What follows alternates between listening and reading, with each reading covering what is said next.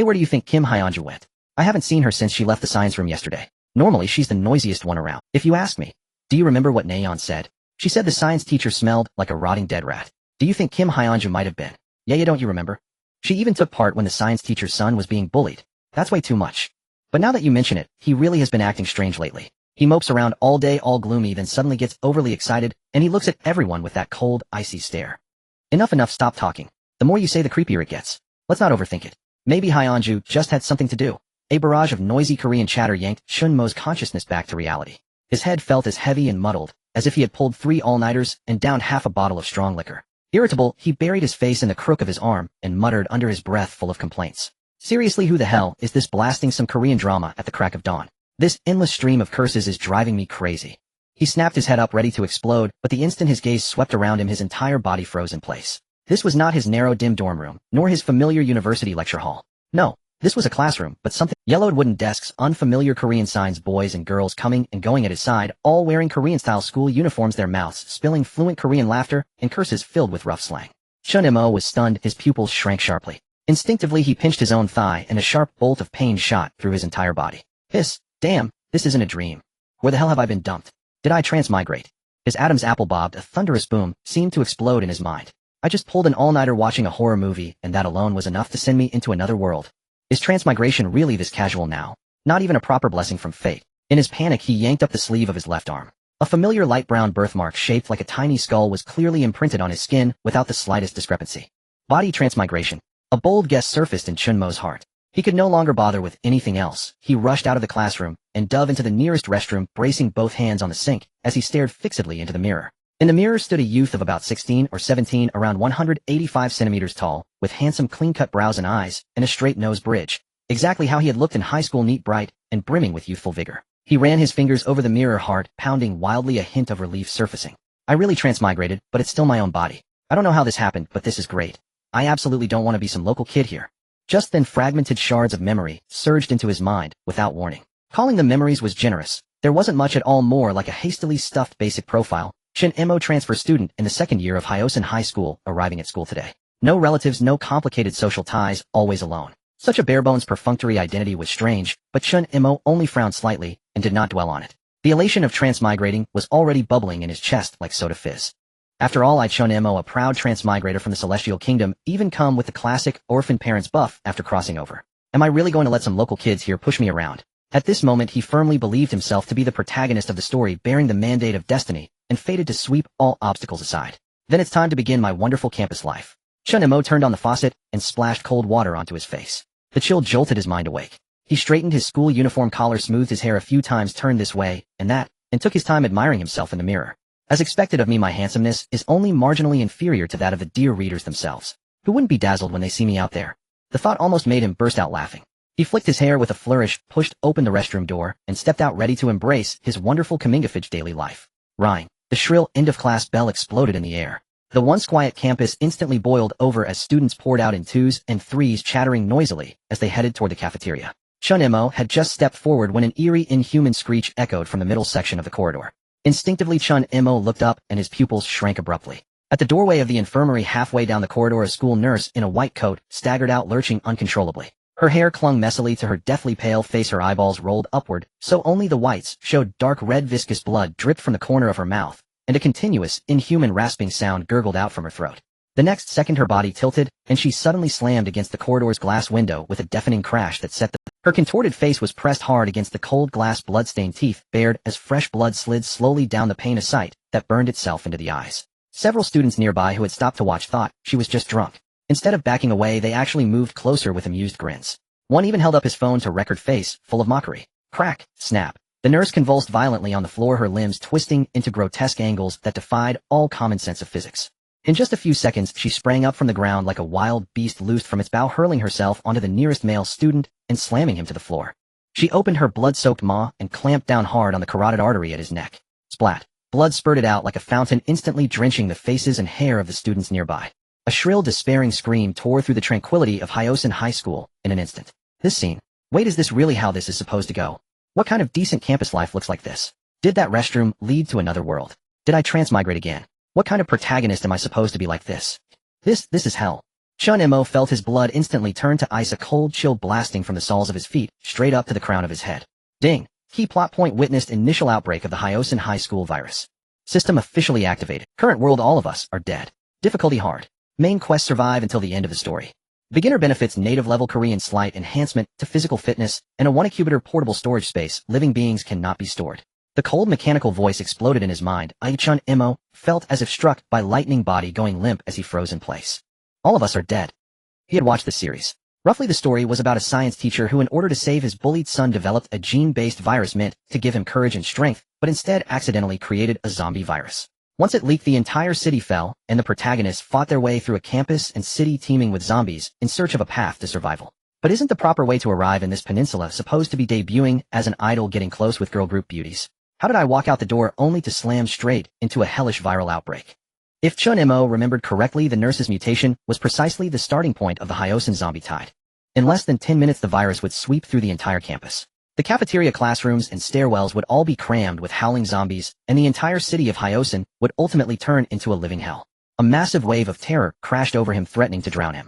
His knees trembled uncontrollably. Before transmigrating, he had only been a college student. Faced with this unnatural horror, he could not muster the slightest will to resist. No, I can't panic. If I lose it now, I'm truly done for. I still remember the plot, and I've got the system's beginner benefits, Korean enhanced body, and portable space. What lies before me is not a dead end. I can't give up. Calm down now. Gritting his teeth, Chen Mo slapped himself hard across the face. The crisp smack snapped him back to clarity in an instant. His cheek burned with pain, but it drove back that paralyzing fear. He knew very well that staying here meant only one outcome: death. The virus spread at a speed beyond imagination. Every second now was a matter of life and death. Should he flee the school, trying to escape the city before the military sealed it off? Or head to the rooftop and wait for the rescue helicopter that would arrive later? Fragments of the original plot flashed rapidly through his mind, and a thought suddenly leapt out. Go to the science lab first. The lab of Lee Byonkin, the science teacher who created the Jonas virus. Even the main cast hadn't all made it out alive. With the virus spreading this fast, he couldn't afford to gamble. I've got to check the science room. That's the source of the virus. There might be something in there that can save my life. Instinctively, Chen Mo patted his pockets. The cool touch of something hard made him exhale in relief. His phone was still there, fully charged, an ordinary smartphone that came with this identity, and for now his only electronic lifeline. While order had yet to completely collapse, it might still prove useful. Without further hesitation, he gripped the phone tightly, picked his route, and sprinted toward the science room on the 3rd floor. Behind him, screams and roars piled one atop another, the zombies' howls already spreading through the corridor. Chen Mo didn't dare look back. He ran with everything he had, his shoes hammering out rapid beats on the floor. Only one thought pounded in his mind: stay alive. He had to stay alive. No way in hell am I dying here. On the way sprinting toward the science room, the corridor had already descended into utter chaos. Screams and wails rose and fell in endless waves as panicked students bolted about like headless flies, while the hoarse rasping of the zombies drew ever closer. Chen Mo staggered as he dodged his frantically running classmates. Cold sweat slid down from his temple into his collar, his heart pounding so violently it felt as though it might shatter his chest. Yet under this crushing pressure, his thoughts whirled even faster than his feet. Every setting related to the virus from the original show resurfaced in his mind with crystalline clarity. This Jonas virus was not entirely without remedy. With sufficient will to survive, one could suppress the virus and retain rationality, even strengthen one's own body, gaining enhanced physique and regenerative powers. But that path was far too perilous, and Chen Mo did not dare gamble on his own success. Fortunately, there was a second path: the sedatives and antibodies developed by the science teacher. In the show, the science teacher had declared that Jean Hyunju was beyond saving, but she was the bully who tormented his son. How could he ever have truly wished to save her? In truth, before the infected lab mouse, the teacher's son had been the very first host. As the first infected, he had clearly contracted the virus, yet continued to live as normal, showing signs of mutation only when driven to the extreme by relentless bullying. Even when sent to the hospital, he still retained his human consciousness. Had he not heard that his bullies had escaped unscathed, completely losing his will to survive, he would not have fallen into zombification. Therefore, in the science teacher's hands there must exist an antibody, a cure of sorts. The sedative injected into Jean Hyunju could forcibly preserve her consciousness, holding off mutation for roughly half a day, while the antibody used on his son could directly suppress the virus. Judging by appearances, once the antibody was administered, it could only restrain mutation and safeguard reason without granting the physical enhancements possessed by those half-zombies who overcame the virus through sheer will. This was why in the show the science teacher's son, on the verge of mutation, could still be bullied. He did not possess the strength of a yet even the antibody was not omnipotent. Once consumed by excessive rage and stripped of reason, mutation remained a risk despite the antibody, and with his will to live utterly extinguished, the teacher's son inevitably degenerated into a zombie. Still, this was the optimal solution. He had precious few paths left to choose. As his thoughts raced on, Chen Mo continued to run for his life. The speed at which the virus was spreading allowed not a moment's delay. He had to seize that single lifeline before zombies completely sealed off the stairwells. Rushing blindly around the third-floor corner, he finally saw the door marked Science Room. The door was shut tight, paradoxically the safest barrier he could hope for at that moment. Chen Mo lunged forward in a single stride, yanked open the sturdy wooden door, slipped inside, and then swung it shut, clamping the iron lock down with all his strength. The metal lock clicked softly, temporarily shutting out the howls and chaos beyond the door. The cramped laboratory was saturated with a pungent blend of disinfectant and chemical reagents, but he scarcely noticed. Fingers trembling, he rummaged through the equipment on the workbench, glassware clinking and rattling in a crisp cacophony. Test tubes, beakers, and lab notes were scattered everywhere. At last, in the very bottom drawer, his hand brushed several syringes filled with pale blue liquid. Labels were affixed to their sides, high-potency sedatives. The chill of glass against his fingertips and that faint blue fluid were like light in utter despair, easing his taut nerves just a fraction. Before the surge of elation could spread, he plunged into a new feverish search. But even after he combed through the entire laboratory, he did not so much as glimpse a single antibody. Every cabinet had been pulled open, lab notes were strewn all over the floor. Page after page of dense Korean script contained nothing but viral data, no formulation records, and not even a single vial of finished antibody. A chill shot through Chen Mo's heart as he stared at the ravaged workbench, and in that instant, he understood Lee Byung-kin's intent. Lee Byung-kin's mind had long since twisted after watching his son be bullied and abandoned by the world. He had created the virus, and now that his son was dead, right and wrong no longer mattered to him. He clearly intended to drag everyone down with him. Why would he ever leave an antibody behind? Any hope of salvation had been extinguished from the very outset by this despairing father. Without antibodies, he could only rely on sedatives and sheer will to endure. Before crossing over, he had been just an ordinary university student. Even with the precedent of class monitor Nam Ra and bully Yun Junam successfully resisting the virus, he did not dare take such a reckless gamble. It was not merely that he refused to gamble. He could not allow himself to be bitten at all. The virus could spread through skin abrasions that came into contact with infected blood. Even the tiniest wound touching zombie blood could spell eternal damnation. He had to secure every possible layer of protection. Chen Mo swiftly wrapped his arms and hands in thick rubber gloves, wide adhesive tape, and discarded protective bracers from the lab. He tightened his school uniform around his neck, crafting crude armor to reduce the risk of being bitten as much as possible. Tape bound his arms in tight spirals, rubber gloves layered twice over his hands, rigid bracers strapped firmly to his forearms, collar pulled up high to shield his neck. Every inch of exposed skin was smothered out of sight. Even as numbness crept into his limbs, he did not dare relax for an instant. Next came weapons. His gaze swept over the workbench, and he snatched up two sharp stainless steel scalpels, then gripped a long-handled pointed hemostat. Compact tools perfect for precisely piercing a zombie's brainstem. Turning his head, he caught sight of a small emergency window-breaking hammer inside a wall-mounted firebox. He quickly pulled it free. Small yet heavy, ideal for smashing zombie skulls or breaching obstacles in a pinch, a life-saving weapon perfectly suited to an ordinary person. Once everything was gathered, Chen Mo focused his will. The syringes of sedative and all the weapons in his hands vanished in an instant, settling securely into his portable storage space. The 1-incubator space was mostly empty, yet it contained all his hopes of survival. He patted his pocket to confirm that his phone was still there, and a subtle sense of reassurance crept into his heart. The mission in the laboratory was now complete, and seeing how smoothly everything had gone, a quiet confidence took root. With a baseline of safety secured, I have 3 strategies for escaping this place. The best: leave the campus, and while urban order still held step on the gas, and drive straight to the neighboring city. Given how tiny Socio 8 was, reaching it would not be too difficult. Once the military sealed off the area and carried out annihilation strikes, there would be no more lingering threats. The safest plan of all. The middle strategy: head to the rooftop, lock the door tight, and quietly await rescue and protection from the Korean military. There might be half-zombies like the bullied girl Yunji lurking among them, but as long as he stayed cautious, zombies would never be a match for soldiers. Risky, yet the most leisurely option. The lowest strategy: if the rooftop became inaccessible, he would have no choice but to join the main group of protagonists, guiding them early on to escape over the mountain to the neighboring city. There was strength in numbers. Several members of the main group could fight, making escape more reliable than him fleeing alone. Yet it was also the most dangerous option. Unless absolutely necessary, he truly did not wish to follow the protagonist group, even though they were his classmates, and a foundation of mutual trust already existed between them. The protagonist group fought from beginning to end, scarcely knowing a moment of peace. In the end, even the main protagonist Chongsan was infected. Trailing behind them would be nothing more than marching to his death. Now that he held sedatives as his hidden trump card, there was no need to gamble his life alongside them, nor to be dragged into endless danger for no reason. With that in mind, Chen Mo crept to the window, gripping the sill as he carefully peered outside, and the scene that greeted him made him suck in a sharp breath. The campus had become a complete inferno. The playground that usually rang with laughter had turned into a hunting ground for zombies. Students fell one after another, snarls, cries, and the crack of breaking bones mingled together. Harsh sunlight spilled over the blood-soaked ground, rendering the carnage all the more grotesque and terrifying. The best strategy clearly won't work. Human stamina is limited, but zombies do not tire. Walking out there would be, it's fine. There's still the middle strategy. On closer thought, heading to the rooftop is more reliable. Driving involves far too many unpredictable factors. Chen Mo consoled himself silently. then the rooftop it would be. The rooftop stood high above everything with only a single entrance. Its door was sturdy and easy to defend as zombies had no way to climb up. Being at the very top, noises and smells were less likely to draw the zombies below. It was the safest refuge in the entire Hyosin High School at present. As long as he held that entrance, he could safely endure until the military arrived. Chen Mo drew a deep breath, forcibly pressing down his fear and hesitation. His gaze gradually hardened. There's nothing to be afraid of. I have sedatives. Already the advantage lies with me. He would go to the rooftop. After one last look at the devastated science room to confirm he had missed nothing, he wrapped his fingers around the door handle, bracing himself to bolt back out into the corridor. As long as he reached the rooftop, he would survive. Chen Mo's palm was drenched in cold sweat as he tightly grasped the icy doorknob of the science room. Listening to the raspy hiss of the zombies drawing closer outside, he gritted his teeth and abruptly pulled open the wooden door, charging out. In just a few minutes, the corridor on the third floor had already turned into a silent hunting ground. Scattered zombies wandered in the corridor, their skin a sickly gray, eyes grotesquely bulging, with dark red sticky blood stains at the corners of their mouths. Hearing the noise of the door opening, the zombie closest to the entrance instantly stiffened and twisted its neck.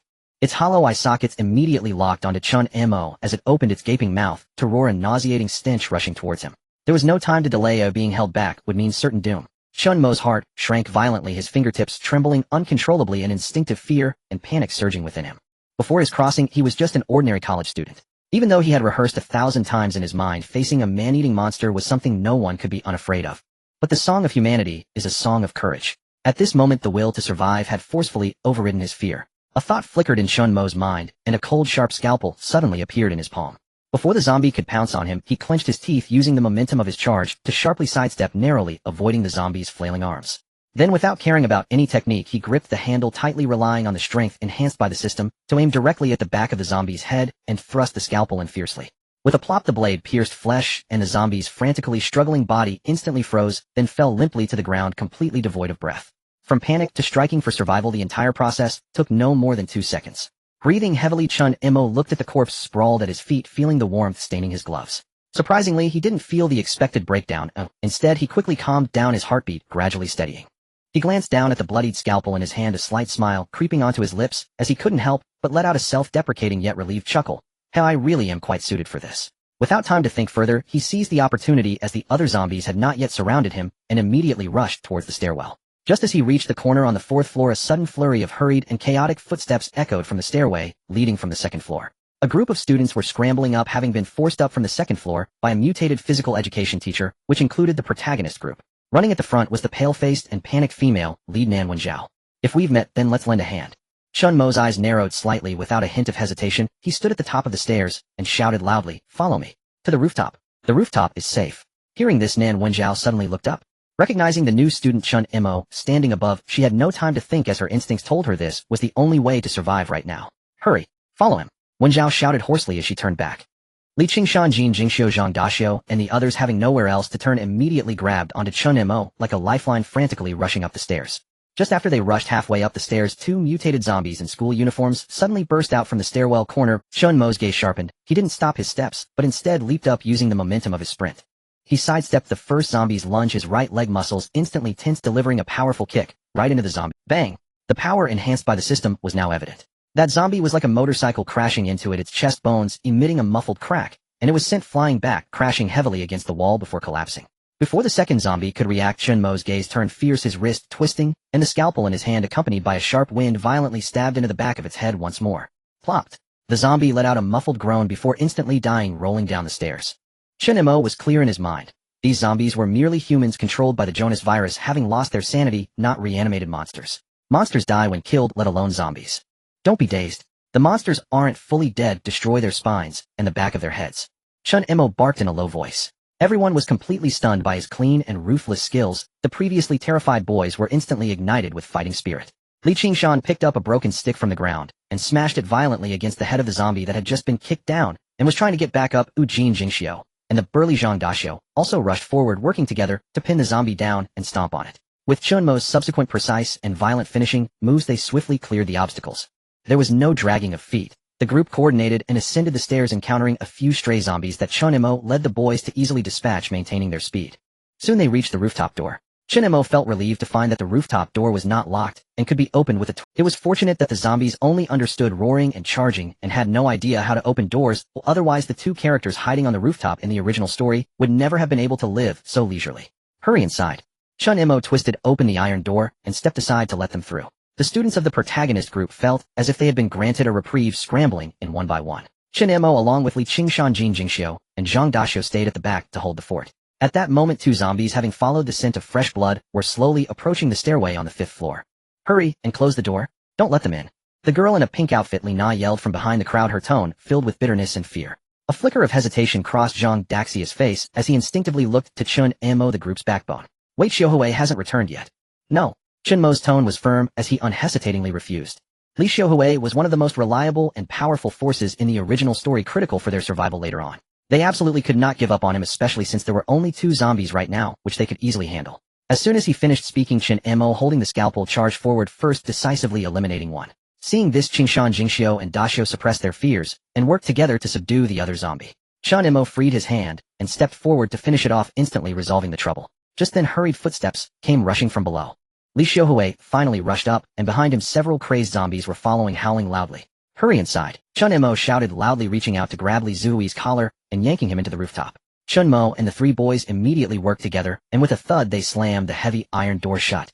Click! The door lock clicked shut. Everyone immediately began to hastily pile up discarded desks, rusty iron frames, and other debris scattered at the rooftop entrance, pushing their bodies against the door to hold it shut.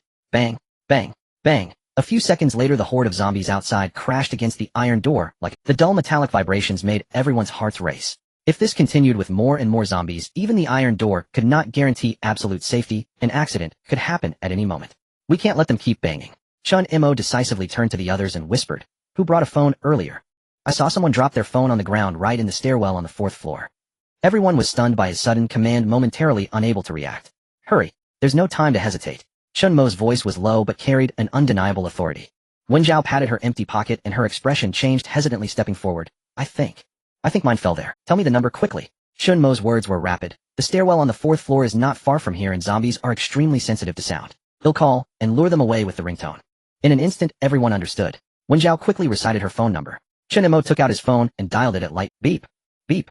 A few seconds later, a sharp and loud K-pop ringtone faintly echoed from beneath the heavy door outside the rooftop. Immediately, the banging from outside abruptly ceased. Accompanied by a cacophony of chaotic footsteps, the sound of the door crashing began to gradually shift, growing smaller and more distant. Everyone held their breath, quietly waiting. Finally, all sound outside disappeared completely, leaving only a few cool breezes whispering across the rooftop. "We are safe. Finally, we are safe." A wave of relief washed over everyone as they slumped down on the cold concrete of the rooftop, gasping for breath, their previously tense nerves finally beginning to ease. Li Xiaohui leaned against the mottled wall, catching his breath as he strode over to Chen Mo's side. He patted Chen Mo's shoulder lightly, yet firmly, speaking with sincere gravity. "Thanks for earlier. I heard them say that if it weren't for you, I would have fallen into the hands of zombies by now." Chen Mo turned his head to look at him, nodding slightly. "We are classmates. If I were trapped, you wouldn't just stand by and watch." Li Xiaohui smiled at his words, nodding earnestly in response, "Of course." Just as he finished speaking, Wen Zhao hurried over, her eyes red, gripping Li Ziyu's arm tightly, looking him up and down with genuine concern in her trembling voice. "Xiaohui, are you okay? Did you get scratched while running just now?" The girl's worry was unfiltered, all directed at Li Xiaohui. Not far away, class monitor Cui Nanan had originally taken a step forward, but halted silently upon seeing Wen Zhao's urgent demeanor, eventually retreating to the edge of the crowd. Her cold expression showed little emotion, though her eyes blinked slightly, concealing subtle feelings. Li Qingshan observed the scene, his relaxed smile instantly stiffening, a barely perceptible hint of disappointment flickering in his eyes as his fingers unconsciously clenched the hem of his shirt. Jin Jingxiu, perceptive as always, immediately noticed his unease and quietly moved to his side, speaking softly. "Qingshan, what's wrong?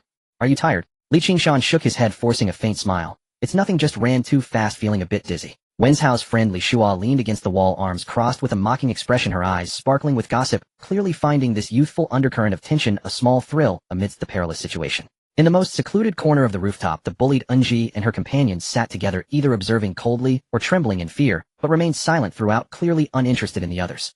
The crisis had not completely dissipated, yet this group of young people had begun to entertain innocent thoughts, the air subtly thickening with ambiguous feelings. Chen Mo watched the scene before him, rolling his eyes internally, unable to help but curl his lips in disdain, secretly musing. Is this what they call hormones clouding the brain? Even now they are caught up in this. But Xiaohui is indeed impressive. Too bad Li Qingshan is too straightforward to find a partner. Lost in these thoughts, Chen Mo also couldn't help but relax. At that moment, "Hey, give me your phone." Li Na, dressed in pink, came rushing over, her voice sharp as she thrust her hand towards Chen Mo's face, her tone cutting and self-assured. "Don't dawdle. If you delay my call for help, can you bear the responsibility?" Chen Mo shot her a cold glance, completely ignoring this selfish and mean-spirited woman. However, she did remind him that although temporarily safe, it was indeed time to find a way to contact the outside world for help.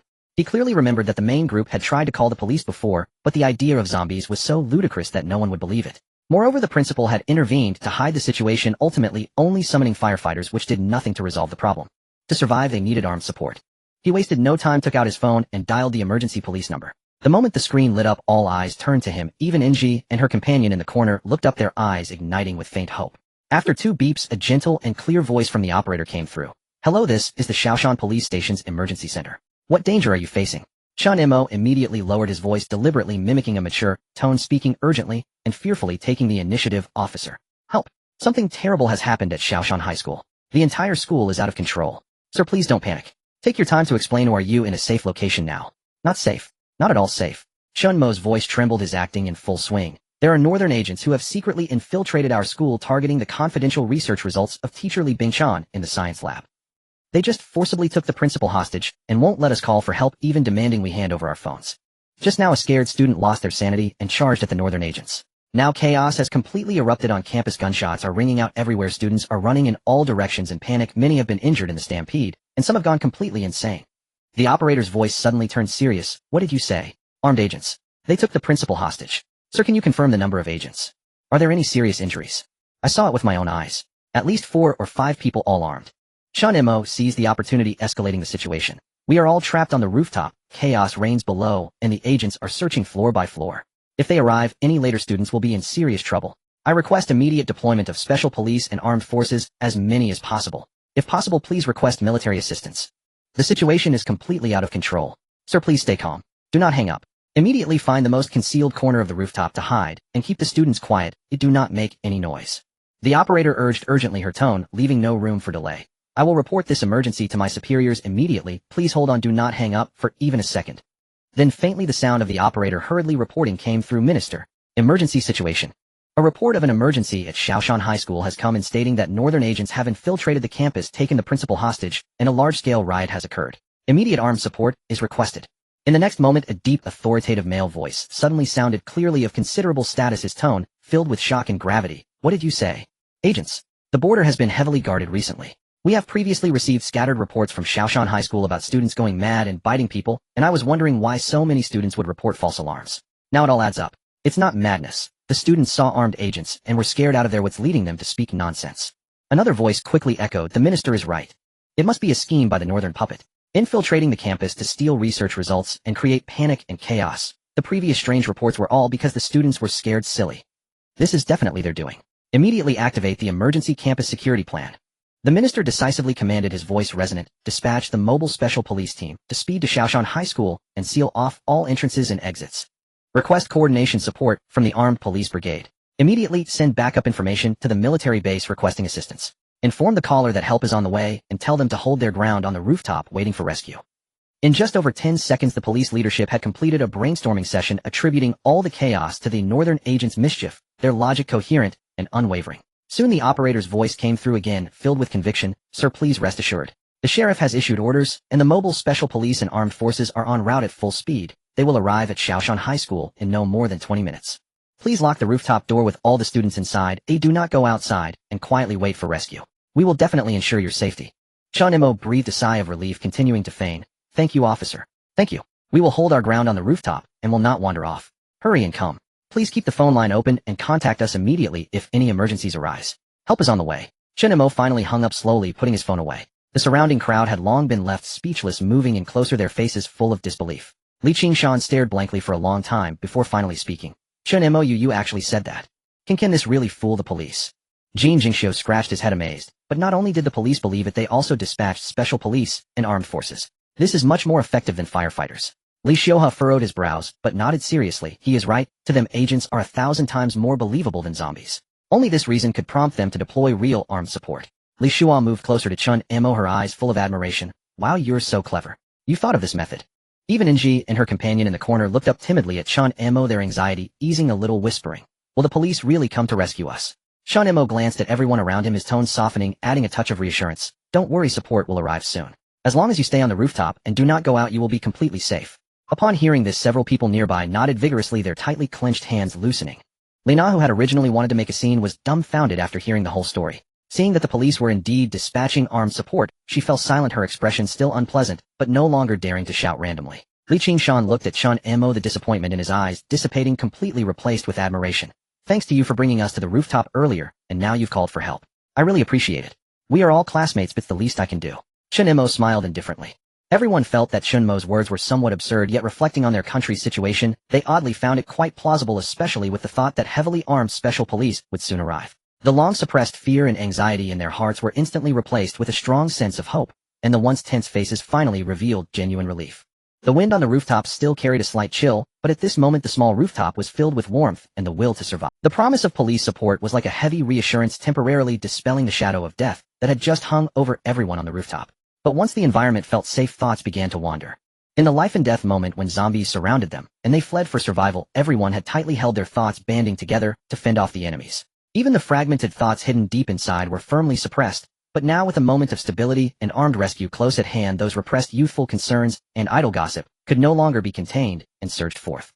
Wen Zhao's best friend Li Shua was naturally the type who thrived on matchmaking and gossip, and as soon as the crisis was resolved, she sprang to life. She stealthily slipped to Li Qingshan's side, gently nudging his waist with her elbow, and teasingly lowered her voice. Hey, I saw it all clearly. Just now, when Wen Zhao was nervous about Li Shua, your face fell. Can't hide your thoughts, can you? This remark made Li Qingshan's ears instantly turn crimson. He awkwardly turned his head away, stiffening his neck to argue. You're talking nonsense. I was just tired from running too fast. Still denying it. Your words are all jumbled. I really can't do anything with you. Li Shua laughed and shook her head, then quickly dashed back to Wen Zhao's side, wrapping an arm around the girl's shoulder and chattering away in whispers, playfully poking her flushed cheek, provoking Wen Zhao to blush and panic as she gently pushed her away, the two girls laughing together, completely shedding the earlier tension. Chen Mo took in the absurd scene and couldn't help but feel a twinge of curiosity. Who doesn't love a bit of drama? Yet he knew that this was not the time to get involved in such romantic entanglements. He found a secluded corner of the rooftop to sit down, leaning his back against the cold, rough concrete wall, closing his eyes to silently reflect on the harrowing day. Indeed, plans are always subject to change. He had meticulously calculated to hide on the rooftop with the sedative and quietly wait for rescue, completely avoiding any turmoil with the main group. But reality had taken a turn, and he unexpectedly ran into the main group, forced out by the mutated PE teacher, having to fight their way through while dragging everyone up to the rooftop.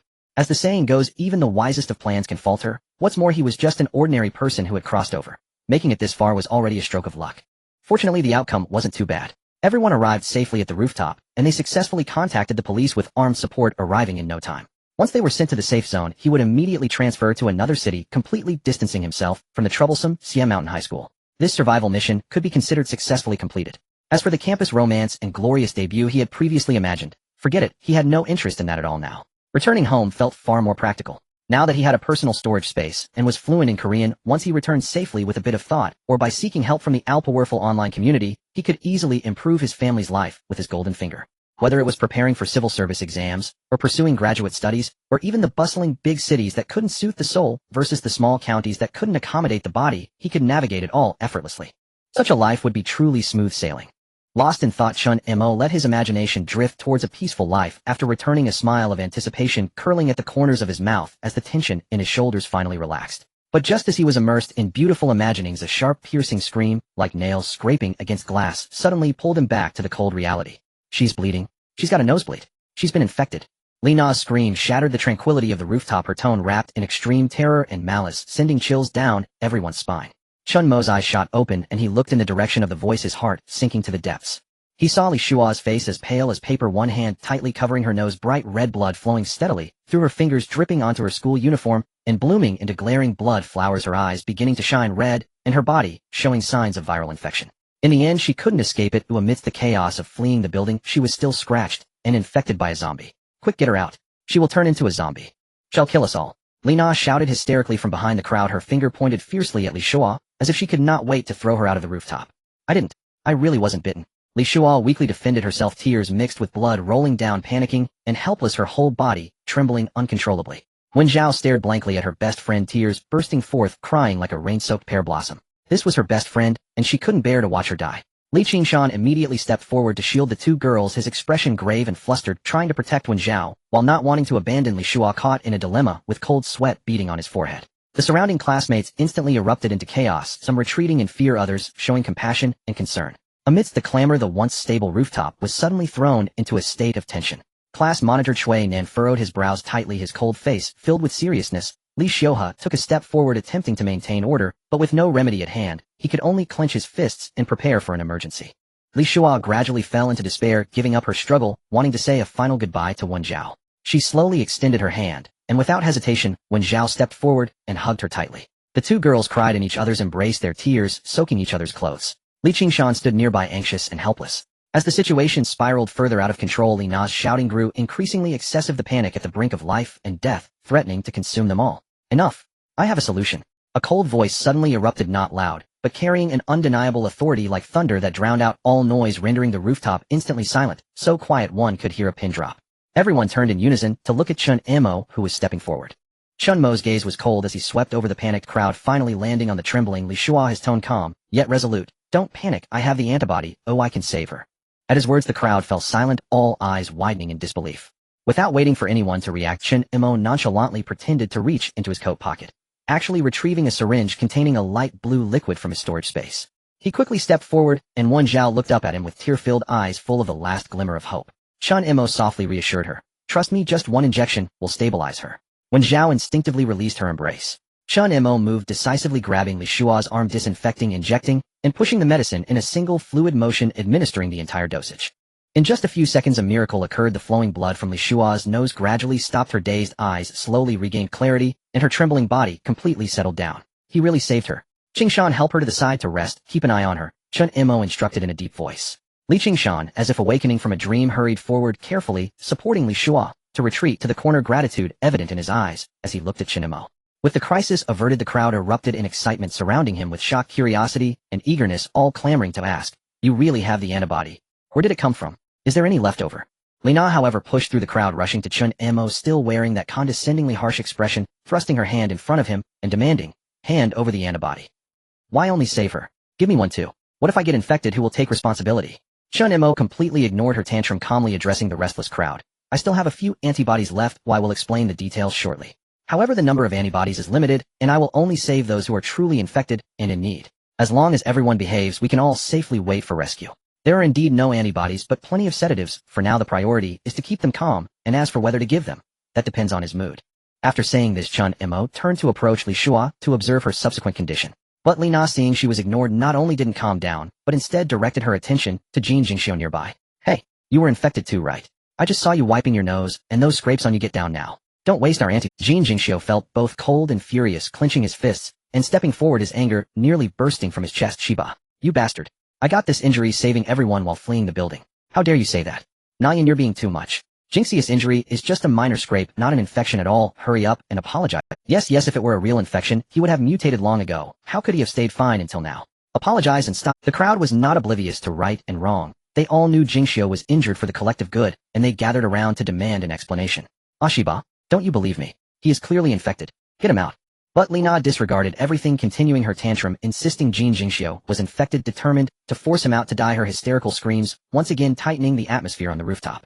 As Chen Mo took a few steps out before he could reach the corner where Li Xiuhe was resting, the shrill screams of Li Na Yan behind him pierced his ears like nails scraping against a blackboard.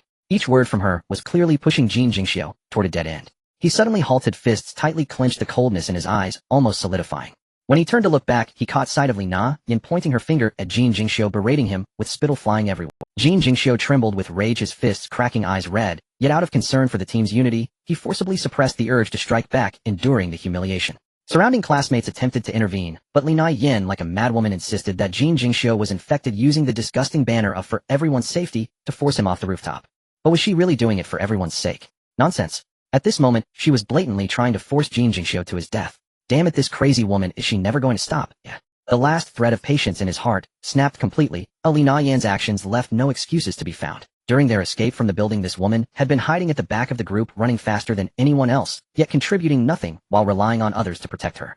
Now that the crisis had just eased, instead of thinking about how to unite for survival, she was solely focused on excluding others and stirring up trouble. Just moments ago she had screamed to drive Li Xiuhe, who showed symptoms, away, using the flimsy excuse of fear of infection. But now, with no basis, she was framing Jin Jingxiu, who had been injured, while protecting everyone purely out of malice.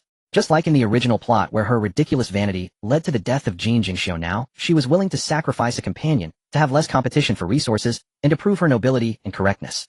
Chen Mo could no longer endure it, nor did he need to. Damn it, dealing with such despicable people should never require tolerance. In the next moment, he suddenly turned and forcefully pushed through the crowd. With a few big strides, the fierce aura surrounding him instinctively made the classmates blocking his path retreat to the sides. No one dared to stop him, no one dared to speak. Everyone was suffocated by this overwhelming pressure. Chen Mo charged straight in front of Li Na Yan, who was still shouting with no time to react. His eyes darkened suddenly as his right hand swung around. Slap.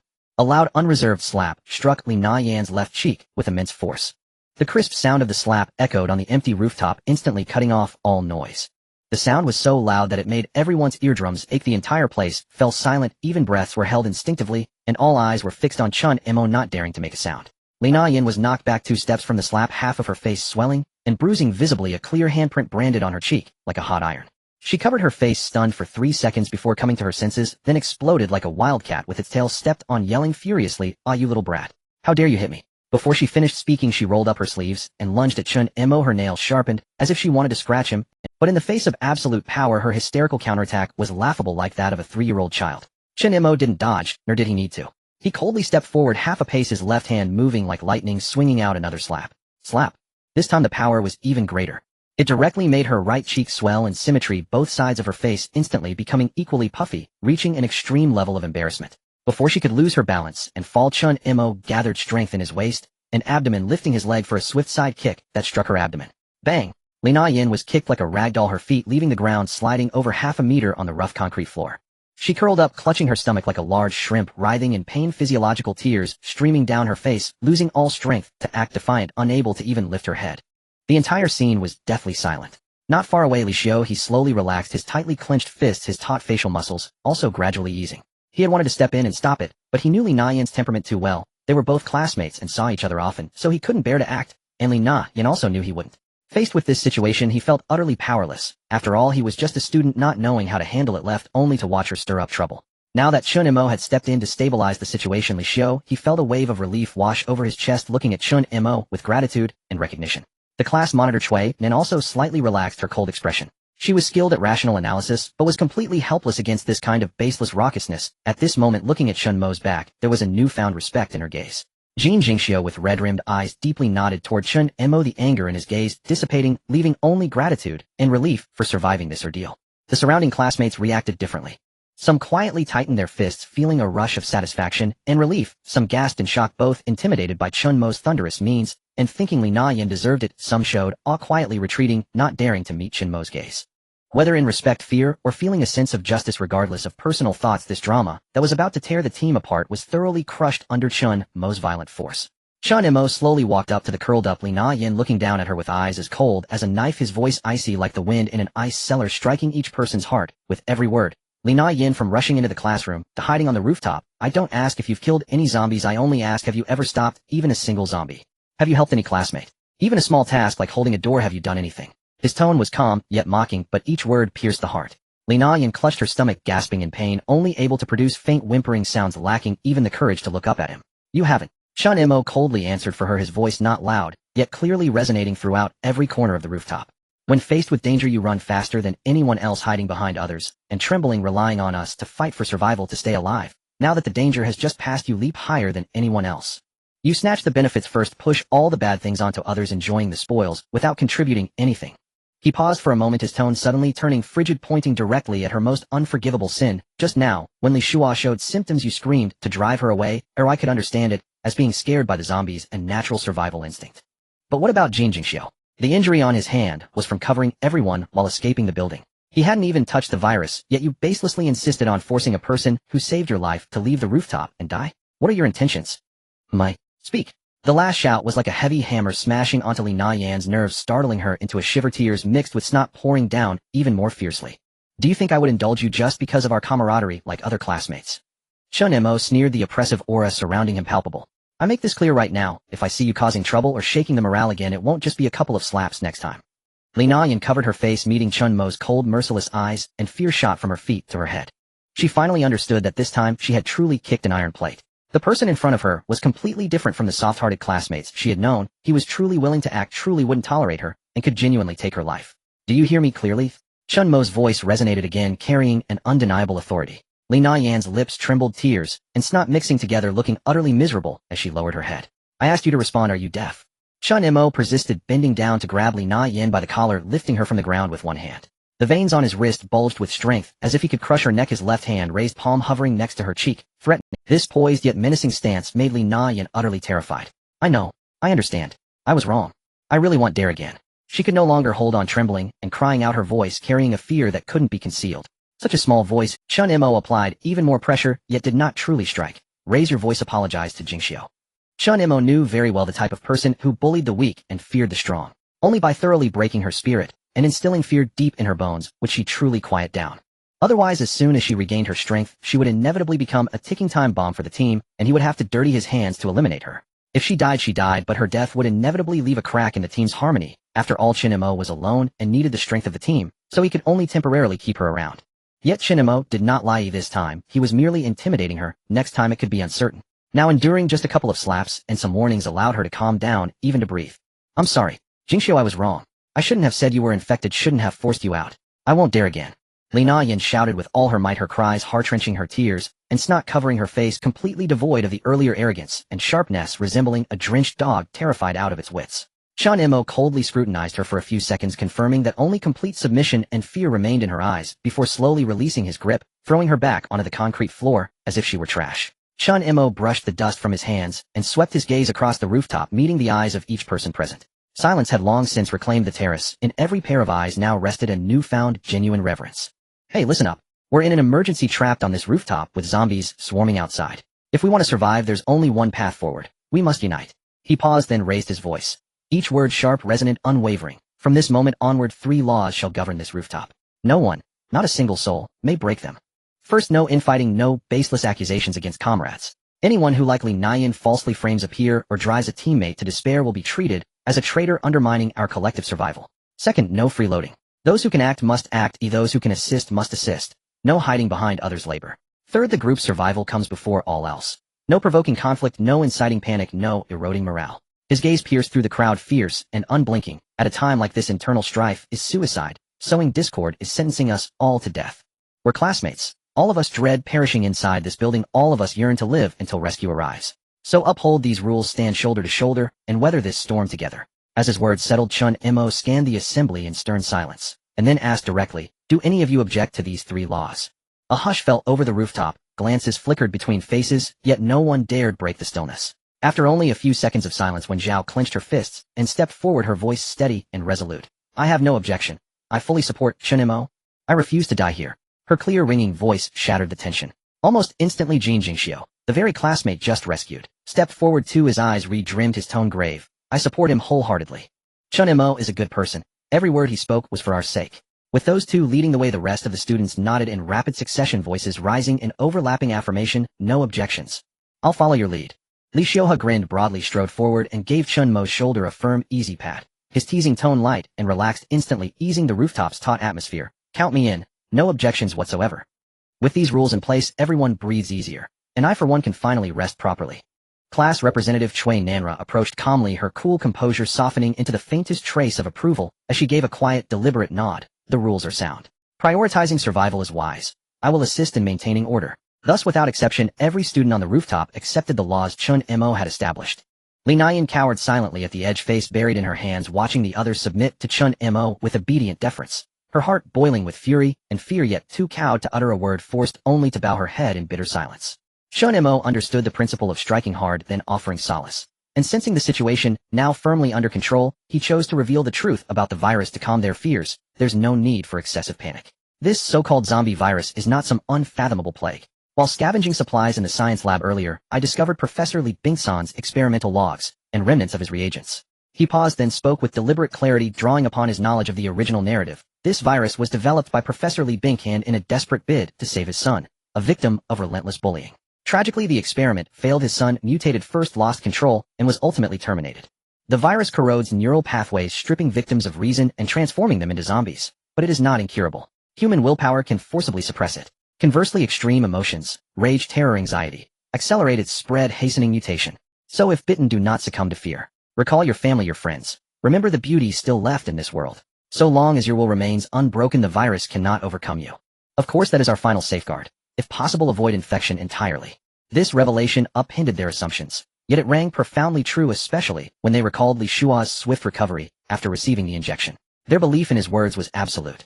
Having shared the public facts, Chen Mo lifted his eyes toward Wen Zhao standing across the rooftop and beckoned her over. Wen Zhao, come here. There's something I need to discuss with you privately. She blinked in surprise, then hurried to his side, her expression puzzled. Come with me, he murmured, guiding her toward the quiet corner where Li Shua rested.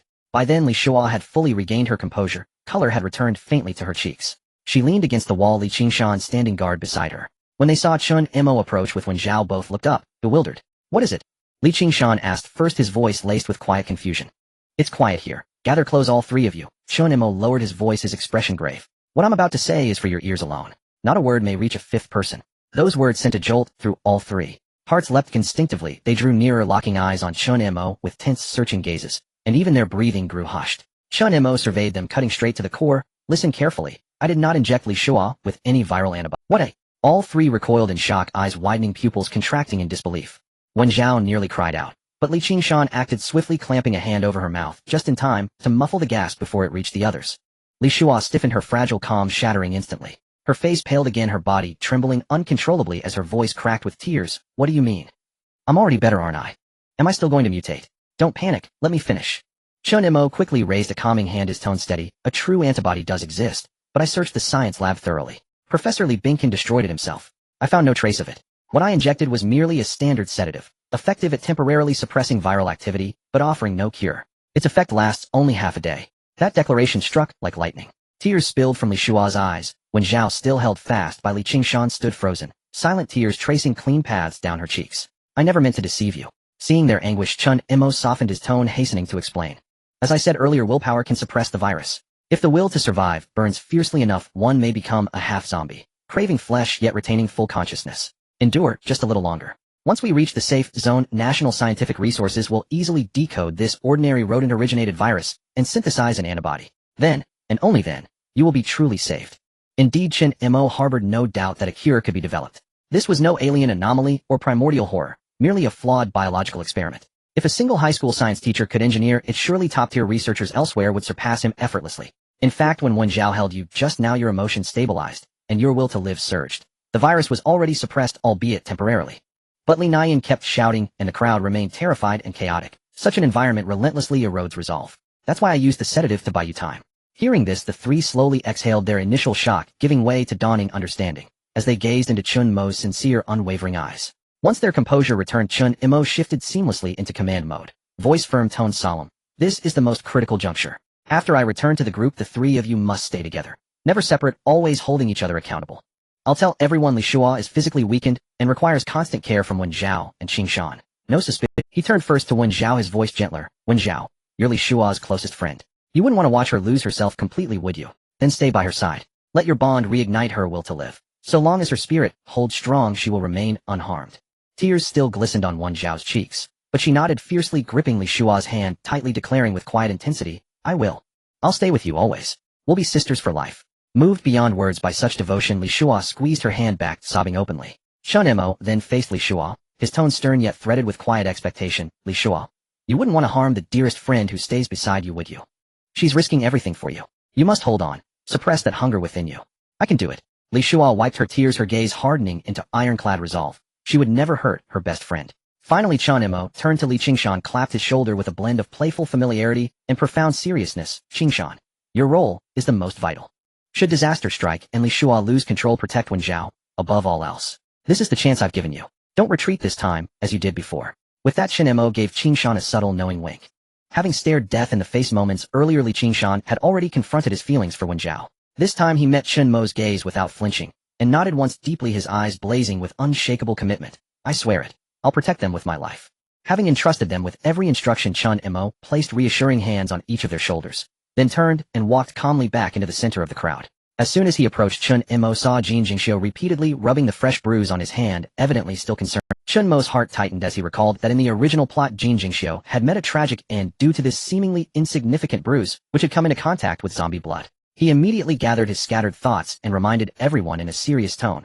Right, there is one more thing I must emphasize to everyone: we cannot afford any negligence. This zombie virus is highly contagious. Not only can one be infected by being bitten or scratched by a zombie, but even exposed wounds that accidentally come into contact with zombie blood or bodily fluids carry a significant risk of mutation.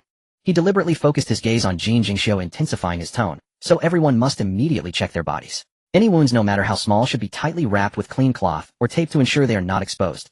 Only by protecting ourselves first can we survive until rescue arrives. Upon hearing this, everyone immediately took action, bowing their heads to check their uniforms for unnoticed wounds. Jin Jingxiu also quickly tore off a clean strip of fabric from his uniform lining, carefully wrapping his bruise, his fingers trembling slightly as he tied the knot. After securing the bandage, he looked up and gazed deeply at Chen Mo, gratitude evident in his eyes, clearly understanding that these words were primarily meant for him. Once these trivial matters were settled, Chen Mo returned to the corner where he started, leaning against the cold, rough concrete wall and slowly sitting down. He was exhausted, truly exhausted. Despite having saved people and established authority, effectively consolidating the disjointed group of protagonists, if there had been a strong person among them capable of handling the situation, he would not have needed to take on these responsibilities. Unfortunately, this group of high school students trapped on the rooftop were merely 16 or 17 years old, though at the end of the day, they were still just children, and in the face of such an apocalyptic disaster, panicking was the norm. Even though Chen Mo himself was just a college student about to step out of school before his transmigration, he was at least an adult, and should not have to share the burden of survival with a group of terrified children. Especially in such a life-and-death situation, it was better for him, who knew the original plot's direction, to take on the leadership role rather than let them act like headless flies and drag everyone into the abyss. Forget it, let's take it step by step. Chen Mo took a deep breath of the cool evening breeze on the rooftop, forcing himself to cheer up. After all this time, I haven't even properly checked what my system looks like. As soon as this thought flashed in his mind, Chen Mo felt a jolt, and in the next moment a holographic panel glowing with a faint blue light and exuding a strong sense of futuristic technology quietly appeared before his eyes, clearly visible only to him, while the classmates sitting across from him remained oblivious. System. Host information. Name Chen Mo. Current world, zombie campus. Rank mortal. Title none. Attribute panel, basic attribute system, beginner boost. Strength 915. Agility 1015. Constitution 915.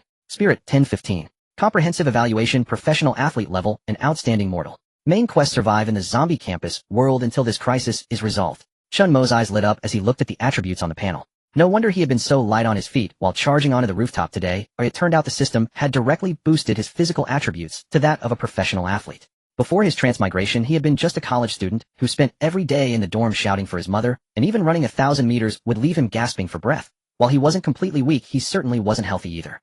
Now, although he had returned to the peak of his high school physical condition, he had not fully developed, he still fell a bit short. However, with this beginner boost, his survival ability had effectively doubled. It really is like having a cheat. In games, I might complain about the wind element affecting the experience, but if this were reality, I would say bring it on, don't spare me. Not bad, really not bad. Chen Mo felt a surge of joy in his heart, the anxiety that had hung over him for a day, finally replaced with a sense of solid confidence.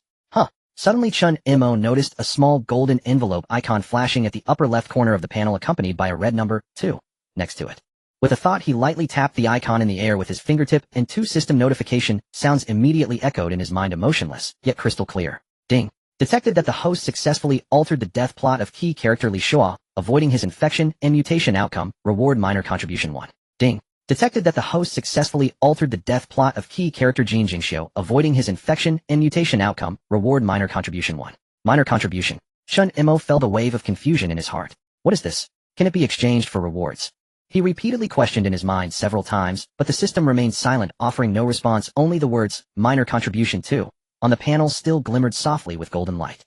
It seemed he could only wait until he completed this main quest to understand the purpose of this thing. Chen Mo was not a novice to the internet. He had read plenty of novels about infinite realms and system transmigrations, and he quickly realized that this thing definitely had great utility. After all, existence is reasonable, and perhaps he needed to change the plot to gain rewards. So does this mean that to accumulate more minor contributions, he should be more proactive and participate more in the original plot? But as soon as this thought emerged, Chen Mo frowned. If the plot is altered too much, his greatest advantage, knowledge of the original plot's direction, would be less effective. He could avoid pitfalls in the original plot, but he had no idea what new dangers might arise from the altered plot. Should he take a steady approach and survive until the end, or risk altering the plot for rewards? Leaning against the wall, Chen Mo watched as the sky gradually darkened in the distance, unsure of what to decide. Time flowed quietly amidst the stillness and occasional whispers, and soon it was evening. The setting sun sank completely behind the distant mountains, and the last remnants of orange glow in the sky faded away, the night enveloping Shaoshan City like a heavy black cloth. The zombies that had been screaming and banging on the doors during the day seemed to quiet down with the onset of night. Only the occasional distant hoarse hissing sound reminded everyone that the danger was never far away. Yet the promised rescue had still not arrived. On the rooftop, the group sat in a circle chatting idly. Some quietly mentioned their parents at home, while others forced themselves to tell jokes to lighten the mood. More simply sat in silence, their eyes filled with anxiety and confusion. Chen Mo sat in the corner unconsciously tapping his fingers on the ground, his mind racing with thoughts. His earlier declaration about northern spies had indeed struck a sensitive nerve with the police, causing them to take him seriously, but could it be that by elevating the situation to the level of spy infiltration, the police needed to report through layers and coordinate multiple parties, which instead prolonged the time of bureaucratic delays? Or perhaps, a worse scenario, the entire Shaoshan city, or even a broader area, had completely fallen and the police were too overwhelmed to spare any manpower for rescue. Both hypotheses weighed heavily on his heart. Gurgle, gurgle. The sudden sound broke the brief silence. First Li Shua's stomach growled, followed by Wen Zhao and Jin Jingxia's stomachs in succession, creating a chorus. Everyone was taken aback for a moment, then shared an awkward smile, their eyes brimming with bitterness. Today, from the outbreak of the zombie crisis, everyone had been fleeing, fighting, and striving to survive. Their physical strength was already at its limit, and the little breakfast they had eaten in the morning had long been digested.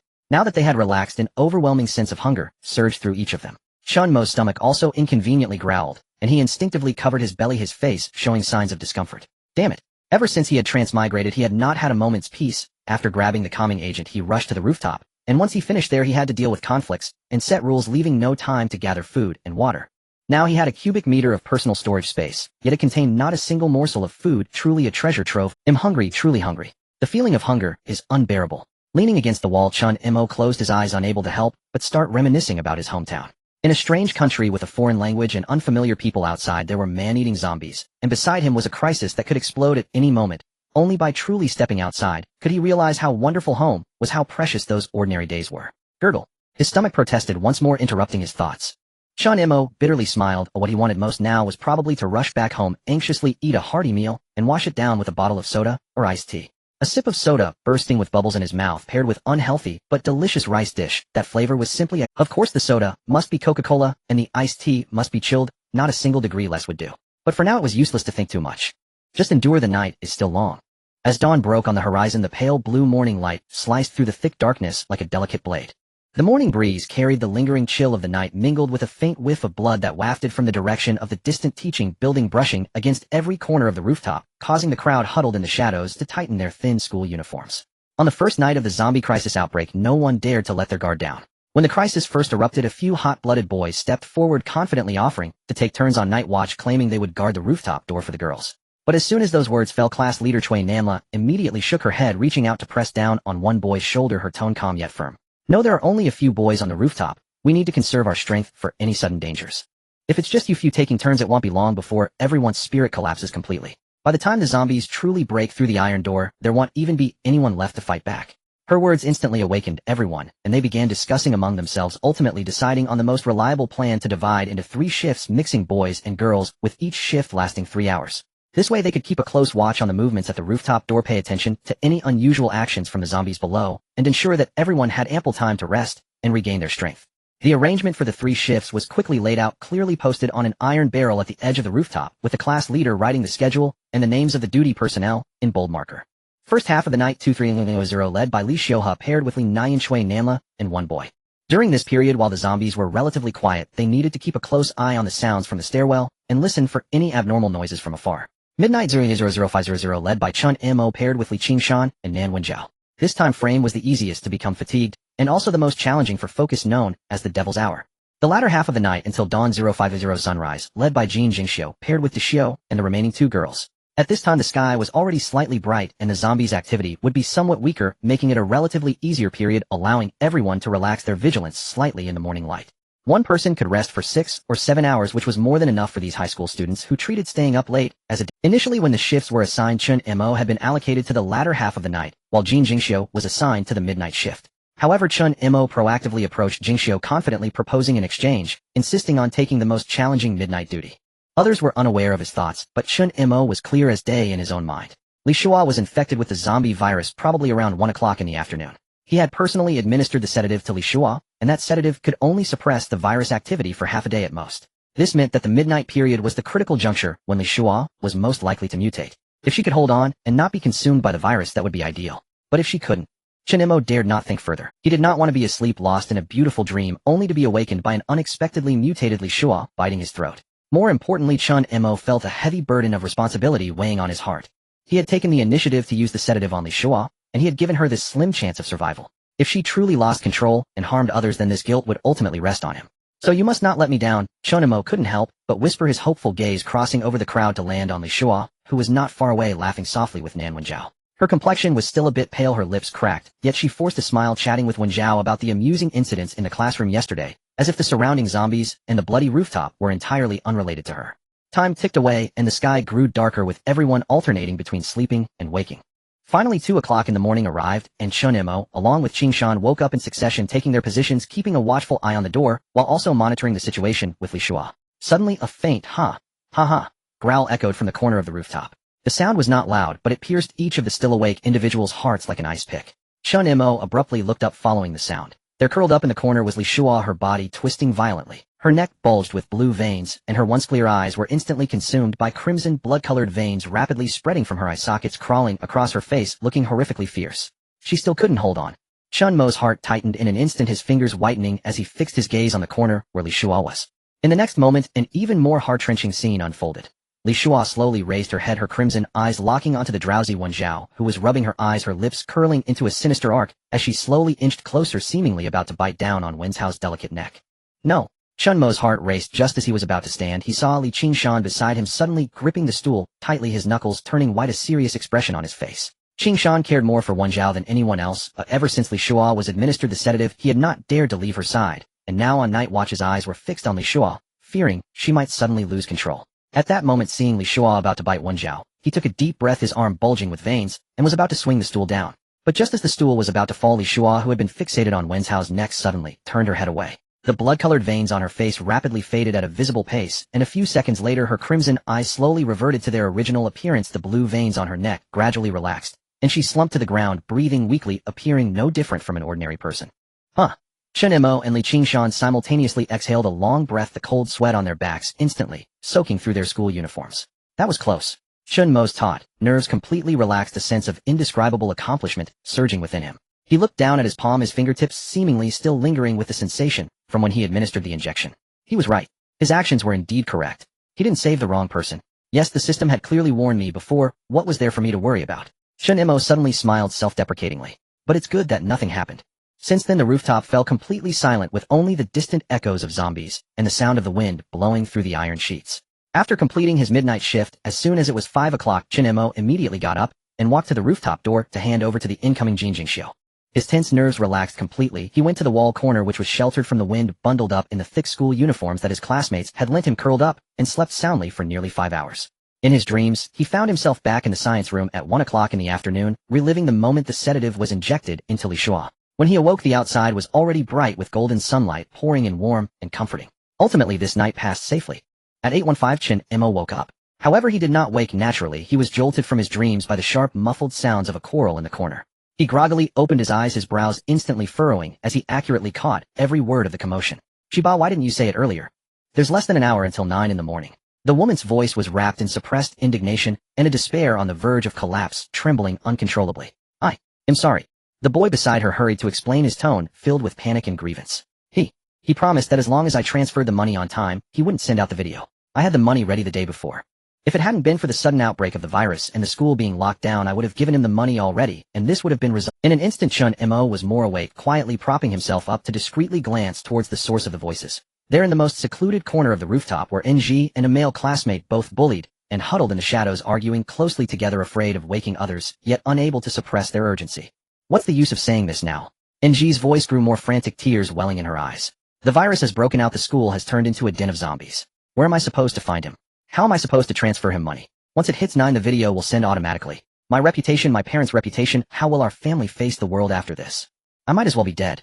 As she spoke, her sadness deepened, and by the end her voice was choked with despair. Tears fell silently onto the rough. "Don't say that." The boy hurriedly reached out to pull her back, though his voice lacked conviction. "Even if you die, the video will still go out. It won't solve anything." But instead of calming NG, these words ignited a fierce determination in her eyes. She wiped away her tears, gritted her teeth, and her gaze suddenly became resolute as she said, "You're right, death won't solve the problem." In going downstairs to find the phone he hid in the classroom, delete the video and its scheduled send, and completely destroy it. She turned to the boy beside her, her eyes filled with a final glimmer of hope. But he merely shrank back, lips moving without sound, ultimately lowering his head, silent as ever. Outside were zombies that feasted on humans. Even with the dawn breaking and visibility improving, he dared not step off the rooftop. NG's eyes dimmed, instantly filled with disappointment. She stopped looking at him, clenched the hem of her uniform, gritted her teeth, and turned towards the iron door of the rooftop, her body shaking uncontrollably, yet her steps showed no hesitation. "Wade'll go with you." A calm male voice suddenly broke the silence in the shadows. Li Xiuhe, who had kept watch through the first half of the night, had slept soundly after that, and was the first to wake. He was currently near the iron door, stretching and checking the lock's sturdiness, having heard every word of the argument in the corner. NG stiffened at the sound, panic rising as she instinctively tried to hide her reddened eyes, but upon seeing that it was Li Xiuhe, her tense shoulders slowly relaxed. He had helped her and her companions when they were bullied and forced to be filmed in the restroom. In this school, he was one of the few who had shown her kindness and made her feel safe. "They'll join too," Chen Mo's voice followed closely. He stood up, brushed off the dust from his clothes, and walked over steadily. He ultimately decided to lend a hand. After all, he was well aware of the original plot. If NG went downstairs alone, she would likely end up surrounded by zombies. Although she would turn into a half-zombie, not only would she fail to delete the video, but she would also encounter a scumbag teacher, leading to her complete downfall and altering her future, a scenario that would surely earn him a solid minor contribution reward. Moreover, with the dawn breaking and visibility clearer, it was much safer to act than at night. Zombies were most sensitive to sound followed by scent. As long as they prepared in advance and planned their route, success was not impossible.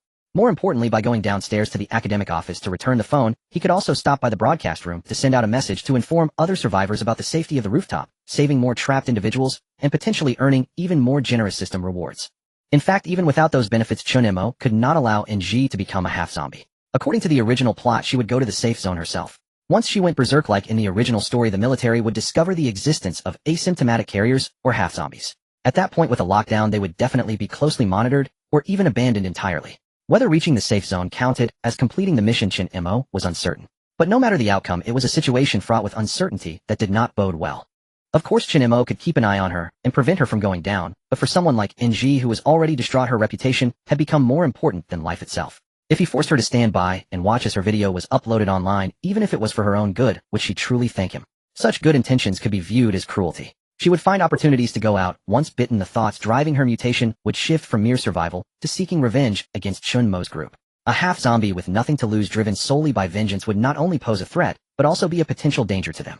Considering all of this, Chen Mo felt that it was more appropriate for him to take action. Especially now with the skilled Li Xiuhe accompanying him, the risks had been significantly reduced. He could definitely give it a try. There are more people. NG suddenly became tense again, her cheeks flushing red. Her private quarrel with her companion had been overheard by so many. That video was the greatest scandal of her life, as she wished to keep it tightly hidden, not wanting anyone else to know a thing about it. In a flurry, she scanned her surroundings, confirming that only Chen Mo and Li Xiuhe were present, and that no other newly awakened classmates had been disturbed. She finally felt at ease. As for Chen Mo, she held no aversion to him. She had witnessed the earlier turmoil on the rooftop. He had saved the nearly dying Li Xiuhe, calmed the troublemaker Li Niyuan, and had thoughtfully reminded everyone to protect their wounds. He was reliable, and his skills were unquestionable. Among this group, he was one of the most trustworthy individuals. Li Xiuhe was also a bit surprised that Chen Mo would take the initiative to join, then smiled widely, his eyes filled with delight as he fist-bumped Chen Mo lightly. With Chen Mo joining in, their chances of success in going downstairs had greatly increased. Chen Mo didn't beat around the bush and directly stated his plan, his tone steady and thorough. "So the matter of us going downstairs cannot be hidden from others. Rather than keeping it secret, it would be better to find a solid excuse. We can simply tell everyone that the three of us are going to the broadcast room downstairs to notify other survivors to gather on the rooftop, so they can leave together when help arrives, while also collecting food and water along the way." He paused, looking at NG, deliberately softening his tone to protect her privacy. "This way no one will know your true purpose. We can also help you find and destroy your phone on the way, killing two birds with one stone." This plan not only perfectly protected NG's reputation, which was her greatest concern, but also provided everyone with a reasonable and unrefusable explanation, while potentially saving more trapped survivors. Flawless, without a hint of fault. Yes, good. Let's do it this way. Thank you so much." NG quickly nodded, her eyes reigniting with hope as she deeply bowed to Chen Mo, her tone brimming with uncontainable gratitude. Li Xiuhe also gave a thumbs up to Chen Mo, his tone crisp and clear, reliable. "Let's do it as you said." With their plan agreed upon, the three of them wasted no time and turned to walk towards the crowd that was gradually waking up in the center of the rooftop. The morning light just began to creep over the roof of the teaching building, casting a faint cold white glow on the rooftop. Everyone had been on duty in shifts throughout the night, yet none could truly rest their eyes. The intermittent roars of zombies below, the heart-wrenching concern for distant family, and the helplessness in the face of unknown rescue efforts pricked at their hearts like countless fine thorns, keeping them in a state of half-dream and half-wakefulness, even with their eyes closed. Each person's eyes bore faint traces of red blood vessels, their expressions filled with an unshakable anxiety. Yet they still forced themselves to maintain their spirits, bustling back and forth on the rooftop. Old desks with broken legs, rusted, discarded metal buckets, and torn strips of dark school uniform fabric were all turned out as they searched for anything they could find. Gathered in the most open area of the rooftop, they meticulously pieced together and adjusted to finally form a large, eye-catching SOS signal. Each stroke was crafted with utmost care, fearing that the rescue helicopter hovering above might miss their last glimmer of hope. The wind swept across the rooftop, carrying with it the lingering chill of the night, and a faint scent of blood from afar, causing the thin school uniforms on the others to tremble slightly. No one paid attention to the slight chill in the panic where life and death hung by a thread. All minor discomforts had long been cast aside. As everyone was busy, Chen Mo and Li Xiu, he flanked NG, walking slowly toward the center of the crowd. The three moved steadily, their expressions harboring a subtle seriousness, clearly indicating that there was something important to discuss. Shui Nan, who was squatting down and carefully flattening the strips of school uniform, was the first to sense something unusual. She straightened up, her cool brows slightly furrowing, and was the first to ask what's going on. What happened? Chen Mo nodded slightly to her, then raised his gaze to scan the rooftop, raising his voice to a steady yet authoritative tone. Everyone pause what you're doing. There's something I need to clarify with you all. Having stabilized the situation on the rooftop multiple times during this period, Chen Mo had already become the backbone of the group. As soon as he finished speaking, the previously clattering and murmuring rooftop fell silent in an instant, with everyone halting their tasks and gathering around. Dozens of gazes focused intently on him, filled with anticipation and unease, but more importantly trust in him amidst this desperate situation. Chen Mo calmly scanned each tense face, his tone clear and steady. Xiu, he NG and I plan to go downstairs. This statement was like a massive stone thrown into calm waters, instantly causing an uproar among the crowd. Go downstairs. There are zombies down there. A girl, frightened, covered her mouth, her voice trembling uncontrollably. It's too dangerous. Can't we just wait for rescue on the rooftop? We barely escaped up here. What if we get surrounded? We might not be able to come back. Voices of doubt, panic, and discouragement erupted, their faces filled with confusion and fear. The roars from below occasionally drifted up, a summons from death itself. Oh, no one wanted to step into that hell willingly. Everyone quiet. Chen Mo raised his hand slightly, his voice low, yet precisely cutting through the noise. The chaotic voices gradually faded away, how everyone remained tense, but obediently closed their mouths, waiting for his explanation. Chen Mo did not chastise them. He patiently articulated the plan he had already formulated. No one can predict when the rescue will arrive. We cannot place all our hopes of survival in the hands of others. We must prepare ourselves. He paused, his gaze firm, clearly stating the reasons. We have two objectives in going down. First, to the second-floor broadcasting room to use the campus broadcast to notify the entire building, informing all surviving students that the rooftop is a safe zone so they can come here to gather. When rescue arrives, we can leave together, ensuring that more people do not perish in the building needlessly. Second, to search for food and clean drinking water along the way. We've been starving for almost a whole day. Even if rescue comes soon, we can't endure hunger until then. If something goes wrong along the way and we don't have the strength to escape or protect ourselves, that would truly be the end. As his words fell, the restlessness in the crowd settled a bit, clearly somewhat persuaded by Chen Mo. Exactly, that's right. Li Xiu, he stepped forward, firmly standing beside Chen Mo, gripping the metal pipe tightly, adding decisively, we have already established our roles. Chen Mo and I will clear the path and fend off zombies, while NG is familiar with the layout of the teaching building, knowing which classrooms have stored snacks and food, and she can operate the broadcasting equipment. She is the most suitable to follow us.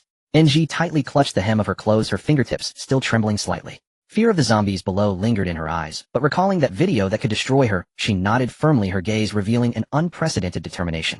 I'll go too. More people mean more strength. Jin Jingxiu immediately stepped forward, his tone earnest. Chen Mo had just helped him the day before. He had kept it in mind and wanted to rush in to help. Not far away, Li Qingshan, who had been guarding Li Shua's side, also moved his feet, his face showing eagerness as he tightened the wooden stick in his hand, clearly wanting to go downstairs to lend a hand. No need. Chen Mo's attitude was firm, yet gentle, as he explained zombies primarily rely on hearing and smell to find people. Their eyesight is extremely poor. The three of us will travel lightly with quiet steps and small targets, making it easier to sneak past the zombie horde. The more people there are, the louder the noise, and if a large number of zombies are attracted, it will be difficult to escape. He looked at Qingshan and Jingxiu, softening his tone to give them dignity. You two must stay behind.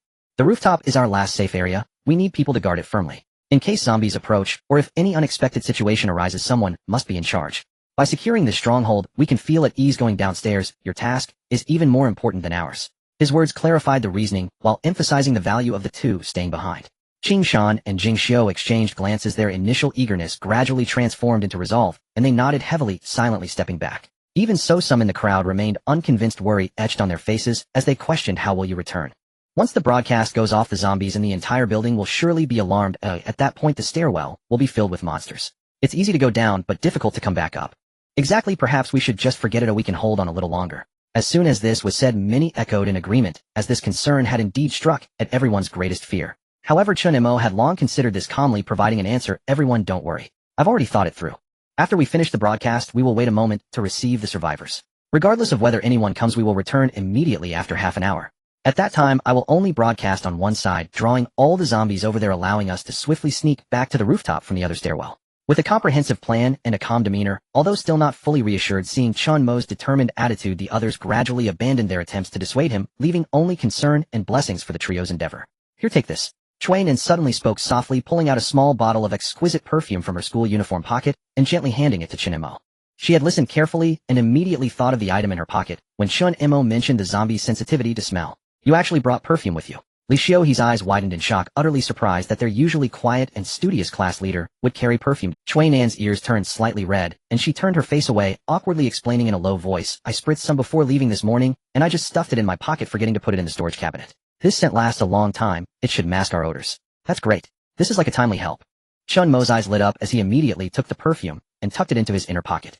With this item, their chances of being discovered by the zombies following their scent would greatly diminish. With everything arranged, Chen Mo took a final look around at everyone present, softening his tone, half comforting and half joking. Everyone has their own role. Don't think that staying on the rooftop is useless. Make the SOS signal as conspicuous as possible, guard the iron door to the rooftop tightly, and be ready to assist us when we return. These tasks are equally important and vital for our survival. None of them can be overlooked. It would be disastrous if we returned and the reinforcements missed the signal. The initially worried and disappointed crowd was instantly revitalized by his words, each straightening their backs. Alright, don't worry. Leave the rooftop to us. We will make the signal so visible that it can be seen from afar. You must be careful and return safely. The chorus of responses echoed across the rooftop, the previously tense atmosphere fraught with the danger of descending instantly transformed into one of enthusiasm and unity. Chen Mo and Li Xiuhe exchanged glances, both seeing the same resolve and determination in each other's eyes. NG took a deep breath, suppressing the fear within her, and closely followed behind the two. The three turned and walked step by step toward the rusted iron door of the rooftop. On the other side lay a teaching building filled with zombies and fraught with danger, a perilous journey of life and death.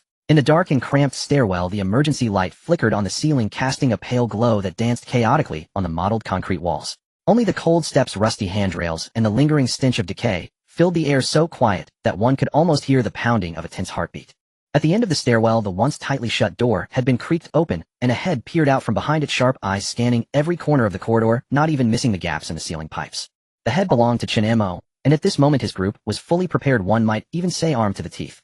They had torn rags from the rooftop into strips, tightly wrapping them around their wrists and necks, areas of skin that were easily exposed. They stuffed thick textbooks into their chests and the insides of their arms as makeshift armor, while their collars, cuffs, and pant hems were secured tightly with rubber bands, leaving no chance for zombies to grab or bite them.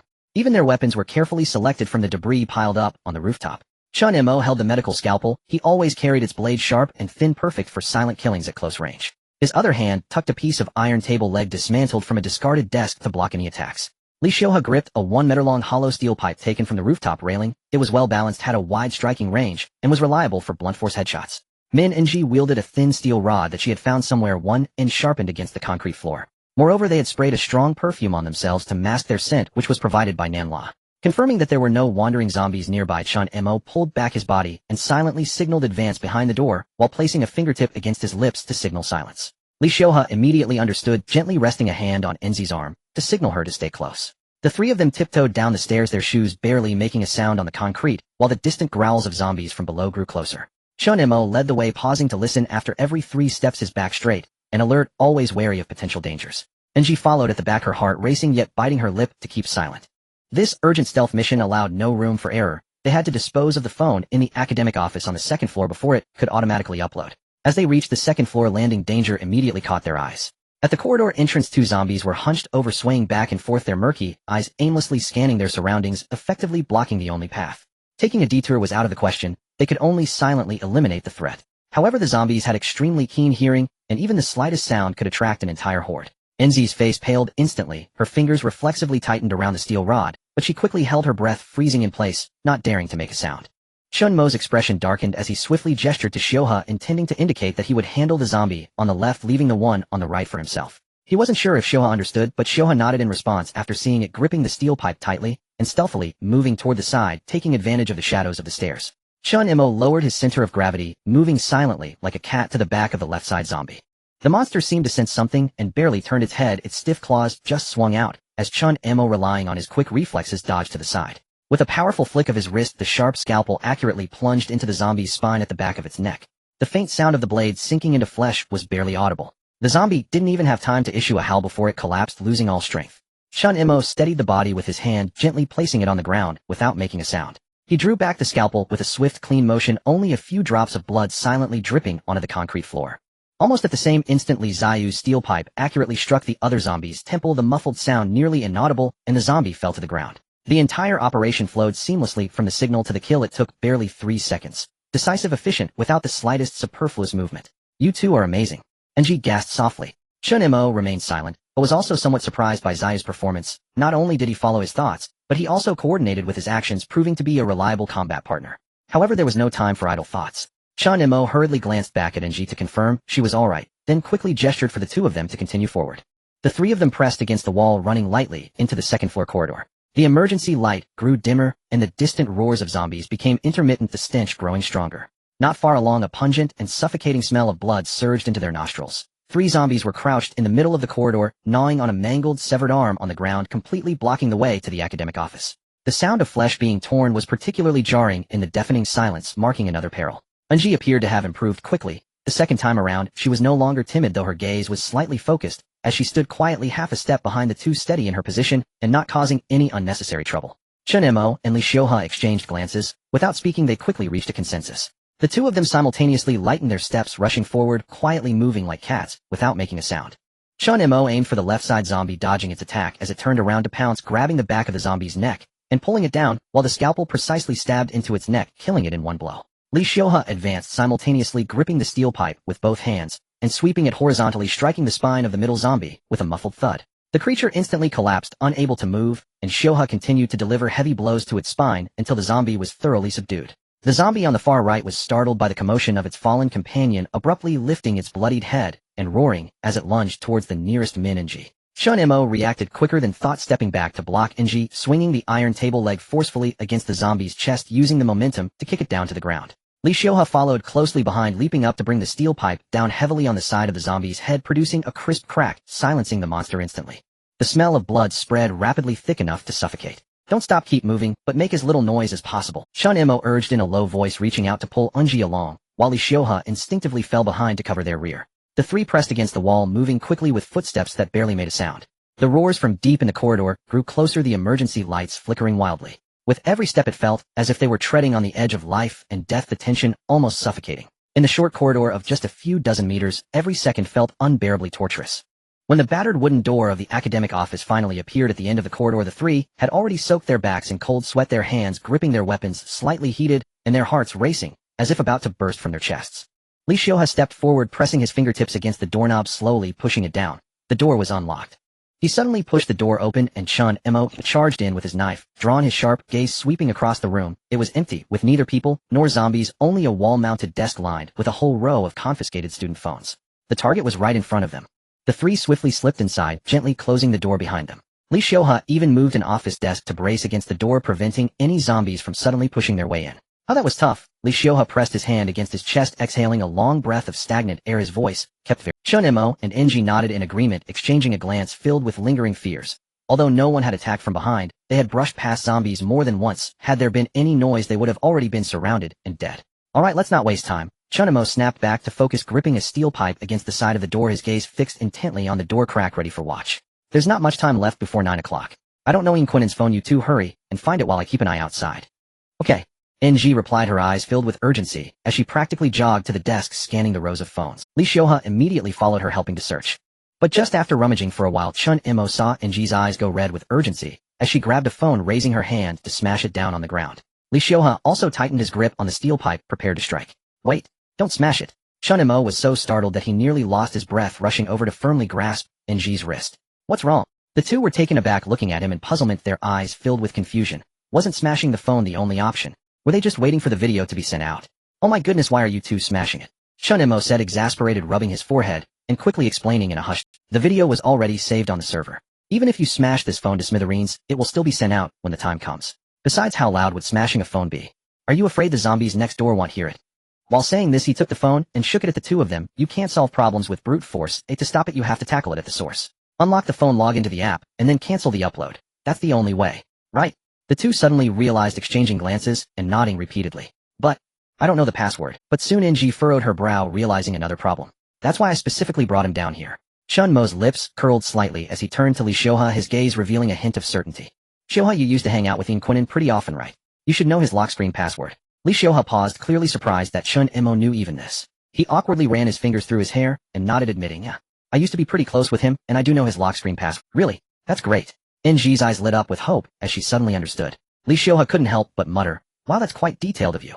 NG also nodded vigorously, her gaze towards Chen Mo, filled with gratitude and admiration, her previously tense heart finally easing a bit. Well, it's all for the team, I just thought a bit more, Chen Mo said, though inside, he couldn't help but feel a bit proud, the corners of his mouth involuntarily lifting. With the two of them searching together, their speed increased significantly, and they didn't waste time smashing phones. Most phones on the desk were turned off, and they could only identify them by their cases and models. The wall clock ticked steadily, its hands inching closer to 9 o'clock, each tick sounding like a drumbeat against NG's heart. The distant roars of zombies could be faintly heard through the door, yet the air in the academic office was tense to the breaking point. The minute hand on the wall clock slowly approached 12, each tick resonating deeply with the 3. The time set for the automatic upload by Quinin was drawing near. Just a few minutes before the minute hand was about to hit 12, Li Ziyu's gaze suddenly fixed on a row of phones. He swiftly grabbed a white-cased phone, whispering with barely contained excitement, yes. I found it. This is the one. NG, Chen Mo, come quickly. NG nearly stumbled over as she rushed over. The moment she saw the phone case, her pent-up emotions burst forth, tears of shock and joy welling in her eyes. That's right. This is Quinin's phone. We finally found it. Before she could finish, she fixed her hopeful gaze on Li Xiuhe. Leave it to me. Li Xiuhe was quick and decisive, taking the phone and immediately beginning the process of forcibly unlocking it. With a soft sound, the phone screen lit up, and they successfully entered the main interface. It's on. NG, come here. Li Xiuhe quickly handed the phone back to her. Without a second thought, NG grabbed the phone, her hands trembling as she opened the app that had brought her despair, locating the scheduled sending task, and decisively clicked cancel send.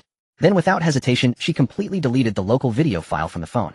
At that moment, NG's heart, which had been hanging in the air, finally settled. The tense nerves that had been stretched to the limit relaxed suddenly, and her legs gave way as she collapsed onto the cold floor. Tears streamed down uncontrollably, but she clamped her hand over her mouth, not daring to make a sound. Her frail Clearly she hadn't forgotten the environment they were in, as she feared that her crying would attract the zombies, ruining this hard-won chance of survival. I just checked the time, there are still 3 minutes until 9, it will be fine. Li Xiuhe squatted down, gently patting her back, quietly comforting her. That's right, the upload has been cancelled, and the video has been deleted. Even if it had the greatest power, it won't be able to send it out now. Chen Mo also walked over, half joking and half seriously reassuring her. It's alright, don't cry. If you attract the zombies, we won't be able to complete our other tasks. Okay, I'm fine.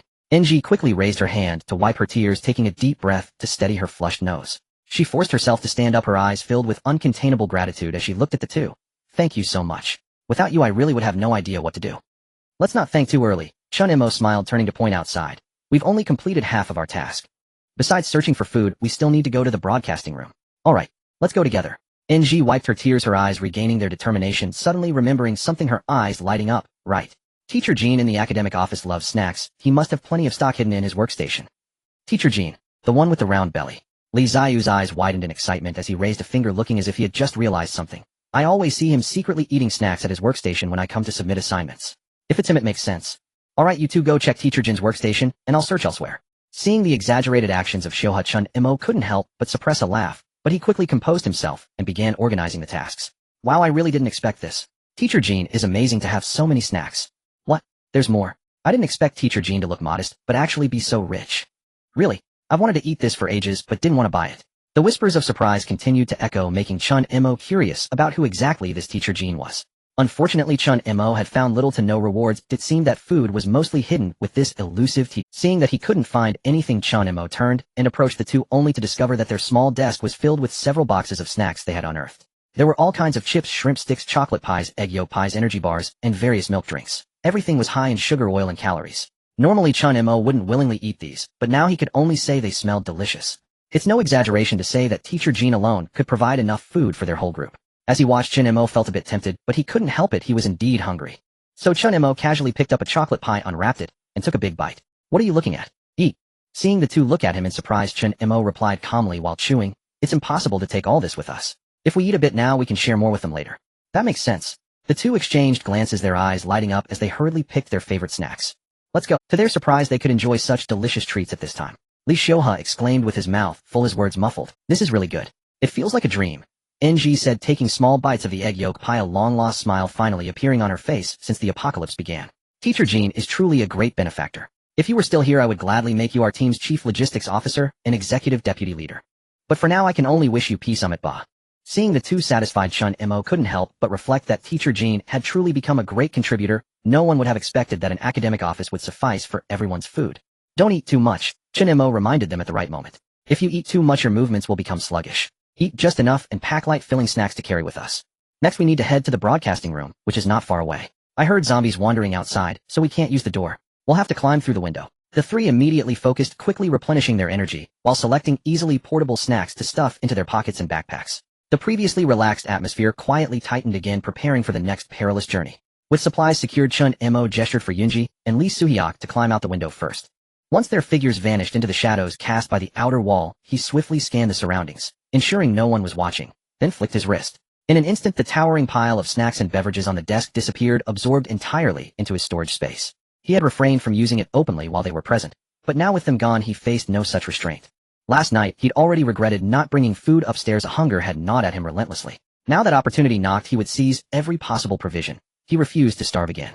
After securing the supplies, Chen Mo vaulted gracefully through the window, pressing palms and soles lightly against the wall as he followed in silent, deliberate steps. Not far ahead, Yunji and Lee Suhyok crouched behind the windowsill, waiting motionlessly.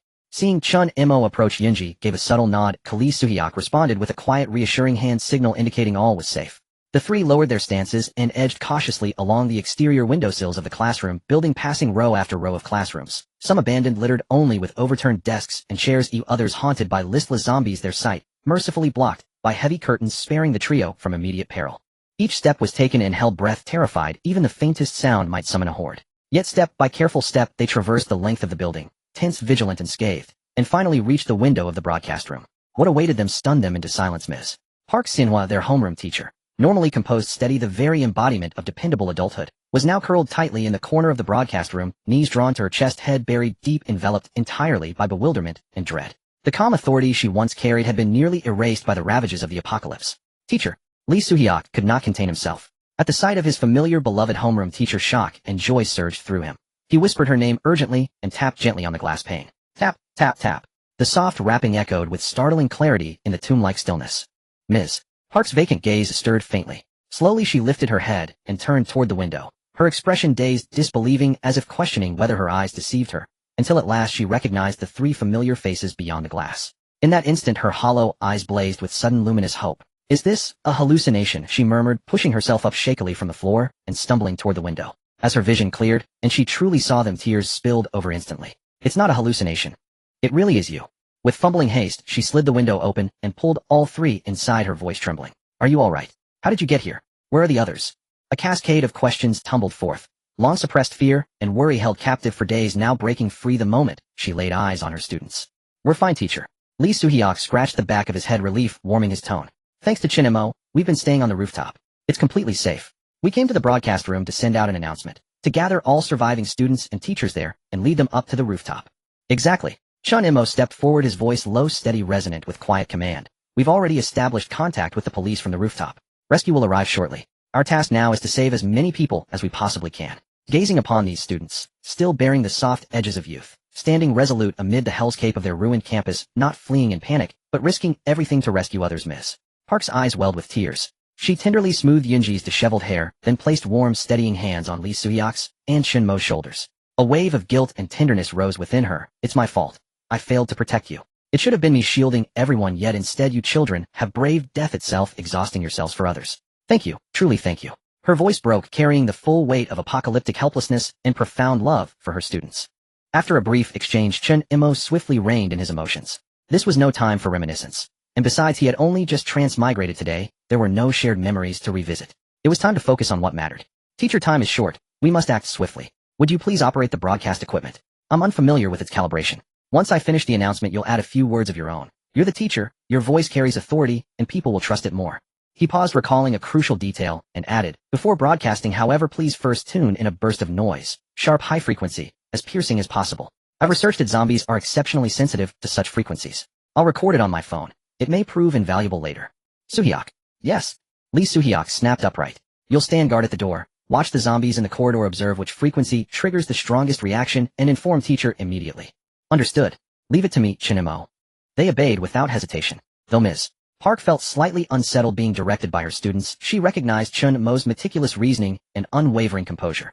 Each decision grounded in logic and foresight. and thus nodded silently, moving to the broadcast console to begin calibration. The group gathered around the microphone, tension thickening the air as the operation commenced. Ready, teacher. Please begin calibration. The control knob turned slowly, first a faint hum of electric current, then fragmented, discordant audio clips. No, that's not it. The zombies aren't reacting. Lee Soo-hyuk pressed his face to the doorway, peering down the corridor at the shambling figures, silently, mouthing no and shaking his head. Calibration continued, until suddenly, SHHRR. A searing ultrasonic shriek erupted, penetrating, agonizing. Even Chen Mo and Yunji, perfectly healthy humans, winced instinctively, their eardrums throbbing, heads pounding. Yes, that's it. Lee Soo-hyuk's eyes lit up. He quickly signaled for silence, voice hushed, but urgent.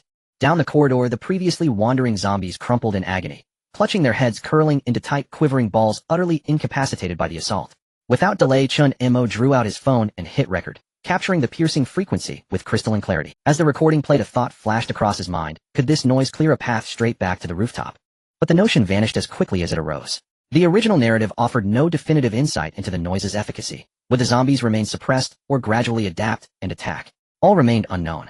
In matters of life and death, gambling was unthinkable. The safest course remained the original plan, luring zombies away with music, a proven reliable route to survival. Once the audio was recorded, Chen Mo gave Ms. Park a firm thumbs up, signaling her to halt playback. As the shrieks ceased, the zombies in the corridor gradually slumped back into their usual vacant stupor. Chen Mo approached the doorway to test the recording's effect, playing it softly on his phone, but the zombies showed no distress. Instead, several turned toward the sound and began shuffling slowly, deliberately, toward the broadcast room door. TCH, useless. He switched off the playback and tucked the phone away, offering a wry, rueful smile, and as clearly the recorded playback lacked the raw power of the live frequency, ineffective at range, and worse, dangerously provocative. Chen Mo, it's ready. The broadcast system is calibrated, Ms. Park called out gently. Chen Mo returned to the microphone, took a slow, centering breath, and spoke, clearly, ahem. Ahem. Hello. Can anyone hear me? All surviving students and faculty, this is urgent. Listen carefully. My name is Chen Mo, second year, class 5. My classmates and I are currently on the rooftop, completely secure. We have contacted the police, rescue helicopters are en route. We are now broadcasting from the second floor broadcast room. If you are alive and able, make your way here immediately. We possess a method to escort everyone safely to the rooftop. This is your only chance. We cannot wait indefinitely. After a set interval, regardless of whether others arrive, we will evacuate. Therefore, if you hear this broadcast, move now without delay. He paused, then glanced sideways and nodded to Ms. Park. She stepped forward, grasped the microphone, and spoke. Her voice gentle yet unwavering, imbued with the unique, grounding authority of a devoted educator, echoing steadily through the hollow halls. Children, colleagues. I am Park Seon-hwa, homeroom teacher of class 5, grade 2. Everything Chen Mo has said is true. The rooftop is safe. Rescue is imminent. Please do not abandon hope. Gather your courage, and come to the second floor broadcast room without hesitation. We will await rescue together. And together, we will go home. The broadcast rippled outward, carried by every speaker throughout the school building, reaching every corner of the campus. In classrooms, supply closets, and narrow stairwell crevices, where survivors had hidden in mute despair, the sound of that voice ignited a new flame in their lifeless eyes, the fragile, radiant spark of hope. Time rewinds a few hours earlier. In the first floor restroom of Shaoshan High School, the sharp scent of disinfectant mingles with an inescapable metallic tang of blood, thickening the air within the sealed space. Most stall doors hang wide open, the floor lies in disarray, yet tucked deep in the farthest corner, a handful of survivors still draw breath. Zhang Heli crouches low, her fingertips tracing the razor-sharp tip of an arrow as she gathers the scattered shafts into her quiver with swift, economical precision. She sweeps the damp strands of hair clinging to her forehead behind her ears, then gathers her long tresses into a tight, high ponytail anchored firmly at the nape, revealing the clean, sculpted line of her jaw and the pale, unblemished column of her throat. Though trapped in utter desolation, her spine remains unbent, straight as a drawn bowstring. Her eyes, clear, unwavering, radiant with resolve, bear the hallmark composure and decisive calm of an elite archer, as if the weapon in her hands were not a tool of survival, but a competition-grade instrument awaiting its moment on the field. I'm going to the second floor. She rises, securing the quiver firmly across her back and gripping her longbow with quiet authority, her voice level, yet resonating with unshakable certainty. Park Mi-jin, leaning against the stall door, arches one eyebrow. Her short hair is cropped sharp and uneven, a tiny silver stud glints at her ear cartilage. Between her fingers, an unlit cigarette spins lazily. Her faded school uniform hangs loosely over her frame. Casual, almost indifferent. Yet her gaze holds a defiant, untamable edge. She lifts her eyes lazily, voice edged with disbelief. Why the second floor? Wouldn't it be smarter to circle around the back? My brother is in class 5, second floor. Zhang Heli meets her gaze, unblinking, unwavering. If he's still alive, he'll be near his classroom. I'm taking him with me. Hey, you're insane. Park Mi-jin straightens up, slipping the cigarette between her lips. At a time like this, do you really think he's just sitting obediently in his seat waiting for you? Maybe he's already. Did you see him turn? Zhang Heli cuts in, her tone sharpening, turning frost cold. Well, it's not impossible. You. Words hang suspended. In that instant their eyes lock. Zhang Heli's grip tightens imperceptibly on her bow. Park Mijin lowers the cigarette from her lips and steps half a pace forward. The cramped space grows heavy, air thick with tension. Two fiercely independent young women, neither yielding, neither backing down, stare each other down, their wills clashing like steel on steel, teetering on the brink of open conflict. Don't just bicker, fight already.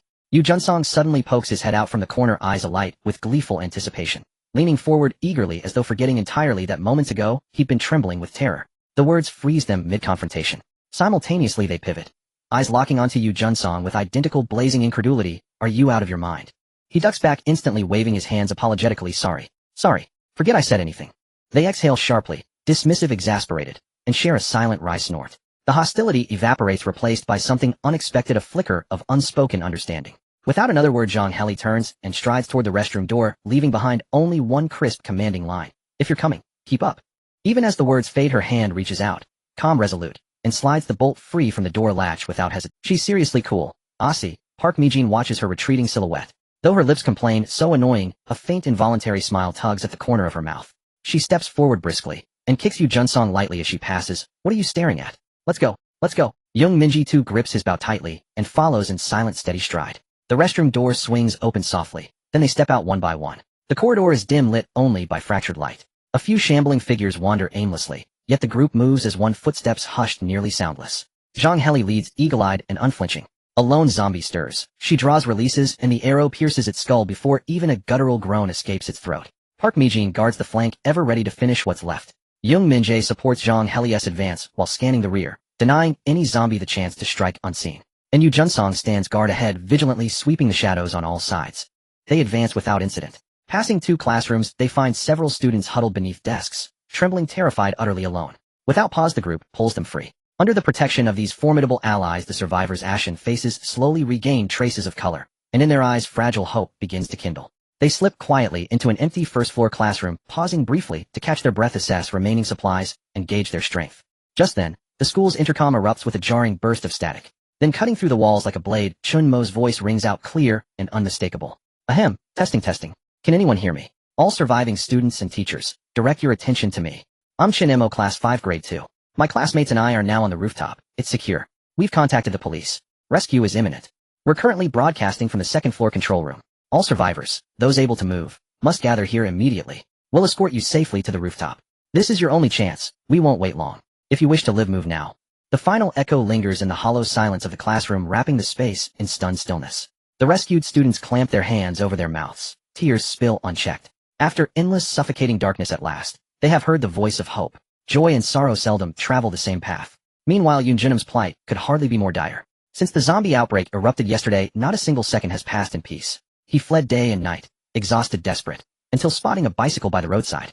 But after two frantic pedal strokes, he realized the chain had snapped long ago. He barreled into the principal's office, miraculously empty of zombies, and there he clung to life. But fortune was fleeting. After a tense, coercive negotiation, the principal had finally agreed to sacrifice himself, only for their raised voices to summon a horde, sealing Yunjinum inside with no escape. Had the principal, not under Yunjinum's urgent persuasion, embraced selfless courage, blocking the zombies with his own body, he would never have broken free. After so much misfortune, surely a turn for the better was due. That was Yunjinum's hope. And for a moment fate seemed to agree. Moments after escaping, he stumbled upon Sun Myung-han, the school's notorious bully, and his longtime reluctant ally from their ill-fated cosplay Running Man escapade. Jinum. Sun Myung-han's eyes flare with sudden brightness as he waves urgently. Hurry, follow me. There's an... Yunjinum's heart leaps. Without thought, he surges forward. In this living hell of a campus, finding his most trusted, if deeply flawed, protector feels nothing short of divine providence. Yet he fails to notice the cold calculation veiled beneath Sun Myung-han's fleeting spark of relief. They run barely 100 meters before slamming headlong into a dead end.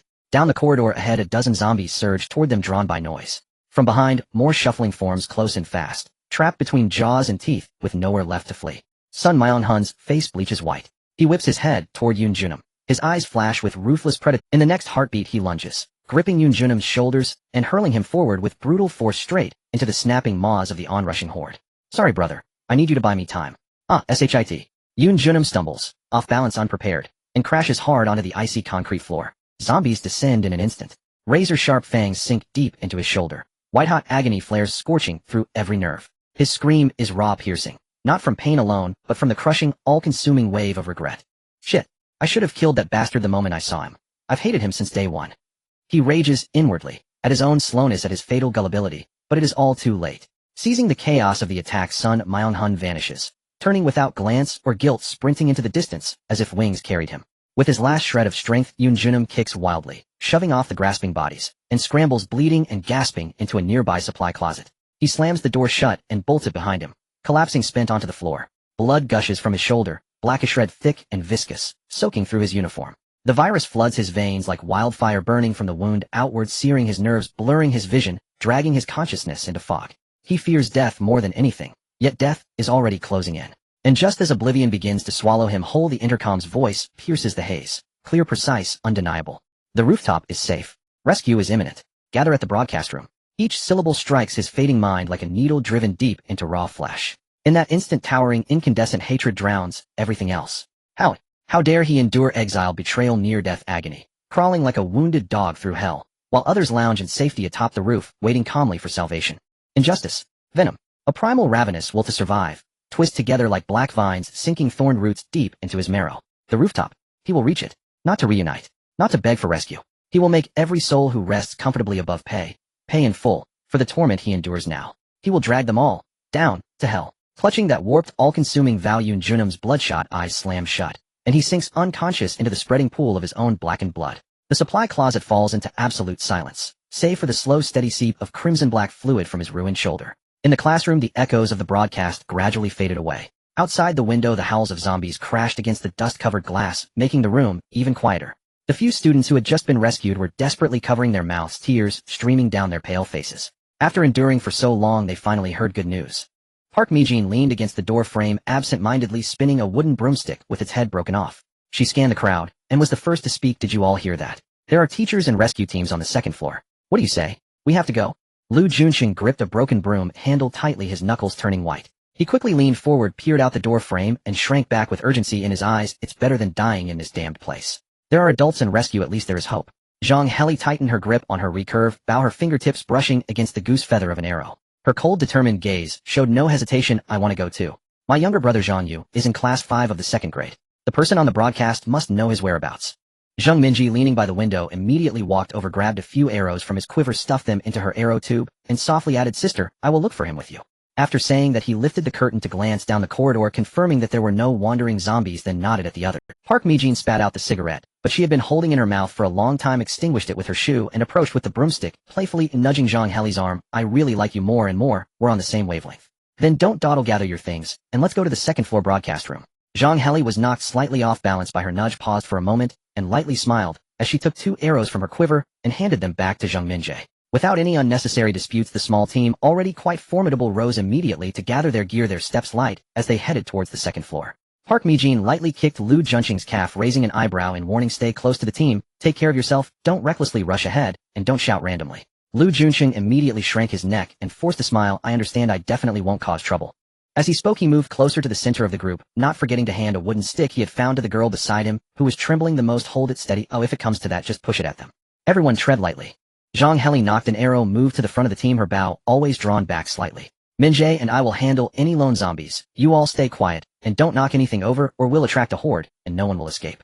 Zhang Minjie immediately followed, taking position on the left side of the group, his bow also drawn, and focused intently on the classroom doors and windows to the side. Park Mi-jin fell to the back, gripping the broomstick in her hand, keeping an eye on the movements behind them, while also watching the few weak-legged students, taking it upon herself to protect them. The group pressed against the wall, stepping through the shadows of the hallway using the cover of lockers, and the wall, silently inching towards the stairway to the 2nd floor. They believed this was a shift toward hope in a desperate situation, yet no one knew that the broadcast, echoing throughout the entire teaching building, had also reached a dark corner on the other side, stirring a transformation capable of consuming everything within a dying body. On the west side of the teaching building, in an abandoned cleaning supply room, a thick, inescapable stench of blood mingled with moldy air sealing off the cramped space. Darkness consumed everything inside, with only a sliver of faint light seeping through the crack of the door, barely illuminating the body curled in a pool of blood on the floor. In Kyunam lay face down on the cold cement floor, completely unconscious. His tattered school uniform was soaked and stuck to his back, with dark red blood, the bite marks on his shoulder grotesquely protruding, and the black-purple veins of the virus spread silently, like a spider's web creeping along the wounds, crawling over his neck, pulsing just beneath the skin. His breathing was so weak it was nearly non-existent, with only the faintest rise and fall in his chest resembling a cold corpse. Yet in his subconscious 2 lingering sounds remained. One was Sun Mingsun's cold, let me borrow this for a moment, and the other was the clear broadcast stating the rooftop is very safe and rescue will arrive soon. These two voices twisted together, firmly embedding themselves in his fading consciousness. In the stillness, a very faint sound of fabric rubbing suddenly broke the silence. The fingers hanging by his side twitched violently. Following that there was a second, and then a third twitch, uncontrollable tremors spreading from his fingertips to his entire arm. His tightly shut eyelids trembled violently, the blood vessels beneath his skin pulsing faster, and the once almost non-existent breath gradually deepened, taking on a slightly inhuman heaviness. He did not awaken, nor did he rise. Yet that bone-deep obsession brought forth immense power, fiercely suppressing the virus rampage, giving rise to an inhuman transformation within the dying body. The faint light from the door cracks slowly moved away and darkness completely enveloped the room. Only the soft sound of pulsing blood vessels remained echoing clearly in the silence. In the broadcast room, the buzzing sound of electricity had long ceased, leaving only the continuous howls of zombies outside battering against the tightly closed door. Teacher Park tightly clutched the small cross hidden at her collar, silently praying with her palms pressed together towards the window, her voice barely above a whisper, filled with long-suffered fatigue and earnestness. I hope everyone is safe. May God bless these children to arrive here safely. Nearly 20 minutes had passed since the broadcast ended, and the corridor remained eerily silent, devoid of any signs of life. The hope within the room gradually faded, giving way to a sense of despair. Don't think about it anymore. Chen Mo leaned against the broadcasting station, his fingers idly stroking the handle of a scalpel, his gaze sweeping over the people in the room, his tone calm, yet imbued with a reassuring strength. We've done what we could. Those who can hear the broadcast and have the ability to come will naturally arrive. If they can't come, it won't matter if we keep waiting until dark. Li Xiuhua nodded gently at his words, his ear still pressed against the door, alert to any sounds from the corridor. Min Nji twirled the rebar in his fingers, remaining silent, only glancing warily at the door. At that moment, a faint yet rhythmic knocking echoed in the dead silence of the corridor. Everyone instantly tensed up. Li Xiuhua immediately positioned the steel pipe in front of him, pressing himself tightly against the door, holding his breath as he listened for any sounds outside. Teacher Park and Min Nji stood up straight, their eyes fixed intently on the door. Chen Mo dashed to the window, pulling aside a corner of the curtain, his sharp gaze scanning outside. Looks like a living person, Li Xiuhua spoke first, his voice lowered. Chen Mo also withdrew his gaze, nodding at Li Xiuhua. There are no hordes of zombies in the corridor. Be cautious when opening the door. Li Xiuhua took a deep breath and slowly slid the bolt open, his hand still gripping the steel pipe, ready to react at any moment. As soon as the door opened, a crack, a voice strained and urgent burst through. Shiba, if you don't open the door soon, the zombies wandering the corridor will be drawn over here. The tense atmosphere in the room instantly relaxed by a considerable margin. Someone who could speak quietly and was aware of the danger of attracting zombies must be a living person. As the door fully opened, the person standing at the front was none other than Park Mijin, gripping a wooden broom handle stripped of its bristles, her school uniform stained with dust and blood, a few strands of hair disheveled, and a thin sheen of sweat on her face, her eyes filled with the vigilance of someone who had survived. Behind her were Zhang Heli, Zheng Minji, Lu Jianqing, and several pale, trembling, unfamiliar students forming the restroom rescue team that had fought their way here. Hurry in. Hurry. Teacher Park Shanhua immediately stepped forward, eagerly ushering them inside, fearing that a moment's delay would attract zombies. Chen Mo quickly scanned the corridor outside to confirm there were no zombies, following then reached out to help Li Xiuhua pull the door closed again, locking the bolt with a click. As soon as the door was secured, Zhang Heli, who had been gripping a recurve bow, stepped forward, clasping Chen Mo's hands tightly. Her fingers were turning white from the pressure, her bright eyes filled with bloodshot veins, and the nerves that had been tense for a whole day could no longer hold. Her voice was strained, trembling with urgency. You are the Chen Mo from the broadcast. From class 5 year 2, right? My brother Zhang Yujin, is he with you? Is he on the roof? Is he okay? Zheng Minjie immediately stepped up, standing by Zhang Heli's side, softly reassuring her sister. Don't panic, speak slowly. Feeling the pressure of her grip, Chen Mo couldn't help but feel a bit awkward, but he still softened his tone and gave her an affirmation. Don't worry, Zhang Yujin is very safe. He's on the roof right now with Wen Zhao and the others. He hasn't been hurt at all. Oh, just a moment ago, when we came down, he was still helping to move things and drawing SOS signals. As soon as those words left his mouth, Zhang Heli instantly relaxed. She released her grip on Chen Mo's hands and took a step back, the bow in her hands drooping, letting out a long, silent sigh of relief. The tension that had built up in her shoulders over the entire day finally crumbled, her eyes reddening, but no tears fell. She patted Zheng Minjie's arm reassuringly, her voice slightly hoarse. It's okay. Zheng Minjie also seemed to breathe a sigh of relief, nodding gently at her. Alright, as long as everyone is safe, now is not the time. Park Mijin leaned against the wall, tapping the floor with the broom, handle, her gaze sweeping over the 4 people in the room, finally landing on Chen Mo, raising an eyebrow. Now that we've arrived, we can't just stay holed up in this broadcast room, can we? How do we get to the roof? Since you dared to broadcast a call for help, you surely have a plan for an escape, right? As soon as she spoke, the group who had just relaxed instantly turned their eyes back to Chen Mo, not just the restroom rescue team, but even the few ordinary students who had just entered, all staring at Chen Mo in unison. This was the question everyone wanted to ask. Of course. Chen Mo smirked, confidence radiating from him as he walked to the broadcasting equipment, tapping on the mixing console, his tone filled with unwavering certainty. The plan is quite simple. The broadcast room is very close to the eastern staircase. We can just turn on the speakers on the west side, looping loud music to attract all the zombies in the building to the west corridor. Both ends of the corridor have corners. Once the zombies are drawn in by the sound, they will get stuck in the middle, making it difficult for them to turn around, let alone come back to block us. Especially with the music covering our movements, they will have a hard time hearing us, allowing us to take this opportunity to head straight up to the roof from the eastern staircase. That's a good idea. It seems reliable. Park Mi-jin raised her eyebrows, a hint of surprise flashing in her eyes, her previous wariness easing significantly as she gave Chen Mo a thumbs up. You really are unexpectedly capable. Li Xiuhua quickly nodded, stepping forward to draw a simple corridor diagram on the ground with the steel pipe. That's right. The west corridor is narrow. Once the zombies get in, they can't come out, and we will completely avoid running into them from the east side. Even Min and Ji, who had been silent all along, nodded slightly and coldly added, as long as the music is loud enough to cover our footsteps, the zombies won't notice us if we move quietly. No problem. Classmate Chen Mo is very reliable. Teacher Park also quickly supported Chen Mo. The atmosphere in the room instantly brightened, filled with hope. Then let's hurry and act. Lu Juanqing, who had been hiding at the back of the group, chimed in softly, his face still pale, his voice filled with urgency. If something unexpected happens, it will be too late. Don't rush. Chen Mo raised his hand to calm them, glancing at the clock on the wall. Let's wait another half hour. Wait. Park Mi-jin furrowed her brows, instantly taking a step forward, her tone confused. What are we waiting for? If we wait any longer, the zombies will smell us and block us in here. Even if we have a plan, it will be useless. Waiting half an hour might save at least one person. Chen Mo's tone was calm, but firm. The broadcast just went out not long ago. Perhaps there are still people coming this way, but they are being held up by zombies on the road. The more people alive, the more strength we will have to reach the roof, and the greater our chance of survival. As soon as these words were spoken, no one could oppose them anymore. Those who had initial concerns also quieted down, choosing to follow Chen Mo's plan. Half an hour passed swiftly, the clock's hands circling steadily. The corridor remained eerily quiet, and there was no second. Chen Mo looked at the setting sun outside the window side, lightly tightened his grip on the iron table leg, and looked at the others, his tone resolute. Time's up. It seems no one is coming. Teacher Park Shanhua immediately gathered two students who had previously helped with the broadcast, huddling in front of the sound mixer, her fingertips hovering over the keys as she repeatedly checked the channel settings. The others retreated to the sides of the room, finding their cover and making final preparations before departure. Everyone was taking deep breaths, trying to suppress the surging tension in their chests. If they took the right step, they would reach the safe zone on the rooftop. If they took a wrong step, they would be torn apart by the horde of zombies. Just as Teacher Park was about to press the play button, her fingertips suddenly froze, and her face turned pale. She repeatedly tapped the screen a few times, then peered at the network cable connection behind the equipment for a long time, her whole body stiffening. Then she anxiously turned her head to look at Chen Mo, who stood at the front of the crowd, her voice trembling. Wait a minute. Chen Mo, I don't know why, but it seems there's no internet. The online music won't load at all. This statement detonated like a thunderclap, instantly creating chaos in the room. What? No internet? Lu Junsheng was the first to jump up, his face instantly drained of color. Doesn't that mean the plan is ruined? If we can't lure the zombies away, aren't we going to be trapped in this broadcast room? But there was internet just now during the broadcast. How could it suddenly be cut off? It's over. It's all over. We finally had a chance to survive, and now it's gone. A few timid, ordinary students panicked, arguing with each other. One girl even started to cry quietly, and the atmosphere of despair instantly overshadowed the earlier excitement.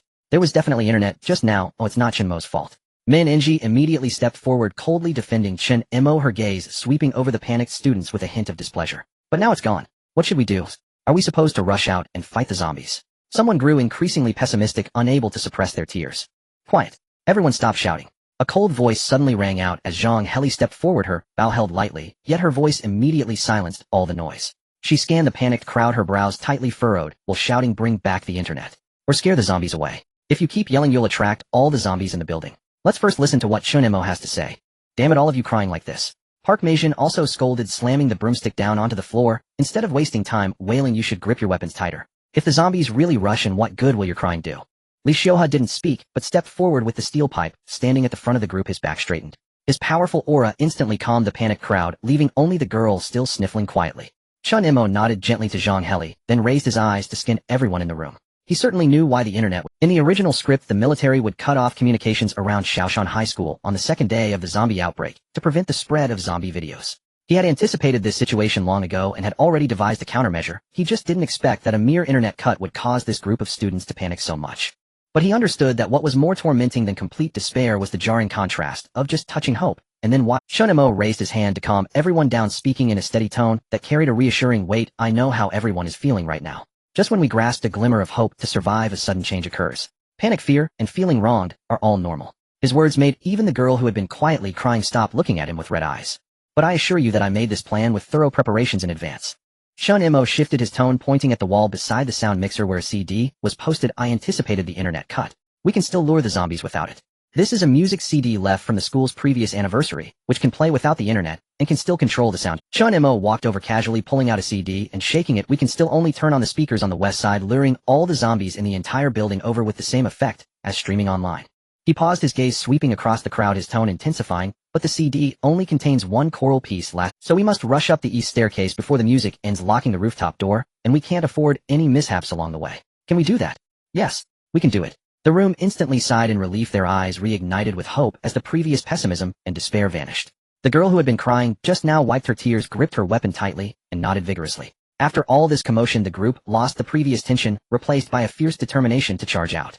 Teacher Park Shanhua immediately led the students to adjust the equipment, inserting the CD into the machine and repeatedly checking the channel settings, maximizing the volume of the speakers in the west corridor while completely shutting off the east channel, ready to play at any moment. The others quickly lined up. Chen Mo led the way while Zhang Heli and Zheng Minjie flanked the sides of the group, with Xiuhe covering the rear, ensuring that the less combat-capable ordinary students were protected in the middle of the formation. Remember, we need to act quickly, but absolutely must not be flustered. Chen Mo held the iron table leg, giving his final instructions in a low voice. As long as we don't make a sound, even if we move slowly, there will be no danger. If something unexpected happens, don't panic, and absolutely don't shout. We will come back to support, understood? Everyone nodded, even their breathing softened, all eyes on the doorway waiting for the signal to depart. Chen Mo took a deep breath and nodded to Teacher Park Shanhua. By the sound mixer, play it. Teacher Park Shanhua immediately pressed the play button, then turned and sprinted back to the group, gripping her wooden stick tightly. The next moment, a melodious and resonant choral sound suddenly erupted from the speakers in the west corridor of the teaching building, echoing back and forth in the empty hallway. Almost instantaneously as the music started, chaos ensued outside. First came a few scattered zombie roars, followed by a dense wave of roars surging from every direction, accompanied by heavy and chaotic footsteps, causing the entire building's floor to tremble slightly. Groups of zombies, as if driven mad, howled as they rushed towards the source of the sound at the west staircase, colliding against the walls and railings, producing thumping sounds that made one's scalp tingle. A few timid students were so scared they trembled all over, their faces turning pale, yet they desperately covered their mouths, not daring to make a sound. Chen Mo and Li Xiuhe pressed tightly against the sides of the door, gripping their weapons tightly, cold sweat soaking through their school uniforms, yet they didn't even dare to blink, their eyes fixed on the door crack. Even though the noise was terrifying, the eyes of the crowd were filled with excitement. The plan had worked. The zombies had truly... The music continued to play on repeat, with the howls and footsteps from the west growing fainter, until finally the corridor fell completely silent. The only sound remaining was the lingering choral music from the speakers. Not even a single zombie's groan could be heard. Chen Mo raised his hand, signaling Li Xiuhe to open the door, while he gripped the iron table leg tightly, ready to strike at any moment. Li Xiuhe slowly pulled the latch on the door, gently pushing it open a crack, confirming there was no danger, before fully opening the door. Chen Mo was the first to lean out, his gaze sharply scanning the entire corridor. The empty hallway was littered with scattered books, overturned lockers, and dried black-red bloodstains. Not a single wandering zombie was in sight, completely clean, a stark contrast to the scene when they came down. Safe. Chen Mo turned back, lowering his voice to call out quickly, come out, move in formation, target the east staircase. A line of people streamed out, hugging the walls, their footsteps as light as a cat's, swiftly moving towards the east staircase. But just as they reached the corner at the staircase, Chen Mo, who was at the front, suddenly raised his hand and made a stopping gesture. The entire team froze in place, no one made a sound, even their breathing paused for a moment. All their gazes followed Chen Mo's line of sight, looking towards the corner. In the shadow of the staircase stood a hunched zombie wearing a red jacket. It had its back to the crowd, facing the cold concrete wall, repeatedly slamming its forehead against the wall, producing a dull and rhythmic thud-thud sound. It neither roared nor wandered, standing as if nailed in place, completely different from the frenzied zombies that had rushed westward. Could it be deaf? The crowd speculated quietly. Lu Juanqing, scared, took a sharp breath, just about to speak, when Park Meijin beside him quickly covered his mouth, glaring at him fiercely, signaling him to be quiet. Park Meijin then looked at Chen Mo, silently asking with her lips, should we go around? But Chen Mo's expression darkened, his knuckles gripping the scalpel, tightening instantly. He first signaled the crowd behind him to be silent, then quietly tiptoed forward. Taking advantage of the red-clad zombie still slamming against the wall, and completely unguarded, he swiftly grabbed the zombie's shoulder and forcefully pushed it down, while his other hand wielded the scalpel, piercing accurately and mercilessly into the fatal spot where its skull met its spine. The sharp blade instantly penetrated its vital point, causing the zombie to tremble violently, its roar caught in its throat as it collapsed limply. What are you waiting for? Just when it's easy to kill. Hearing Chen Mo's cold hard reply, and seeing the crimson-robed zombie on the floor utterly still, several of them inhaled sharply. Axie, you, what a ruthless strike. Oddly enough, it looked rather dashing. Pu Meijin stared for 2 seconds, then let out a soft whistle. Her eyes shone with unabashed admiration, clearly subdued by Chen Mo's clean, decisive, and utterly unhesitant blow. Beside her, Zhang Heli's fingers on the recurved bow faltered for a moment. The look she gave Chen Mo carried a new peculiar intensity. If the earlier plan had revealed his cleverness and caution, then that precise, merciless slash had plainly displayed his skill and his calm under pressure. Don't dawdle. Move quickly. The disc's music won't last much longer. We cannot afford to waste time. Chen Mo was not the least intoxicated by praise. He flicked the blood from the blade, sheathed the scalpel at his waist, and seeing the others still stunned, urged them in a low, urgent voice. "Oh right, let's go," they answered without hesitation, hastily reforming and moving upward. Compared with the apprehension at the outset, everyone's steps were far steadier. Now, Chen Mo's earlier slash was like the most effective reassurance, a calming pill for all. It proved that Chen Mo's plan had been sound. The Crimson Robe zombie had merely been an unlucky encounter on the road. From then on they climbed without meeting a single stray undead. The choir from the west side speakers continued to loop. The building's zombies were firmly held in the west corridor. The east staircase lay deserted, only the faint echo of their light footsteps drifting through the stairwell. When the iron door to the rooftop finally appeared at the stairwells, and several ordinary students who had endured the ordeal went weak at the knees or leaning against the cold wall, they let out long, silent breaths. Having fought out from the desperate gloom of the first-floor restroom, battled through the horde, and borne down despair, they at last felt the safety of the door. "We made it." Li Xiuhe exhaled as well. His grip on the steel pipe loosened slightly, and he nodded toward Chen Mo. Chen Mo felt certain inwardly, no matter how perfect a plan was, it only counted once it had been realized. Thankfully the venture had been harrowing, but without calamity, and everyone had been brought out safely. A few students beside them could no longer contain themselves. They stepped forward and knocked on the iron door with 3 measured beats. 3 knocks, neither heavy nor light, and carrying a distinct rhythm. A few seconds later, a low, wary female voice from inside, the voice of Nan La, who stood guard, asked, "Who is it?" "It's us. Nan La, it's me, Li Xiuhe." Li Xiuhe stepped forward, pressed close to the door seam, and lowered his voice. Hesitation crept into the voice from within. She would not let down her guard completely. After all, in the apocalypse, every encounter demanded caution. "Yes, it's me. And Chen Mo and Ng, we're back." Li Xiuhe added, his tone betraying urgent excitement. "We brought other survivors with us. Open the door quickly." Hearing that the person inside dropped all further hesitation. There was a soft click as the inner bolt slid open and the heavy iron door swung inward.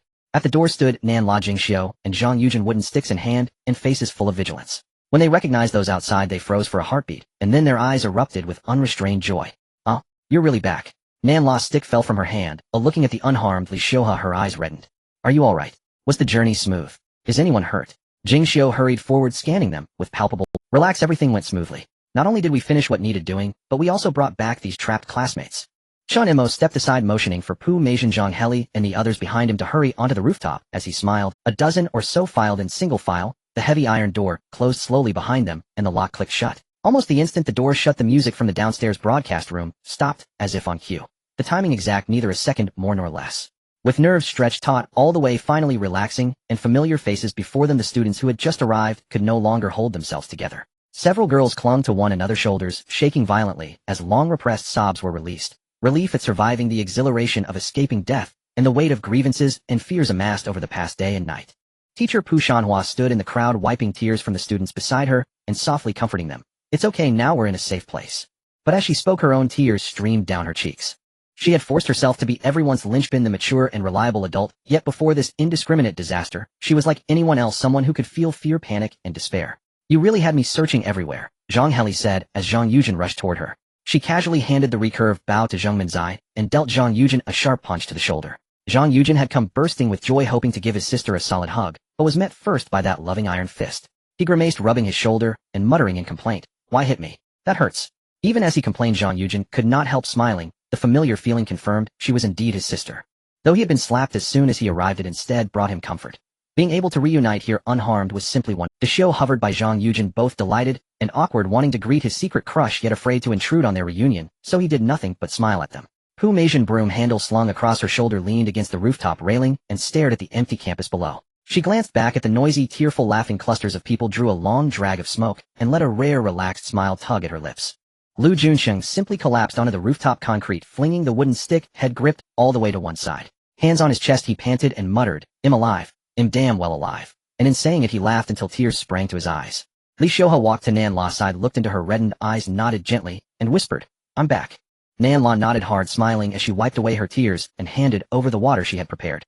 Min Ng leaned against the wall, taking in the lively scene before him. The rebar he had been clutching finally loosened, and the corner of his mouth lifted in a faint smile. Chen Mo leaned against the rooftop door and watched the tableau of reunion unfold, a wordless sense of relief welling. At the beginning, he had done all this simply to complete the various tasks and collect the rewards, to survive steadily in this predatory apocalypse. He moved with careful, deliberate steps, calculating every contingency, securing the rooftop, setting the luring zombie plan, even risking a descent to handle the video and the broadcast to save people. His original motives had been task and survival. But now watching Zhang Heli and her brother embrace, watching teacher Pu tenderly console her students, seeing children who in the original story would have perished either to the undead or to human schemes now standing properly in the rooftop sunset, crying, laughing, alive. He felt something shift. He suddenly thought that all the dread and painstaking precautions had been worth it. Regardless of motive, no matter that his intentions had been pragmatic, no matter that his calculations centered on himself, these people had quite truly survived because of him. The noon sun hung dazzlingly overhead, clear light washing the rooftop concrete and compressing each person's shadow into a short compact shape.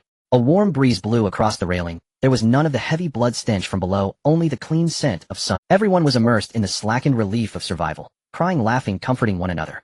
Yet no one noticed that on the pipe beyond the railing a figure drenched in blood clung to the metal with knuckles white. With arm strength far surpassing the ordinary, he climbed upward section by section, unhurried and relentless. Those bloodshot eyes stared fixedly at the rooftop railing like a mad dog locked onto prey, the mouth pulled into a chilling grin that seemed to split toward the ears. Alright, stop crying, there's more to be happy about than just this. Chen Mo smiled as he clapped his hands, drawing everyone's. He gestured to Li Xiuhe and Min Enji beside him, and the three of them quickly reached into their pockets and backpacks, pulling out a variety of items and piling them in the empty space in the center of the rooftop. Among them were several tightly sealed bottles of mineral water and a heap of individually packaged snacks consisting entirely of chocolates, energy bars, compressed biscuits, and small bags of nuts, small in size, but high in calories. On our way down we stopped by the academic affairs office and the teacher's lounge, Chen Mo said, kicking the snacks on the ground. Though it won't fill everyone up completely, it should suffice to alleviate hunger and regain some strength. Let's share these and have a little something to eat. As soon as he said this, the rooftop fell silent for 2 seconds before erupting into a cacophony of suppressed gasps. The few ordinary students who had just arrived were already readied. Since the zombie outbreak, they had gone an entire day and night with only half a piece of dry bread, and they were so hungry that their stomachs were pressed against their backs. Looking at the food on the ground, their hands trembled. Lu Junsheng lunged forward, grabbed a piece of chocolate, tore off the packaging, and bit into it. As the sweet, rich flavor melted in his mouth, he squatted down and cried, mumbling through tears, I haven't eaten anything for a whole day. Finally something to eat. Ashi, you really know how to handle things. Park Mi-jin walked over with a broomstick, casually grabbed an energy bar, tore open the packaging, and took a big bite, giving Chen Mo a thumbs up. Awesome. I'm truly impressed, you're so reliable. Teacher Park Shan-hwa looked at the food on the ground, her hands trembling, tears falling again, as she muttered, this is so great, so great. Even the usually aloof Li Na-yin, dressed in pink, looked at Chen Mo with a bit more genuine gratitude in her eyes. After a day, she too understood the feeling of an empty stomach. Those who had originally been guarding the rooftop, Wen Zhao and Qing Shan, also let out a sigh of relief.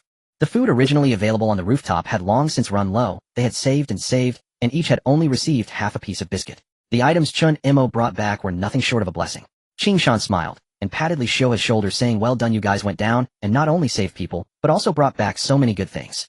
Soon everyone gathered around, sharing the food piece by piece with no one fighting over it or taking more than their share. The midday sun hung brightly overhead, its brilliant rays shining down on the rooftop's concrete surface, shrinking each person's shadow into a short compact form. A warm breeze blew along the railing, free from the heavy scent of blood from below, replaced by the clean aroma of sun-dried surroundings. People clustered in small groups, nibbling on their snacks and speaking softly. Some laughed as they recounted the thrilling moments from earlier, describing how cool Chen Mo and Xiuhe looked while slaying zombies. Others had red eyes, telling their companions how close they had come to not seeing everyone again, and some leaned against the railing, quietly gazing at the distant mountains, soaking up the sun, momentarily shedding all their defenses. At this moment, there were no zombie roars, no frantic escapes, no despair at the brink of life and death. They seemed to return to that peaceful campus, just a group of ordinary students sneaking up to the rooftop to share snacks and chat during their lunch break. Chen Mo also found a sunny corner and plopped down. The midday sun warmed the concrete wall, and leaning against it dispelled the chill that had been gnawing at him for days. He held an unopened chocolate bar in his hand, not in a hurry to eat, but leaning against the wall, watching the lively crowd before him, feeling a sense of relief wash over him. Since entering this zombie-infested school world, he hadn't dared to relax even for a moment. Securing the rooftop, devising plans, slaying zombies, rescuing survivors, handling videos, broadcasting for help. His nerves had been tightly strung, every step calculated, clearly fearing that one misstep would lead to utter annihilation. But now the rooftop door was locked tight, the survivors had all been safely rescued, food supplies had been replenished, and all potential risks addressed. Everything was in place, and now all that was left was to wait for the military's rescue helicopter to arrive. Thinking this way, even the always tense Chen Mo felt a bit of relaxation. Especially with the warm sun shining down and the gentle breeze blowing, drowsiness surged over him, his eyelids grew heavier, and he unknowingly leaned against the wall, dozing off. Ashi, you guys are quite comfortable hiding up here, huh? A shout filled with malice and madness suddenly rang out like thunder at the rooftop entrance. Instantly, all the laughter and chatter on the rooftop came to an abrupt halt, Everyone froze in place, snacks halting midway to their mouth, smiles fading away, leaving only wide-eyed disbelief. Chen Mo was also jolted awake from his nap, every hair on his body standing on end. He instinctively reached for the surgical knife at his waist, his gaze sharpening from sleepy to razor-sharp as he turned to face the source of the sound. To his shock, a person had appeared at the edge of the previously empty rooftop. It was Chen.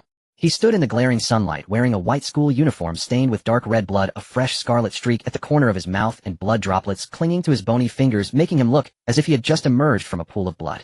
Tilting his head with a ghastly smile stretching across his face, his bloodshot eyes were filled with madness and malice, sweeping over each person on the rooftop like a predator eyeing its prey. His menacing appearance instantly solidified the air on the rooftop, as if even the wind had come to a halt.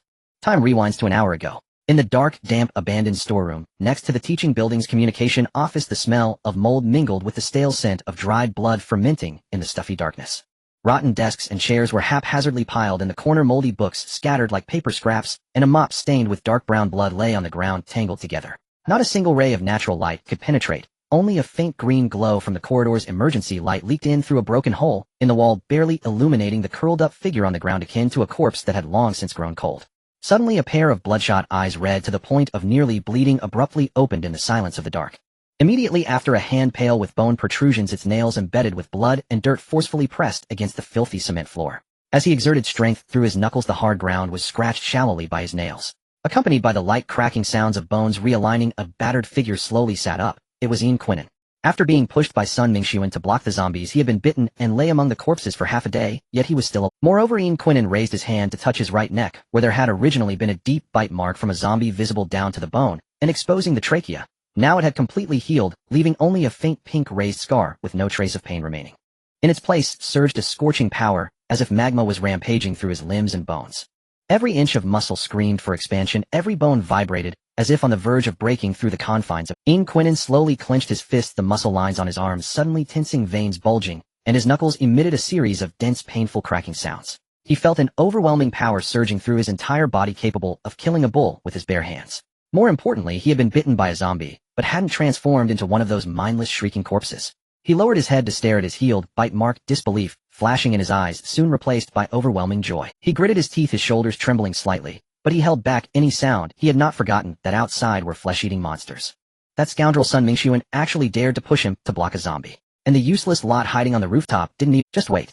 Chen am different from those ordinary people. Supporting himself against the wall, he slowly stood up, brushed off the dust and blood on his clothes, the excitement in his eyes instantly fading, leaving only a chilling coldness and ruthlessness. He walked to the broken wooden door of the storeroom, pressed his ear against the door panel, listening to the intermittent groans of zombies in the corridor outside, a cold smile curling at the corners of his mouth. He gently pulled open a crack in the door, confirming there was no abnormality in the corridor, before holding his breath and tiptoeing out. The corridor was dimly lit, the emergency light flickering in green. Several zombies were facing away from him, hunched and aimlessly swaying, their murky eyes devoid of any spark, their throats uttering intermittent hoarse sounds, and the nauseating stench wafted down the corridor. Chen pressed against the wall, cautiously moving forward. After all, even though he was strong now, he didn't want to engage in a pointless confrontation with a horde of zombies. But just as he took 2 steps, a sudden creak echoed from beneath his feet. Damn it! Chen cursed inwardly, his nerves instantly tense. He stepped back, sharply clenching his fists, ready for a fight. As expected, that sharp sound, like a stone thrown into water, immediately alerted the nearby horde of corpses. Several zombies abruptly turned their heads, their murky eyes locking onto him, their throats erupting in sharp screams, opening their drooling mouths wide as they lunged at him wildly. Chen instinctively raised his hands to protect his head, shutting his eyes tightly. This was the only thought in his mind: it's over. No matter how strong he was, he couldn't fight against a horde of corpses. But the anticipated biting and excruciating pain never came. He stood frozen for several seconds, feeling only the foul wind rushing towards him, causing his school uniform to flap, yet he didn't feel even a scratch. Chen opened his eyes in confusion, instantly stunned in place. The zombies that had lunged at him were now circling around him restlessly. With their collapsed noses close to him, they sniffed back and forth, emitting low, confused hisses from their throats. Yet the ones that had been fierce and ready to attack moments ago showed no intention of biting him. After circling him twice, they swayed and turned away, as if he were just a lifeless stone, not even worth expending. Chen stood frozen in place, his mind blank, unable to comprehend for a long while. Damn it, this group of little bastards. He watched the zombies sway away, swallowed hard, and muttered, "Can't you just make up your mind about biting or not?" A mad thought sprang up, growing wildly in his heart, like weeds. He took a deep breath, looking at the 4 or 5 zombies gathered at the end of the corridor, suddenly using all his strength to let out a sharp scream toward them. The scream echoed crazily in the empty corridor, shaking the walls as if they were trembling. The distant zombies were immediately startled, turning their heads in a frenzy, roaring toward the direction of the sound, stirring up the entire horde. However, they merely poked their heads and placed their collapsed noses constantly sniffing the air, yet none charged towards him, nor did they show any intention of attacking. Ian Quinnen was relentless. He bent down to pick up a piece of broken brick from the ground, aimed at the nearest zombie, and struck its back of the head hard. Thud! A muffled sound echoed. The zombie suddenly turned around, wildly swiping at the air with its claws, its throat erupting with furious roars. Yet its eyes failed to see Ian Quinnen, who stood 2 meters away. After flailing its claws for a while, without catching anything, it aimlessly wandered away. At this moment, Ian Quinnen was fully convinced. He looked at his hands, first stunned for a few seconds, then could no longer hold back, erupting into a deafening fit of mad laughter. He laughed so hard, he bent over, tears nearly streaming down his face, trembling all over, yet he didn't care whether he would attract more zombies. After all, these monsters couldn't see him at all. So that's how it is. I won't mutate from a bite, in fact they can't even bite me. I have astonishing healing abilities and boundless strength. We're all the same age, though I never intended to crush them. He spread his arms wide as if to embrace the empty corridor, also embracing his newfound world. But now who can stop me? What is Sun Mingxuan? What are the useless ones on the rooftop? I, Ian Quinnen, am the chosen one. The entire Shaoshan High School, and even Shaoshan City, the future, is mine. Huh. The manic laughter echoed in the corridor, startling all the zombies into roaring in place, yet not a single one approached him. After the ecstasy subsided, his gaze instantly turned cold, an overwhelming malice surging forth as if it were about to materialize. Sun Mingxuan, you little dog, you pushed me to the back to get bitten. Didn't expect this, did you? I crawled back from hell. This debt I will settle with you, principal and interest included. Ian Quinnen followed the route in his memory, advancing down the corridor. Zombies swayed past him, without stopping even for a moment, as if he were merely air. He walked with swagger in the zombie-filled corridor, a chilling smile always lingering at the corner of his mouth. Soon he stopped in front of a tightly locked classroom door on the 2nd floor. Sounds of Sun Mingxuan and a few lackeys cursing and rummaging through things came from behind the door. He was indeed still looking for a scapegoat. Ian Quinnen raised his hand and gently knocked on the iron door of the classroom. Who is it? The inside fell silent instantly, and Sun Mingxuan's cautious voice came out, laced with undeniable panic. Boss, stop knocking. You'll attract the zombies, and we'll all die. Ian Quinnen said nothing, knocking again, his strikes growing heavier, the iron door sounding like a drumbeat of impending doom. The lackeys inside panicked instantly. Someone shouted in a crying tone, Mingxuan Ji, what should we do? It seems like zombies are coming, they want to break in. What are you panicking for? Sun Mingxuan cursed, but his voice trembled nonetheless as he grabbed a nearby stool. Hold it. Ian Quinnen listened to the commotion inside and sneered, stepping back half a pace, before suddenly raising his foot and kicking hard against the wooden classroom door. With a loud crash, the tightly locked door was instantly deformed by his kick, collapsing inward with a thunderous sound. Sun Mingxuan and his 3 lackeys froze in place, staring at Ian Quinnen, standing at the door, their faces turning as pale as paper, eyes wide open in terror, as if they had seen a ghost. Ian Quinnen. Sun Mingxuan's stool clattered to the ground, his legs shaking uncontrollably. How? You were supposed to become a zombie and be torn to pieces, right? Ian Quinnen tilted his head, stepping into the classroom, while casually closing the heavy door behind him with a click. His smile was bright, yet devoid of warmth. You little dog, when you pushed me out to feed the zombies, you never thought I would come back. Don't come any closer. Sun Mingxuan panicked, instantly retreating repeatedly, the 3 lackeys huddling together in fear, none daring to step forward. I am your older brother. What does it matter if you took the hit for me? It has nothing to do with me. It's your own weakness that got you bitten by zombies. Oh, is that so? Ian Quinnen's smile turned even more sinister, casually picking up a nearby desk and hurling it at Sun Mingxuan with force. Bang! Sun Mingxuan hurriedly dodged the desk, crashing to the ground with a sharp sound, drawing the howling zombies. He was utterly terrified, his legs going weak as he collapsed to the ground, repeatedly bowing to Ian Quinnen. Quinnen, brother Quinnen, I was wrong. I'm not human. I shouldn't have pushed you. Please spare me. I'll be your servant. Spare me a dog's life. Spare you. Ian Quinnen slowly squatted down, grabbing Sun Mingxuan's hair and forcibly lifting his face, leaning in close to his ear, whispering, when I was being bitten in the horde of zombies, suffering terribly, and thinking I was about to die, why didn't you think about sparing me? His expression suddenly turned cold, and before Sun Mingxuan could plead any further, he opened his mouth and fiercely bit down on Sun Mingxuan's neck. A heart-wrenching scream erupted in the classroom. Sun Mingxuan writhed in pain, struggling desperately, but Ian Quinnen's grip was like a vice, holding his head firmly in place with no chance of escape. Ian Quinnen bit down, sharply chewing a piece of flesh, and swallowed it whole, looking at Sun Mingxuan's bleeding shoulder, laughing maniacally. I didn't expect you to taste quite good. You madman. You lunatic. Sun Mingxuan cried, tears streaming down his face, scrambling backwards in desperation. You've been bitten by zombies. You'll become a monster too. Don't come any closer. Monster. Ian Quinnen slowly stood up, stepping toward him one step at a time. I'm not a monster, I'm a god. And you, Mingxuan, have been a useless waste since the very beginning. He stepped on Sun Mingxuan's chest, preventing him from crawling any further. Applying a slight pressure, Sun Mingxuan let out a painful groan, his ribs cracking, unable to even catch his breath. I've always been curious. Ian Quinnen looked down at Sun Mingxuan, whose face was twisted in pain, a cruel smile forming at the corner of his mouth. How could someone like you who pushes classmates out to feed zombies have a heart that isn't black? Let me see. Sun Mingsun's eyes widened in terror filled with extreme fear. What? What are you going to do? Brother Quinnen, don't. Please don't. I was wrong. I really was wrong. Be obedient. Let me see. Quinnen would not listen to his pleas any longer. He squatted down, revealing a broken steel ruler he had picked up from the ground, the sharp edge glinting coldly.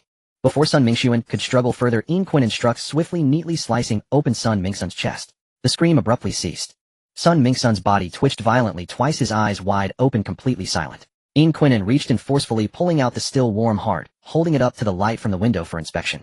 It was red. He scoffed, biting down directly, blood gushing forth, splattering him from head to toe, but he didn't care, casually wiping his face as he prepared to leave. The three lackeys beside him had long since fainted, collapsed on the ground unresponsive. Quinnen didn't even glance at them. These useless things didn't deserve to dirty his hands. He walked to the window, pushing it open, his gaze suddenly fixed on the rooftop of the teaching building, eyes filled with resentment and murderous intent.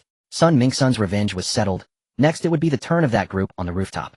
He had risked his life here, almost losing it, while that group was gathered on the rooftop, indulging in food and drink, living the good life. There's an old saying in Korea, those who follow me prosper, those who oppose me perish. Quinnen clenched his blood-soaked fist, his knuckles cracking, his deranged smile filled with chilling, murderous intent. Considering we are all classmates, I'll give you a chance. If you kneel and obey me, I can spare you a dog's life. But if you dare to be ungrateful. He climbed onto the window ledge, scaling the outside wall of the teaching building step by. His movements were as swift as a beast, fingers gripping the cement wall tightly, leaving deep scratches, his figure resembling a ghost clinging to the wall, rapidly heading toward the rooftop.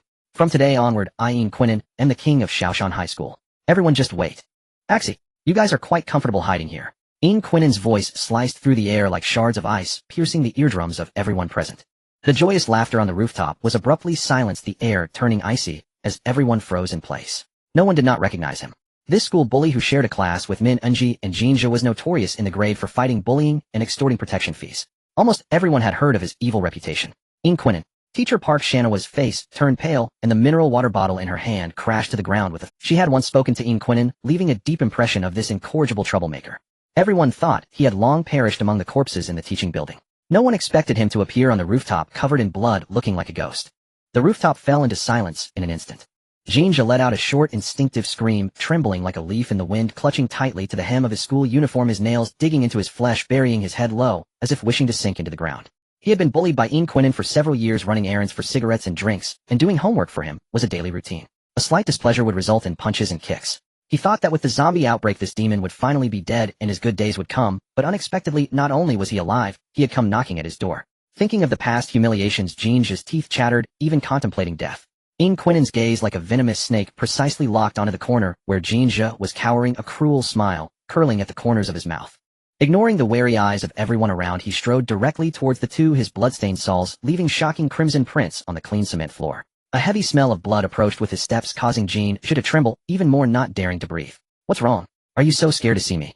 Quinnen scoffed, stopping his steps, and like picking up a chick, he grabbed Jinja by the back of his collar, yanking him off the ground.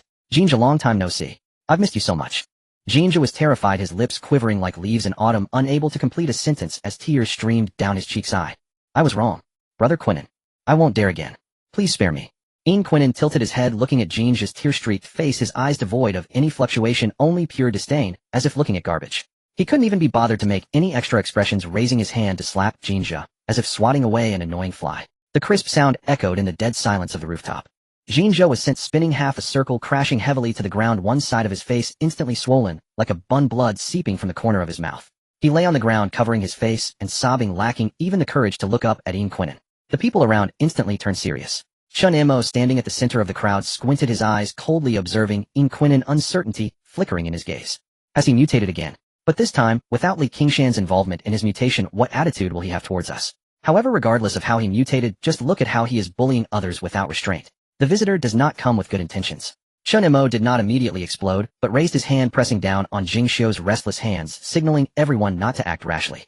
Quinnen didn't even glance at the softly sobbing Jinja. His gaze shifted to the standing Min Enji, and his expression darkened instantly. He thought that this girl, who had been scared into silence and could only hide in the corner trembling, would now be so frightened that she collapsed on the ground.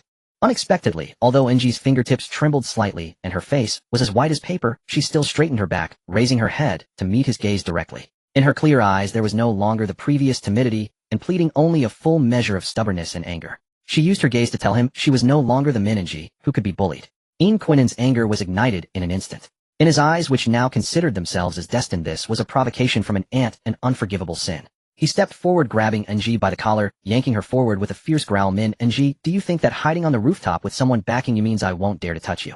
I could bully you freely before, and I can still do it now. The collar choked Ng, making it hard for her to breathe. Her face flushed, yet she did not cry out for mercy.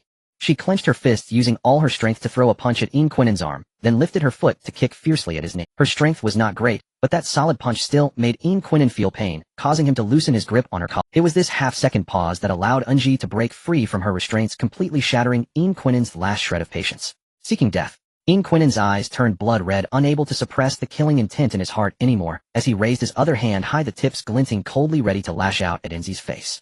Ian Quinnen, stop! Teacher Park Shanhua screamed, rushing over, gripping Ian Quinnen's arm tightly. Whatever it is, do not harm the students. Ian Quinnen frowned, a flicker of impatience crossing his eyes as he violently shook his arm. Teacher Park felt a surge of immense force, her balance lost as she staggered back 5 or 6 steps, her back crashing heavily against the concrete wall, clutching her numbed arm, gasping in pain, unable to straighten her waist for a long time. Everyone gasped in shock. Teacher Park was an adult, yet she was casually tossed by a high school student into the wall. This blood-soaked madman was unnaturally strong. Don't touch me. Ian Quinnen growled, raising his hand once more. A bony hand suddenly reached out from the side, supporting Teacher Park, who was about to slip. Chen Mo pulled Teacher Park back to safety, slowly drawing a sharp surgical knife from his waist, his gaze cold as ice, as if he were about to kill. Ian Quinnen, enough. A cold shout suddenly rang out. Before Chen Mo could speak, the young and impetuously Qin Shan could no longer contain his fury and stepped forward firmly, standing in front of Ng. Someone instinctively reached out to pull him back, but was gently shaken off. He stared fiercely at Ian Quinnen, his eyes filled with unabashed disgust and contempt, every word clear. You are nothing but a dog wagging its tail behind Sun Mingxuan. What is there to be so arrogant about? Scum. This phrase struck like a burning iron, searing into Ian Quinnen's most sensitive nerves. The self-important are often the most insecure. He despised being called someone else's little brother, hated being seen as Sun Mingxuan's lackey. Ian Quinnen abruptly released Nzi's collar, letting her stagger back a few steps and crash heavily against the wall behind her. He slowly turned his head, the playful smile on his face instantly freezing, replaced by a nearly distorted gloom. His bloodshot eyes were locked onto Qin Shan, the raging fury within them nearly palpable, like a cornered mad dog exuding an unsettling aura. He walked step by step towards Qin Shan. With each step the concrete floor emitted a faint scraping sound. The midday sun was blinding, yet it could not penetrate the darkness within his eyes. What did you just say?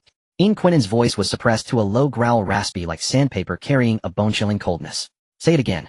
I said you were Sun Mingxuan's dog.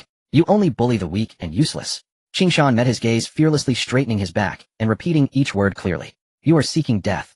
Ian Quinnen was thoroughly enraged, and with a roar he lunged forward like a rampaging wild bull, knocking Qin Shan forcefully to the ground. He mounted Qin Shan, one hand like a vice gripping Qin Shan's shoulder, rendering him unable to move, while the other hand, fingers bent, rushed towards Qin Shan's eyes with a whistling sound. Dare to call me a dog? I'll gouge out your dog eyes. Let's see if you dare to look at me with that gaze again. Qin Shan struggled, desperately twisting his body, gripping Ian Quinnen's wrist with all his might, the veins on his arms bulging, his nails digging deep into his flesh. But Ian Quinnen's strength was astonishing, and that bloodied hand still crept closer to Qin Shan's eyes, the cold fingertips smelling of blood already brushing against his eyelid. Qin Shan. Wen Zhao screamed as he rushed over, but was kicked away by Ian Quinnen, crashing heavily to the ground. Don't come over.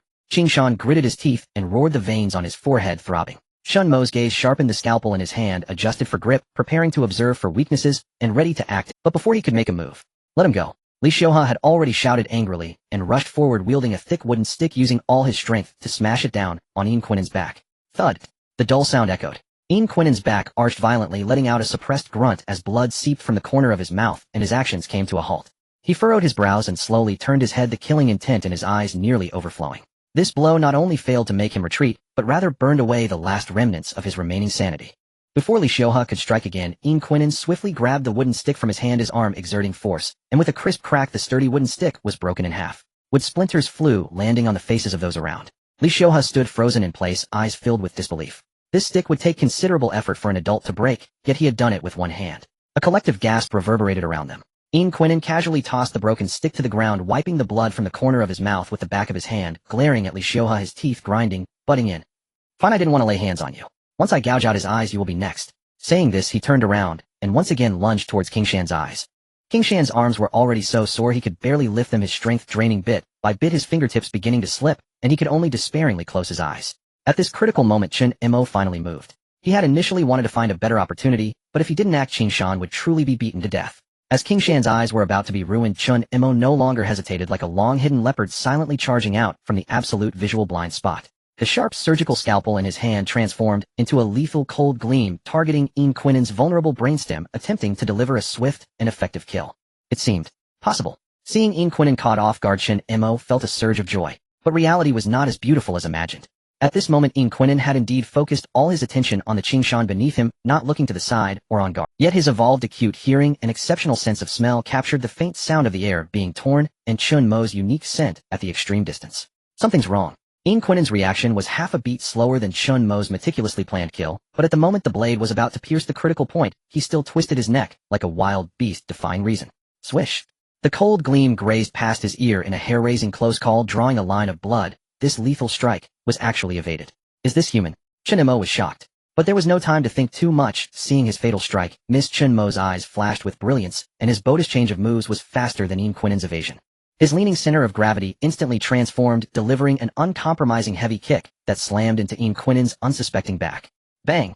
This kick used all of Chen Mo's strength. Ian Quinnen had just escaped death, and his center of gravity was instantly torn apart. He staggered forward 2 steps, and heavily sat down, sliding out over 2 meters like a kite, with a severed string, leaving a long trail of blood on the concrete. Chen Mo immediately stepped forward, standing firmly in front of Qingshan, Li Xiuhe, and Enji. He looked down at Ian Quinnen on the ground, the surgical scalpel in his hand, reflecting a cold gleam under the sunlight. After a brief confrontation, Chen Mo quickly made a judgment in his heart. This guy was too sharp. He couldn't defeat him with a sneak attack alone.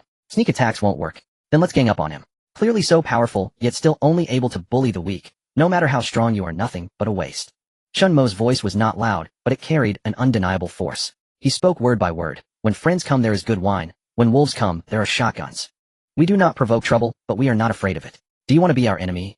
As soon as he finished speaking, Li Xiuhe immediately rushed to Chen Mo's side, picking up a steel bar from the ground and positioning it in front of him. Jing Xiu also tightened his grip on the steel bar in his hand, standing to Chen Mo's left. Zhang Helii and Zheng Mingjie simultaneously pulled back their bows. The bowstrings tensed, the arrows aimed squarely at Ian Quinnen's head. You bastard.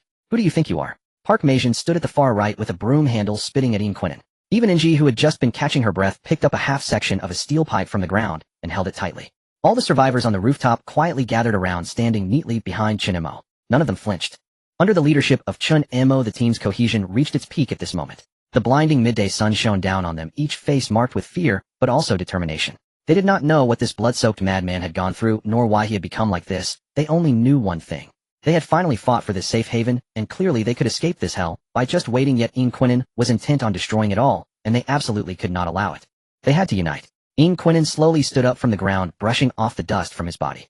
He touched his back where he had been kicked and rubbed the spot that had been struck by the wooden stick. The dull pain from his bones made his shoulder twitch slightly. He initially looked down, his shoulders shaking, as if suppressing something. But in the next second, he suddenly lifted his head and erupted into a fit of manic laughter. Ha! Ha ha ha! The laughter grew louder and more piercing, echoing back and forth on the open rooftop, making people's scalps tingle. His face twisted and contorted with laughter, blood trailing from the corner of his mouth, down his chin, dripping onto his white school uniform, blooming into bright red splashes. In his crimson eyes there was no trace of mirth, only bone-chilling coldness and madness. Good, very good. He licked the blood from the corner of his mouth, the smile on his face becoming increasingly sinister, his lips curling into an exaggerated arc, revealing bloody teeth, like a beast about to pounce. He slowly raised his head, his scarlet gaze sweeping over each person that had surrounded him, finally locking onto Chen Mo, who stood in front. You bastards, a bunch of oblivious scum. Since you all want to die, then I have no need to hold back. He clenched his fists, the knuckles cracking loudly, the killing intent in his eyes nearly bursting forth. I want to see today which one of you trash can stop me. Let's see which one of you useless fools can stop me today. Before the words faded, Ian Quinnen charged forward like a rage. He didn't take this group seriously at all, heading straight for Chen Mo, his clenched fist cutting through the air as he aimed a fierce blow at his face. His intent was to smash the leader's face first, then slowly tear apart the rest. Chen Mo was already on guard. He swiftly sidestepped like a cat. His movements were even more agile than Ian Quinnen's. Taking advantage of the opponent's missed punch and their forward lean, he swiftly drew the surgical knife and made a deep cut across Ian Quinnen's forearm. Slish! The sharp blade sliced through the school uniform and skin, leaving a wound deep enough to see bone blood gushing forth in an instant. Ian Quinnen furrowed his brow tightly, letting out a muffled grunt. The sharp pain from the wound did not deter him. Instead, it awakened the ferocity within him, the bloodlust in his eyes intensifying. With his other hand, he swept horizontally, grazing Chen Mo's shoulder and stirring up a gust of wind that stung his cheek. Everyone attacked together. Li Xiuhe, he shouted, charging in from both sides with Qingshan. Li Xiuhe swung the steel bar down hard towards Ian Quinnen's knee, while Qingshan circled behind him, aiming to strike his nape. Bang! Bang! The dull sounds landed solidly, causing Ian Quinnen to stagger back 2 steps, his back muscle. Yet he did not fall. Instead, he suddenly turned around, and seized the steel bar from Qingshan, pulling him forward with a powerful "Watch out!" Chen Mo rushed over, pulling Qingshan away, while simultaneously kicking Quinen's knee. Quinen's knee buckled, dropping him to one knee, the intense pain in his kneecap, causing him to grit his teeth. However, he quickly grabbed Chen Mo's ankle and pulled hard. Chen Mo lost his balance, falling backward and rolling on the ground, narrowly avoiding Quinen's descending fist. "You bastard!" Park Mei-jin charged at him with the broomstick handle, swinging it hard at Quinen's back. Quinen's back arched sharply in pain, and he inhaled sharply. Without turning his head, he reached back and grabbed the broom's head, pulling hard. Park Mei-jin was yanked off her feet and crashed heavily to the ground, the broomstick breaking in two with a loud crack. Taking advantage of the moment, Jing Xiu lunged from the side, stabbing the steel bar into Quinen's side, the tip piercing half an inch into his flesh. Quinen let out a low growl in pain, turning to kick Jing Xiu in the stomach with such force that Jing Xiu flew backward like a rag doll, curling up on the ground, unable to straighten his back. In just a few minutes, 3 people were already injured. Quinen shook the blood off his arm, licking the blood spattered on his lips, a savage grin spreading across his face. "Is this all you've got? Dare to challenge me? The more it hurts, the more I enjoy killing." He charged once more, this time targeting Li Xiuhe, who had previously struck his knee. Quinen and Li Xiuhe were old acquaintances. He knew how much of a threat Li Xiuhe posed, and he was well aware of his fighting habits. Eliminating him first would make it easier to deal with the others.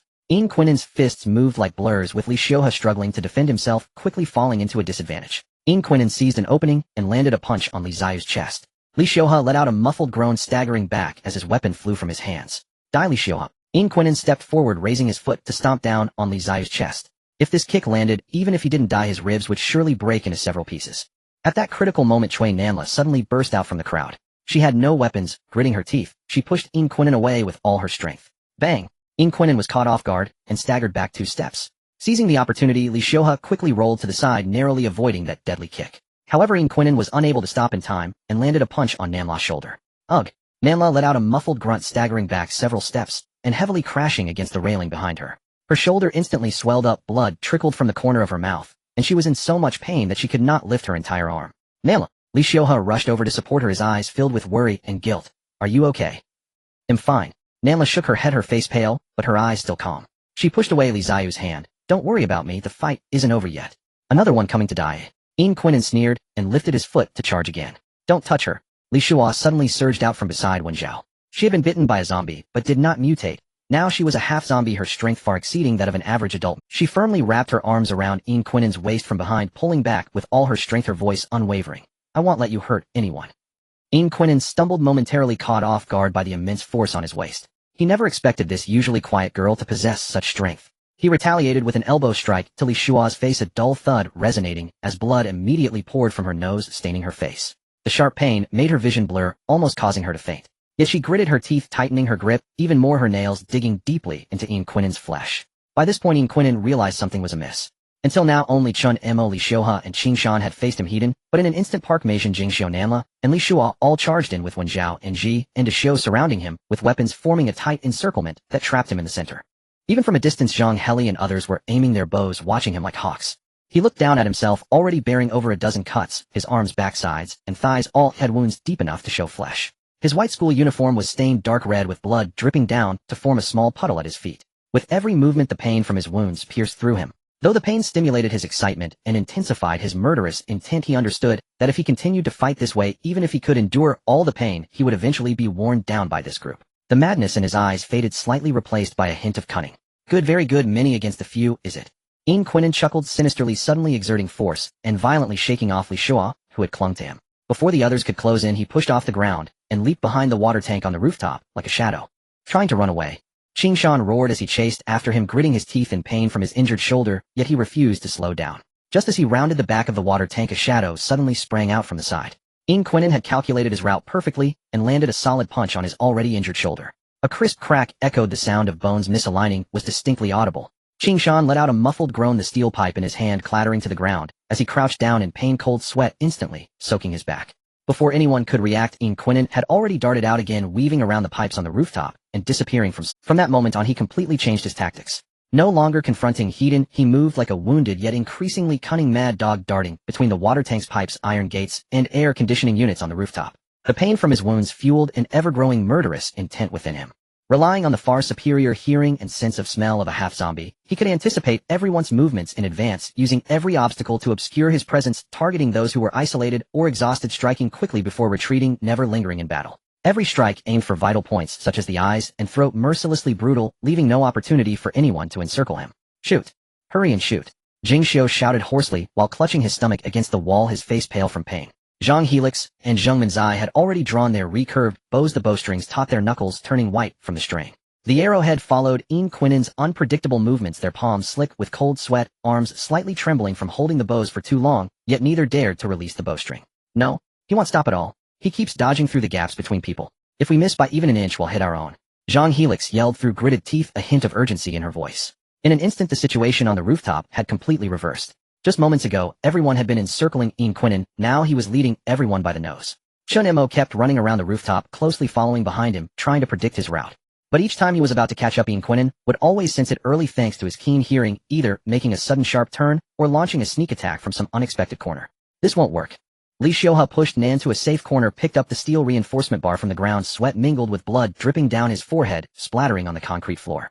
He's getting crazier with every hit, and will run out of stamina sooner or later. I know. Chen Mo sidestepped to avoid a steel pipe thrown by Yin Quinnen, gripping the surgical knife in his hand, and slashed fiercely at his thigh. His hearing and sense of smell are too sharp. He's in the dark, while we're in the light. If we keep dragging this out, the situation will only worsen. Yin Quinnen staggered slightly, the intense pain in his thigh causing him to let out a muffled groan. However, instead of stopping, he rolled behind a water tank. A few seconds later, he peeked out from the edge of the water tank, excitement gleaming in his eyes. He stuck out his tongue, leisurely licking the warm blood that had splattered onto his hands as if savoring a delicacy, revealing a chilling, blood-smeared smile towards Chen Mo. Everyone was stunned. Having taken so many blows and lost so much blood, an ordinary person would have long since succumbed to shock, yet he was still able to run and jump, even becoming more agile and ferocious due to the continuous stimulation of pain. Moreover, his eyes were now bloodshot, filled with savage veins, and he grinned grotesquely, occasionally licking the blood on his lips, and hands, his movements as agile and vigorous as a beast, devoid of any human rationality or emotion, leaving only pure bloodlust and madness. Anyone who looked at him would not consider him a normal person any longer. Stop holding back. Chen Mo wiped the sweat from his face, his gaze resolute, his voice clear, yet not loud, reaching everyone's ears. He is no longer human. If we show any mercy, we will all die here. Upon hearing this, everyone gritted their teeth, the last trace of hesitation in their eyes vanished. Qing Shan gritted his teeth, picking up a steel reinforcement bar from the ground with his uninjured left hand. Li Xiuhe tightened his grip on his weapon, his knuckles turning white. Zhang Helix and Zheng Minzai took a deep breath and drew their bows once more. This time their eyes held no reservations, only a determination to fight to the death. Yet the situation did not change in the slightest. Yin Quinnen had thoroughly tasted the sweetness of his evasive tactics. He knew he possessed the powerful regenerative ability of a half-zombie, and as long as this dragged on, this group of ordinary people would eventually exhaust their stamina ripe for the slaughter. Thus his evasions grew increasingly cunning. He could hear the breathing of everyone through the water tank, could smell the strongest scent of blood on each person along the wind, and would evade all frontal encircling and attacks in advance. The group circled the rooftop, panting heavily, yet could only watch helplessly as he occasionally darted out to launch sneak attacks before disappearing behind the obstacles once more. Again and again the group chased until their legs grew weak, their weapons feeling increasingly heavy, almost slipping from their grasp. Finally Zhang Helix seized the moment. Yin Quinnen poked his head out from behind the pipe and swiftly released the bowstring. Whooshed! The arrow shot through the air. Yet as if he had anticipated it, Yin Quinnen suddenly ducked, the arrow grazing his scalp before embedding itself deeply into the concrete wall behind him, the fletching quivering. Damn it! Zheng Minzai lamented, striking the railing in frustration. The battle had fallen into a deadlock. The group could no longer hold on, and collapsed onto the ground, gasping for breath. Sweat mixed with blood dripped down their cheeks, pooling into a single drop at the chin before splattering onto the blood-stained concrete floor. The concrete floor of the rooftop was littered with bloodstains, broken weapons, and shards of brick, the air thick with the heavy scent of blood and sweat choking them. Yin Quinnen stood not far away on the railing, looking down at them. He was also panting, his chest heaving violently, the wounds on his body still bleeding profusely, each movement sending waves of dull pain through him. Yet he showed no signs of fatigue, rather the continuous pain excited him, causing his whole body to tremble slightly. His blood-red eyes scanned over the group sprawled on the ground, filled with unmasked derision and the murderous intent of having the upper hand. The midday sun blazed down, heating the concrete floor until it was scorching, leaving everyone dizzy. A heavy despair washed over each heart like a cold tide, slowly creeping up their chests. They were outnumbered, yet a monster driven by pain toyed with them. If this dragged on, they would be the ones to lose. Chen Mo leaned against the wall, forcing himself to calm down, his mind racing. They couldn't win through brute force, couldn't encircle him, and he was more cunning in sneak attacks than anyone, even able to convert pain into his strength. They had to find his weakness and land a fatal blow. His gaze was fixed tightly on Yin Quinnen on the railing, not missing any of his subtle movements. Suddenly he noticed a detail overlooked by everyone. When Zhang Helix had shot the arrow earlier, the clear hum of the bowstring had made Yin Quinnen's ears twitch, causing him to pause for half a second. Each time someone shouted, he would instinctively furrow his brow, disrupting his attack rhythm. Of course, sound. Zombies are extremely sensitive to sound, and as a half-zombie, Ian Quinnen's hearing would be even sharper than that of an ordinary zombie. The previous plan to lure the zombies had succeeded by exploiting their auditory weakness. Back in the broadcast room, he had recorded a segment of high-frequency noise that could temporarily incapacitate half-zombies, just in case. If this noise could stimulate his hearing, would it overload his senses, causing him to lose the ability to move temporarily? Even if it was just for 2 seconds, that would be enough. As long as they could make him pause even for just 2 seconds, Zhang Helix and Zheng Minzai could hit his vital points, and he could take the opportunity to launch a close-range sneak attack. At that point, the advantage would be theirs, and this deadly situation could be completely reversed. With this thought, Chen Mo's eyes brightened suddenly. He quietly reached into his pants pocket and felt the cool phone. His fingertips turned slightly white from the pressure, his heart pounding fiercely in his chest. He looked up at Ian Quinnen, who was standing on the railing, trembling slightly from pain, yet still exuding a fierce gaze, his own eyes filled with unwavering determination. No more delays. Let's just give it a try. Chen Mo quietly reached into his pocket, feeling the cold metal shell of his phone, his knuckles turning slightly white from the grip. His heart thudded in his chest like a drum, yet he dared not make a sound. Ian Quinnen had an unervingly sharp sense of hearing. Any slight noise could ruin the meticulously laid trap for him. He glanced up at the other side of the rooftop, where Ian Quinnen was crouched in the shadow of the air conditioning unit, his crimson eyes resembling 2 poisoned glass beads, scanning each of the panting individuals one by one, his tongue occasionally licking his cracked, bloodied lips, clearly calculating his next prey. Chen Mo said nothing. He abruptly straightened up, gripping the gleaming surgical knife tightly, and nodded toward Li Xiuhe and Qingshan, who were just an arm's length away, before rushing toward the railing. Chase! Li Xiuhe growled softly, with Qingshan flanking him on either side. The three formed a loose triangular formation, their footsteps heavy, but resolute, tightly pursuing Ian Quinnen's figure. Ian Quinnen scoffed, leaping from the railing, his black school uniform leaving a fleeting shadow in the air as he dodged swiftly behind the water tank. As the three rounded the corner, he had already darted to the other side of the pipe, grabbing a chunk of broken brick and hurling it. The brick grazed Qingshan's ear before smashing into the wall with a loud crash, shattering and sending cement dust flying, stinging their faces. In the brief 2 seconds, when Ian Quinnen was completely blocked from view by the thick pipe, Chen Mo suddenly halted, turning his back to the pipe, and quickly gestured to the other two. The message was simple: "I'll create an opportunity, you two support me. No unnecessary divisions of labor or complicated codes." After fighting side by side for so long, a glance was enough. Li Xiuhe and Qingshan tightened their grips on the steel rods, their knuckles turning white, their expressions steely, nodding. The three immediately spread out, continuing to pursue the direction of the pipe, their footsteps and breaths matching exactly as before, showing no signs of abnormality. Ian Quinnen emerged from behind the pipe, colliding head-on with Chen Mo. His fingers curled like claws, aiming straight for Chen Mo's throat with a rush of wind. Chen Mo sidestepped to evade, swiftly slashing his knife across Ian Quinnen's arm, the blade sinking half an inch into flesh, blood gushing forth instantly.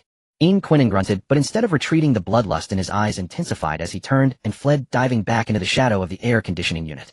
Seizing the fleeting moment, Chen Mo turned his head, quickly gesturing to Zhang Helilai and Zheng Minji, who were positioned above with bows drawn.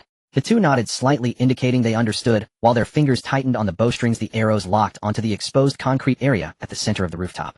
The chase continued. Ian Quinnen darted like a ghost among the obstacles, occasionally glancing back for surprise attacks. Chen Mo was well protected, absorbing most of the attacks. Although his school uniform was torn and misshapen, it did not leave a single visible wound, only a few spots where he had been struck that throbbed faintly. Li Xiuhe had been kicked in the calf, limping painfully with every step. Qingshan's shoulder ached intensely, beads of cold sweat forming on his brow, his face pale, as he struggled to hold onto the steel rod with his left hand. Yet the three showed no signs of retreat, persistently trailing behind him.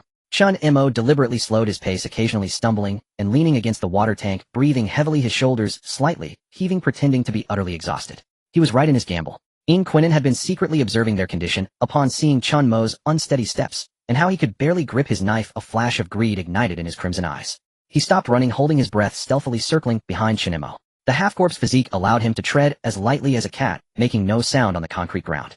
Just as he raised his claw, the nails glistening coldly, aiming for the back of Chen Mo's neck. Chen Mo suddenly spun around. He did not dodge. Instead, he lunged toward the claws, using the momentum to press tightly against Ian Quinnen's side.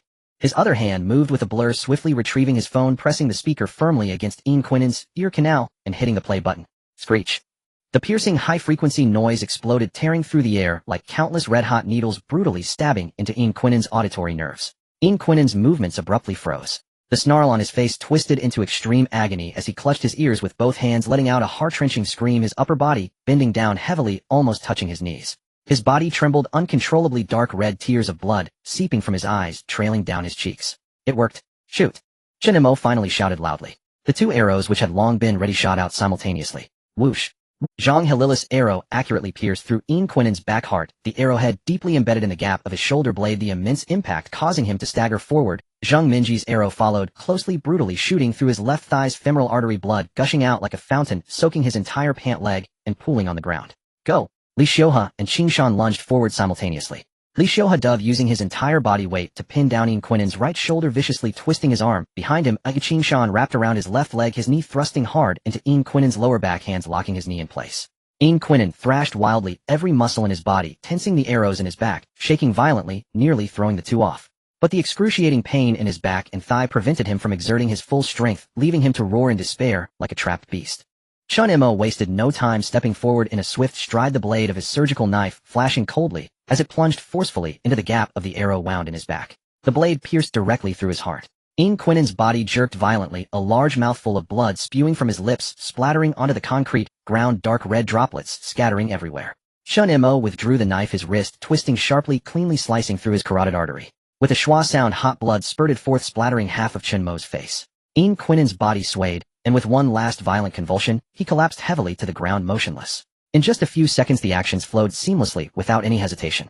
Yin Quinin lay in a pool of blood, an arrow embedded in his back heart, his heart and carotid artery pierced, blood pooled beneath him, spreading darkly around. His eyes remained wide open, reflecting the last vestiges of pain and disbelief, yet devoid of any anger. Li Xiuhe and Qing Shan released their grips, collapsing onto the ground, the steel rods clattering beside them. The two gasped heavily, their lungs burning, as if on fire, lacking even the strength to wipe the sweat from their brows. Sweat mingling with blood dripped down their chins. Zhang Helilai and Zhang Minjie finally lowered their bows, their arms too sore to lift, leaning against the railing for support, watching the corpse on the ground, with lingering trepidation, their fingertips still trembling slightly. When Zhao helped Nan La sit down slowly, his face pale, gripping Nan La's arm tightly, his knuckles turning white, Li Xiuhe leaned against the wall, wiping the blood off his face, letting out a long sigh, his shoulders still trembling uncontrollably. Lu Junxin picked up the backpack from the ground, slumping into a corner, shaking like a sieve, yet a wry smile of survival flickered on his face. Everyone breathed a sigh of relief. The tension that had been taut finally relaxed, heavy breaths echoed across the rooftop. The midday sun shone down through the clouds, falling on each person's weary face, carrying a rare warmth. Only Chen Mo remained motionless. Blood from Yin Quinin still stained his face, the surgical knife tightly gripped in his hand, the blade tip resting on the ground, dripping blood drop by drop. His gaze fixated on Yin Quinin's motionless back, his spine straight and unyielding. He took 2 steps forward, the knife tip still directed at Yin Quinin's back heart, his fingers whitening from the force. Stop standing there, Chen Mo, he's dead. Qing Shan gasped, waving his hand, his voice hoarse like sandpaper. With so much blood lost, and his heart pierced, anyone would be dead. Yes, it's finally over. Li Xiuhe leaned against the wall, weary eyes closing as he spoke with a tone of relief. We won. Chen Mo said nothing, nor did he lower the knife. He looked at the immobile Yin Quinin on the ground, then at his companions, who had completely relaxed the grip on the surgical knife, loosening slightly. Is it really over? Is it really over? This question struck the hearts of the relieved crowd like a piece of ice. The wind from the rooftop carried a heavy scent of blood, swirling up scraps of paper and blood spatter from the ground, and no one spoke. Chen Mo's gaze remained fixated on Yin Quinin, lying on the ground. Vivid images from the original play flashed clearly in his mind. This man had been pushed off a rooftop 5 or 6 stories high, his head brutally smashing against the concrete, skull shattered. Everyone thought he was dead, but shortly after he reappeared in the teaching building intact, continuing his frenzied quest for revenge. Heart pierced, carotid artery sliced. For an ordinary person, these would be fatal wounds, but for someone like Yin Quinin, who thrived on pain and viruses as a half-corpse, could this truly be the end? We cannot let our guard down. He took another step forward, the scalpel in his hand still pointed steadily at Yin Quinin's back. Chen Mo's voice was calm, but carried an undeniable force. Qing Shan froze for a moment, frowning as he straightened up. Chen Mo, are you crazy? He's already bled nearly half a basin, his heart has been punctured, how can he still be alive? Exactly, isn't this too cruel? Someone murmured quietly, instinctively looking away. After all, he was a classmate. Even if he's a monster, now shouldn't he be left with a complete corpse? Others nodded in agreement, their eyes filled with confusion and a hint of resistance. They had just crawled back from the brink of death, and wanted nothing more than to escape this hell, without further tormenting a corpse. No hidden dangers. Chen Mo's gaze showed no signs of wavering. I've seen half-corpses like him falling from a height, their heads smashed to bits, yet they still stood up to kill shortly after. Such monsters, if not dealt with properly, could truly rise again to snap our necks. He paused, scanning each person with a heavier voice. I don't want to gamble. And we can't afford to. If we take this step back today, perhaps one of us will be lying here next. Qing Shan and Li Xiuhe exchanged glances, ultimately gritting their teeth. During this time, Chen Mo's every prediction had been frighteningly accurate. He never spoke without certainty. The two walked over again, one on the left, and one on the right, pressing down on Yin Quinin's shoulders and thighs. Even though the corpse was already cold, their hands still trembled slightly. All right, I'll follow your lead. Chen Mo nodded and squatted down.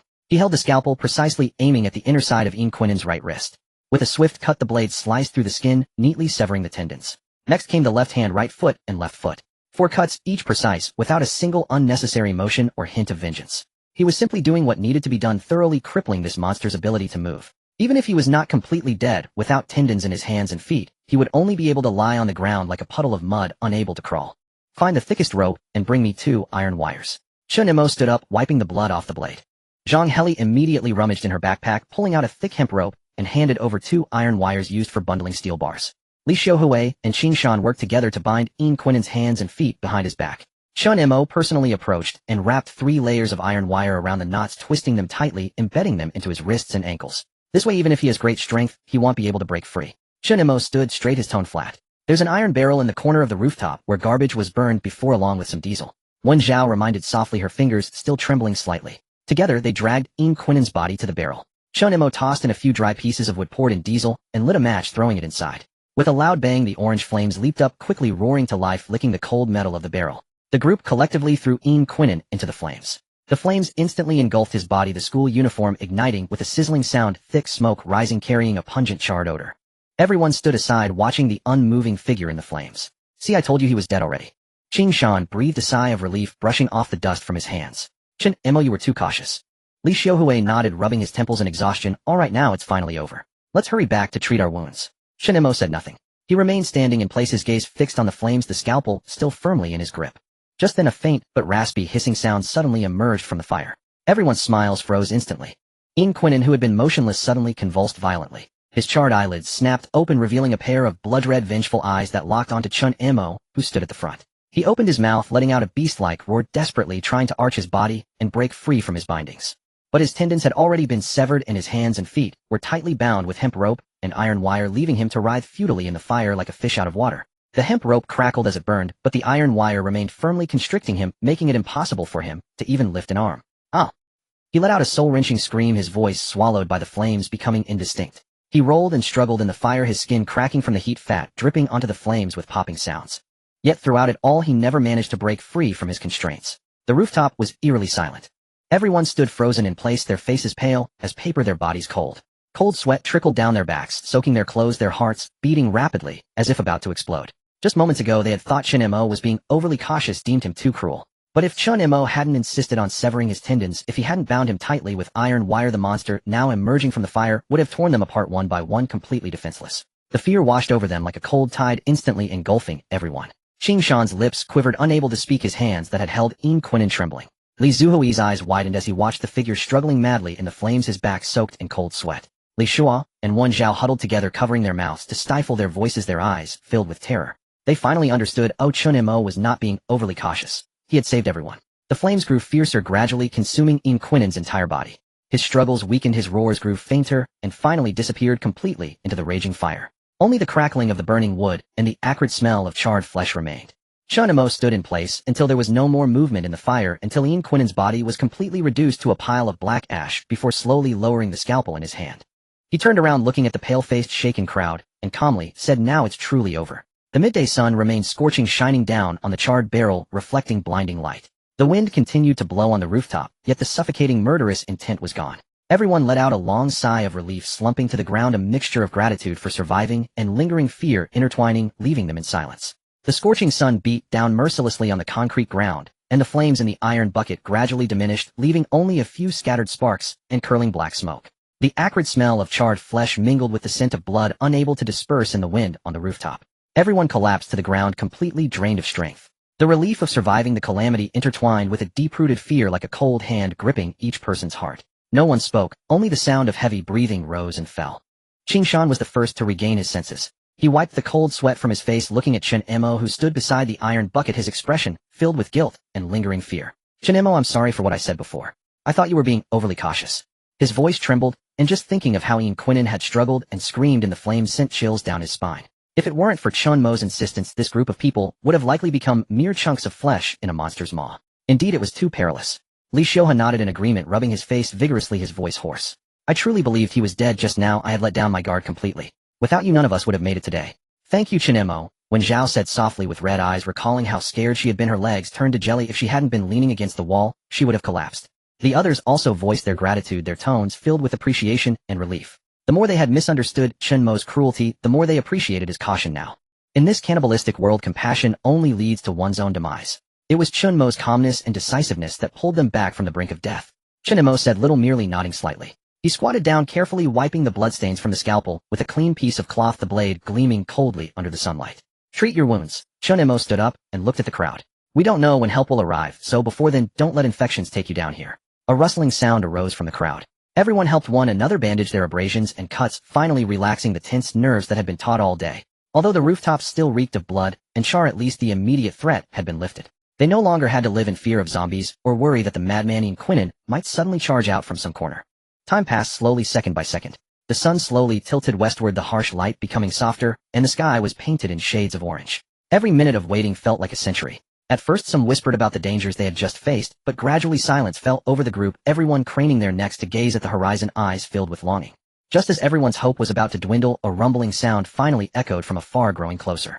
A helicopter. The helicopter has arrived, a girl exclaimed excitedly, her voice tinged with tears. 3 dark green armed helicopters broke through the clouds, the winds from their rotors instantly sweeping across the entire rooftop, sending empty water bottles and crumpled plastic bags swirling on the ground.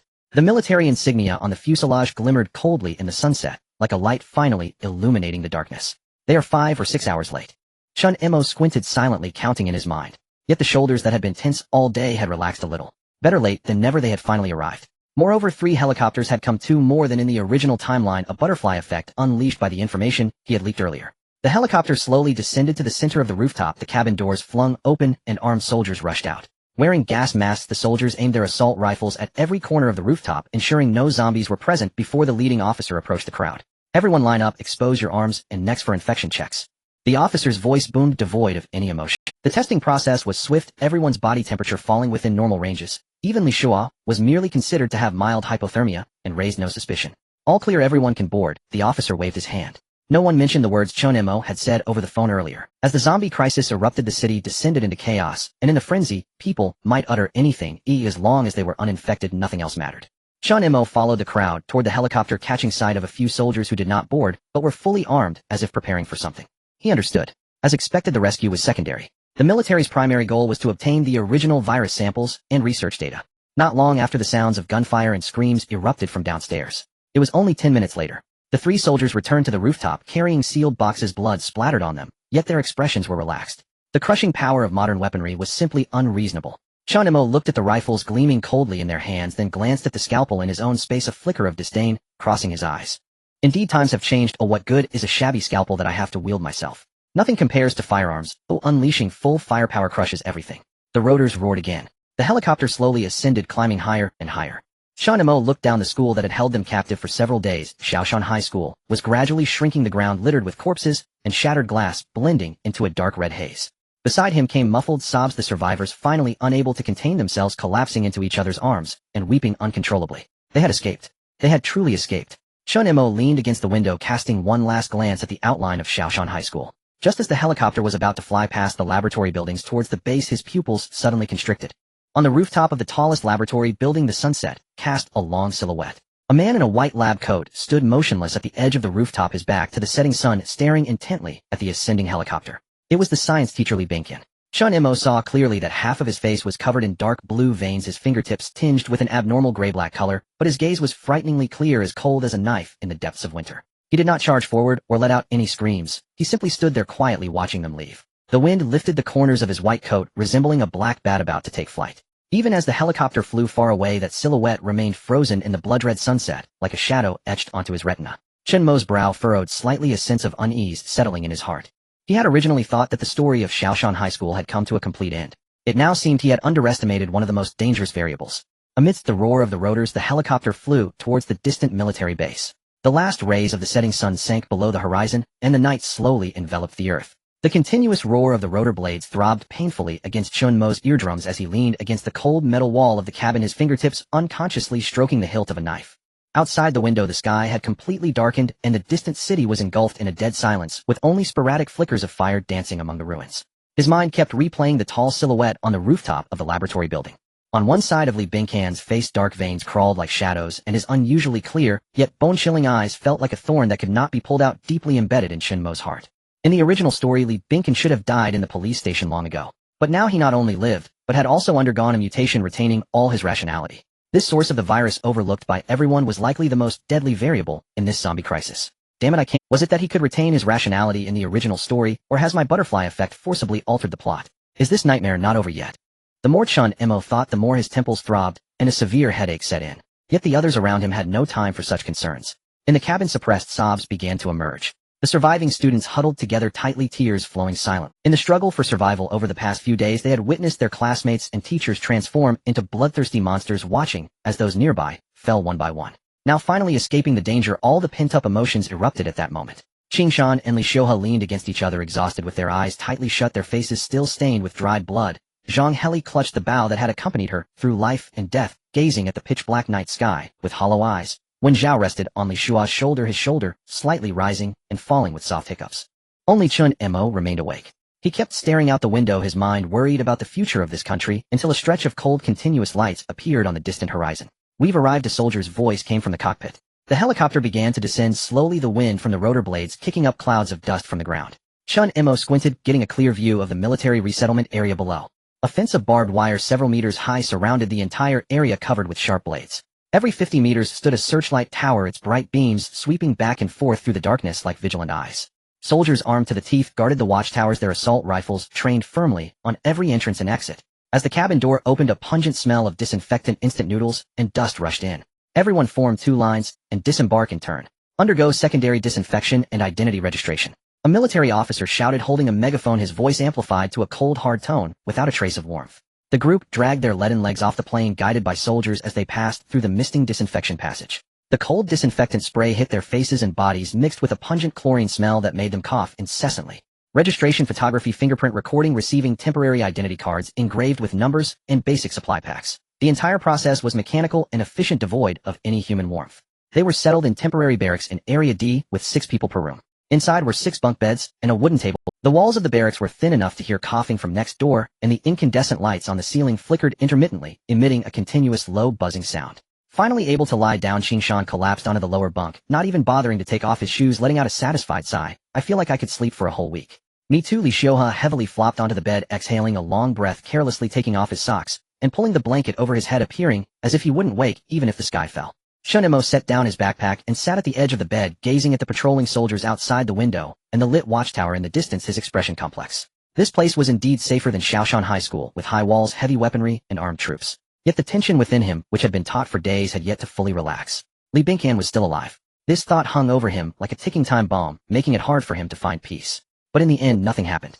The next 2 days passed unusually peacefully, so calm that it felt as if the Li Bingqian he had seen on the rooftop of the laboratory was merely a figment of his overly excited imagination.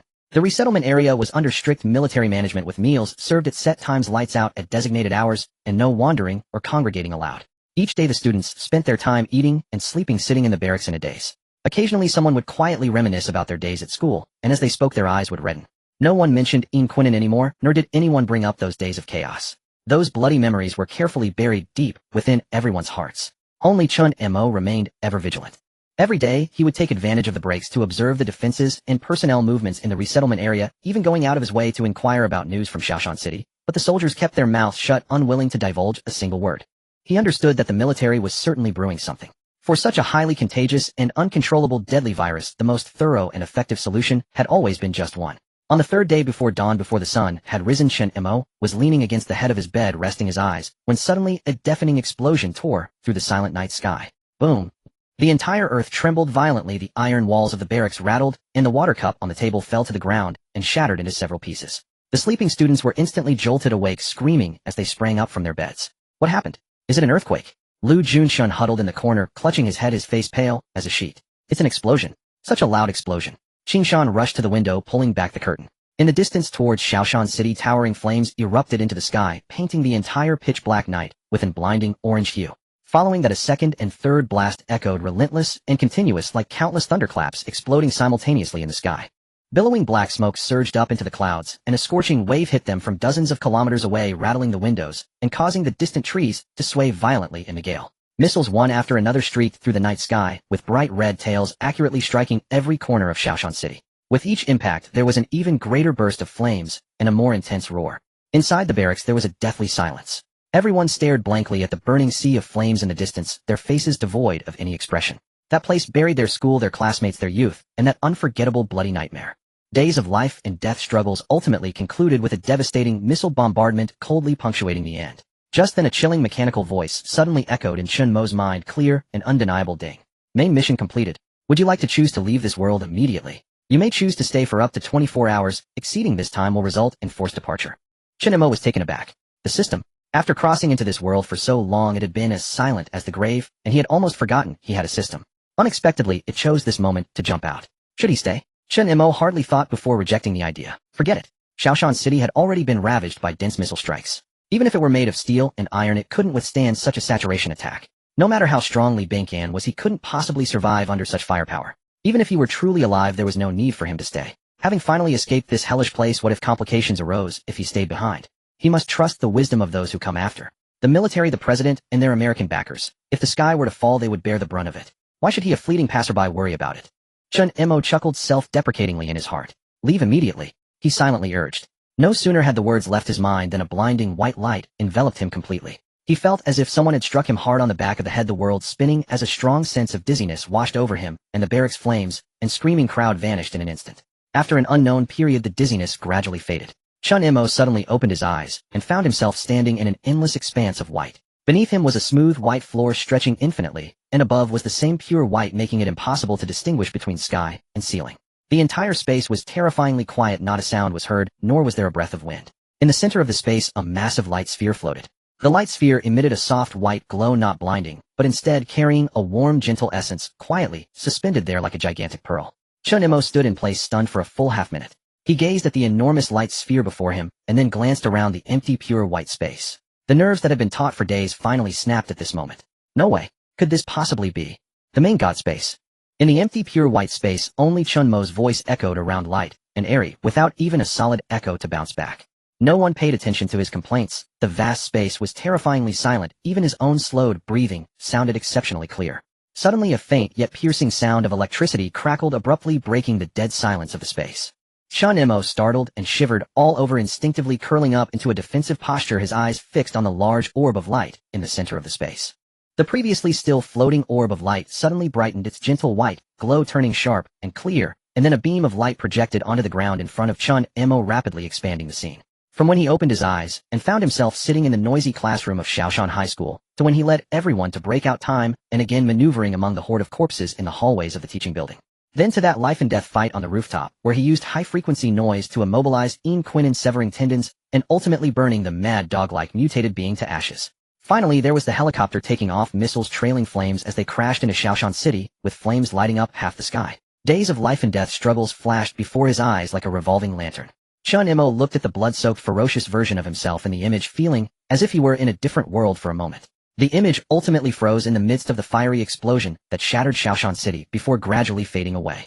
At the same time, a cold mechanical voice echoed in his mind, indistinguishable as to whether it originated from the external orb of light or resonated deep within his consciousness. Meanwhile, a translucent blue panel materialized before him with clearly legible text: Host Chen Mo, permission, level LV1, ordinary proxy, completed reincarnation, world zombie campus beginner trial, main task survive until the end of the plot node, completed task reward, great merit 1, fate interference, save a total of 12 core and peripheral characters, preemptively kill the mutated being Quinnen, greatly alter the established plot direction, interference reward, small merit 10. Comprehensive evaluation, a level point, gain 15 points, permission, promotion progress, 1530. Final comment, you have torn apart the established script. As a novice, you have demonstrated astonishing calmness, decisiveness, and potential. At the bottom of the panel, there was a line of small print: you can choose to return to the real world at any time. The next reincarnation will start 1 week after the real world time.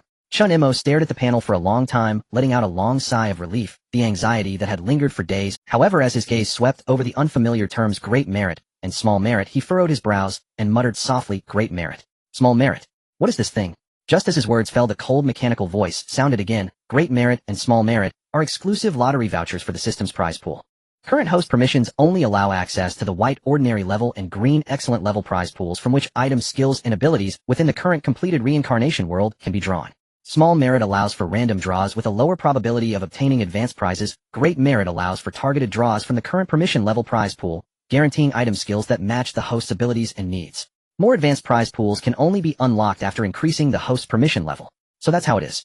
Chen Mo nodded in understanding, stroking his chin, quickly calculating in his mind, then asked, I got 15 points for this A-level evaluation with a promotion progress of 1530. Does this mean if I get another A-level evaluation in the next world, I can gather 30 points and promote to level 2 permissions?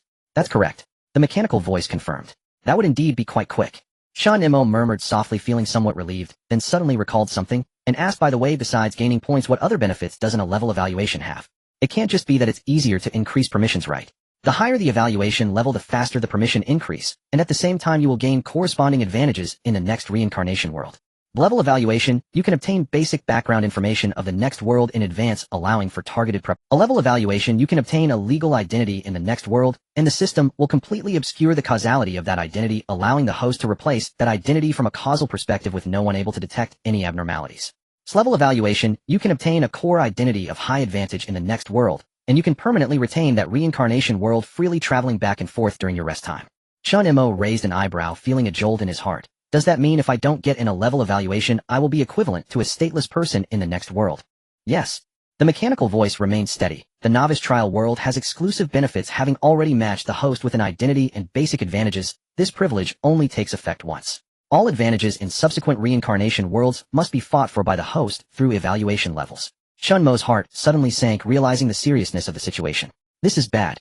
If I were to go to an ordinary modern world, being a stateless person would just be a bit troublesome. But if I were to go to those high-tech worlds with surveillance everywhere, or those cultivation and martial worlds, those old masters and monks are not to be trifled with. With a flick of his hands, they would be able to trace your past lives, families, and ancestors, and a stateless person, without causality, would likely be treated as an outer demon the moment he arrives, directly exterminated, falling into a pure death trap.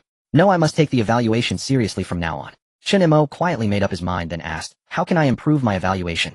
It can't just rely on killing monsters, right?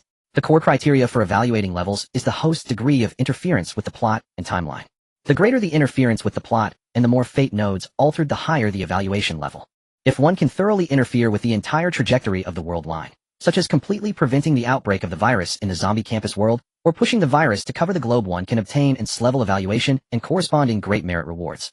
Simply interfering with local plots and rescuing individual characters can only yield small merit rewards. Completing the main task will always guarantee 1 unit of great merit. After hearing this, Chen Mo couldn't help but twitch the corners of his mouth, rubbing his temples in frustration. So this system essentially encourages him to risk everything to cause chaos. To live safely, one must obtain a high evaluation. To achieve a high evaluation, one must risk their life to alter plots and create major events. However, the larger the events, the higher the difficulty of the world, and the more danger there is, which in turn affects his survival. Isn't this just a deadlock on both ends? He sighed, feeling somewhat helpless, but he also knew that there was no choice in this matter. This is not a one-time crossing, it is an infinite reincarnation with increasingly difficult worlds waiting ahead. Surviving once does not guarantee survival every time. Forget it. Chen Mo straightened up, a sense of determination in his eyes. The source of all tragedies lies in the inadequacy of the parties involved. As long as I am strong enough, no matter what monsters or apocalyptic crises come my way, they will be reduced to 2 small pancakes before me with just 1 punch. Forget it, who cares about that? Draw cards. Draw cards. All the worries and the repeated weighing of pros and cons in Chen Mo's heart were swept away in an instant. At this moment his mind was filled only with the fervor of a gambler disregarding any risks or returns. This draw was far more tangible than anything else.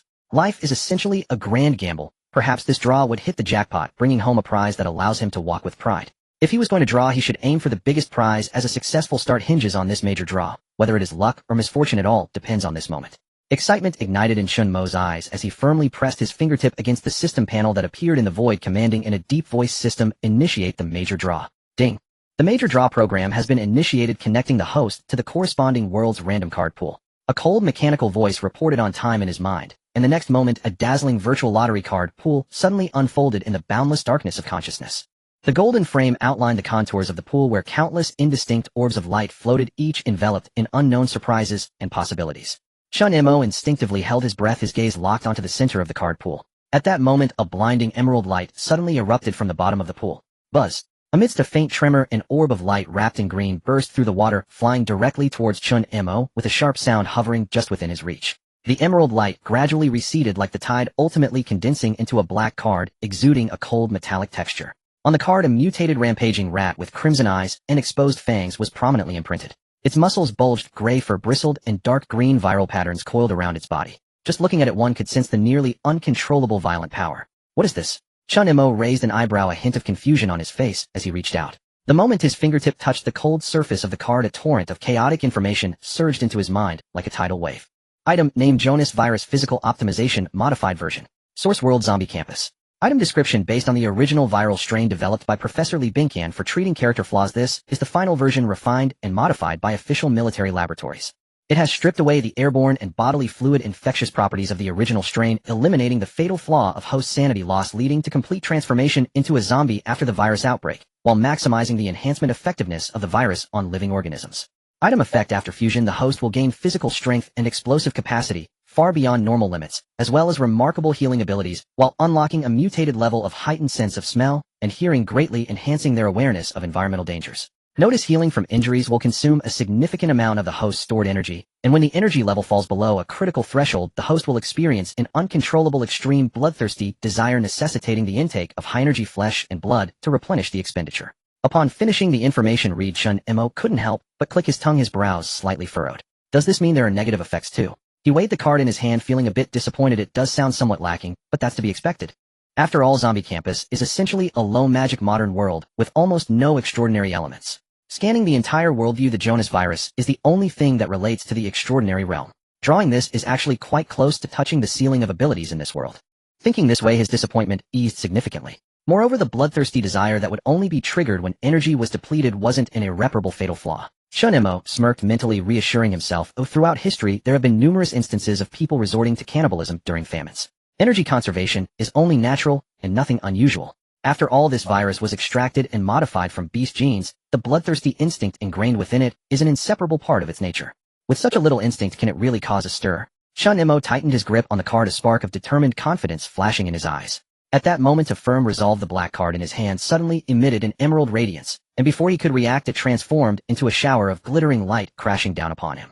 The soft yet irresistible light enveloped his entire body in an instant, as if he were submerged in a warm spring. This complete transformation concerning his physique officially began at that moment.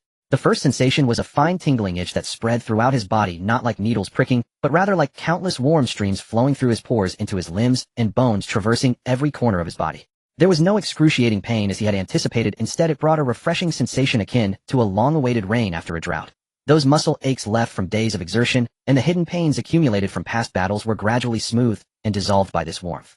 As the tingling sensation subsided, it was replaced by a filling sensation that originated deep within his muscles and bones, slightly aching, yet gratifying. It felt as if a slack bowstring was being gradually tightened and tuned, ultimately reaching the perfect arc. He could distinctly sense that every inch of his flesh and every segment of his bones were being polished and tempered anew, filled with an effortless power. The change in his senses occurred even more rapidly than the filling of strength. First was his hearing, the faint sound of the system panel's weak electrical current, which had been almost negligible in the consciousness space, now clearly penetrated his ears. The steady and powerful heartbeat in his chest, the rush of blood in his veins, even the distant sounds of airflow in the consciousness space were all captured with clarity. The world around him instantaneously transformed into a vivid three-dimensional experience, with countless subtle sounds flooding in, yet not a single one felt chaotic. Every nuance was distinct and clear. Next came his sense of smell. He could clearly distinguish the faint scent of the cotton fabric of his clothes, the chill of the metal from the card lingering on his fingertips, and even detect a hint of the faint disinfectant and biological reagents from the emerald light. Chen Mo instinctively clenched his fist, the knuckles cracking crisply. In the past, pushing himself to the limit meant tightening his muscles to the utmost, but at this moment he could distinctly feel the heavy power contained within the peak of his fist. He even had a strong conviction that he could easily lift weights that only an Olympic champion could shift. At this moment, the pinnacle of human physical capability was effortlessly beneath his feet. He casually waved his hand, and the wind generated was several times sharper than before. Along with the strength, there was also an extraordinary restoration ability. Chen Mo suddenly remembered the old scar on his forearm, which had followed him for nearly half a year. It was a result of an accidental injury during exercise. However, when he instinctively raised his arm to look, the once clear scar was now nearly invisible, the skin smooth, and even as if he had never been injured. He understood in his heart that this was the confidence brought by the virus. While it couldn't accomplish the exaggeration of regrowing lost limbs, ordinary cuts, scrapes, and even fractures could heal at an astonishingly superior speed. This capability could save lives in life and death struggles. Just as he was immersed in the thrill of his power surge, an intense hunger suddenly surged from his abdomen, as if an abyss had opened in his stomach, clamoring to be filled. Chen Mo paused for a moment, then chuckled. He certainly understood the source of this hunger. The full body transformation had already depleted most of the energy stored in his body. Within the depths of that overwhelming hunger, he also sensed a faint desire for fresh flesh and blood. That impulse was so weak it was nearly negligible, yet it corresponded precisely to the negative hints on the card. But he was not the least bit flustered. My heart is like iron unbreakable. That trivial bloodthirsty impulse was like a tide crashing against an indestructible reef in the face of his will, unable to stir even a single splash. Chen Mo simply took a deep breath and easily suppressed that oddity, only the inexhaustible energy still surged within his limbs. This single draw was a significant profit without loss. Chen Mo moved his hands and feet, the cracking of his joints echoing like a symphony, and when he raised his eyes to the system lottery panel before him, the fire in his gaze blazed even brighter. After all, the major draw was merely a single draw. The remaining 10 consecutive minor draws might also bring unexpected joy. Perhaps this minor draw was truly his comfort zone. Chen Mo stroked his chin, inwardly muttering, other games like Genshin Impact have rules of guaranteeing a good draw every 90 attempts and a purple item every 10 draws. Your system can't be worse than gaming companies lacking even a basic guarantee mechanism, right? While contemplating this, he raised his hand, without hesitation slamming down on the 10 consecutive draws button on the panel. Minor 10 consecutive draws initiated. The instant the system prompt sounded, a dazzling white light exploded, instantly filling the entire consciousness space. Amidst the brilliance, 10 spherical orbs flew out of the card pool, like shooting stars neatly arranged in a row, hovering before Chen Mo. They emitted a soft glow that flickered in and out, resembling 10 Pandora's boxes full of secrets waiting for him to open them personally. Even for someone like Chen Mo, who had experienced numerous life and death trials, the sight of these 10 orbs made his heart race, and a thin layer of sweat formed on his palms. His Adam's apple involuntarily bobbed as his gaze fixed firmly on the foremost orb, and he found himself mumbling, as if trying to motivate himself, or perhaps hinting at the system. Bring it on. Please don't hold back. I love solid goods. As Chen Mo's muttering subsided, the foremost light orb began to stir. The pearly white glow gradually receded like the tide, revealing a card imprinted with a red pattern. Before Chen Mo could reach out to touch it, a piece of information surged directly into his mind. Item name: authentic Korean kimchi. Item description: fermented using traditional techniques, tangy and spicy, a perfect companion for meals ready to eat upon opening.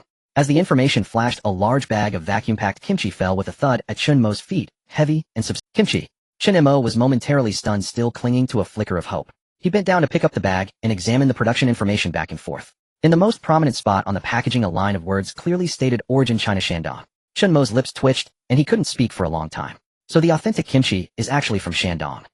Unable to resist, he tore open the packaging and popped a piece into his mouth. The tangy and crunchy flavor exploded on his tongue. It was indeed authentic, exactly like the one he bought in the supermarket. At this point, Chen Mo fell completely silent. The taste was similar, the appearance was similar, and even the texture was spot on, so it was just a bag of kimchi. Alright, I'll give you that. Chen Mo threw the kimchi aside in disbelief and waved his hand. Take it away, next one. He didn't want to argue about this bag of kimchi anymore, hoping that the next items would be more worthwhile, and not just useless gimmicks. The second light orb lit up in response, and as the light faded, another card landed in his hand.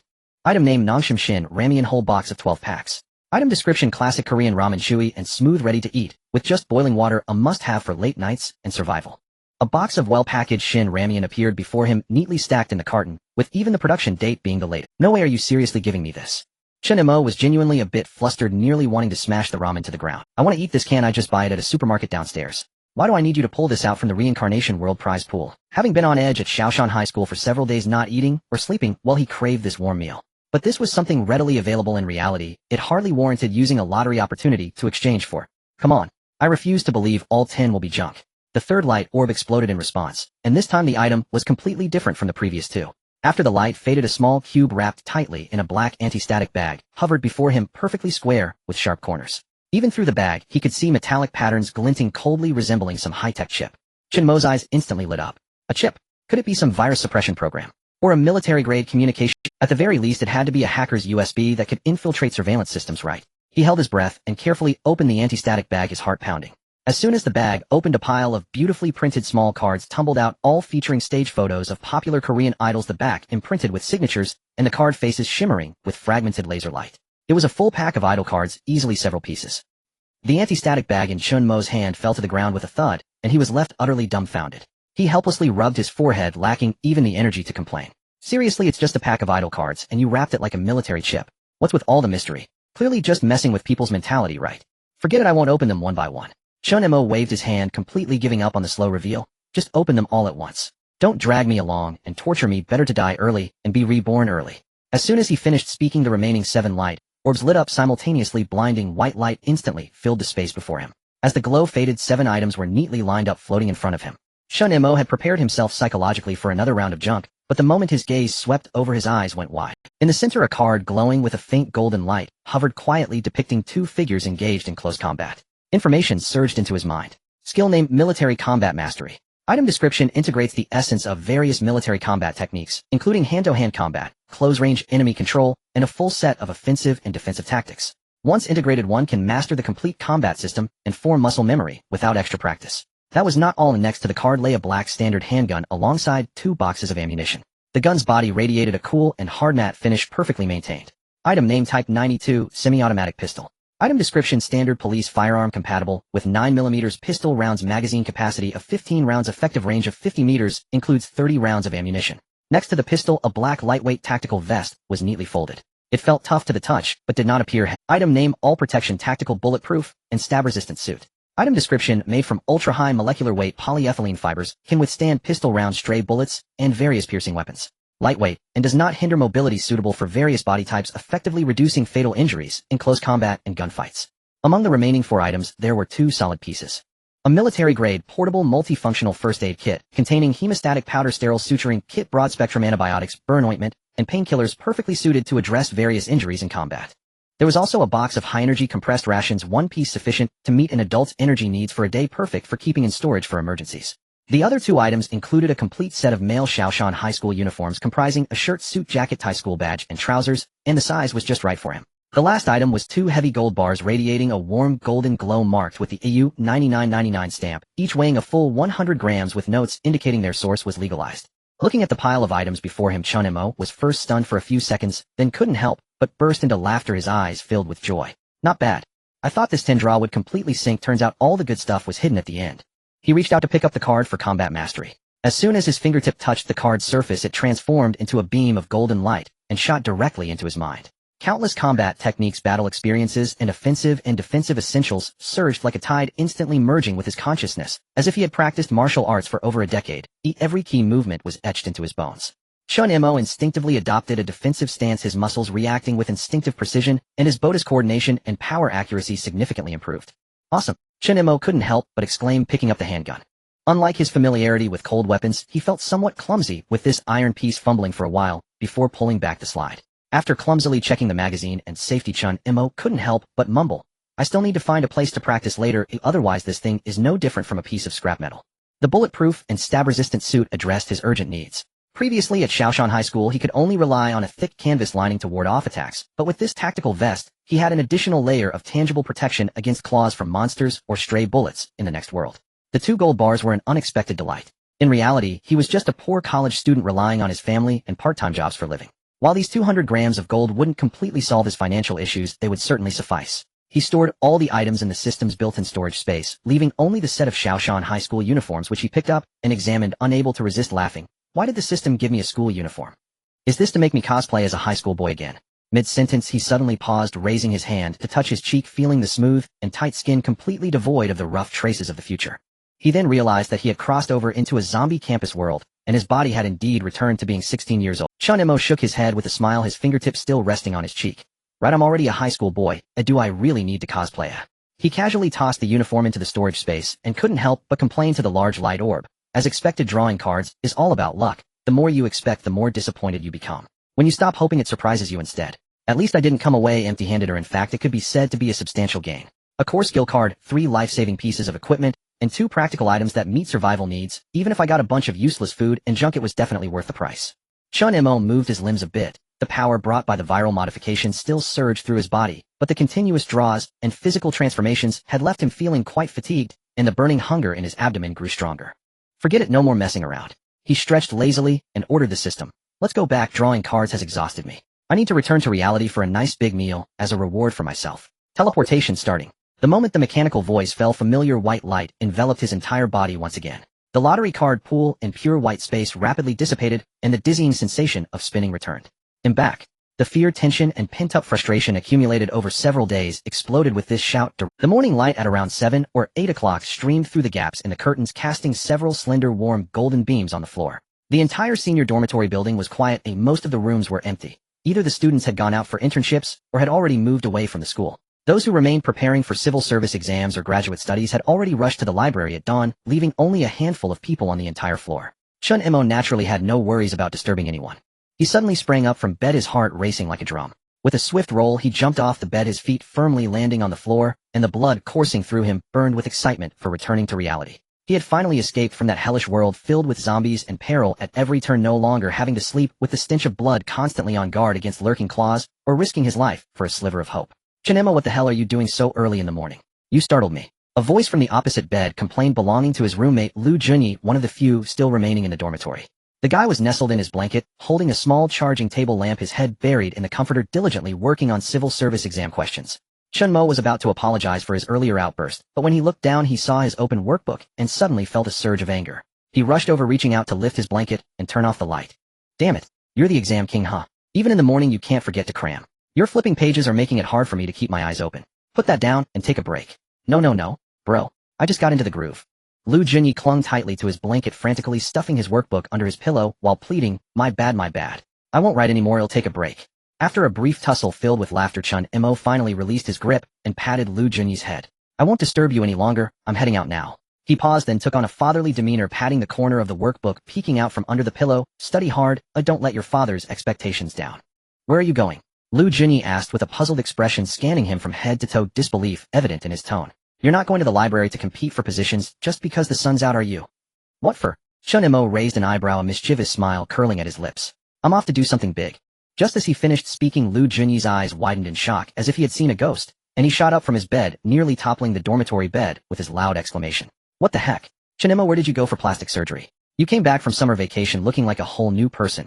How did you suddenly get so fresh and handsome? Being praised for his looks filled Chen Mo's heart, previously anxious from his near-death experiences, with a newfound pride.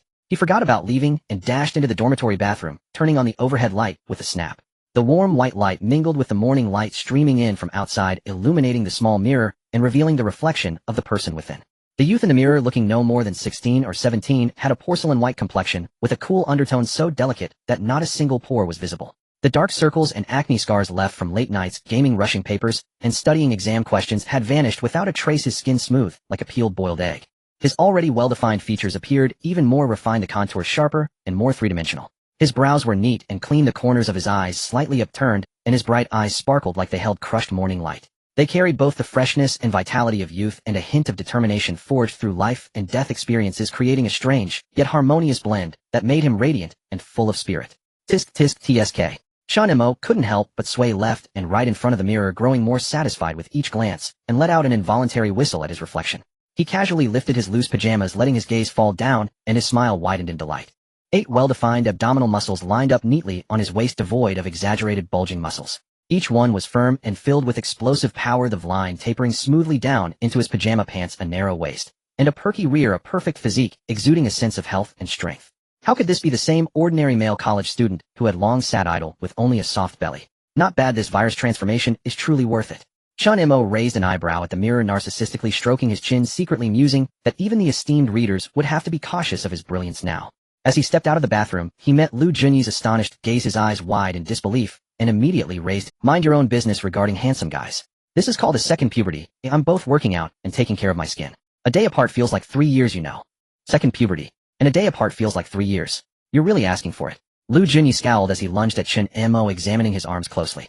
Quick, tell me, where did you hide the old Chen Mo? I'd rather believe you went to Korea for plastic surgery. You can't have gotten a cheat code, right? If you're rich and powerful, don't forget your old friends. Chen Mo grinned, playfully dodging his roommate's hands, grabbing the jacket draped over the chair and putting it on. I'm not messing with you anymore, Quan, leaving.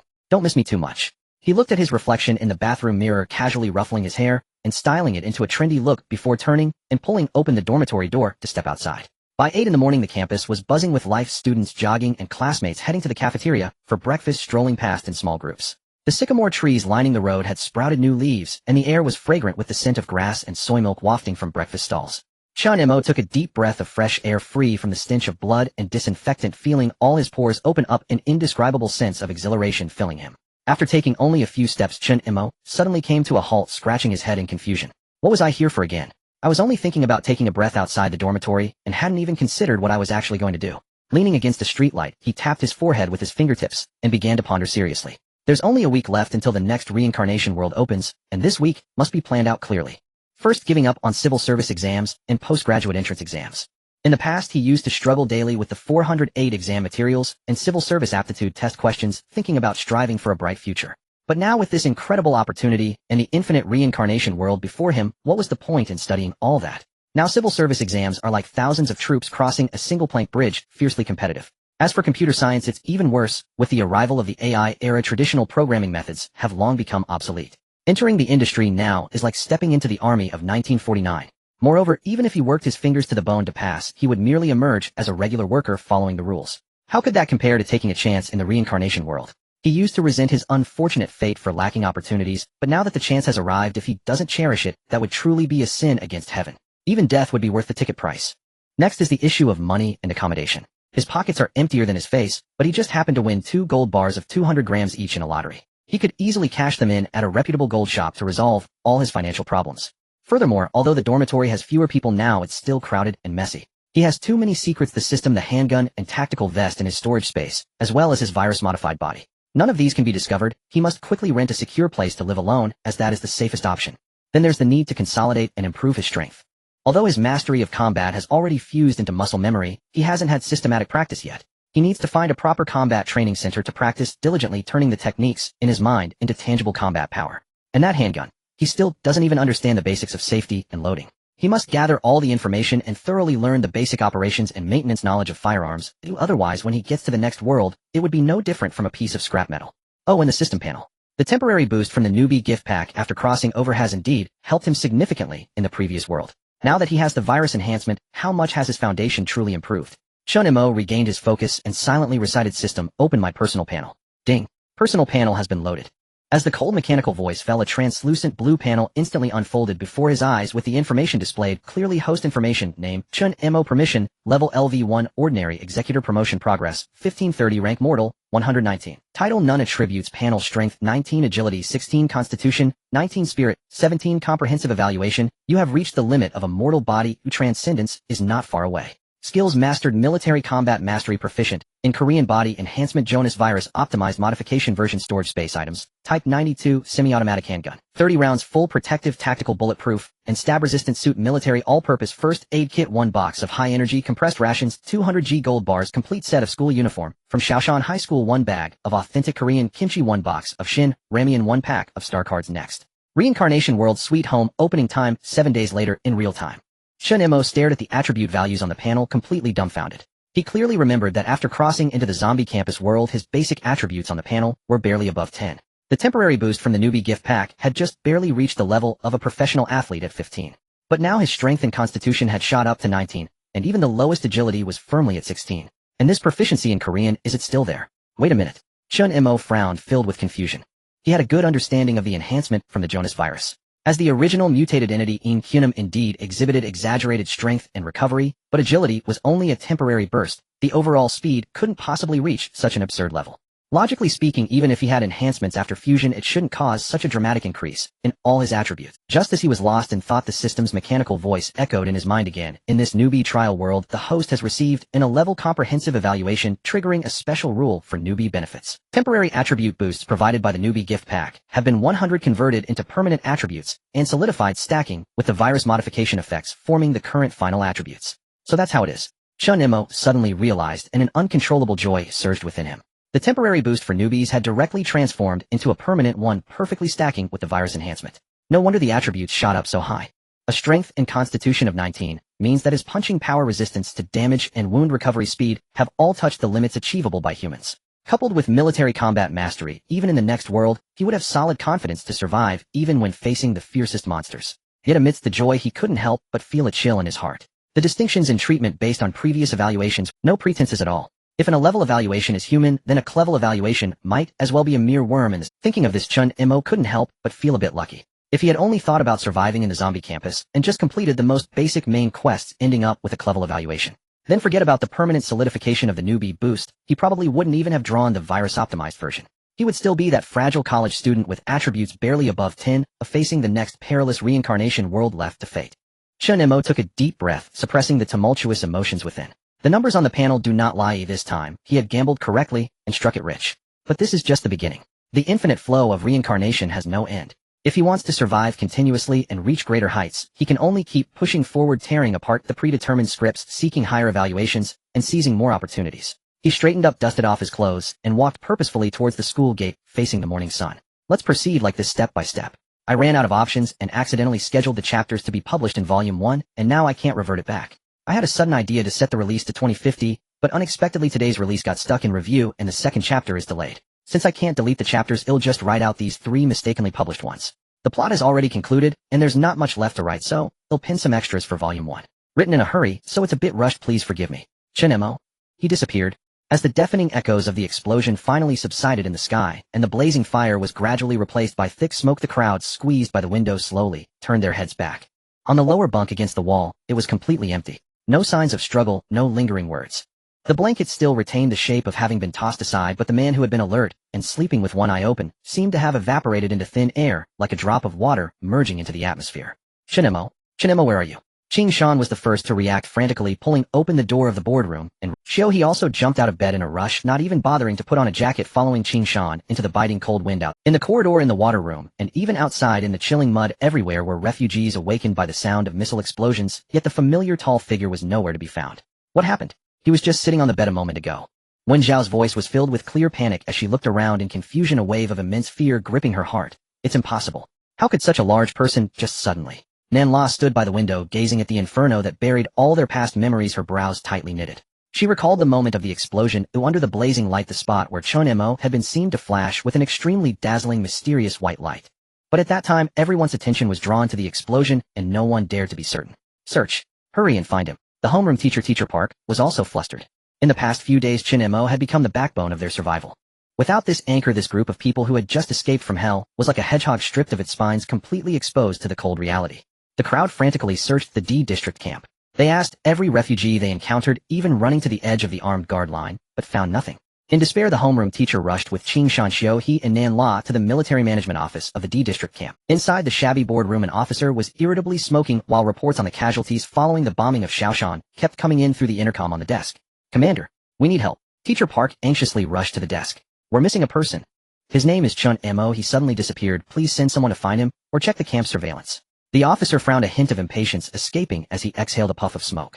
Chen Mo. He flipped through the refugee registration list beside him, skimming through a jumble of names, then coldly found him, survivor from boardroom No. 6 in D District. What, missing? Yes. He suddenly vanished. Commander, was he called in for questioning by you? Or did he go to another camp? Qing Shan asked urgently, his eyes filled with hope. Called in for questioning? Who does he? The officer scoffed, looking at the anxious students like they were fools, his tone dismissive and cold. There was such a big explosion outside that the entire camp is in chaos. Every day there are at least 30 or 50 survivors who either collapse from the pressure or sneak away to find lost relatives. The surveillance is not meant to babysit you. Everyone is busy, don't add to our troubles. But he's different. Qing Shan was agitated, slamming his hands on the table. He saved all our lives. He's not the kind of coward who would run away secretly. He fought off so many monsters by himself, but something must have happened to him. Bang! The officer slammed the table, standing up to look down at Qing Shan with a cold, fierce gaze. Do you understand, or do I? You listen here, kid. What the hell did you just say? Xiaohe's forehead was bulging. He was already suppressing a belly full of anger, and at this moment, hearing the other party belittling his friend, he could no longer hold back and stepped forward to grab the officer by the collar. Xiaohe, don't be impulsive. Teacher Park was frightened, her face turning pale as she tightly clutched Xiaohe's arm, shaking her head desperately. This is the military's territory. If they start a fight, they are all finished. The officer had already placed his hand on the holster at his waist, sneering as he pointed to the densely packed tents outside, his voice cold and piercing. I don't care how great he was in school on the military's list, he is just an ordinary survivor. A healthy adult man who knows a bit of self-defense. There are so many people outside, each of whom has lost their parents, each of whom has their own burdens. Our military is already overwhelmed just trying to maintain order in the camp. Now you want me to divert forces to help find a regular person who might have run off in the chaos. I know you're busy, but... Nan La tried to reason, attempting to persuade. Get back to your boardroom. The officer interrupted her, roughly waving his hand dismissively, as if shooing away flies. As long as we're still providing you with food, stay put. If you create a ruckus at the command center again, I'll treat you all as riotous elements and put you in confinement. The cold reprimands echoed in the boardroom. Qing Shan gritted his teeth, his eyes full of unwillingness and anger. Xiaohe's chest heaved violently, his eyes fixed on the officer with rage. They wanted to argue further, but were firmly held back by Nan La. Let's go, Qing Shan. Xiaohe. Nan La's voice was low but carried an irresistible calm. But Nan La. Go. Eventually, they were pushed out of the military management office. Bang. As soon as they stepped out the door, Xiaohe kicked hard against the nearby barbed wire post, causing the wire to rattle. This boy, once the strongest fighter at Shaoshan High School, now resembled an enraged, yet powerless beast, his eyes rimmed red as he gasped for breath. The cold wind howled, lifting plastic bags from the ground. Standing in the numb and indifferent center of the camp, the main characters blankly gazed at the gray sky, and unprecedented, bone-chilling coldness surged from their feet to the top of their heads.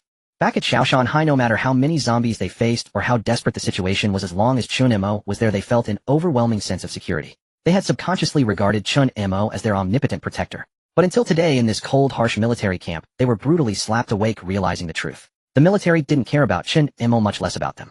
In front of the national machinery and the brutal apocalypse, they were insignificant. This group of students and teachers was incredibly fragile in this harsh reality. He really won't come back, right? NG crouched on the ground, covering her face as tears finally burst forth uncontrollably. Qing Shan stood in the cold wind, his fists clenched tightly, his nails digging deep into his palms, drawing blood. Xiao he leaned against the cold wire fence, looking up at the dim sky in silence, but his tightly clenched jaw betrayed that Nanla did not cry. She quietly gazed at the overlapping barbed wires in the distance, recalling Chen Mo's words after he had sliced through a zombie with a knife, and turned back to say to them, "In this damn world, relying on others' kindness is not as reliable as having your own fists be strong enough." Taking a deep breath of the cold air, Nanla's expression grew increasingly resolute. Crying won't help. Nanla turned around, looking at NG, who was crouched on the ground, and the reedy Qing Shan, and Xiao, her voice unexpectedly calm yet firm. "No one can stay with us forever. Now it's time for us to walk on our own." What am I writing? It feels like my brain is being drained. 3 months after the walls of Shaoshan City were erected, the notice for resuming classes was finally issued. Although the school is no longer the same as before, looking at the familiar desks and smelling the stale chalk dust, Qing Shan and Xiaohe felt a surreal sense of nostalgia. Life returned to a suffocating monotony. Every day at 7 o'clock, they would wake up, queue for safety checks, enter the makeshift classroom, and listen to the teacher hoarsely lecturing about the key points for the exams. Outside the window, there were no longer the roars of zombies, only the sounds of the school staff trimming the flowers and the distant honks of cars on the street. It seemed that everything had truly returned to the starting point. Did everyone remember today's math homework? The teacher at the podium tapped the blackboard, and a rustling sound of flipping pages echoed in the classroom. Qing Shan lowered his head, opened his notes, and instinctively glanced at the seat beside him. During those days at Shaoshan High School, they spent most of their time on the rooftop. The man came and went in a hurry, like a ghost emerging from the abyss to save them, arriving at their most desperate moment and leaving the instant the mission ended. "Qing Shan, let me borrow your notes to copy," Xiaohe murmured softly as he leaned over. Qing Shan came back to his senses and pushed the notes over. "Do you think," Xiaohe lowered his voice, glancing at the classroom door while copying, "if he were in the classroom that day and saw us writing this boring test paper, would he have torn it up right away?" Qing Shan chuckled, but said nothing. Indeed, those days of fighting amidst flesh and blood were so extreme that the current tranquility felt somewhat unreal. In the early days, they always felt that Chen Mo would suddenly appear from some corner, like a phantom with a piece of bread in his mouth, scolding them for not running yet. But as time passed, that illusion of him still being somewhere was gradually replaced by a sense of mundane reality. In the files, Chen Mo was listed as missing. Perhaps he died in the explosion, perhaps he escaped the quarantine zone, or perhaps he was a wanderer without a past or a future. Wen Zhao turned around at this moment, pulling out a box of unopened chocolate from his backpack. "I found this when I was organizing my bag yesterday. Oh, it's what Chen Mo threw to me last time." The packaging was a bit wrinkled, but the brand logo was still clear. A few of them stared at the box of chocolate and suddenly fell. It was what he had tossed to them on the edge of hell, the only personal evidence he left in this world that belonged to them. "Give it to me, I'll keep it for now." Nanla, who had been silent, closed his textbook and looked out the window at the group of students playing on the playground, his expression calm. "Don't let these things affect our normal lives." "But that's..." Wen Zhao's hand trembled. "We've already been saved." Nanla took the box of chocolate and placed it deep. "We have family, we have a future, and we have this seemingly boring yet stable life." This was his last purpose in saving. Qing Shan nodded. After school in the afternoon, the group walked out of the school gate side by side. The setting sun cast long shadows behind them, and the afterglow bathed their youthful faces. Xiaohe stretched lazily, yawned, and casually said, "Let's go eat spicy rice cakes tonight. Last time that place had a long queue, I wonder how it tastes." "Sure." Wen Zhao nodded, turning to look at Qing Shan. "Qing Shan, are you coming?" Qing Shan was staring dazedly at a small shop by the roadside, seemingly still in a trance. He withdrew his gaze and smiled faintly. "Let's go." They hopped on their bicycles, weaving through the smoothly flowing traffic, avoiding the orderly traffic lights. No one mentioned zombies anymore, and no one brought up the apocalypse. If Chen Mo were standing at the street corner watching them now, what he would see is a group of ordinary high school students fretting over tomorrow's exam. This was the most complete, and also the most mundane healing. Yet on occasional nights when nightmares struck, they would wake up from cold sweat staring at the bright moon outside the window, and would always think of that mysteriously missing man. They remembered him sitting on the edge of the rooftop, always fiddling with that knife he never parted with, recalling how he rarely participated in their idle chatter, only occasionally casting a cold glance at the approaching monsters, then mechanically pushing them one by one toward survival. He didn't even have time to hear them say thank you. I wonder if his dinner is warm now. I wonder if that knife is still in his hand. Thinking of the one who pushed them toward the light in the darkness, only to silently vanish in the light, the eternal madman. This became their greatest secret. There were no longer any official records about Chen Mo, nor any investigation reports. He was like a grand bloody dream completely submerged in the depths of the sea as reality returned to order. But they all knew in their hearts. As long as that box of chocolate was hidden in Nan Lo's desk, as long as that life and death, he had never truly left. Half a year later in the resettlement area, life finally returned to a certain monotonous mediocrity.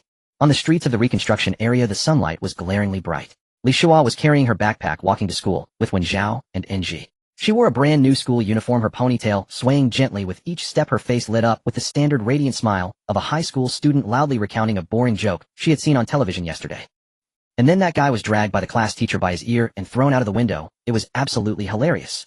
Li Shua laughed uncontrollably, even dramatically patting Wen Zhao on the shoulder. Wen Zhao was giggling uncontrollably, and NG was also stifling her laughter beside her.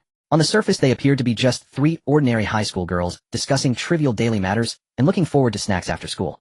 No one noticed the hand Li Shua had inserted into her pocket, digging into her palm, with dark blue-black patterns seeping out from her fingertips, which she kept tightly covered with her sleeve. She was laughing, but she could feel the restless coldness within her that belonged to the half-corpse gnawing at her sanity like a venom. She had to continuously simulate this happy emotion, using this almost self-torturous method to disguise herself as a normal person. Alright, let's hurry, or we'll be late again. Wen Zhao urged, bouncing ahead. Li Shua stopped, watching them move further away. In that moment her smile instantly vanished, replaced by an extreme fatigue and vigilance. She turned around and walked slowly along the shadows of the street. Not far around the corner, a figure in a tattered white coat stood silently in a blind spot. It was Li Bingshan. His sunken cheek in the shadows appeared especially grotesque, and his eyes, like bottomless dry wells, silently watched her back through the bustling crowd and mottled sunlight. A chill ran down Li Shua's spine. She did not turn around, nor did she approach. She simply maintained the stride of an ordinary high school girl and continued forward. But she could feel that gaze like maggots clinging to her bones, relentlessly following her. Li Bingshan remained silent, just standing there watching this freak that was just like him. He watched her struggle to embrace the so-called human life, observing her suppressing the bloodthirsty instinct within her that could destroy everything, as if witnessing a farcical silent play. Li Shua stepped into a narrow alley, hiding behind the wall to catch her breath. She felt her veins thumping wildly, those blue-black marks threatening to burst through her skin. She bit down hard on her teeth, embedding her nails into her palm, using the waves of piercing pain to suppress the impulse. She knew that person had been watching her all along. Not just watching her, but observing this hypocritical and serene world. He was like a haze that would never dissipate, constantly reminding Li Shua this calmness is merely built upon cracks that could collapse at any moment. On the street, Wen Zhao turned around and waved from a distance. Li Shua, hurry up. Li Shua took a deep breath and once again donned that bright and sunny facade. Coming, she hurried after them. In that brilliant sunlight her shadow stretched long on the ground. And at the edge of the shadows, unseen by her, Li Bingshan's well-like eyes flickered with a disturbing, almost fervent anticipation. This might be a long wait. But he knew this disguise would not last much longer. Pay attention, this man is called Xiao Shui. At this moment Xiao Shui was about to jump off a building, yet he was distracted by the dancing girl behind him, Xiao Mei. The classic narration from the movie echoed in the quiet apartment, laced with a hint of sarcasm. Chen Mo was comfortably sunk into the leather sofa of his newly rented apartment, holding a chilled drink in his hand, his gaze fixed on the screen where the plot of Sweet Home was being narrated. This was certainly not his first time watching this show. In the 7 days since returning from the zombie-infested campus world, he had watched the original version 3 times, including the detailed commentary at least 10 times. There was no choice. With the impending teleportation, he couldn't afford to slack off. He preferred to spend extra time reviewing the key plot points, monster weaknesses, and character traits rather than regret not remembering them when the time came. 7 days had flown by, but everything he had planned was executed flawlessly. First he rushed to a legitimate gold shop in the city, cashing in the 200 grams of gold bars that had been legalized by the system. With the real-time gold price settled, over 100,000 was securely transferred into his bank account.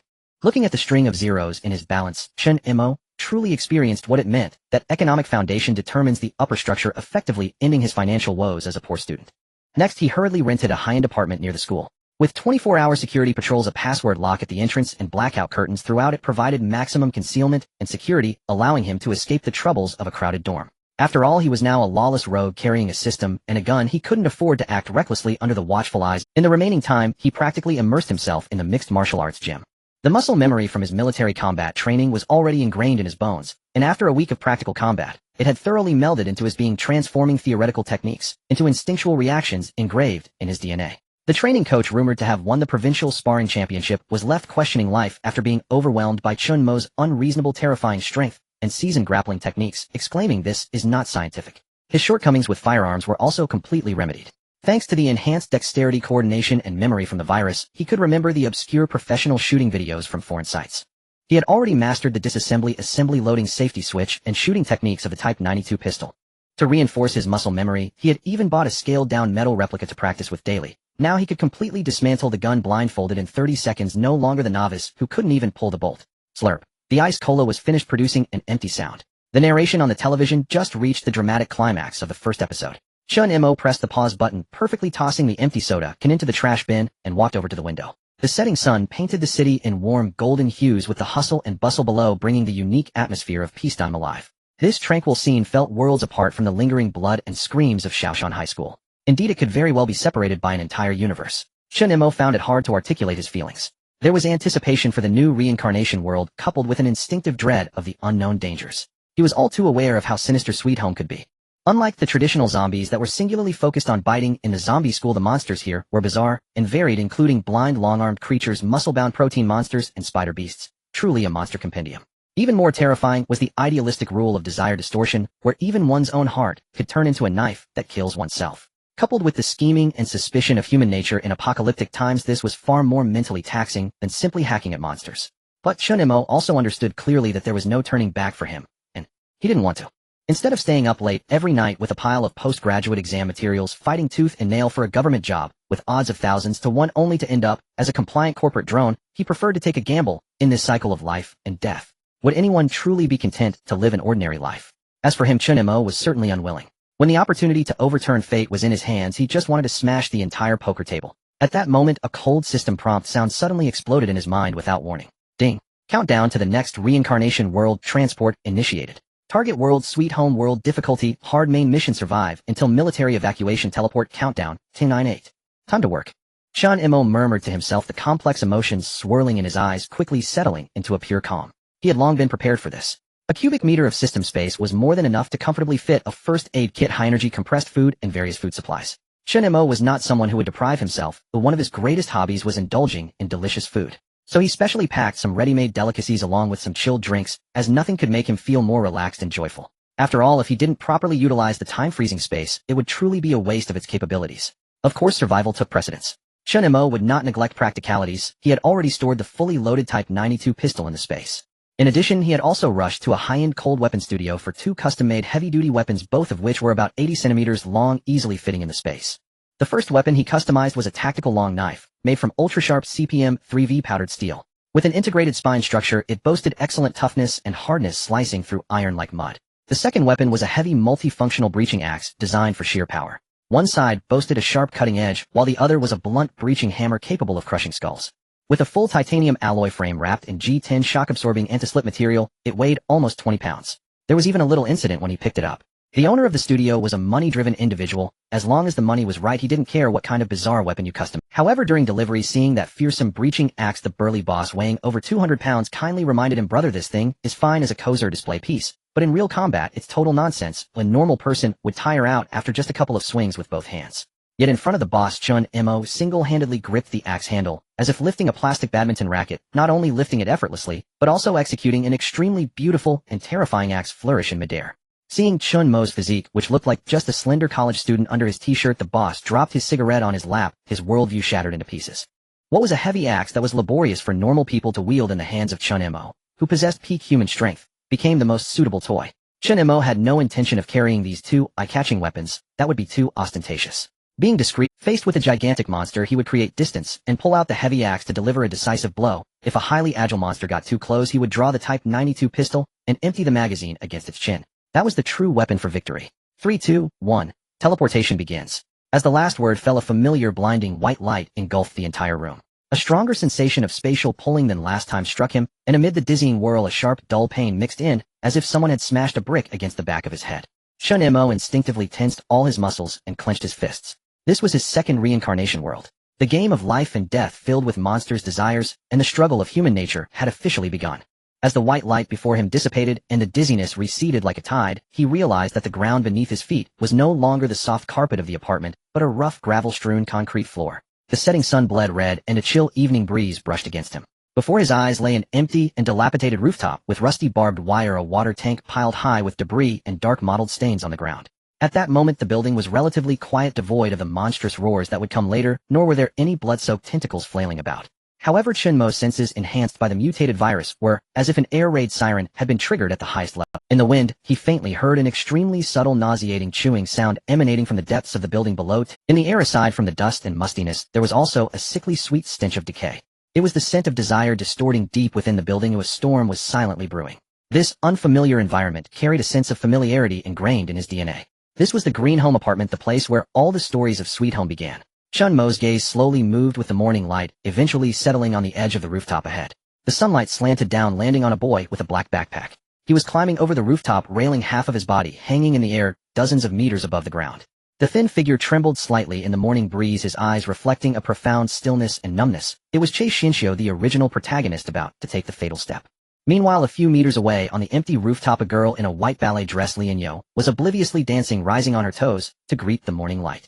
With no glass barrier and no unnecessary words, her delicate toes gracefully spun on the rough concrete, the sunlight outlining her vibrant form. On one side was the despair of wanting to die, on the other the defiance of living.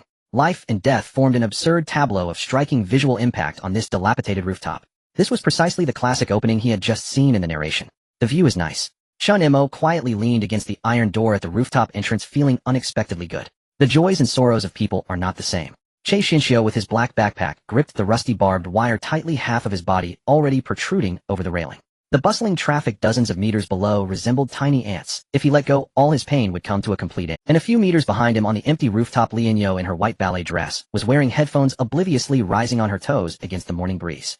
Spinning and jumping, she closed her eyes as if the boy preparing to end his life behind her was merely a breath of lifeless. In this absurd and eerie tranquility, a male voice laced with a hint of nonchalance and mockery unexpectedly echoed from the rooftop entrance. "Hey, nice jump, huh?" The voice was not loud, yet it sliced through the taut atmosphere on the rooftop like a knife. Oh. Just as Che Xianxiu was about to let go, he trembled and grabbed the railing tightly. He stiffly turned his head, puzzledly glancing around, finally timidly pointing at his own pale face obscured by messy hair. Chen Mo, with his hands in his pockets, leisurely walked towards him along the dilapidated low wall, though his eyes passed over him to the girl still dancing in the distance. "I was talking about you." It looks good," Che Xianxiu stammered, clearly caught off guard, scratching his head awkwardly. Even the resolve to end his life was shattered by this inexplicable conversation. Chen Mo had reached his side, casually leaning against the railing, even pulling out an unlit cigarette from his pocket to bite. He turned his head, sizing up the disheveled boy. "You must be the new neighbor in room 1410, right?" "I'm in 1409. Well, there are still many beautiful things in this world. If you close your eyes and die, you won't see anything at all. Moreover, if you choose to jump from here now, your head will smash onto the concrete, and your brain will splatter everywhere like a crushed tomato, making a splat sound." He gestured in the air as if mimicking an explosion. "It's not only ugly, but also incredibly hard to clean. The property management will have a headache over it. Don't cause trouble for everyone just because you're new here." After saying this, Chen Mo reached out and patted Che Xiangxia's thin shoulder, his hand exerting enough force to make Che Xiangxia's shoulder sink slightly. "Take care of yourself." Che Xianxiu was intimidated by the oppressive aura emanating from Chen Mo. He swallowed hard, contemplatively glancing down at the dizzying height, and could not help but envision smashed tomatoes causing his... In the end, he silently withdrew his foot from the railing like a child who had made a mistake, lowering his head and quickly fleeing the rooftop back to his room. Watching Che Xiangxia's frail, hunched figure, Chen Mo bit on the cigarette, but a hint of helplessness flashing in his eyes. No matter how harsh his words had been, he knew deep down that Che Xianxiu was truly a good kid. It's a pity that in this damned world, good people often receive no rewards. School bullying. Once again, school bullying. Chen Mo recalled the previous cycle's zombie campus, where the zombie crisis that swept half the country stemmed from a desperate father who created an extreme virus to protect his bullied son, didn't it? Now in Sweet Home, the strongest monsters born within this building still bore the scars left by bullying. Especially in South Korea, where chaebols dominate and social strata are rigidly fixed, bullying at the bottom has seeped into the marrow, becoming a natural privilege of the exploiters. At the beginning, human nature is inherently evil. Chen Mo scoffed silently in his heart. Yet he did not call out to Che Xianxiu to offer any comfort. Do not advise others to be good without experiencing their suffering. The despair of being abandoned by the entire world, with even one's family perishing in a car accident, is something no one can truly empathize with. It's pointless to say more if this hurdle can only be crossed by himself. Forget it, overthinking is painful. Ooh, I should go back. Chen Mo withdrew his thoughts, turned around, and prepared to go downstairs to verify the legal identity assigned to him by the system for room 1409. "Hey you." A cold and slightly displeased female voice came from behind. Lian Yo had no idea when she had stopped dancing.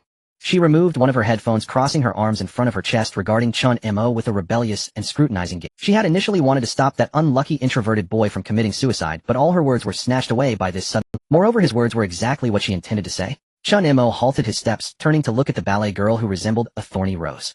"What you just said stole my lines." Lian Yo slightly raised her chin, chewing gum, and blew a pink bubble that popped with a pop. "Also, staring at others while they dance is quite rude." Chen Mo didn't engage with her comment. He cast a calm glance at her, and then pointed at the ground beneath her.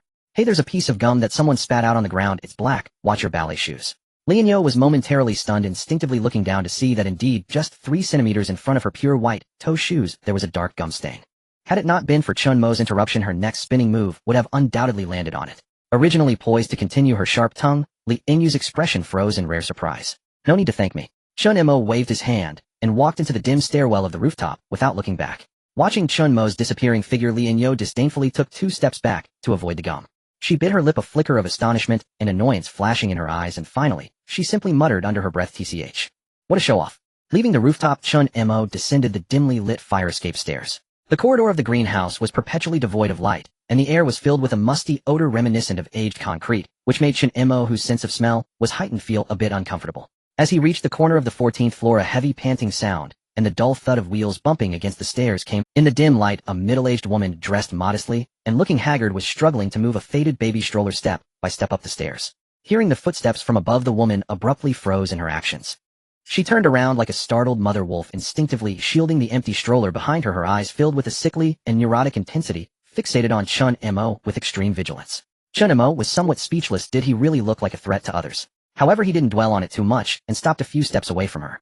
He had no intention of stepping forward to help, as for a mother who had suffered psychological trauma and was overly protective, any sudden approach from a stranger would trigger her strongest defensive and aggressive instincts. So Chen Mo casually stuffed his hands into his pockets, leaning slightly against the wall, voluntarily yielding most of his. He didn't look at the stroller or show any unnecessary expressions. Instead, he spoke in a calm tone. "Take your time." Watching Chen Mo proactively create a safe distance, the woman's wariness gradually eased. She awkwardly wiped the cold sweat from her forehead and quietly apologized. "I'm sorry. The child just fell asleep, and I'm afraid the wheels bumping will wake her, so I have to carry it." And moving a bit slowly, Chen Mo's gaze subtly swept over the empty stroller, which didn't even have a small blanket. He nodded as if to acknowledge her words, and added, "Yes, you really should take it slow. Thank you. You are truly a good person," the woman said gratefully, pulling the corners of her mouth in a semblance of a smile, as if she had received tremendous comfort. She carefully lifted the stroller and cautiously passed by the space next to Chen Mo, continuing to ascend. Listening to the heavy footsteps fading away, Chen Mo sighed inwardly. He continued down the stairs, stopping at the corridor of the 14th floor. Arriving in front of room 1409, Chen Mo grasped the rusty doorknob and gently twisted it. As he pushed the door open, a strong, rough odor mixed with sweat, alcohol from bruises, and metallic, rusting oil rushed towards him. The room was drawn with heavy blackout curtains, and there wasn't even a decent sofa. In the center of the living room hung a heavy, specially made leather sandbag, and in the corner were heavyweight plates, while the workbench was scattered with whetstones and metal files. What kind of normal family's environment is like this? Chen Mo couldn't help but curl his lips in a powerless retort. He walked to the table where several photographs and identification documents were carelessly tossed. In the photos, he was bare-chested, beating his opponent until they were bloodied in an underground boxing octagon. The documents were flawlessly forged residency permits. No, it couldn't be called forged. Under the power of the system, this was a reality that couldn't be more real. Ding. A level evaluation privilege. Causal identity implantation completed. Current identity: tenant of room 1409, a reclusive underground unrestricted fighter obsessed with heavy melee weapons and strength training. Social relationships have been corrected. The mechanical voice faded in his mind, and Chen Mo chuckled as he held the photo. This was not just a fake identity, it directly forced a modification of the physical perception of all the original residents in the building. This meant that no matter how exaggerated heavy weapons he pulled out in the future or how terrifying strength he displayed, the neighbor's brains would automatically complete the logical coherence. Because he is the crazy guy from 1409 who fights underground, that makes sense. No wonder that woman in the corridor was so vigilant around me, like I was a thief. Thinking of this, Chen Mo understood. The system's methods are truly terrifying. He muttered, but it clearly saved him countless explanations, which was indeed convenient. After reflecting on all this, a thunderous protest suddenly echoed from his stomach. "I'm a bit hungry, what should I eat?" Chen Mo patted his somewhat flat stomach. A pancake roll with meat, or a stewed dish? No, definitely a board noodle, since there were conditions he shouldn't compromise his. With a thought, a steaming plate of authentic Anhui beef board noodles from Shijiazhuang appeared out of thin air on the table. The dish was complete with braised eggs, tofu skin meatballs, and beef with thick noodles soaking in a rich red, oily broth emanating a fragrant aroma of beef, mixed with dried chili, making it exceptionally enticing. He also grabbed a can of Coca-Cola still frosted on the surface and set everything up. Forget about it, time to feast. He sat down boldly and quickly devoured the hearty bowl of board noodles, tilting his head back to gulp down half a can. After letting out a satisfying belch, the emptiness from hunger was finally filled. Having eaten his fill, Chen Mo pushed the door open and began to familiarize himself with the layout of the building. Leveraging his tactical acumen gained from military combat proficiency, he quickly conducted a tactical modeling in his mind of the narrow corridors and stairwell corners, where was suitable for swinging an axe, and where was suitable for thrusting with a long knife, all captured in his sight. When he slipped to the corner of the 13th floor, a strong stench of cheap tobacco assaulted his nostrils. Under the dim emergency light, a tall man in an old jacket was leaning against the wall. With messy medium-long hair and half of his face covered with grotesque burn scars, he emanated a forbidding aura that screamed, "Stay away." This scar-faced uncle was Bien Shangyu. Hearing the sounds of footsteps coming downstairs, Bien Shangyu slightly turned his head, his wolf-like eyes coldly sweeping over. The moment their gazes met, the fingers holding the cigarette in Bien Shangyu's hand paused imperceptibly. His instinct, honed from years of living on the edge, warned him that the young man in sportswear with steady steps and hands in his pockets was extremely dangerous. The most critical point was that this guy, despite his considerable physique, moved like a crouching cat, revealing almost no sense. 1409. Bien Shangyu exhaled a puff of smoke, his voice hoarse, tinged with a hint of vigilance and probing regarding the dangerous neighbor. Chen Mo halted his steps, his gaze sweeping over that distinctive scarred face, then his nostrils flared slightly. With his keen sense of smell, he distinctly caught a faint yet very fresh scent of blood lingering on Bien Shangyu's soul. It seemed this guy had just beaten up that child abuser. A smirk crept onto Chen Mo's lips as he revealed a meaningful smile. "What's up, uncle? Is this staircase owned by your family? Or are you looking for something unsavory?" Bien Shangyu's eyes instantly turned razor-sharp, and the back of his hand holding the cigarette revealed faint veins. The air between the two seemed to freeze for a few seconds. Finally, Bien Shangyu took a deep drag on his cigarette, threw the butt to the ground, and extinguished it with force, warning in a low voice, "Mind your own business, kid." After saying that, he silently turned and walked deeper into the corridor. Watching his retreating figure, Chen Mo couldn't help. Having grasped the surrounding routes, Chen Mo returned to room 1409. He locked the anti-theft door and drew the curtains tightly. Chen Mo lay on the hard bed, fully clothed with eyes closed to rest, not knowing how long he had slept. When Chen Mo opened his eyes again, the room had already descended into a pitch-black silence. Pulling the curtains means sleeping soundly. Chen Mo stretched lazily, surprisingly feeling somewhat comfortable. As the saying goes, those with high skills have bold hearts. He was no longer a novice entering the reincarnation world for the first time. Whether it was his psychological quality, panel strength, or tactical preparation, he was no longer as jittery as in the previous world. Just then a strange noise crept through the thin walls, piercing into his keen ears. Bang! Bang! Bang! The sound was dull and mechanical, as if someone was fiercely banging their skull against the anti-theft door. The sound wasn't directed at him, but rather from next door, from room 1410, where Che Xinxiu resided. Following this, accompanied by the static noise from the old intercom, a bizarre, sickly sweet voice of a woman echoed hauntingly in the corridor. Hello. I'm your neighbor next door. Can you please open the door? I am really so hungry." In the darkness, Chen Mo slowly sat up. His eyes, glimmering faintly, narrowed slightly as the half-dead person's keen sense of smell pierced through the wall barrier, capturing the overwhelming stench of blood in the corridor mixed with the foul odor of a dead cat. That mutated, starving ghost of a female neighbor was starting to look for a midnight snack. Chen Mo twisted his neck, the joints cracking audibly. With a thought, a 20-kilogram octagonal demolition axe fell into his right palm, the cold metallic feel snugly fitting against his hand. Chen Mo, wielding the heavy axe, walked towards the door, a friendly smile curling at the corners of his mouth. "Can't you be quiet in the middle of the night? Don't you know others want to rest?" Room 1410. Che Xinxiu was tightly wrapped in a messy quilt, his body uncontrollably shivering. He had been starving for 3 whole days. Today he had received a message from the security downstairs planning to open the door to collect the box of instant noodles he had ordered. However, as soon as he opened the security door, the long-awaited noodles were unexpectedly torn apart, with noodle fragments and seasoning packets scattered all over the corridor. What the hell? Who did this? Starving Che Xinxiu was instantly filled with small anger and irritation. He swallowed hard, daringly peeking out half of his body to see what had happened. Just then a furry, bloody object was suddenly thrown out from around the corner of the corridor, landing near his feet with a dull thud. Che Xinxiu focused his gaze, and his stomach churned violently. It was a cat's head, mangled beyond recognition. Before he could scream, a bloody pale arm suddenly reached out from the corner and grabbed the cat's head tightly. Then a chilling sound of chewing and a strange gurgling noise echoed eerily in the silent corridor. "Ugh, I'm so hungry." As if sensing the gaze of a living person, the owner of the bloody hand paused. Che Xiangxi's scalp instantly tingled, an indescribable icy fear gripped his heart. He scrambled back into the apartment, slamming the door shut with a bang, hurriedly locking the security lock and deadbolt. Then he quickly shrank back under the covers, trembling as he stared at the flimsy security door, as if some terrifying monster would burst through at any moment. In the silent room, he could only hear his own rapid and heavy breathing. The air was stifling. Suddenly, a gentle knocking sound broke the silence, followed by a crackling sound from the old intercom. A woman's weak voice came through, tinged with tears. Hello. I'm the neighbor next door. May I please open the door?" Che Xinxiu swallowed hard, forcing his trembling legs to walk to the door, pressing the doorbell's monitor. On the dim screen, a thinly dressed woman in red stood outside, looking pitifully terrified, completely resembling someone who had been extremely frightened and was seeking help.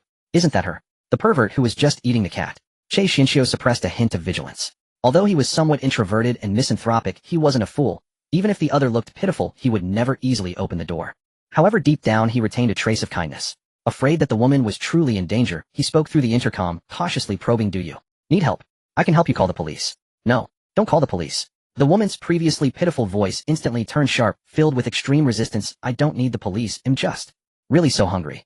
Suspicious.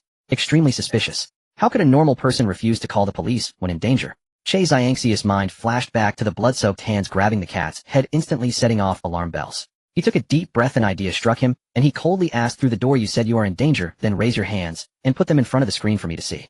After I see, I will open the door for you.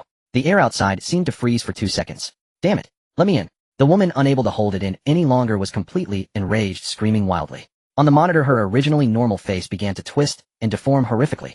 Her jaw emitted a sickening cracking sound, her mouth ripped to an exaggerated angle that completely defied human physiological limits, revealing a mouthful of sharp teeth densely packed with bloody flesh, her eyes bloodshot and greedily fixated on the monitor. Bang, bang, bang. The monster began frantically twisting the doorknob, slamming its head and body against the... Che Shinshio was so scared that he fell onto the ground, completely soft in the face of this bloody and terrifying inhuman monster, utterly engulfed in despair. Just as the security door was about to collapse. Click. A crisp sound of the door opening suddenly echoed in the corridor. It wasn't room 1410, but the door to room 1409 next door suddenly swung open. Che Shinshio turned his head sharply towards the wall, feeling anxious and frantic. Don't come out. Outside was a monster. In the doorway, Chen Mo, dressed in loose gray sportswear, looked lazy. He was holding a more than 20-pound octagonal demolition axe in one hand as he slowly walked out from room 1409. The heavy axe blade dragged on the ground, scraping against the rough concrete floor, creating a trail of glaring, scorching sparks under the dim emergency lights. Why are you making a ruckus at someone else's door in the middle of the night? Is it fun? Chen Mo's tone was flat, but it carried an unmistakable brutality. Huh. The starving ghost monster abruptly halted its attempts to break the door and turned around. When its terrifying face, with its mouth stretched to the roots of its ears and covered in blood, was directed at Chen Mo, it had no rationality to consider whether the prey before it was dangerous. It simply let out a piercing shriek, opened its blood-filled mouth, and lunged at him like a rabid dog wanting to devour this fresh meat. You're so ugly. Chen Mo murmured disdainfully. Before his words fell, he moved like lightning. Without any fancy techniques, it was pure physical dominance. Facing the monster lunging at him, Chen Mo slightly bent his knees to stabilize his stance, his back muscles instantly tensing like a bowstring. He gripped the axe handle tightly, using the terrifying core rotational force to swing the more than 20-pound demolition axe in a large arc. Whoosh! The heavy axe tore through the air, producing a chilling whistle. Puff! Crack! With the violent kinetic energy, the sharp and heavy axe blade slashed into the monster's neck with an extremely domineering posture, as if cutting through tofu. The hard cervical vertebrae instantly shattered before the blow of the heavy weapon, accompanied by a nauseating sound of bones and flesh tearing. The monster's head, adorned with a blood-filled mouth, was directly cleaved off by this axe. Dark, foul-smelling blood sprayed out like a high-pressure water gun, splattering against the mottled walls. The inertia of the headless corpse continued forward, crashing heavily at Chen Mo's feet, twitching twice before the corridor fell into silence again, with only the sound of thick blood dripping slowly from the axe blade. At that moment, a crack appeared in the security door of room 1408 on one side of the corridor. Sitting in a wheelchair, the retired Uncle Han Doji was gripping a makeshift weapon in his hands, cautiously peering outside, his weathered eyes filled with undisguised shock. Meanwhile, with a bang, the door to room 1410 was suddenly flung open. Che Xiangxia's face was pale, trembling all over, yet gripping a broom tightly, he steeled himself and rushed out. Clearly, he had come out with a resolve to help his neighbor at the cost of his own life. However, when he raised the broom and saw the scene in the corridor, he instantly froze, becoming a statue. Chen Mo, holding the dripping heavy demolition axe, stood with the monster's dismembered corpse beneath his feet. Hearing the commotion, he slowly turned his head, looking at Che Shinshio, who was holding a broom and trembling, unable to stop his legs from shaking, and couldn't help but raise an eyebrow. The emergency lights in the corridor flickered intermittently, and the intense smell of blood was nauseating. Che Shinshio swallowed hard, about to stutter something, when suddenly a heavy and oppressive sound of footsteps echoed from the other. Bian Shangyu emerged from the shadows with a grim face full of scars. He had just been in the room fiercely interrogating the pedophile for evidence of his crimes, but after a long while he was left empty-handed. Frustrated and restless, he stepped outside to check on the strange noises. Upon raising his head, Bian Shangyi's footsteps abruptly halted. There was spilled dark blood everywhere, a headless corpse, and Chen Mo, who held a 20-pound heavy axe in one hand, without even a hint of breathlessness. The atmosphere dropped to freezing point in that instant. Bian Shangyi's eyes narrowed and his muscles tensed up. He had already perceived the young man in the tracksuit of room 1409 as a highly dangerous lunatic, and now this scene of a murder scene only confirmed his suspicions. Meanwhile, behind the slightly ajar security door of room 1408, the wheelchair-bound Uncle Han Doji gripped his homemade modified gun tightly, his gaze towards Chen Mo, filled with extreme vigilance and wariness. In this closed old apartment, a person who could calmly sever another's neck with an axe was indeed hard to trust. Did you do this? Bian Shangyu coldly spat out 3 words, his bloodied fist instinctively tightening, ready to spring into action at the slightest provocation. In the face of their extreme wariness, Chen Mo remained utterly unfazed. He knew that in such a situation any pale verbal explanation was far less direct than physical evidence. Uncle, don't be nervous, I have no interest in killing people randomly in the middle of the night. Chen Mo spoke in a flat tone, slightly twisting his wrist to lift the head with the heavy axe, making a dull thud as it was kicked to the center of their view, like kicking a deflated ball. Look for yourselves, can this thing still be considered human? Bian Shanyu instinctively lowered his head, and Han Doji also peeked through the crack of the door. The moment they saw the head, both of them gasped simultaneously, their pupils constricting. That was no ordinary human head. The entire jawbone was torn apart all the way to the base of the ears, its mouth filled with serrated fangs, its eyes bulging, with inhuman black veins looking utterly grotesque. What kind of monster is this?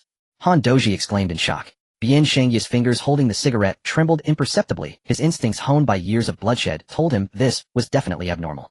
Something was off, really off. Both of them had seen their fair share of things, but they had never encountered anything like this. Just as they were in shock, Che Xianxiu, still holding the broom, finally spoke up. He is telling the truth. Che Xiangxi's face turned pale, his voice trembling, yet he still tried to step forward to testify.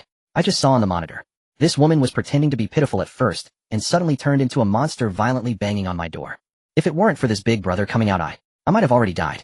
With Che Xianxiu as the first eyewitness, along with the undeniable evidence of the non-human head on the ground, the hostility and wariness in Bian Shangyu and Han Duzi's eyes gradually dissipated, replaced by a serious fear of the unknown. It seems there's a huge commotion outside. Bian Shangyu's voice was hoarse. Several nodded in agreement, but before they could prepare for further communication, a loud crash echoed. The broom in Che Xiangxi's hand suddenly fell to the ground. He felt a wave of darkness before his eyes, and the ringing in his ears drowned out all other sounds.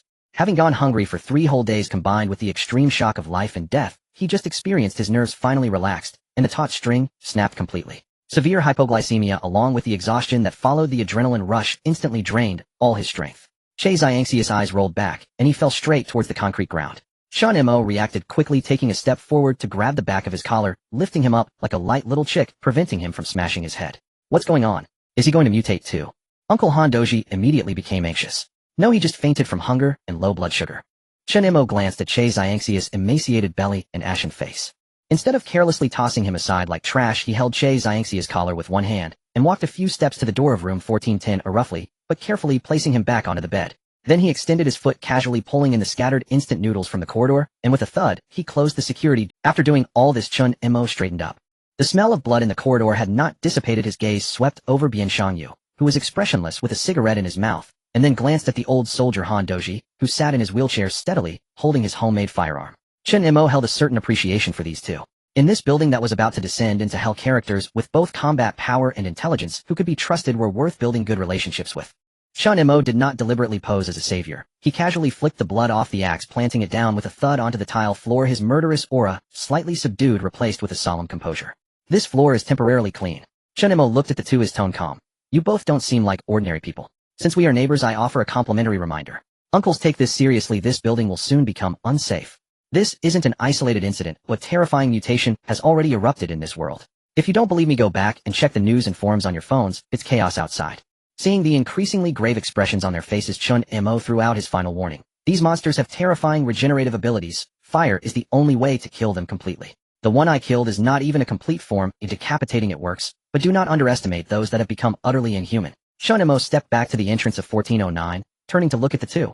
If you want to survive, do not sit idly by. Always pay attention to the movements in the building and contact me at any time if something happens. Remember, only by taking the initiative can we avoid becoming lambs to the slaughter in their hands. After saying this, he ignored the complex expressions of the two and directly returned to his room. Bang! The heavy security door was slammed shut, locking behind him, leaving behind the scarred uncle and the wheelchair-bound old soldier in the corridor, along with the dark red bloodstains on the ground, signaling that this crazy apocalypse had fully drawn its curtain. Chen Mo returned to room 1409 and casually pulled open the curtains. Beneath the dim sky, the outline of Seoul appeared eerie and oppressive, with distant neighborhoods occasionally erupting in blinding flashes and muffled explosions. Evidently, the aberration of desire had already begun to ferment throughout the city. Leaning against the window, Chen Mo unlocked his phone. Although it was still early morning, the online world had descended into chaos. Various chaotic and bloody posts were being frantically refreshed across major forums. The light from the screen illuminated Chen Mo's stern face as the content of the post was shocking. There were desperate pleas for help, videos of monsters devouring humans, and others hysterically declaring the arrival of the apocalypse. It's almost time. Chen Mo locked the screen and calculated in his heart. If he remembered correctly, the classic roller shutter tragedy would occur in the lobby around 5 or 6 in the morning. By participating now, he could not only earn system rewards to alter the plot, but more importantly he needed to establish his absolute authority before the group of survivors banded together.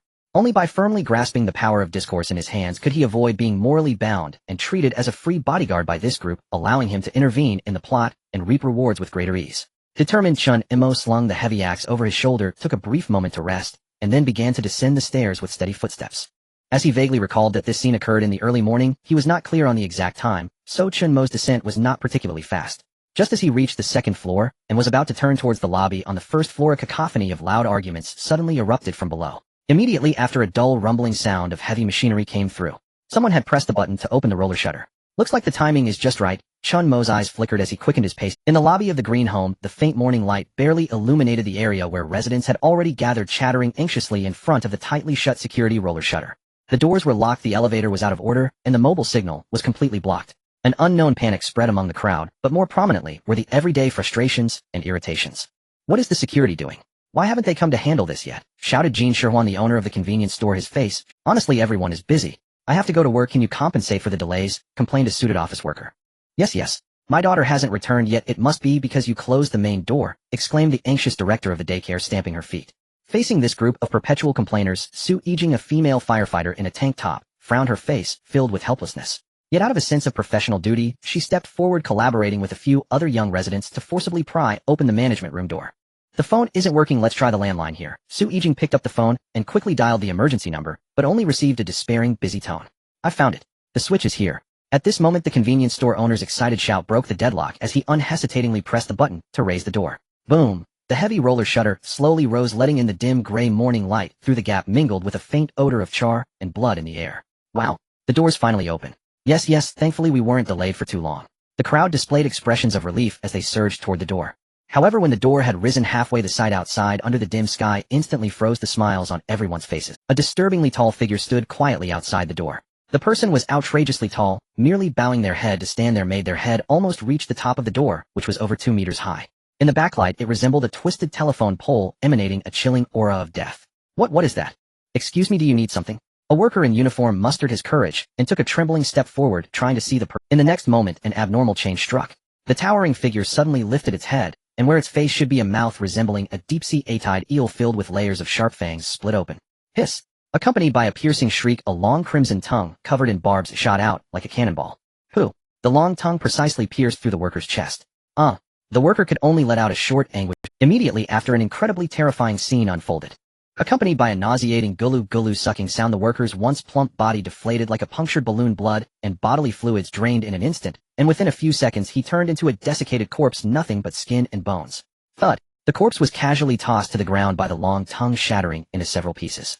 Monster! Something's wrong. Quick, shut the door. Run! The crowd exploded in sheer terror, screaming as they scattered in all directions. A woman holding a small Pomeranian dog collapsed in fright, staring blankly at the corpse on the ground, even forgetting to scream. The monster did not relent. That terrifying mouth opened once more. The long tongue covered in shredded flesh danced wildly in the air, seemingly targeting the next lucky spectator for a close encounter. In a moment of crisis, Li In rushed out from the crowd, grabbing a fire extinguisher from the corner, tearing off the safety pin, and fearlessly aimed at the monster's eyes, unleashing a furious spray. Shoo! The high-pressure dry powder instantly covered the monster's face. Blinded, the monster let out an angry and painful roar, disoriented, and stepping backward toward the door. The panicked crowd, seeing the situation stabilize, managed to regain a bit of composure, nervously watching Li En's back. Watch for my signal, prepare to close the door. Li En shouted angrily as he sprayed, noticing the bystanders who merely observed. Under the pressure of the dry powder, the monster was finally forced back to the roller shutter.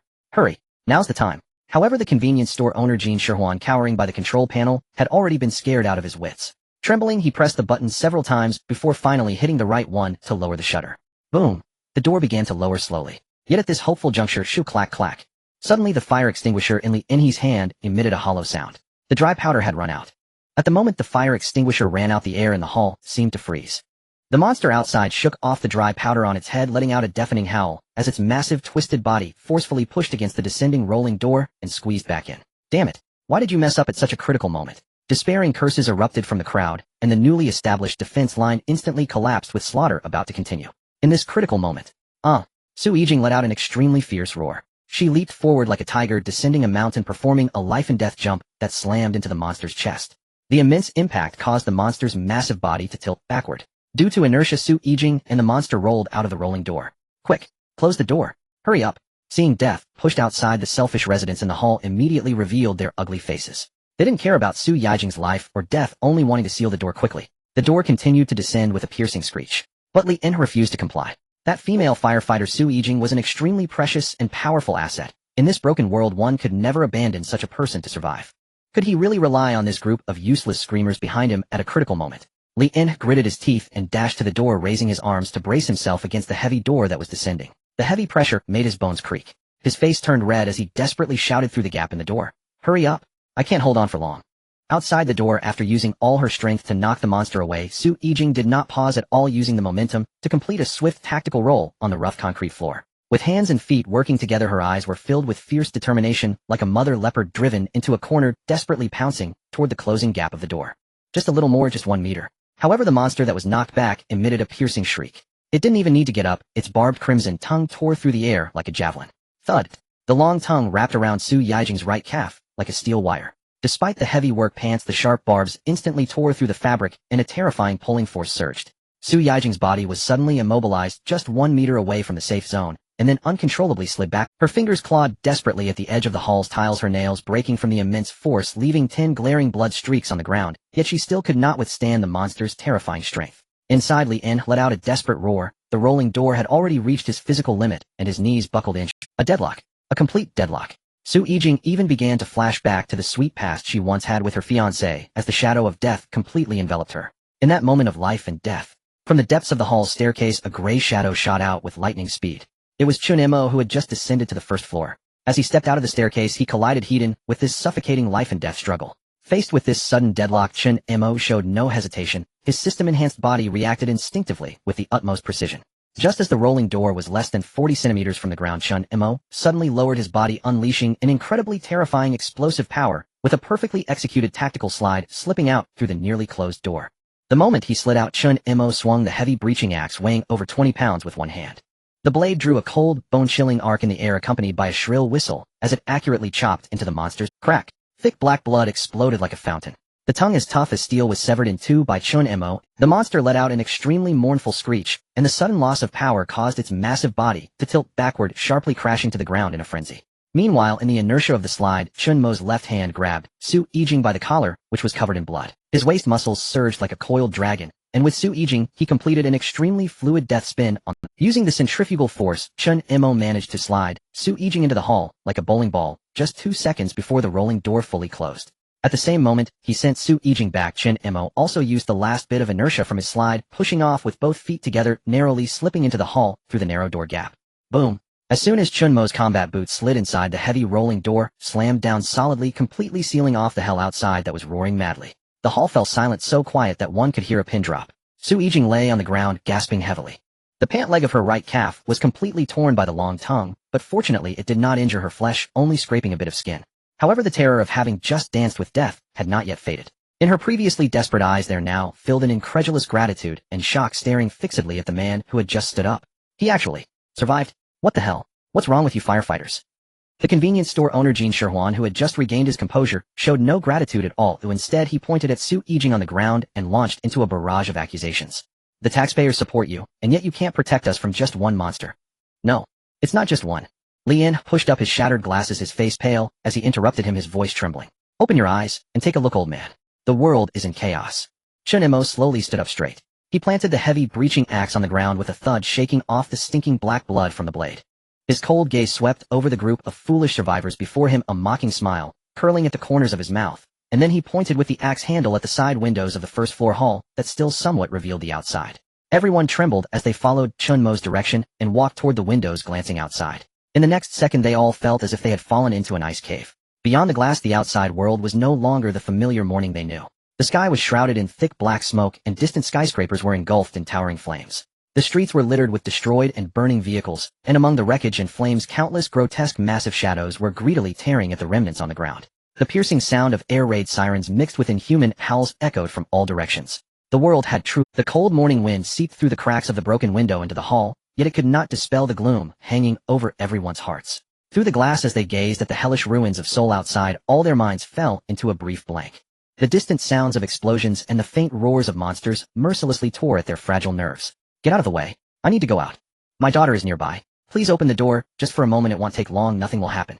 The kindergarten principal completely broke down, crying out as she rushed towards the recently smashed roll-up door, trying to Are you insane? Outside are those man-eating monsters. Do you want to kill us all?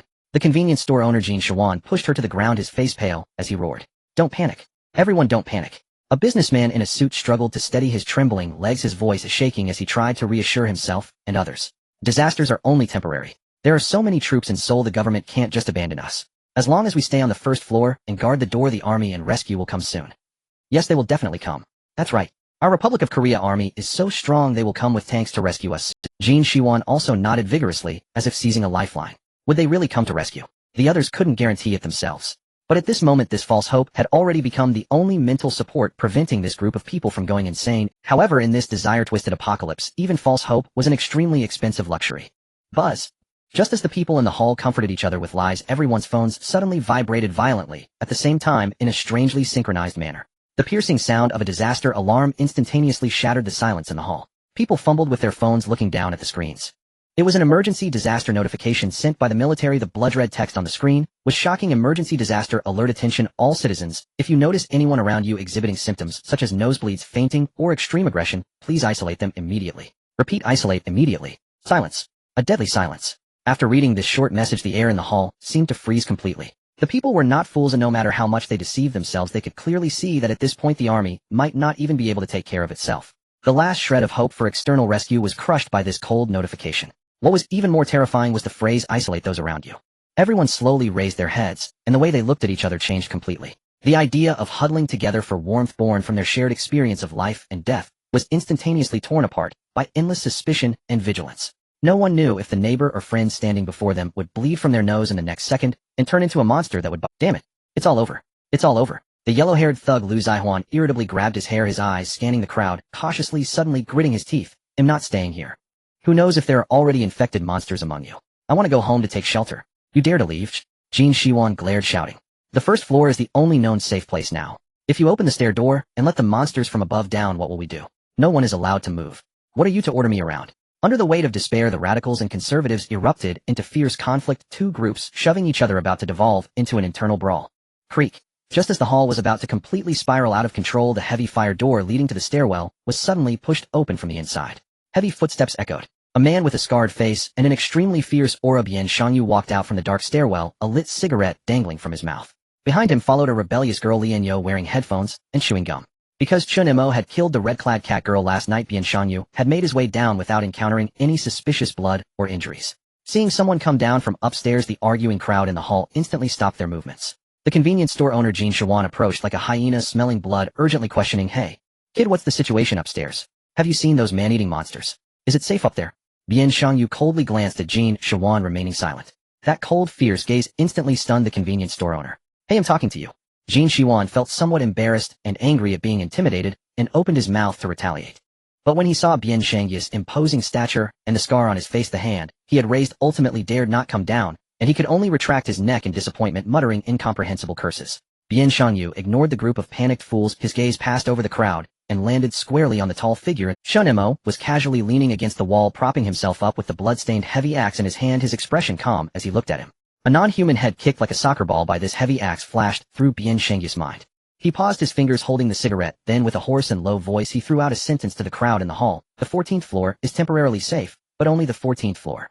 Bien Shangyu stared at Chen Mo, his tone carrying a hint of admiration that even he was unaware of, because those unclean things above have already been cleaned up by him last night. As soon as these words were spoken, it was like a heavy hammer striking the hearts of everyone. Swish. Dozens of eyes in the hall turned in unison, fixating on Chen Mo in the corner. This guy is simply a superhero. At this moment, the way they looked at Chen Mo completely changed. If before they felt admiration for Chen Mo's heroic act of saving people by slicing tongues, now that admiration had completely transformed into genuine awe. In this apocalypse where even the army was powerless, this young man in sportswear had actually single-handedly fought his. Chen Mo felt the searing gazes around him, not even raising an eyebrow. He effortlessly slung the 20-plus pound heavy axe over his right shoulder and took a step towards the stairwell amidst the reverent stares. Since the situation on the first floor had been dealt with, he should head back upstairs to stir up more trouble. Wait. Just as Chen Mo was about to step through the fire door, Li In suddenly rushed out and blocked his way. This usually calm medical student, pushing up his shattered glasses, spoke urgently. You want to go upstairs? Right now the situation above the 14th floor is completely unclear. Outside are all monsters. Staying in the first floor hall to concentrate defenses is the most rational choice. We need your combat power. Lian's calculations were quite shrewd. With a monster-level weapon like Chen Mo guarding the first floor, their chances of survival would multiply geometrically. However, Chen Mo had no intention of staying behind to be a free babysitter for this group. What he needed was to interfere with the plot as much as possible to obtain better evaluation rewards at the final settlement. He would do what the original characters could solve, and even more, he would tackle what they could not. Act first, and report later, the system permits. This was his ultimate purpose here. Why stay on the first floor? To play house with these giant babies. But Chen Mo wasn't foolish. He understood that in this chaotic early stage being honest was clearly not conducive to unity, so he just needed to come up with a grandiose excuse to brush it off. So he turned to look at this extremely shrewd intellectual, a hint of undisguised mockery, curling his lips. Chen Mo looked at Lian with the eyes of someone looking at a fool, pointing at the roll-up door that had been somewhat deformed after being slammed by a long-tongued monster. Relying on this thin sheet of iron that could be smashed at any moment. Or on those empty fire extinguishers in your hands. Lian was momentarily speechless. Chen Mo's smile faded, his gaze becoming extremely oppressive as he pointed with the axe handle at the ceiling. There is a veteran in a wheelchair on the 14th floor, a top-tier mechanical engineer. If you don't get him down to reinforce this door and modify the defensive weapons, all of you staying here would only be waiting to die. Then Chen Mo slightly raised his chin and pointed at Bian Shangyu not far away. If you really lack combat power, you'd be better off asking that uncle for help. Don't be fooled by his scarred face, he's actually quite reliable. That's it. Just keep an eye on the door, I have more important things. Chen Mo patted Lian on the shoulder, and then left without looking back. Lian was completely stunned. This guy is really hard to control. Bang. The fire door slowly closed, sealing off the noise and folly of the first floor entirely. In the pitch-black stairwell, only the steady echo of Chen Mo's special operations boots striking the concrete steps remained. He ascended the stairs at a measured, unhurried pace. Yet the instant his foot touched the landing of the 10th floor. Oh, no. Don't come near me. Get away. A piercing, gut-wrenching scream erupted from midair outside the building's exterior wall, filled with boundless despair and utter terror, shattering the silence like thunder, penetrating the poorly insulated walls and flooding the stairwell. Chen Mo halted. His eyes betrayed no surprise. Only a feral sharpness blazing with raw predatory excitement. It was that father, the one who had dared descend to search for food for his children. But now he must have collided head-on with the colossal eyeball beast, his life hanging by a thread. Within 3 seconds the flimsy rope anchoring him would snap, and he would plummet to his death. Chen Mo did not hesitate. His system-enhanced core muscles coiled and unleashed like taut steel cables. In an instant, he became a sprinting leopard, gripping a 20-pound breaching axe in one hand, slamming his boot down with a heavy resonant thud as he charged violently toward room 1008 on the 11th floor, the closest unit to the outer wall. Bang! With a single kick, Chen Mo shattered room 1008's aging security door, frame and all, sending it flying. The apartment stood empty. Stepping across the ravaged living room floor like a heavy tank, Chen Mo surged straight for the balcony. And the very second, he crossed the sliding glass door. Outside on the building's facade, the life-saving rope snapped completely. Deprived of all purchase, his body was seized instantly by gravity, plummeting downward with sickening acceleration from the 12th floor into the abyss. Get over here. Chen Mo's eyes flared wide, a low guttural roar tore from his throat. He lunged halfway out the balcony, his thick arms bulging with corded sinew like coiling dragons. And at the absolute limit of time, just as the father's body swept past the 10th floor balcony edge, he seized the knot of rope tied around him with unyielding force. Boom. The immense kinetic energy of the fall surged up the rope and slammed into Chen Mo's arm, his combat boots carving 2 stark, white grooves into the balcony tiles as he anchored himself, resisting that monstrous tearing pull with sheer will. But this world was real, and physical law bent to no plea of mercy. As momentum halted with brutal finality, the father's body swung like a pendulum and crashed savagely against the rigid concrete railing of the 11th floor balcony. Crack! A grating, bone-shattering sound echoed sharply. His shoulder dislocated instantly, several ribs snapped outright, eliciting a shriek tenfold more harrowing than before. He blacked out for half a second from agony, only to be jolted back into consciousness by searing pain. With a sudden powerful jerk of his arm, Chen Mo hauled the half-dead man onto the balcony like a sack of burlap and dropped him heavily onto the floor. Chen Mo crouched low, gazing at the man, his face drenched in cold sweat, his entire body trembling Before this father who had braved certain peril for his children, Chen Mo's usual icy detachment softened, replaced for once by genuine, unvarnished respect. Your hand is broken, but you're still alive. Chen Mo's voice was low, steady, carrying quiet reassurance. As a father, you've already done more than enough. He brushed dust from his hands, rose, hoisted the heavy axe, and turned to leave, leaving behind a vow as firm and irrevocable as stone. Go down to the lobby on foot. Right now you can do nothing else. As for your son and daughter, leave them to me. Meanwhile, in room 1410, Cha Hyunsu sat numbly on the floor, surrounded by scattered, empty ramen cups. Bitterly he thought, thank you, kind stranger. I won't starve to death after all. For last night Chen Mo had casually kicked a case of ramen into his room, and ravenous Cha Hyunsu had devoured it precisely because he hadn't needed to venture out for food. He perfectly avoided the terrifying blind-eyed monster wandering the hallway moments earlier. His belly was full, but in that instant his mental resolve shattered completely. Drip drip. Thick, dark red blood welled uncontrollably from his nostrils, splattering onto his grimy t-shirt. The demon's seductive whisper began echoing incessantly inside his skull. He knew, he was infected, and soon he would become one of those flesh-eating monsters prowling outside. No, I don't want to become a monster. Clutching his head, Cha Hyunsu whispered in despair. At least, let me die as a human. He staggered upright, pushed open the window, the biting wind whipping his tangled weed-like hair. Just as he prepared to close his eyes and leap from the 14th floor, he happened to glance downward. In the next second his blood ran ice-cold. Through the glass, he saw clearly on the 12th floor below a father, roped and determined, was descending the building's exterior wall, risking everything to find food for his children below. Yet above him, clinging to the facade, loomed the grotesque eyeball beast, its enormous orb fixed unblinkingly upon the father. No, please. Cha Hyunsu's eyes widened in horror. Then, he watched helpless as the father plunged hopelessly from midair. Blind to the 11th floor balcony, due to the building's sightline obstruction, Cha Hyunsu saw only the fall. In his view, the noble father had already been reduced to pulp upon impact. Moments later, two children's heart-rending wails pierced the air from the 12th floor window. Drawn by the cries, the eyeball beast slowly rotated its massive orb, and thick slimy tentacles began slithering along the exterior wall, inching deliberately toward the 12th floor window. Don't look at me, don't look at me. Trembling violently, Cha Hyunsu clamped both hands over his mouth, cowering like a terrified quail into the deepest shadows of his room, barely daring to breathe. Yet the children's desperate broken pleas drifted upward on the cold wind. Faint, fragmented, relentless, seeping, those cries struck like poison needles, piercing through Cha Hyunsu's fragile self-preservation, shredding it beyond. Could he truly stand by and watch? He had already resolved to die. Yet would he allow two innocent children to be devoured by monsters before his own end? Why? Why must those who fight hardest to survive be the ones to perish? In that moment, compassion and fury utterly overwhelmed his fear of death. Cha Hyunsu roared, a feral, animalistic bellow, and whirled around, snatching up the computer monitor from his desk.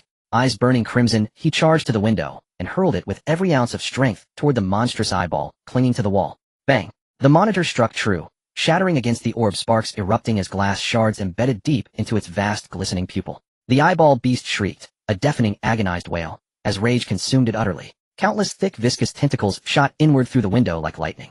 They did not drag Cha Hyunsu outward. Instead, coiling like constricting pythons, they wrapped him tightly, layer upon suffocating layer, pinning him motionless at the center of the room. Crushing pressure descended without warning. Suffocation tightened like iron, while excruciating pain flared as his bones threatened to splinter beneath the relentless squeeze. Suspended midair, Cha Hyunsu thrashed wildly, face purpling, eyes bloodshot, vision dimming into blackness. In that suffocating, hopeless entombment, even a scream died in his throat, leaving only the silent, chilling certainty of death's approach. Bang! At that razor-thin precipice of annihilation, a shockwave of explosive fury erupted from the window of neighboring room 1408. Uncle Han Dusik, wheelchair-bound, had shouldered a modified homemade shotgun. Its muzzle spat searing flame, and with surgical precision, the blast severed the main tentacle anchoring itself inside the room. SSSSS.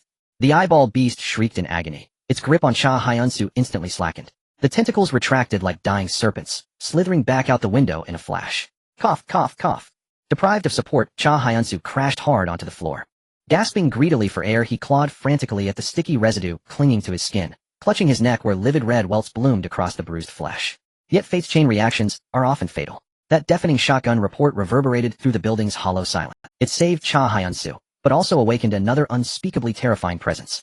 The blind-eyed monster, whose hearing was preternaturally acute, had been wandering ceaselessly. At the sound of gunfire, it pivoted instantly, and began climbing again inexorably toward the 14th floor. Inside the room, Che Xianxiu mentally prepared himself for death, tightly binding a sharp kitchen knife to a mop handle. At the same time, he set his phone to call mode, so that if a monster approached and the phone experienced signal interference, it would emit a piercing noise. He could not commit suicide, at least not now. The two children downstairs who had lost their father were still in danger. He had to protect them. Then let's go for it, Che Xianxiu said as he looked at himself in the mirror. His face was pale, but his gaze became increasing. Taking a deep breath, he suddenly flung open the door to room 1410 and swiftly crouched as he slipped into the adjacent room 1408, where he had just been saved by gunfire. In the room, the wheelchair-bound Uncle Han Doji looked at the disheveled young man before him, whose gloomy demeanor and trembling body indicated his resolve, and he sighed deeply. What should I do to save the children? Che Xianxiu asked anxiously. What else can you do? You need to run, Han Doji replied, pushing his wheelchair to show his disabled legs. Am I supposed to go? The uncle said, helplessly raising his hands. However, this veteran was not completely without help.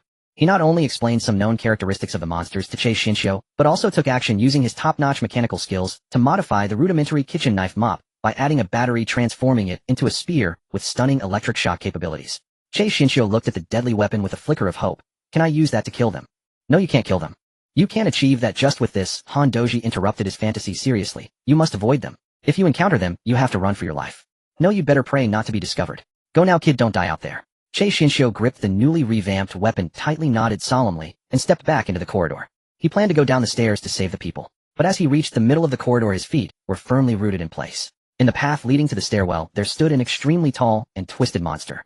The upper half of the monster's head appeared to be flattened by a sharp blade, exposing the writhing brain tissue within, while its hands had completely mutated into two terrifying tentacles that could stretch like sharp spikes. Blind-eyed monster. Che Xiangxi's brain went into a frenzy of warnings. But he soon realized that the monster's half-head was blindly turning around, seemingly losing its vision and relying solely on hearing to determine direction. Che Xinxiu tightly covered his mouth and nose, holding his breath as he quietly backed away and took refuge in a half-open, abandoned elevator nearby. However, the scene inside the elevator made his stomach churn. In the corner lay decaying remnants of unknown origins, attracting a swarm of flies.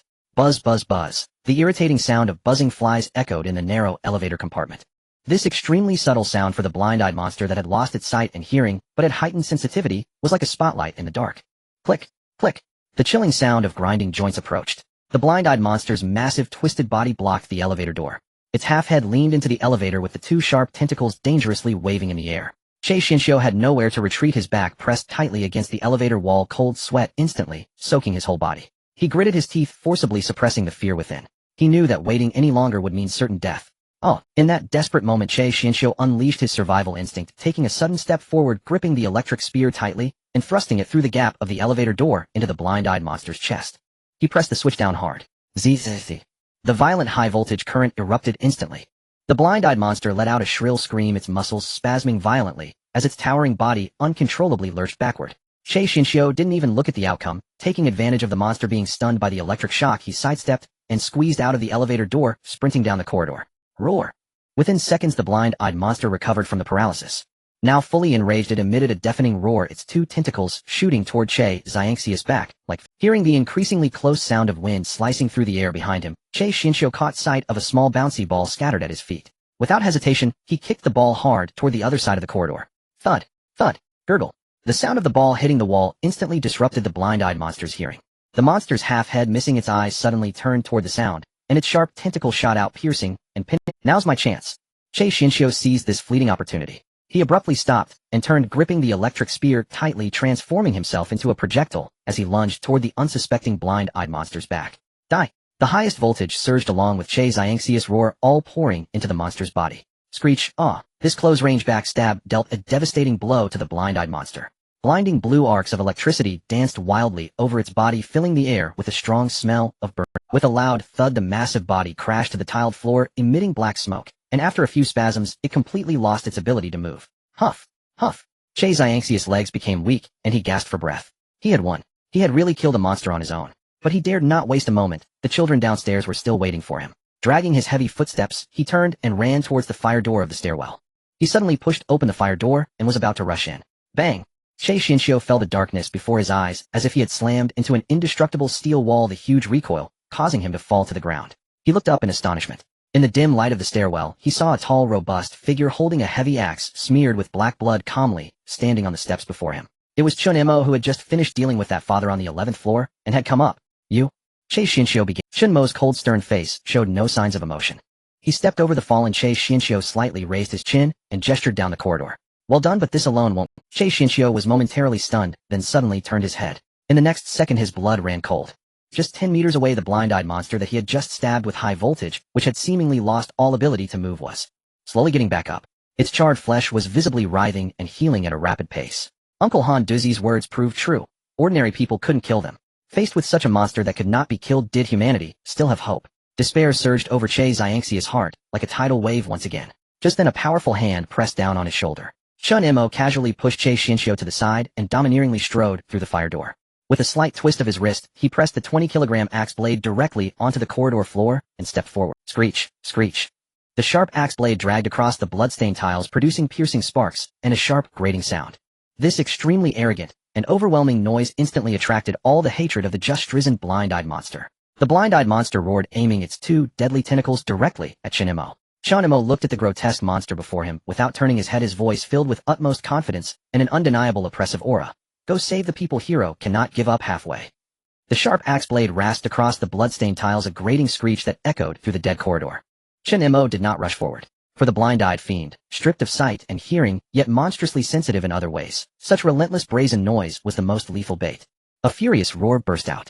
The creature's half-writhing head convulsed, and its gaunt frame erupted with a speed that surpassed human limits. The spiked tentacles that had grown from its arms lashed like two black pythons tearing the air, their supersonic crack aimed to ensnare Chen Mo.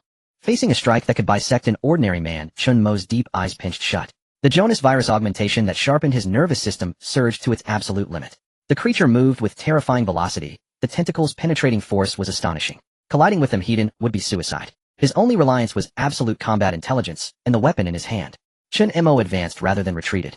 A tenth of a second before the tentacle would have pierced his chest, his body bent and slid sideways at an almost inhuman angle. A thick tentacle brushed his combat suit. The rush of wind stung his cheek. With a thunderous crash, it slammed into the wall behind him and tore through the heavy concrete. Too big a motion, too many openings. In that flash, Chen Mo's legs drove like a hunting gray wolf, his torso hugging the ground as he closed in. He did not contest brute strength. Exploiting the split second when the creature's attack had missed and its power had not yet reborn, he drew his spare combat blade with his left hand. With fighting techniques carved into his bones, Chen Mo's brain became a precise, killing engine, instantly locking onto the creature's muscular weak points. The blade became a cold flash driven hard into the seam of another tentacle's joint with a clean ripping sound. He did not strike against hard bone. Instead, he deftly severed the joint tendons, wrenching the wrist with a savage twist. The blind-eyed fiend writhed in torment, but Chen Mo was faster. In the instant before it could muster strength, he withdrew his blade and slid past its shriveled flank like a silverfish. He aimed at the dead spot beneath the creature's base of support. Summoning a mortal's maximum explosive force, his right leg landed a precise, brutal kick on the rear of the supporting knee. Crack. Using its force against it. That military-grade joint break and center-off gravity theft threw the lanky monster off balance, and it collapsed to one knee. It's over. Chen Mo surged up, hands locking around the heavy breaching axe. He gathered every ounce of force in his waist and back, fixing his aim on the creature's exposed shoulder joints, the very roots of the mutated tentacles. Two cold flashes cut the air at a perfect angle. With crushing downward blows, Chen Mo severed both mutated tentacles clean through at their joints, as if a butcher cleaving meat. A stench of black blood gushed out. The blind-eyed fiend collapsed in agony, its gaunt torso convulsing like a huge writhing maggot. It gaped and tried in vain to bite Chen Mo's thigh. Its only pride lay in speed and the destructive power of its tentacles. By raw torso strength alone, it was no real threat. Chen Mo's gaze went ice cold as he stepped forward and planted the sole of his heavy tactical boot on the creature's lower jaw. The axe is half pressed down on its neck, his body weight locking it fast to the tiles. No matter how tenacious its life force, let's see it grow from ashes. Chen Mo's expression hardened as he withdrew a clear plastic bottle from his storage pouch, filled with the industrial-grade concentrated alcohol, fuel he had prepared. He ripped open the flattened half of the skull and poured the fuel into the writhing mass of brain tissue. Then a windproof maritime magnesium flare appeared in his palm. It clicked and flared a blinding white light. Chen Mo drove the sparking flare hard into the creature's brain and dove back. A thunderous explosion followed. Deep orange flames instantly consumed the head. The searing heat cleaved through its supernormal cells. It writhed in the blaze until within minutes it was reduced to a field of black and charred scraps. System successfully eliminated an extraordinary organism, mutant blind-eyed monster. Minor plot intervention. Chen Mo heard the system's prompt tone and slowly picked up the breaching axe from the floor. Although this was an extraordinary creature whose attributes outstripped his in places, dealing with it was not as difficult as he had. Indeed, lacking intelligence, no matter how formidable in numbers, it was merely a beast with inflated stats. A pity about my axe, it handled well, he thought, frowning slightly. Even though he had used his combat skill to avoid direct bony and blade impact, the breaching axe still bore several obvious chips and rolled edges from cleaving the creature's bones. Looks like its limit ended there, Chen Mo muttered as he flicked black blood from the blade. Fortunately, I have a spare combat knife. He decided the battered axe could suffice a little longer and planned to ask old man Hondoji about repairs later. But he did not immediately knock on room 1408. Instead, he turned and fixed a deep gaze on the stairwell. That was the way Che Shinsho had gone down. The 12th floor held the main act. Chen Mo slung the dulled axe over his shoulder and strode toward the stairs, a flicker of anticipation in his eyes. At the same time, on the 12th floor, room 1210, Che Shinsho dragged the electrified spear breathless to the door and pounded on the sealed barrier. After cautiously announcing himself, the door eased open a fraction.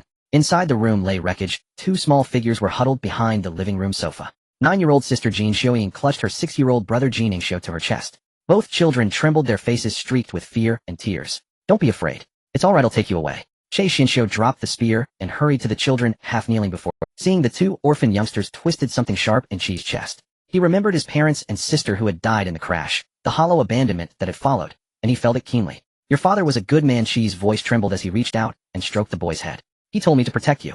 This place isn't safe. Big brother will take you somewhere else, okay?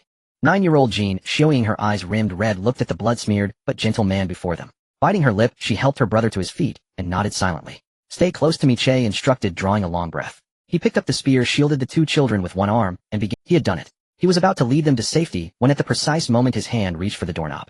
A single viscous drop of dark red blood fell onto the floor without warning. Che's hand froze in midair. Drip, drip.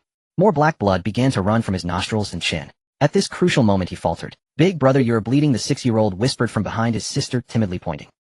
Don't come near, Che cried, spinning as if struck by electricity and turning his back to the children. He dropped the spear in pain and clawed at his own hair, his fingers whitening from the force. Damn it. Why now? From the depths of his mind a demon began to whisper, tempting him to fall. The voice bore no sanguinary mania, only poisons aimed at his weakest places. You're exhausted, aren't you? You've done so much. You cannot save everyone. Give up. Surrender your body to me, and you will never feel pain again. Then anyone you wish can be made to disappear. Whether it's those who bullied you or those who failed to understand you. All of them can be erased. Get out of my head. Get out. Che ground his teeth and fought the force trying to drag him into the abyss. But desire itself had become his deepest obsession. Unable to see through it, every resistance felt painfully futile. Big brother. 9-year-old Xiaoying sensed something wrong and called softly. Che slowly turned his head. When the two children saw his face, they recoiled in terror. The tenderness and sorrow that had once lived there were gone, replaced by a hollow, deathly stillness. Most chilling were his eyes. The whites had been swallowed whole. His gaze turned ink black like twin voids opening into the abyss. The monster persona born of despair had awakened. Room 1210, a dimly lit, filled with a rich metallic scent of blood. Che Xianxiu painfully clutched his head, curled up in the midst of the chaotic living room. His body was convulsing violently, his eyes turned completely into black abysses, a sign that desire was about to consume. Within his inner world, a brutal tug-of-war was taking place. A demon that looked exactly like him, with an evil smile at the corner of its mouth, appeared before him at times, slithering around like a venomous snake at others. It seemed to be everywhere, whispering with a voice full of temptation and malice in Che Xiangxi's ear. This world has never treated you kindly. Why should you care about their lives? Aren't you deeply angry inside? Why, despite your good intentions to help, does he turn around and bully you? Why has your life turned into a hell worse than death? Why do those classmates who usually get along with you betray you in your most painful moments, even joining the ranks of the abusers? The real victim is you. You have done nothing wrong. But what about your family? Not only do they not stand by your side, but they also blame you for not being understanding and for causing trouble. Is such a family really worth your attachment? Che Xiangxi's tightly clenched fists began to tremble violently, his nails digging deeply into his palms. His will was wavering as scenes of being beaten, isolated, and blamed by parents and relatives flashed through his mind like a strobe light. Be angry, Che Xianxiu. Those hypocritical, selfish people deserve to die. Stop holding on. Give your body to me, and together, let us burn the entire world. At that moment you can make anyone disappear, whether it be the bastards who bully you or those family members who abandoned you.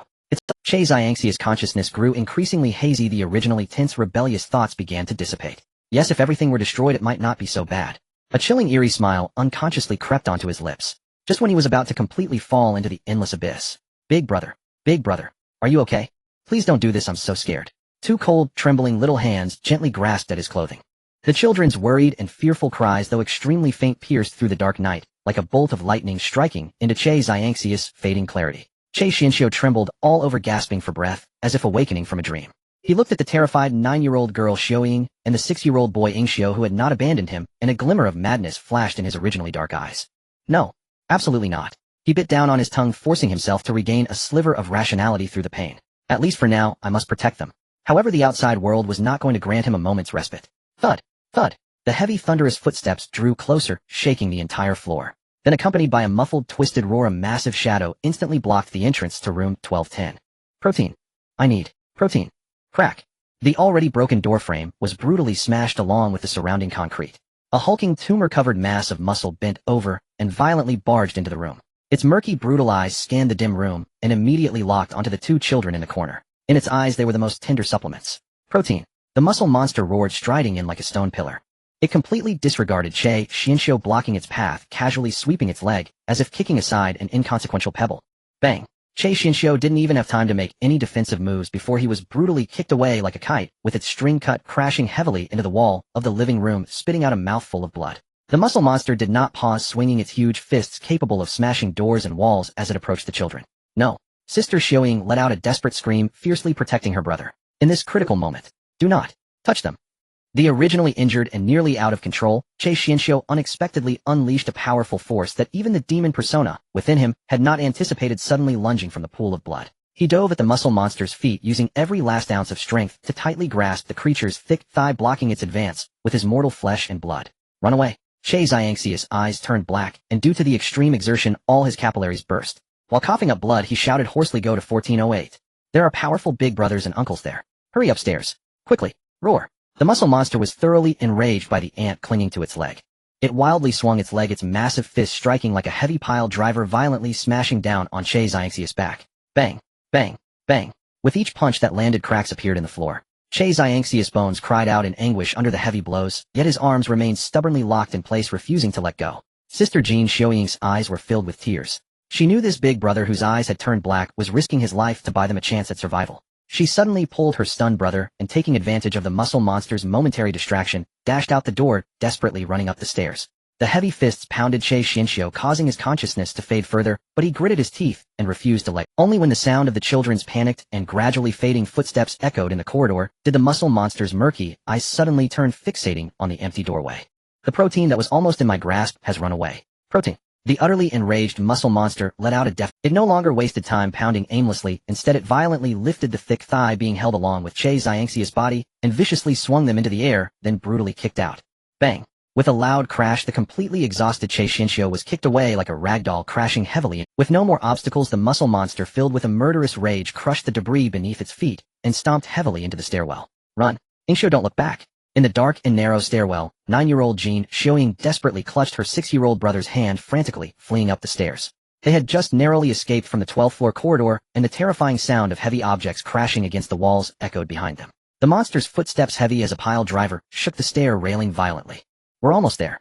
The 14th floor that big brother mentioned." Jean Xiaoying gasped, her lungs burning, as she stumbled with her brother up the gentle slope to the 13th floor, ready to charge towards the 14th. However, how could the footsteps of mere mortals outrun the extraordinary beings that broke all limits? Roar! A brutal roar suddenly erupted from below. Immediately following, with a loud boom, a massive chunk of concrete pried off the wall by the muscle monster crashed violently from below with incredible kinetic energy, like a cannonball fired upward. Bang!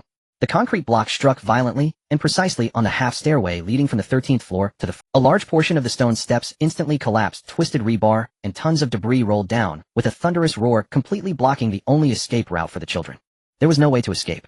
"Xianxiu, don't look." Jean Xiaoying pulled her brother in despair, huddling in the corner by the fire door on the 13th floor, trembling and closing her eyes. The muscle monster, its massive body like a mountain of flesh, thundered onto the gentle slope of the 13th floor. Its enormous shadow entirely engulfed the two children.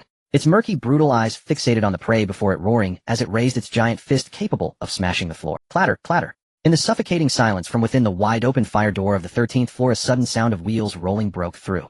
A disheveled woman dressed in pajamas pushed an old baby carriage, softly humming a disjointed lullaby, meandering out from the shadow of the 13th floor corridor. It was Ming Shu, the mother who had lost her child. She had been aimlessly wandering the corridor with the baby carriage. But when she reached the stairwell, she happened to collide head-on with the terrifying monster, which was raising its fist ready to smash the two children into a pulp.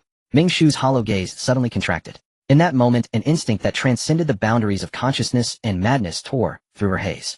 Without needing to think or hesitate, she pushed the baby carriage forward, firmly blocking the children. "Don't move, kids." However, the monster completely ignored this insignificant obstruction. It angrily lifted its thick leg like a stone pillar and kicked Ming Shu away, sending the baby carriage tumbling to the ground. Ming Shu crashed onto the cold tile floor, blood streaming from her forehead. In a daze, she seemed to see her deceased child lying in the overturned carriage, smiling at her. Goo goo, how adorable, she thought. But in the next moment, the monster's heavy foot came crashing down mercilessly. Crack!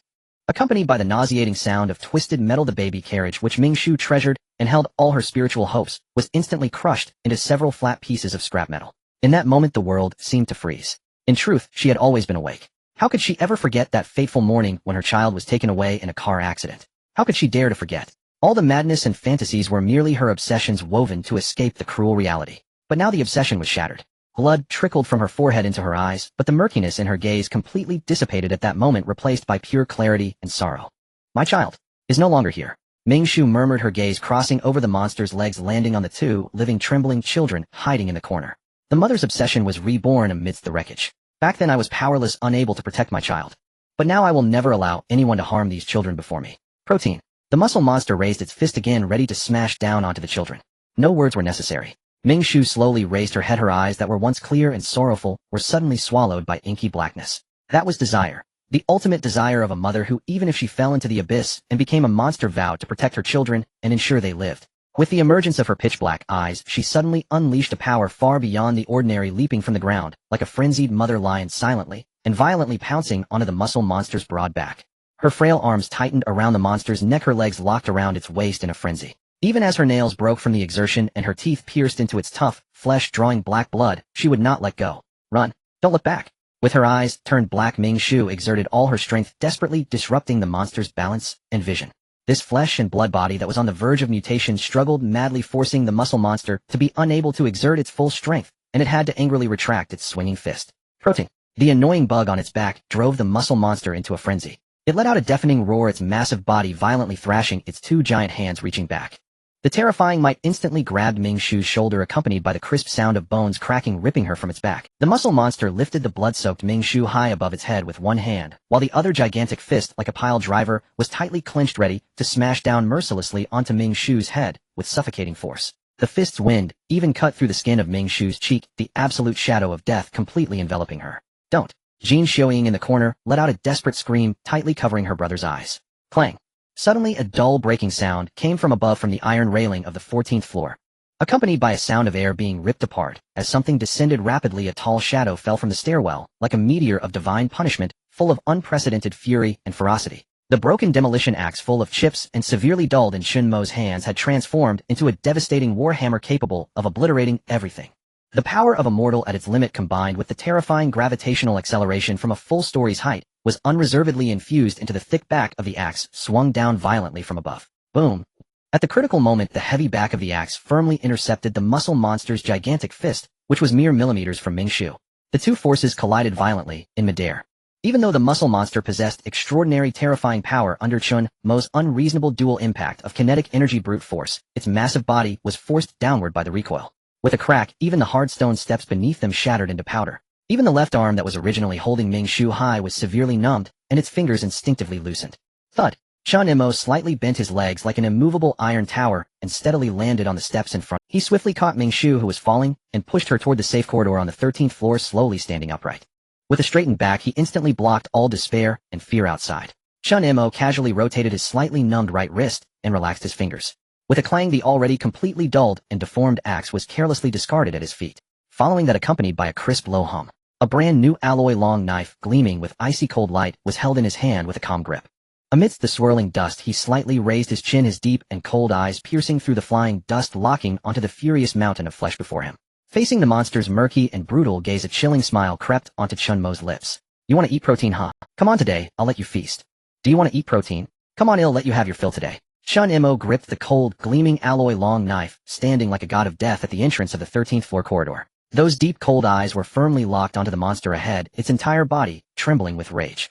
At that moment, when tension filled the air, as if it was about to solidify, a sudden sound of hurried footsteps echoed from the other end of the 13th floor corridor. Chen Mo. A warm yet anxious male voice abruptly shattered the silence. Chen Mo's gaze shifted slightly, catching a glimpse out of the corner of his eye. He saw his Chinese teacher Zheng Jiaxin rushing towards him with a long samurai sword in hand. Beside him was the guitar girl Yin Jishou, holding a baseball bat, her face filled with tension.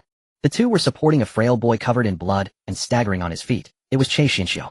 At that moment, Che's anxious eyes had just shed the eerie darkness, and although the whites of his eyes were still laced with blood, his gaze had regained human clarity. Clearly he had just endured the most intense temptation with sheer willpower. Just in time.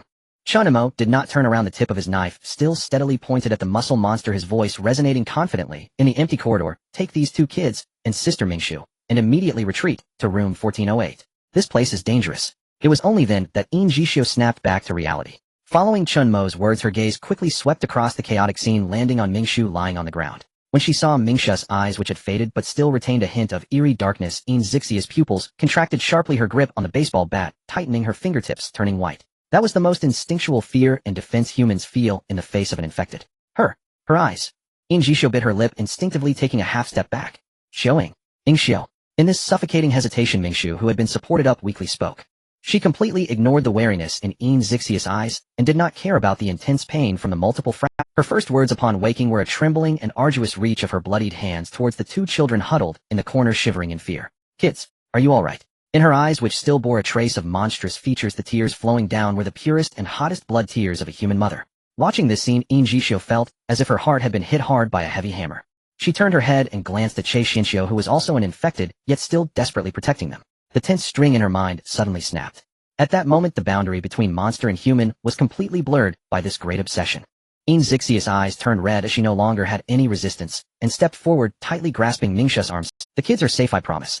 Big brother, you must survive. Jin Xiaoying bit her lip tightly, pulling her brother along, tears streaming down her face, as she quickly followed Jixio and chased Xinxiu deeper into the corridor.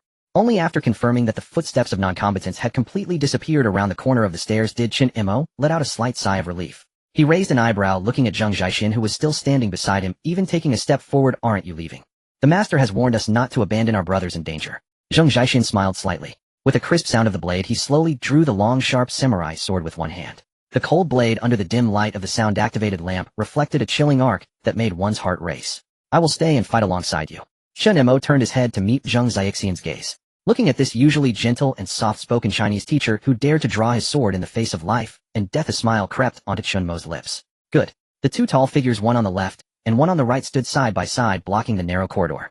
One wielding a heavy and fierce alloy long knife, the other holding a slender samurai sword that exuded the beauty of traditional craftsmanship, light, yet lethal. The cold, killing intent radiating from the two silently converged in the air, creating an aura that momentarily resisted the overwhelming sense of despair brought by the colossal creature before them. Roar. Protein. The muscle monster, witnessing its prey escaping, and the two ignorant ants before it, let out a roar that shattered eardrums, violently pounding its granite-like chest with its fists. Shout, shout, shout, calling for your mother. Faced with this towering monster which stood 2 stories high and exuded overwhelming pressure, Chen Mo arrogantly rested the alloy long knife on his shoulder. He tilted his head slightly, sizing up the muscle monster, and suddenly let out a piercing cold laugh. Practicing until your brain is gone, huh? Chen Mo's tone was laced with unabashed sarcasm and mockery, his voice echoing in the corridor, so preoccupied with getting big, yet you don't even look in the mirror to check your proportions. Your shoulders are as wide as a door, but your head is so pointed and small. With that deformed body, even if I gave you a ton of protein, where do you plan to supplement it? Are you going to fill that pointy head of yours? As soon as these words left his mouth, Zheng Zhaixin, who was on high alert and controlling his breath, trembled violently with the hand holding the knife. His gaze behind the glasses revealed deep astonishment as he shot a glance at Chen Mo, unable to believe that this unbelievably strong young man beside him also had such a sharp tongue. And the muscle monster, although it had lost its sanity, still harbored an obsession with muscle that was deeply ingrained in its genes. Chen Mo's taunt, which struck directly at its core, was like a burning sharp knife, instantly piercing into its most protein. At this moment, the muscle monster completely lost control. Its body, those tumor-like muscles, began to writhe and swell in a bizarre manner. Even those murky eyeballs instantly turned blood red, locking onto Chen Mo fiercely. Accompanied by a hysterical roar of rage, the muscle monster's legs suddenly pushed off the ground.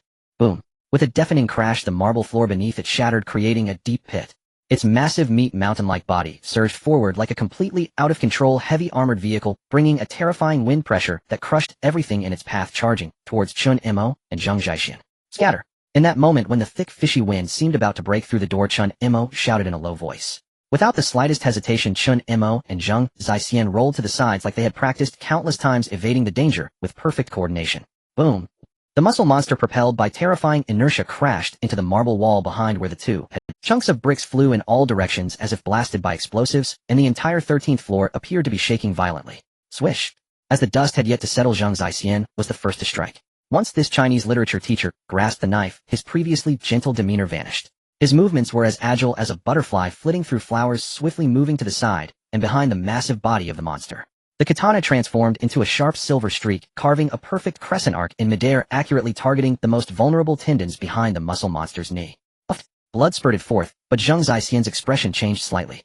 The incredibly sharp katana barely penetrated 2 inches before getting stuck in the dense tire-like muscle fibers, unable to advance any further. Such hard muscles.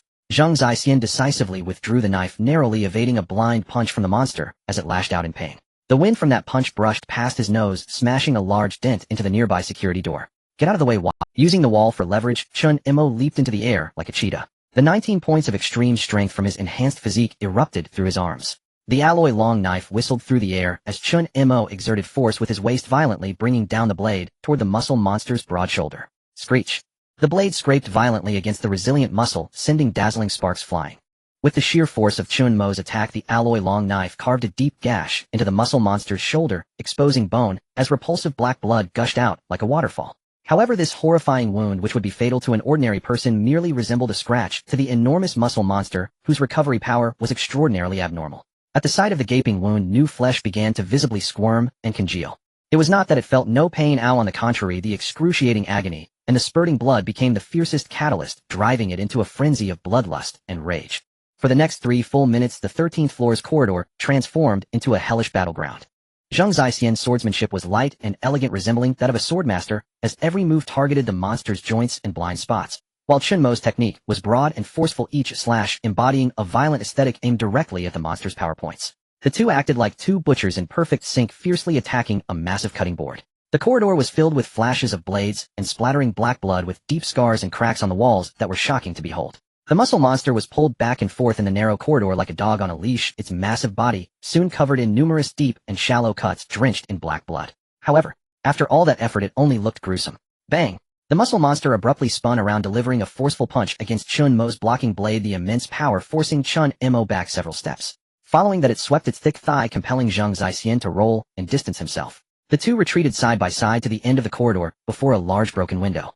Exhaustion made their chests rise and fall, with beads of sweat forming on their foreheads. This won't do. Chen Mo flicked the thick black blood off the blade onto the wall, furrowing his brow tightly. This guy is too tough and thick. Our scraping damage only serves to infuriate it, with superficial wounds failing to reach its core vital points. I have a plan. Zhang Zixian took a deep breath, his mind racing, preparing to reveal the tactical insight he had formed after surveying the terrain. Oh, I get what you mean. Chen Mo's eyes suddenly lit up as he interrupted the literature teacher. Zhang Zixian turned in astonishment, looking at Chen Mo in confusion. What did you understand? I haven't said anything yet. Chen Mo raised an eyebrow, a mischievous smile curving his lips. He pointed with his chin at the large broken window behind them, which no longer had glass and opened directly to the night sky outside. When he charges over, quickly dodge, letting him crash out through this window under the terror of his own inertia. Right. Zhang Zixian was momentarily taken aback. Then his eyes erupted with extreme joy and shock. He really understands me. So that's it, I see now. This is the will of the master. Zhang Zixian seemed to have an epiphany, excitedly gripping the knife handle once more. Holding the knife with both hands, his once gentle eyes were now filled with solemn and fervent battle intent. He fixed his gaze on the muscle monster, which was once again gathering strength to charge, and his voice boomed louder than ever. At this moment, it is time to reveal the miracles of the master. Roar! The muscle monster opposite completely ignored the two annoying insects, murmuring quietly. Its muscles, fully expanded, suddenly contracted, and with earth-shaking heavy steps it charged forward like a heavy truck, flooring the gas pedal, launching its final deadly charge. 10 meters. 5 meters. 3 meters. The violent fishy wind mixed with a strong scent of blood was already in their faces, just as those massive fists capable of crushing steel plates were about to smash the two into meat paste. Now, Chen Mo shouted. He and Zhang Zixian, like two shadows that had already calculated their trajectories, dove to the sides in a desperate roll. Boom! The muscle monster, suddenly losing its target, could not stop in time. Its massive body, propelled by overwhelming inertia, smashed through the already damaged window frame, most of its body instantly bursting out of the 13th floor window.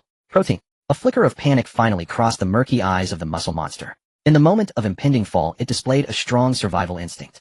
One sturdy foot clung tightly to the edge of the windowsill, while the other hand frantically clawed in midair, surprisingly grabbing onto the outer wall's edge, trying to climb back up. Not a chance. Get down. Both Chen Mo and Zhang Zixian sprang up from the ground.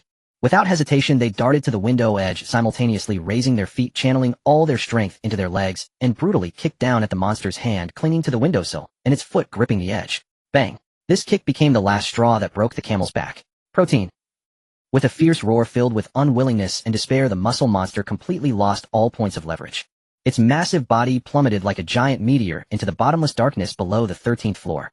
Bang boom! A dull thunderous sound of a heavy object hitting the ground echoed from below after several seconds, shaking the ground as if it trembled along. The cold night wind blew through the broken window into the corridor, finally dispersing the suffocating stench of blood in the air. Chen Mo stepped forward, peering down at the dark ground below. Confirming the monster had fallen, he turned around, casually twirling his knife in a graceful flourish, and neatly sheathed the alloy-long knife. He looked at Zhang Zixian, who stood nearby with his chest still heaving, a genuine smile blossoming on his face as he extended his right hand. Zhang Zixian smiled back, propping himself up with the tip of his katana, and extended his hand as well. Clap! The sound of their palms slapping together echoed in the air. Nice teamwork, Chen Mo chuckled. Same to you. Zhang Zixian replied with a gentle smile, adjusting his glasses that had slid down his nose, the fierce aura dissipating, instantly returning to his scholarly and refined demeanor. As the monster fell, the two felt a brief moment of relaxation from their previously tense nerves. However, just as Chen Mo turned around to call Zhang Zixian back to regroup, with Che Xianxiu and the others, his footsteps, his extraordinarily keen senses emitted an alert like a radar. In the thick shadow at the end of the 13th floor, where light was completely lost due to the battle, a faint, unusual movement could be detected. Clearly, the massive commotion of this demolition battle had already attracted observers from the shadows. Those eyes hidden in the darkness not only witnessed the entire scene, but also quietly observed the final moment when they kicked the monster off the building. Chen Mo did not continue forward. He stopped and placed his right hand that had just released the knife handle naturally hanging down, yet his fingertips slightly curled again. He merely tilted his head slightly. His deep and cold gaze gradually narrowed, the sharp eyes piercing through the swirling dust that had yet to settle in the corridor, directing like a blade toward the impenetrable darkness at the end of the corridor. The silent corridor was left with only the sound of the cold night wind. After watching for so long, aren't you going to come out and say hello? Chen Mo's tone was flat, yet it carried an undeniable sense of pressure. Hiding in the shadows isn't the behavior of a wise person. The voice was not loud, but it echoed clearly in the empty. Upon hearing this, Zhang Zixian's nerves instantly tensed. The literature teacher abruptly turned around, his just lowered samurai sword once again positioned in front of him. Ha, the youth of today are truly remarkable. Accompanied by hearty laughter, Elder and Ji Xie stepped out from the shadows wielding a heavily modified crossbow, with Park Yuri, who held an asthma inhaler by his side. Seeing the newcomers, Zhang Zixian's tense shoulders relaxed instantly. He quickly sheathed his sword, a gentle smile spreading across his face as he stepped forward to bridge the gap. Elder and Ji Xie, Miss Yuri. I never expected to run into you here. It's truly a relief to see you safe and sound. Zhang Zixian turned to Chen Mo, introducing him. Chen Mo, these two are also longtime residents of our building. Elder and is a modest yet seasoned veteran. He then solemnly introduced Chen Mo to the Elder, and Yuri, Elder, and this is Chen Mo. If it weren't for him standing in front, we might have been torn apart by that monster. Chen Mo nodded slightly, taking in the two before him. Although the Green Island apartment was a single building, its residents were a mixed bag, and neighborly relations were extremely cold. For someone like Chen Mo, who lived a secluded life, there was almost a social barrier akin to reproductive isolation between him, an Elder, and who rarely interacted with others on different floors. Even as fellow longtime residents, they had only seen each other a few times in passing in the corridor, hardly knowing each other's names, let alone getting to know one another. With Zhang Zixian vouching for him, the last traces of vigilance in their eyes dissipated. Elder and Ji Xie sized up Chen Mo and nodded appreciatively, saying, yesterday Hondo, Ji's younger brother, specifically came to tell me about a remarkable young man who had forewarned the coming of the apocalypse. I was somewhat skeptical at first, but seeing you today, I can tell you're impressive. You're tough and capable. Hearing this, Chen Mo felt a stir in his heart as a moment of realization flickered in his eyes. So that's how it is. In the original storyline, and Ji Xie and Park Yuri should not have appeared in this corridor at this time. However, because he had disclosed the apocalyptic information to Hondo Ji in advance, and Hondo Ji had notified his old friend and Ji Xie out of friendship, they had been prepared and appeared at this moment. This was merely a minor preemptive warning, yet it was akin to tossing a stone into the lake of fate, sending ripples that directly altered the destinies of these two characters who were originally meant to remain dormant until later. The butterfly effect, huh? Quite interesting. Park Yuri behind him also nodded slightly, her previously tense shoulders relaxing as she set aside her inner defenses. Chen Mo collected his thoughts, glancing at the mechanical crossbow in the Elder's hands. Confirming that he was a reliable ally, he directly extended an olive branch. Elder, you're still quite vigorous, and your weapon is impressive. The stench of blood on this floor is too strong, it will soon attract other things. We have some companions in room 1408, including Uncle Hondoji. Why don't we go there to regroup? Let's go. The Elder replied without hesitation. The group swiftly moved along the other corridor and arrived at the door of room 1408. After knocking, the door was cautiously opened, just a crack accompanied by the heavy sound of the hinges. Behind the door, Hondo Ji sat in a wheelchair, his face filled with wariness. He held a rugged shotgun with a cane, its dark barrel pointed firmly at the corridor, his rough fingers already pressed against the trigger, ready to fire at any moment. Only when he recognized Zhang Zixian, Chen Mo, and his old friend and Ji Xie outside did his tense nerves relax. He let out a sigh and lowered the gun, saying, hurry in, it's not safe outside. Once the door was securely locked again, everyone slumped down onto the floor. The fear they had faced from the monster and the tension they had experienced on the way had drained everyone's spirits. Even Zhang Zixian leaned against the wall, gasping heavily. You all rest for a bit, while I'll go get some supplies, Chen Mo said as he turned back to his room. Saying he was going to get supplies was just an excuse. He intended to use the opportunity to retrieve some food from his spatial storage. Of course, Chen Mo was cautious. He didn't take out the extremely crucial high-calorie supplies, only bringing out the instant noodles, kimchi, and fruits he had bought during his previous rest. A few minutes later, Chen Mo emerged with a large bag in each hand. As he placed the items one by one on the coffee table, the room was filled with the sound of swallowing. Chei Xianxiu looked at the instant noodles and swallowed, saying, by the way, I have some instant noodles in my room too. Should I go grab them? So much. There's even kimchi. Yin Jixio's eyes widened at the sight of the vibrant red kimchi, exclaiming, wow, I haven't eaten kimchi in days, I'm truly craving it. But that wasn't all. Finally, like a magic trick, Chen Mo pulled out a huge round green watermelon from the bottom of the bag, its skin still retaining a hint of coolness. Watermelon. Park Yuri nearly dropped her asthma inhaler. Even the well-traveled Elder and Ji Xie was stunned, rubbing his eyes in disbelief as he looked at Chen Mo, saying, it's the apocalypse. You actually still have watermelon. While I usually don't allow myself to eat this often, but I never thought I could still have some now. I'm satisfied even if I die. Don't say such ominous things. Yuri shot him an annoyed look. Alright, I won't say it. The Elder chuckled in agreement, and then smacked his lips. However, if we could have a bottle of soju right now, that would truly be— Hee soju. I have some. Uncle Hondo Ji also laughed, turning to pull out 2 bottles of Korean soju from the cabinet behind his wheelchair. In a world where the food chain has collapsed and everyone is counting every morsel, the visual impact of this meal was akin to a box of gold bars. I stocked up while wandering downstairs a few days ago. I haven't eaten it yet. Chen Mo maintained a straight face as he casually made up a story reaching for a fruit knife. With a few swift cuts, the bright red watermelon was sliced into neat cubes. Eat up, a full stomach gives you strength for anything. The portable gas stove quickly lit up. In the simple military pot, the steaming red noodles were boiling together with luncheon meat and kimchi, giving off a tantalizing aroma. Everyone sat together slurping the noodles accompanied by drinks and taking bites of the sweet, refreshing watermelon. That immense sense of satisfaction made them temporarily forget that hell awaited just outside the door. While eating in order to learn the latest official reactions from the outside world, he casually grabbed the remote control and turned on the old television in the living room. With a crackling sound of electricity, the previously snow-filled screen flickered unsteadily several times. Then miraculously the signal stabilized, cutting directly into a live broadcast of the national emergency disaster. On the screen, the President of the Republic of Korea stood at the podium, his expression grave as he delivered a nationwide televised address. Citizens, please remain calm. The government is mobilizing all resources to control the situation. Please stay indoors and do not go outside. The military will be there soon. However, before the president could finish his words, his body suddenly began to tremble violently. In the shocked gaze of survivors across the nation, two thick streams of blood erupted unexpectedly from the president's nostrils, splattering heavily onto his speech notes.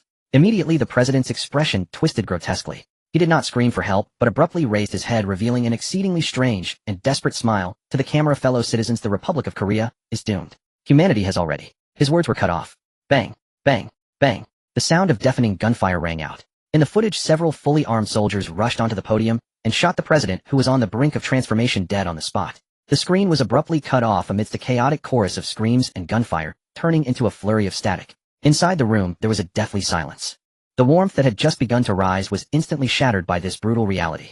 Park Yuri stared blankly at the snowy screen, her face pale, as the half-watermelon in her hand dropped onto the table. Instinctively, she tightened her grip on the asthma inhaler, as if it were her last lifeline in this world. Her voice trembled as she choked out, if even the state machinery and the highest leadership have completely collapsed, what will become of our country in the future? What will it turn into? Amidst the overwhelming despair of the president's mutation and the nation's collapse, the emergency broadcast speaker in the corner of the ceiling suddenly emitted a harsh electric sound. Everyone's movements halted abruptly. After a burst of static, a calm, rational young male voice emerged from the broadcast, devoid of any emotional fluctuation. This is the survivor camp in the first floor hall. The broadcast has connected to the internal lines of the entire building.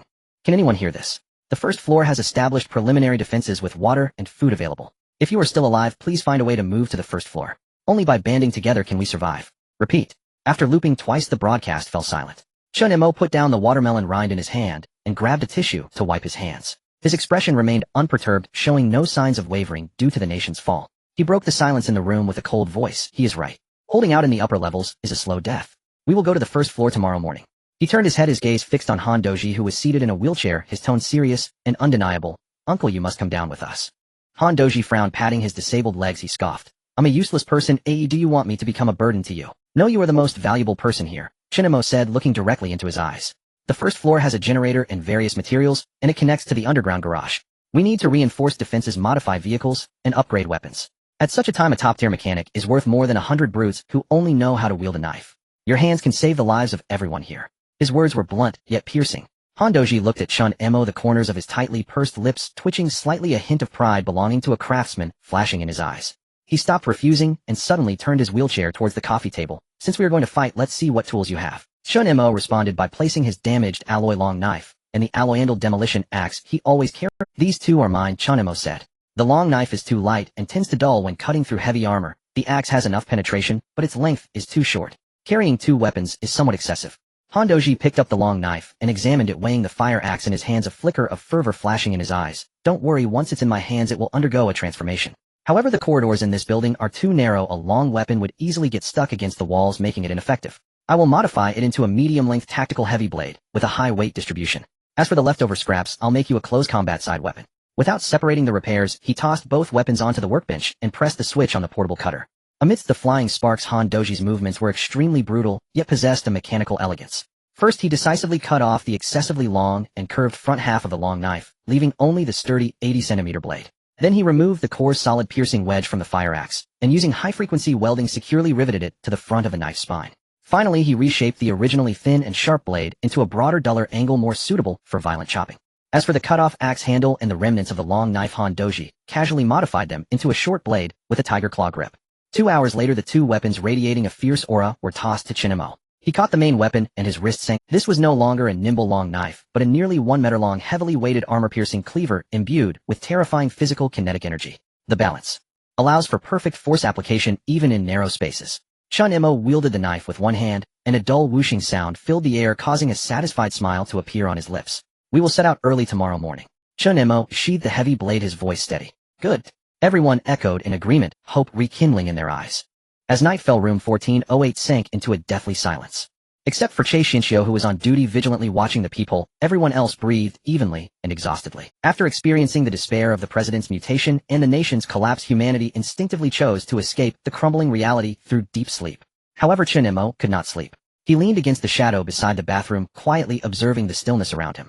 In the depths of his powerful eyes, the darkness was not dark. With his enhanced vision, he could clearly see the faint gray light filtering through the curtain seams. He stared into the darkness, his brows furrowing tighter. The unsettling heat that had quietly risen after the meal was no longer an illusion, but had transformed into an exceedingly abnormal high body temperature, as if every cell in his body was burning at an overload.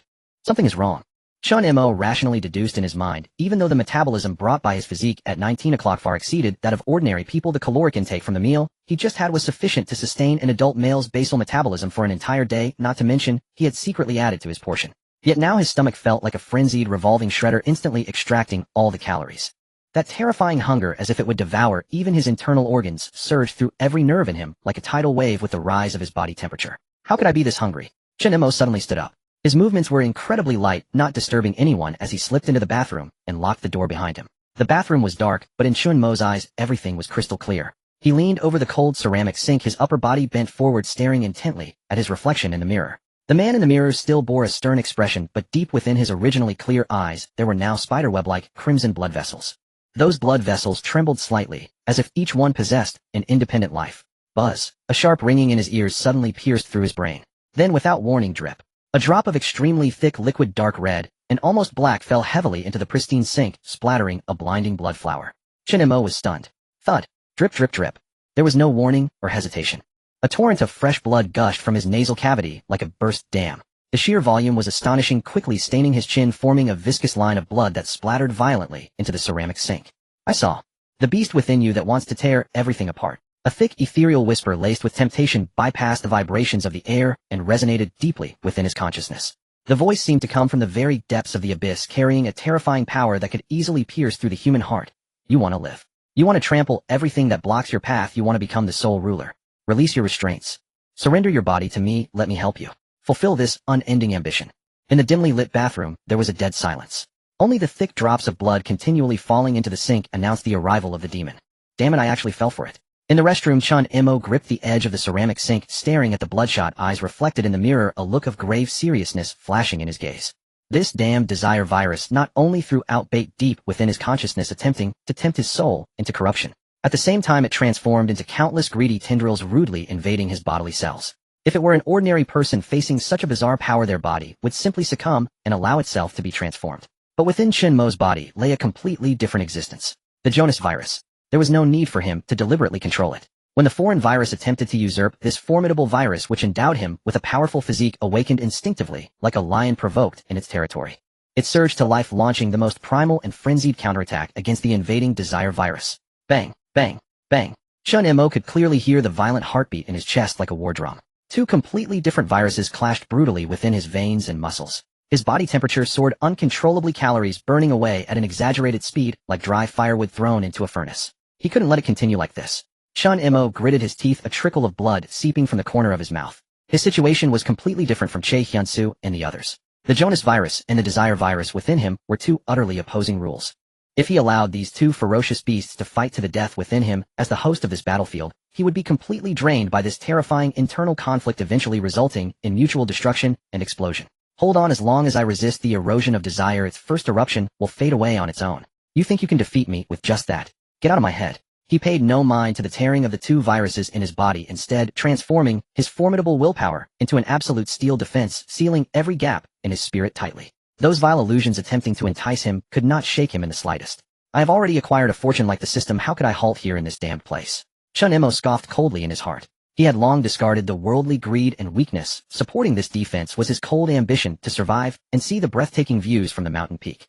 The whisper of desire trying to assimilate him shattered against the impregnable wall of willpower he had erected. After a full 2 minutes of stalemate, it seemed to sense the host's unshakable mental state, and the demonic persona, representing desire, let out a chilling look. We will meet again. Then, like the tide receding, the desire virus quickly withdrew from his limbs, and bones retreating to the deepest part of his body, silently waiting for the next opportunity of the host's weakness. With the opponent gone, the raging Jonas virus gradually calmed down, returning to a state of tranquility. Chen Mo exhaled a long breath tinged with a metallic taste, his tensed muscles finally relaxing. The water flowed silently, washing the basin clean thoroughly, carrying the glaring crimson into the drain. Chen Mo extended a trembling hand and turned on the faucet to wash the blood from his face. He had temporarily suppressed the mutation, but looking at himself in the mirror, the gloom in his eyes showed no signs of diminishing. The crisis had not been averted, it had merely been forcibly paused. This ticking time bomb still lay within him, capable of blowing him to smithereens at any moment. 15 days. He only had this precious time. Ordinary people who endure this 15-day mutation period can stabilize and merge with the virus to become special infected individuals. But for him, the forced integration of the second virus was a disaster. If he could not resolve the deadly conflict between the two viruses within him, this would be his death sentence. What method could be used to allow these two irreconcilable forces to fully merge? He still had no answer. Chen Mo stared into the mirror, his gaze gradually turning cold and frenzied. After a moment of silence, Chen Mo casually grabbed a towel to wipe his face, pushed open the restroom door, and silently returned to the dim corner of the living room. Che Hyunsu, responsible for the night watch, still sat behind the door, while Zheng Jihyun slept soundly with a knife in his arms. No one noticed that the man who had just shared watermelon with them had walked through the gates of death. Leaning against the cold wall, Chen Mo's gaze passed through the dim living room, quietly landing on the reforged heavy blade. I can't sit back and wait. Tomorrow should we go to the first floor? His tongue gently licked his cracked lips, a dangerous gleam swirling in his eyes. A few hours later, the sky just began to show a hint of gray light. The entire building remained shrouded in a chilling mist. The door to room 1408 was quietly pushed open. Chen Mo walked in front, holding the heavy cleaving knife. Behind him, Zheng Jihyun, uncle, and Jisiop Che Hyunsu, and others were fully armed, protecting the defenseless Park Yuri and the mobility-impaired Han Dojik in the middle of the group. Due to the large number of people, the team advanced very cautiously. In this silent and oppressive corridor, any sound could attract deadly monsters. Fortunately, Chen Mo's enhanced senses were extremely sharp. Relying on his strong hearing and sight, he led everyone through several floors, concealing eerie sounds, avoiding danger all the way down. Just as they were about to reach the safety passage on the first floor, a broadcast from Lee Yunhyuk suddenly echoed from the direction of the hall. This is the first floor hall. Preliminary defenses have been established with ample water and food. If you are still alive, please do not make noise and quickly move to the first floor with your weapons. However, before the broadcast could finish, a fierce argument erupted in the first floor hall. Please, let me out. My daughter is outside. And calm down. There are monsters outside if we open the door now. Chen Mo frowned slightly and quickened his pace. Pushing open the fire door to the safety passage, the chaotic scene of the first floor hall came into view. A disheveled ant took advantage of Lee Yunhyuk's momentary distraction at the control room to sneak in and fiercely slammed the switch for the rolling shutter door. With a rumbling sound, the heavy metal rolling shutter door in the hall slowly rose. The pungent smell of blood flooded. Seeing the door open successfully, the ant's eyes turned red as she tried to rush out, but she was firmly held back by several survivors who reacted. Are you crazy? Lee Yunhyuk's face turned pale as he rushed up to try to close the door again. The ant struggled, desperately grabbing Lee Yunhyuk's clothes, crying out loudly, please, let me out, just for a moment. I saw my daughter, she is right outside, just a little bit more. As the door slowly opened, a girl unexpectedly appeared out of nowhere, stumbling towards them. However, seeing the slowly opening door, the girl showed no sense of urgency typical for survival. Clearly in a life-and-death situation, she not only did not run frantically, but instead jogged leisurely towards the building. Just as she was less than 10 meters from the door, an utterly ridiculous scene unfolded. She suddenly stumbled, tripping over her own feet and crashing heavily to the ground. Only then did she finally panic. The girl's face turned pale, and she was so frightened that she couldn't even scream, hurriedly crawling up from the ground, stumbling and flailing towards the door. This scene left everyone in the hall in dead silence. Looking at the girl outside the door, and then at the pleading mother, Lee Yunhyuk's mind, always precise in calculations, experienced a brief shutdown under the interrogation of humanity. What should I do? He stood frozen in place, his hands suspended over the control panel, at a loss. Damn it. The soldier Lee Soo-hyung's eyes turned red as he gritted his teeth and drew his baton, hesitating to rush out to save her. However, just as he stepped forward, a cold hand reached out from behind, gripping him tightly. Who? Lee Soo-hyung turned in. It's me. Chen Mo stepped forward, wielding his battle blade, followed closely by the members of Team 1408. The overwhelming aura from their full armor abruptly silenced the commotion in the hall. Chen Mo did not even glance at Lee Soo-hyung, his gaze fixed directly on the desperate ant, his tone cold and unyielding. If she wants to go out, just let her go. Are you crazy? That's 2 living lives at stake. Lee Xiaoxing's forehead bulged with veins as he glared at Chen Mo, simultaneously twisting his shoulders in an attempt to break free from his restraints. But the strength in Chen Mo's grip was like a vice, firmly pinning him in place, a hint of mockery lacing his voice. That is her daughter, not yours. And don't forget when she went crazy and smashed the door button earlier, she didn't consider the lives of us people. Does she want to say? Then let her go herself. This statement was like a bucket of cold water instantly dousing Li Xiaoxing's impulsiveness. He froze in place, unable to retort. Due to the lingering authority of Chen Mo's earlier actions and the chilling logic in his words, the few survivors holding the ant exchanged glances and hesitantly released their grip one by one. Seeing that no one was stopping her, the ant hurriedly crawled out through the roll-up door and tightly embraced her daughter, who had fallen. Minji, you scared mommy to death. Mom, I'm so scared. I can't move my legs. The girl clutched her mother's clothes tightly, trembling all over, her voice filled with extreme terror of death. The mother and daughter cried inconsolably outside the open door, oblivious to the danger, as if as long as they were together the cruel laws of the apocalypse would make way for them. However, in the next moment, a sickening sound of flesh being penetrated abruptly rang out, and the cries of the mother and daughter ceased instantly. The people in the hall widened their eyes in terror. The long-tongued monster that had previously attacked them had not left. It lay in wait like an extremely patient and cold-blooded hunter lurking in the visual blind spot outside the door.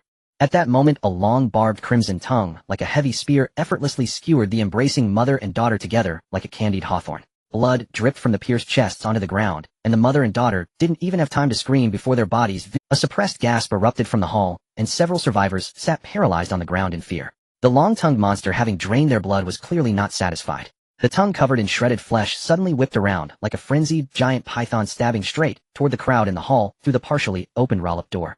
A foul wind hit them. Chen Mo let out a cold laugh, his eyes betraying no fear, instead stepping forward boldly to meet the deadly tongue. The heavy battle blade was drawn in an instant.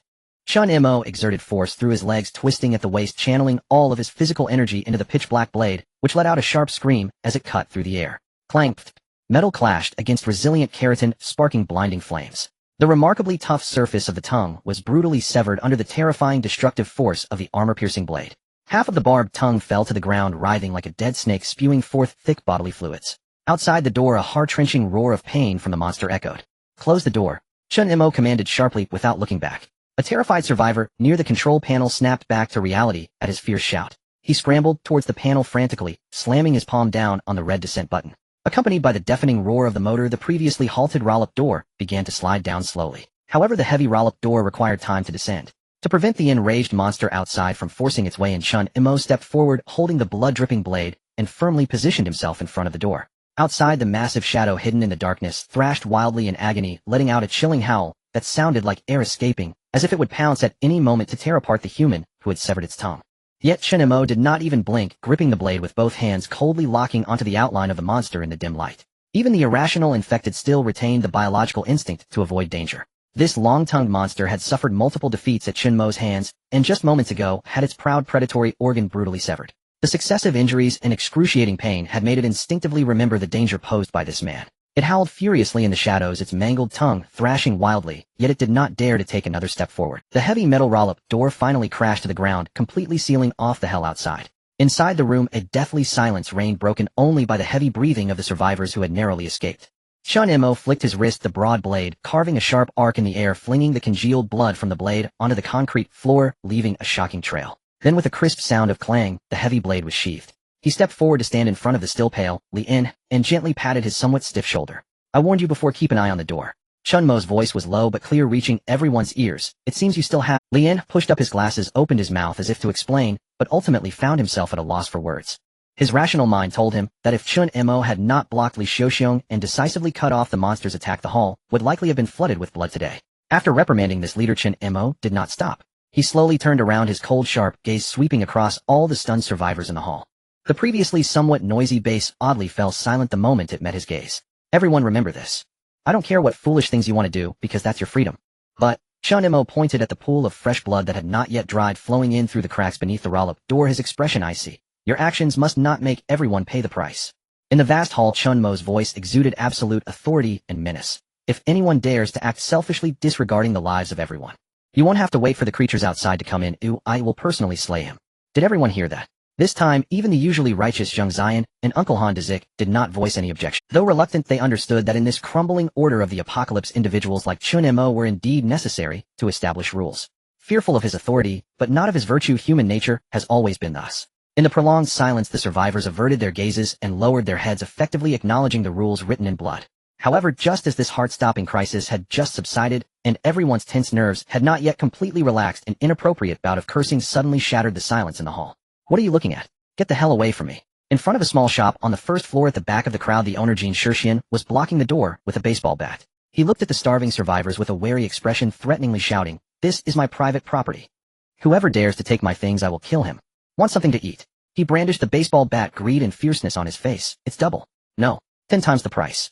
Hearing the commotion, Chen Mo turned his head, his gaze sweeping over the crowd, landing quietly on the shouting owner. Watching this fool blinded by greed and attempting to profit from disaster, even at death's door, a smirk slowly crept across Chen Mo's lips. Heh, interesting. The heavy military boots thudded against the dusty concrete floor, producing a steady yet oppressive echo. Chen Mo took measured steps towards the small shop at the back of the hall. As he passed, the survivors who had been eyeing the food with desperation instinctively stepped aside like a receding tide. They were not only in awe of Chen Mo, but also curious about how this newly established figure of authority would handle the situation. "What do you want to do? Stop. Don't come any closer." The owner of the small shop, Jin Shihuan, panicked at the approaching Chen Mo. His wrinkled old face was drenched in cold sweat, his hands tightly gripping a baseball bat, and he shouted with a fierce but trembling voice, "This is the Republic of Korea. These things are my legal private property. Do you intend to rob me?" Chen Mo stopped 2 meters away from him, his gaze calm, his tone as if stating an objective fact. The world outside has changed. Money is now as worthless as toilet paper. The only way for everyone to survive is to hand over all resources for centralized management and unified distribution. This is not targeted at you, it applies to everyone. He pointed to the pool of blood beneath the rolling shutter door. "I don't want to see blood at this time.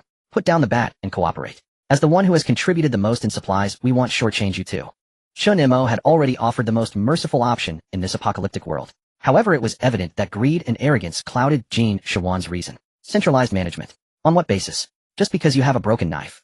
Jin Shihuan, seeing Chen Mo not act immediately, mistakenly believed that the other party was afraid of the law, and his courage swelled. He swung the baseball bat, his face twisted with greed, into a mad grin. "This is my shop. Without my permission, not even a single pickle can be touched. Not only do I want 10 times the price from now on, anyone who wants to eat must kneel and beg me. All the supplies here are mine, so you all must follow my arrangements. I am the boss here." He became more and more excited, as if he could already see everyone begging him for a half piece of bread. "Perhaps the apocalypse is a good thing for me after all," he thought to himself. Watching this utterly hopeless fool, the last shred of patience in Chen Mo's eyes vanished. Talking reason with an idiot is indeed a waste of time. Chen Mo sighed and suddenly exerted force with his feet. Bang! Without warning, Chen Mo's figure lunged forward. "You dare!" Jin Shihuan was taken aback, instinctively swinging the heavy baseball bat down towards Chen Mo's head with a whooshing sound. However, there was no need to dodge. Chen Mo casually raised his left hand, fingers spread, and with a slap, he grasped the descending bat like a vice. "Is this a trick?" Jin Shihuan's eyes widened as his palms split and bled from the impact. "I tried to reason with you, but you wouldn't listen. Then let me make it clear what reason is now." Chen Mo scoffed and yanked down with his left hand. Jin Shihuan's small frame stumbled forward uncontrollably. Following that, Chen Mo's right knee bent, delivering a powerful knee strike that ruthlessly struck Jin Shihuan's emaciated abdomen. Gag. Stomach acid surged. Jin Shihuan's eyes bulged as he curled up in pain like a boiled shrimp, crashing heavily onto the floor, unable to let out a scream, only producing dry heaves. Chen Mo casually tossed aside the baseball bat he had seized, producing a crisp clang. He didn't even glance at the thin man on the ground, as if he had merely brushed aside a bag of trash. The hall was silent. From a corner of the crowd, a middle-aged woman, still bearing the remnants of old bruises, trembled as she stepped forward. That was Jin Shihuan's wife, and Shanying. Seeing her husband writhing in pain on the floor, and Shanying, who had long been accustomed to domestic violence, and Pua habitually approached with a worried expression, reaching out to help him. "Honey, are you okay?" Slap. A crisp slap rang out abruptly in the hall. After catching his breath, Jin Shihuan didn't even dare to, but to mask the humiliation of being trampled in public, he turned and slapped his wife hard across the face, unleashing his impotent rage entirely on this weak woman. "You BTCH. Are you happy to see me get beaten? Is this how you act as a wife?" Jin Shihuan spat venom, and Shanying, hit and thrown to the ground, held her rapidly swelling cheek, biting her lip tightly, her eyes filled with numbing despair. Chen Mo stood a few steps away, quietly observing the scene. Some people are indeed beyond redemption. But it doesn't matter, soon he will die, and it will be at the hands of the wife he Ignoring the farce on the ground, Chen Mo turned his gaze, precisely landing on Lian in the crowd. "Lian." Lian, called out by name, paused in adjusting his glasses, and quickly stepped forward. "From now on, you take charge here." Chen Mo pointed to the supplies behind him. "Count all the water, food, and medical supply. Make a list for me." There was no need for pleasantries among intelligent people. Lian looked deeply at Chen Mo and replied without hesitation, "Understood." After handling the internal affairs, Chen Mo's gaze swept across the room again, his voice leaving no room for negotiation. "I will not seize anyone's private property, but until the crisis is over and aid arrives, all supplies here will be requisitioned as strategic reserves for the base. Moreover, nothing here is free. Want to eat? Exchange it for your value." Chen Mo pointed to the door and the hallway. "Go move sandbags to reinforce the defenses, take care of the injured, or pick up weapons to fight monsters. As long as you labor, you will receive your rations." As for those who only want to hide behind others and leech off, either wake up, or I will wake you up. This time no one voiced dissent. The harsh rules brought more reassurance than any empty promises in the apocalypse. The tense atmosphere in the hall finally eased somewhat. However, the next moment, bang! The old rows of incandescent lights flickered violently twice before going out. The refrigerator in the corner let out a dull sound as it ceased operation. Although the lights in the hall went out, it was daytime outside, and the lights still shone brightly through the large glass windows on the first floor, though some corners appeared cold and lifeless. What could have caused the sudden power outage? A wave of panic broke out among the crowd with exclamations ringing out. Chen Mo barked, his steady voice instantly overriding the noise. It's just a power outage, there's no need to panic. Just reset the power switch. The crowd gradually quieted down. Li En glanced at the unresponsive electrical appliances, his lenses reflecting a cold light. The power distribution room is underground. The importance of power supply is something everyone understands. Someone must go down to reboot the switch. I'll go. Su Yijing stepped forward, checking her gear. I'm a firefighter familiar with electrical equipment. She paused and looked into Li En's eyes, asking, before the power went out, did the cameras in the distribution room capture anything? Is it safe down there? Li En avoided her gaze, adjusting his slipping glasses, his tone flat. The cameras broke down a few days ago. It should just be old equipment tripping a circuit, or just go down and flip the switch. Is that so? A slightly mocking voice interrupted him. Chen Mo approached with a knife in hand, his gaze fixed intensely on Li En. Are you sure it's safe down there? Li En pressed his lips together, remaining silent. Before the cameras completely lost power, he had seen a massive, unusual shadow on the snowy screen, but he dared not speak of it. He needed someone to go down and fix the electricity. If he painted the situation too dangerously, no one would dare go, and that would truly be catastrophic. This was his calm calculation as the brain. Don't play these clever tricks with me. Chen Mo fixed his gaze on him, his tone turning cold. If there is something, say it. If not, then don't lie. I do not want to see anyone die because of your concealment. Li En's face paled slightly, and he finally lowered his head. Down there. There is a high probability of monsters. At this revelation, the people around them gasped collectively, instinctively, taking a step back. Since there are monsters, I'll go help provide cover. The language teacher Zheng Zixian tightened his grip on his katana. Though nervous, he stepped forward voluntarily. No, Chen Mo raised a hand to stop Zheng Zixian. The distribution room is too cramped. Your long sword won't be effective there. Stay in the hall and watch the door. After saying that, Chen Mo turned to Su Yijing. I'll accompany you. You just need to guide and fix the equipment. I'll handle the monsters inside. Su Yijing was taken aback, looking at the man in front of her with some surprise. She had not expected that the first person to step up to help her face the danger would be this ruthless figure who had shown no mercy to his fellow humans just moments before. Chen Mo ignored the gazes of others. He would not sit comfortably in the hall while a pregnant woman went into the power distribution room to face monsters. Moreover, being well aware of the plot, he knew that a particularly troublesome spider monster lurked below. If he could resolve it ahead of time and influence the direction of the plot, the final evaluation by the system would surely be better. Let's go. Chen Mo, uninterested in further words, passed through the crowd and pushed open the fire door leading to the basement. A strong smell of blood mixed with a damp, cold odor rushed towards him. Su Yijing took a deep breath, showed no hesitation, and quickly followed. Bang! The heavy fire door closed behind them with a muffled sound, completely cutting off the gaze of the crowd in the hall. The stairwell was dim and devoid of light, relying solely on the cold white beam emitted by Su Yijing's tactical flashlight to illuminate the path ahead. However, Chen Mo's sharp eyes were hardly affected by the murky environment. The most overwhelming factor was the smell in the basement. A unique moldy scent mingled with a strong stench of blood piercing into the nostrils, and making Chen Mo, whose sense of smell was particularly acute, feel somewhat uneasy. Follow this equipment corridor straight to the end, and you will reach the power distribution room, Su Yijing whispered as she pointed the way. There will be a side door leading to the underground garage along the way, so it's best not to make any noise. The two of them moved quickly along the narrow equipment corridor, one in front of the other. Chen Mo followed behind, flipping his wrist as a cold, glinting short blade slid into his palm. An enhanced blade he had reforged earlier. The metal ring fit snugly over 4 fingers, and the sharp blade extending from the front of the finger tiger exuded a chilling aura under the faint light. This weapon, designed for close combat in narrow spaces, possessed tremendous lethality in the basement, making it highly suitable for the current scenario. As they passed the midpoint of the corridor, Chen Mo came to a halt. He glanced at the heavy iron door on his right leading to the main area of the underground garage, and without hesitation reached out to pull down the large iron bolt locking the door with a crisp click. Just in case. I don't want to be in the middle of a fight and have something from the garage come to mess with me, Chen Mo explained calmly. Others might not understand, but Chen Mo, being familiar with the plot, certainly did. There were far too many dangerous creatures lurking inside the garage. Not to mention that fast-moving creature was not something one could easily deal with. Although it mainly appeared upstairs at this point in the original story, what if? There was no need to take unnecessary risks. It's better to keep the door tightly shut and avoid drawing attention. Su Yijing cast a glance at him, remaining silent, but her understanding of the man's caution deepened. After locking the garage door, the two continued deeper into the corridor. As they walked, Chen Mo suddenly noticed a slight movement in his ears, and his previously steady breathing grew lighter. With his keen hearing, he could distinctly hear a series of rapid, intricate scraping sounds coming from the complex ventilation pipe. It sounded like something with countless appendages was rapidly crawling along the metal pipes, and it was firmly biting down right above their heads. Seems like it's following closely. Chen Mo smirked coldly, his fingers unconsciously rubbing the metal ring of the finger tiger, but he kept silent to avoid alarming the creature. Here we are, this is the room. Su Yijing pushed open a heavy iron door at the end of the corridor and stepped into the power distribution room. The space was cramped with several large electrical boxes mounted on the walls. I need 5 minutes, maybe longer. You. Hold on, and if you can't bear it, shout. They'll come to help you. Su Yijing pulled out an insulated plier from a nearby toolbox, biting it down, and reached to dismantle the outer shell of the electrical box. You focus on the repairs, I won't let any monsters interrupt you.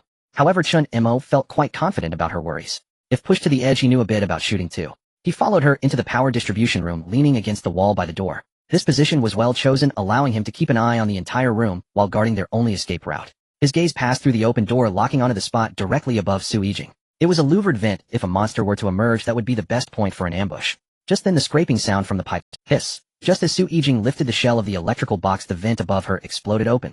Amidst a cloud of dust and flying metal, a claw covered in barbs and as thick as an adult's thigh shot down like a poisoned spear, aimed directly at Su Yijing's head. Get down! Chen Mo shouted sharply, suddenly propelling himself forward like an arrow loosed from a bow. Faced with the descending claw, he chose not to block it, but instead with his right fist clad in the metal finger tiger, he swung upward violently to meet the sharp spider leg. Bang! Accompanied by the sickening sound of cracking bones, the tip of the finger tiger's short blade precisely and violently pierced into the weak joint of the spider creature's limb. Hiss! The agonizing pain caused the creature in the vent to emit a piercing screech. Get it out of here, don't damage the electrical box. With a successful strike, Chen Mo used the momentum to pivot his body and delivered a solid kick that snapped several bony spikes on the creature's side. The spider creature lost all balance in midair, its massive body tumbling backwards like a deflated bag, crashing heavily onto the equipment corridor outside the room. The sudden turn of events startled Su Yijing, causing her to break into a cold sweat. Instinctively, she swept the flashlight beam towards the doorway. A pale, distorted human face became visible in the harsh light, and the lower half of that face was horrifyingly attached to a massive flesh lump covered in many jointed legs. Focus on your wiring. Chen Mo tossed this line over his shoulders, striding out of the power distribution room and slamming the iron door shut behind him. With the doors to the garage and power distribution room closed, this narrow equipment corridor instantly transformed into a relatively enclosed arena. Hiss! The spider creature was thoroughly enraged, its long legs propelling its massive body forward, charging directly at Chen. Simultaneously, a gash in its abdomen opened wide, unleashing a sticky white web toward Chen Mo. Instead of retreating, Chen Mo advanced, ducking to slide past the web. He understood the principle that even a moment's hesitation could be fatal, so he took advantage of the creature's forward lunge to press close to its blind spot beneath its abdomen. With a sudden twist of his waist, the short blade of the finger tiger struck like a venomous snake, plunging sharply into the root of the spider creature's descending limb. Puff! The sharp blade sliced through the spider creature's front leg's root as easily as cutting tofu, splattering its foul green blood all over Chen Mo. Meanwhile, in the power distribution room, Su Yijing took a deep breath, forcibly pulling her focus away from the chilling roars and crashing sounds coming from outside the door. She skillfully peeled back the burnt wire insulation, reconnecting the severed copper wires. Just as she prepared to pull the main switch lever, the flashlight beam inadvertently swept across a storage cabinet beneath the electrical box. It was a half-open cabinet door inside, which lay a black military tactical bag. Su Yijing's pupils suddenly constricted, and her breath stopped entirely at that moment. On the zipper of that tactical bag hung a very familiar silver metal buckle. That was a gift she had personally bought for her fiancé, Nin Xiangyuan. She would never mistake it.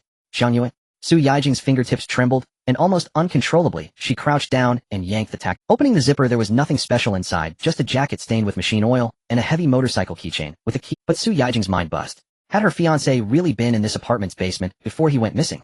Moreover, he had even left behind his beloved motorcycle keys and personal bag here. What had he experienced here? Bang! A muffled sound of impact from outside the door instantly snapped Su Yijing's drifting and chaotic thoughts back to reality. Her gaze returned to the corridor. Chen Mo seized the opportunity, delivering a fierce, swinging punch, the hard protrusions of the metal finger tiger smashing down onto the spider creature's distorted face. Crack! Accompanied by a splatter of dark green fluid, half of the spider creature's face was smashed to a pulp, causing its massive body to lose balance and crash heavily into the corridor wall. Run! Where else can you run to? Chen Mo panted heavily, his gaze fervent like that of a beast. Combat is the spider creature had already had 4 of its 8 legs brutally broken and severed, and was now thrashing wildly in a corner, emitting piercing shrieks. Chen Mo stepped forward, reversing the grip on the short blade of the finger tiger, aiming the tip at the writhing creature's brainstem.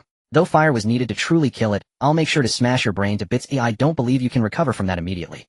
Stay still for a moment. Chen Mo's muscles tensed as he prepared to deliver the fatal blow. Click! In the power distribution room, just a wall away, Su Yijing finally pulled down the repaired main switch lever. Snap! Snap! Snap! Accompanied by the dull sound of surging electricity, several rows of high-intensity incandescent lights on the ceiling of the entire underground equipment corridor instantly illuminated. Damn it, who the hell threw that flash? Chen Mo cursed loudly. What had originally represented hope now became the most deadly variable. Suddenly switching from absolute darkness to blinding brightness, his vision turned into a sea of white. His pupils constricted sharply from the sudden light, and a stinging pain like needles pierced his eyes, causing uncontrollable tears to spill out, forcing him to instinctively shut his eyes. In a life-and-death struggle, even a moment's lapse could be fatal. The spider creature, pushed to the brink, seized this opportunity. Its damaged body twitched violently, no longer flailing its severed legs in vain, but instead arching its abdomen high, unleashing a piercing shriek. Puff! A massive web, several times larger than before, and mixed with thick blood and foul-smelling slime, shot out without warning. Just as Chen Mo opened his eyes, still not fully adjusted, that blood-colored web came crashing down upon him. Not only did it wrap him up completely, but it also stuck his right hand, which held the short blade, in place with its extreme tenacity, completely restricting his ability to swing the knife. No way can this really go wrong. Thick and fetid. This was Chen Mo's first impression after being ensnared in a web. The biological fibers secreted by this extraordinary creature were even more troublesome than steel cables. Chen Mo's right hand, gripping the short blade of his finger tiger, was firmly stuck to his chest, making him feel like a prey wrapped in a cocoon with no space to swing his arms.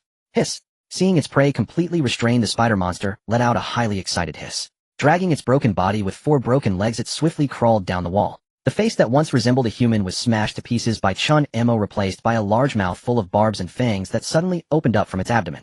A strong stench rushed towards him as the spider monster lunged forward, its massive jaws aiming straight for Chen Mo's head, attempting to swallow it whole. However, Chen Mo, wrapped in the web, showed no signs of panic in his eyes. Instead, a hint of mockery flashed across his face. In such a deadly predicament, an ordinary person would indeed just wait for death. But Chen Mo was different. He was a cheat. Just as the barbed fangs approached, ready to engulf him, Chen Mo's mind suddenly surged.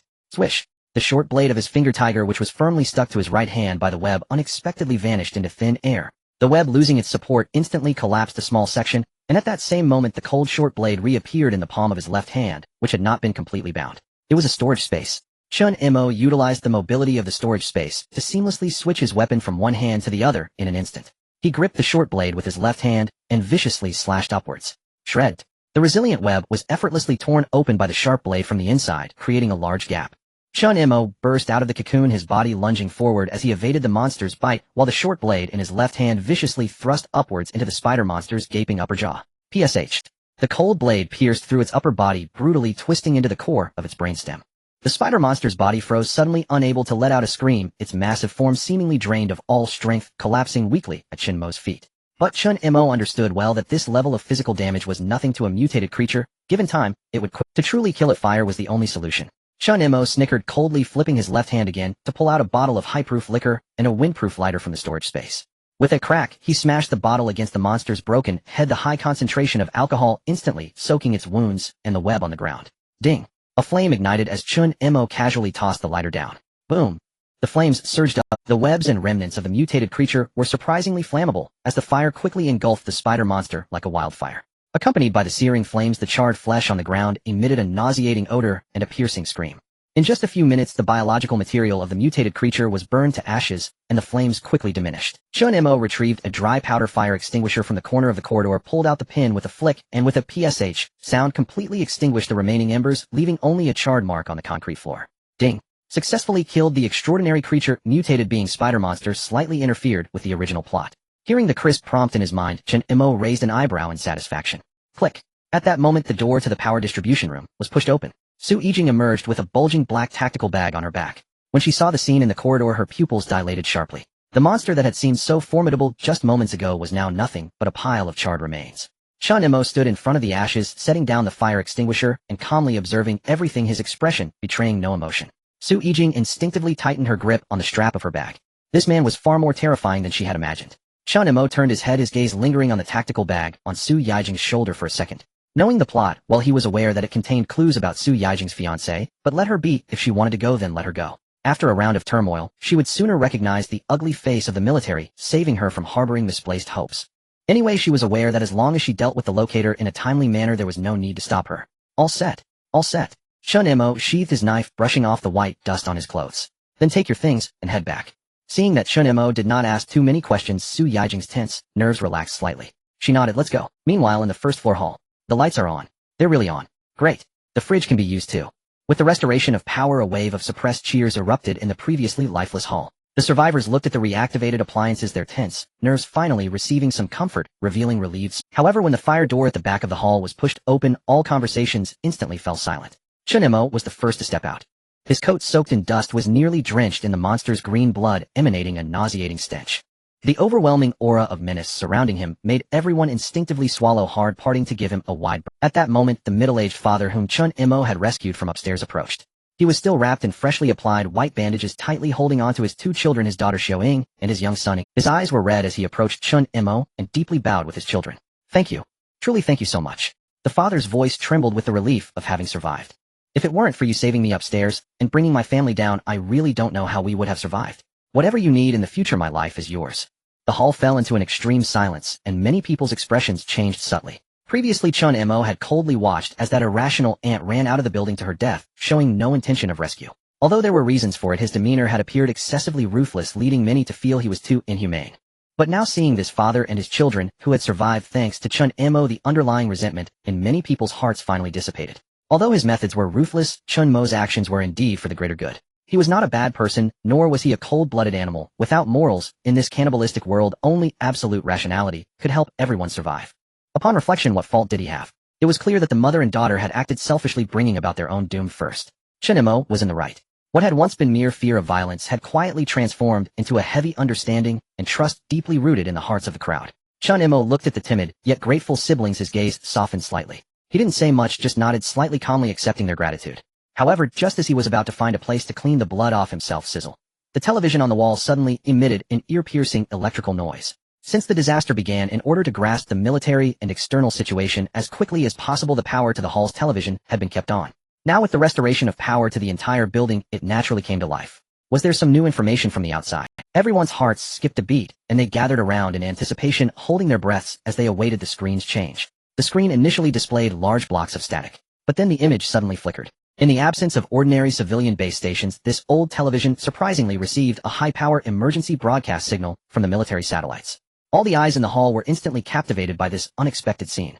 "Attention, all citizens. This is not a drill. This is not a drill." On the screen, a military-clad broadcaster's face was ashen, beads of cold sweat glistening on his forehead, delivering an emergency broadcast of the highest priority. "Our nation is currently under widespread infection by an unknown virus. A full-scale military lockdown has been declared across the country. All survivors must remain indoors in secure locations. Lock doors and windows immediately.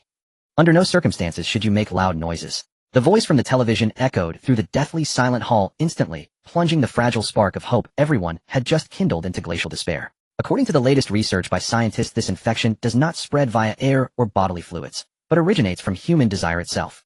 The broadcaster swallowed hard, his speech accelerating. Initial symptoms include auditory hallucinations, visual distortions, and profuse sudden epistaxis. In the hall, several people instinctively touched their noses and warily widened the distance between themselves. At the word auditory hallucinations and epistaxis, Cha Hyunsu, the quiet, unassuming man hunched in the corner, experienced a fleeting cessation of breath. His eyelids lowered almost imperceptibly, his Adam's apple rolled faintly, as he slipped both hands into his coat pockets and clenched them into rigid, motionless fists. Meanwhile, in Myung-suk, the gentle mother who had been tenderly watching the children, held her smile for half a second too long, its curve stiffening like brittle porcelain. A flicker of barely concealed panic darted deep within her pupils, swiftly masked by practiced composure. Yet her fingertips, unconsciously digging into the edge of the empty infant stroller, turned faintly bluish-white. Yoon Jae-soo, the bassist with the guitar slung across her back, watched both silently from the periphery. She had already noticed their anomalies as she knew they were infected. Hearing that piercing warning over the broadcast stirred a quiet tension within her, a tangle of unease and more. Yet she recalled how not long ago these very two had charged fearlessly into danger. Not for kin, but to rescue a brother and sister utterly unrelated to them. Jae-soo bit her lower lip gently and quietly averted her gaze. Though her heart still fluttered with uncertainty, she resolved, absolutely, to betray them.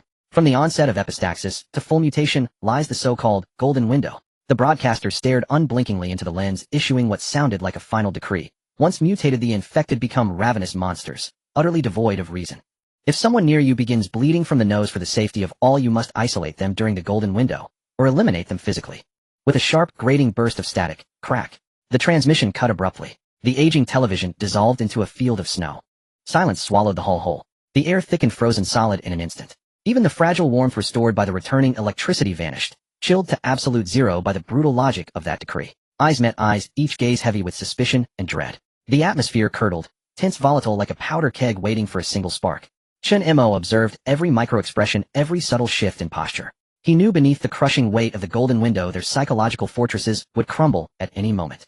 Gather round, for a meeting. Chen Mo strode to the center of the hall, pulled up a chair, and sat, his voice low, yet resonant with unassailable authority. The survivors shuffled forward like puppets on fraying strings. You've all heard the broadcast. The military offers only two options for the infected: isolation or termination. Chen Mo's gaze swept the room, calm and measured. Now we must reach consensus. What course shall this hall take toward those suspected of infection? Terminate them, immediately. What else is there to debate? Kim Seok-won, the convenience store owner, leapt forward waving his bony arms, his face twisted with fury. The broadcast said it plainly. They become monsters. Keeping monsters among us is like planting a time bomb in our own lap. Anyone caught bleeding, shoot first, discard later. A few timid souls swayed by his vehemence hesitated, then nodded slowly. Let us not rush to judgment. Chen Mo smiled faintly, then withdrew his smartphone from his pocket with unhurried precision. Long before the military's official announcement on the very first day of the outbreak, I found a post on a secluded internal forum. Chen Mo opened his photo album and displayed a lengthy screenshot before the group. In the original timeline, Lee Yoon-hook and Cha Hyun-soo had failed to finish reading it, cut off by the network collapse. But Chen Mo, a veteran of cycles, would never commit such a grievous error. While signals still flickered, he had meticulously captured and saved the entire post, the truth about the virus intact and unaltered. This post explicitly states that infected individuals possess a 15-day resistance period prior to mutation. If through sheer force of will they withstand the virus's corrosion and retain their humanity without descending into monstrosity. Chen Mo paused deliberately, then dropped his revelation like thunder. They may achieve symbiosis with the pathogen, survive 20 days, and they emerge as special infected, or more aptly new humans, beings endowed with monstrous regenerative power, yet fully in command of their rational minds. A collective gasp tore through the hall. Impossible. How can we trust some random online screenshot? What if it's disinformation? An older man challenged him, outright disbelief etched across his features. I've read that post. Cha Hyun-soo spoke up suddenly, his head still bowed. He lifted his gaze. Though he strained to appear composed, his voice carried unwavering certainty. I saw it too, on the forum just before the internet died. Its analysis was rigorously technical, and it was posted significantly earlier than the military's bulletin. The crowd exchanged stunned glances, struggling to absorb this seismic revelation. Nearby CO Yikyong, standing a short distance from Chen Mo, had only glanced idly at the screenshot.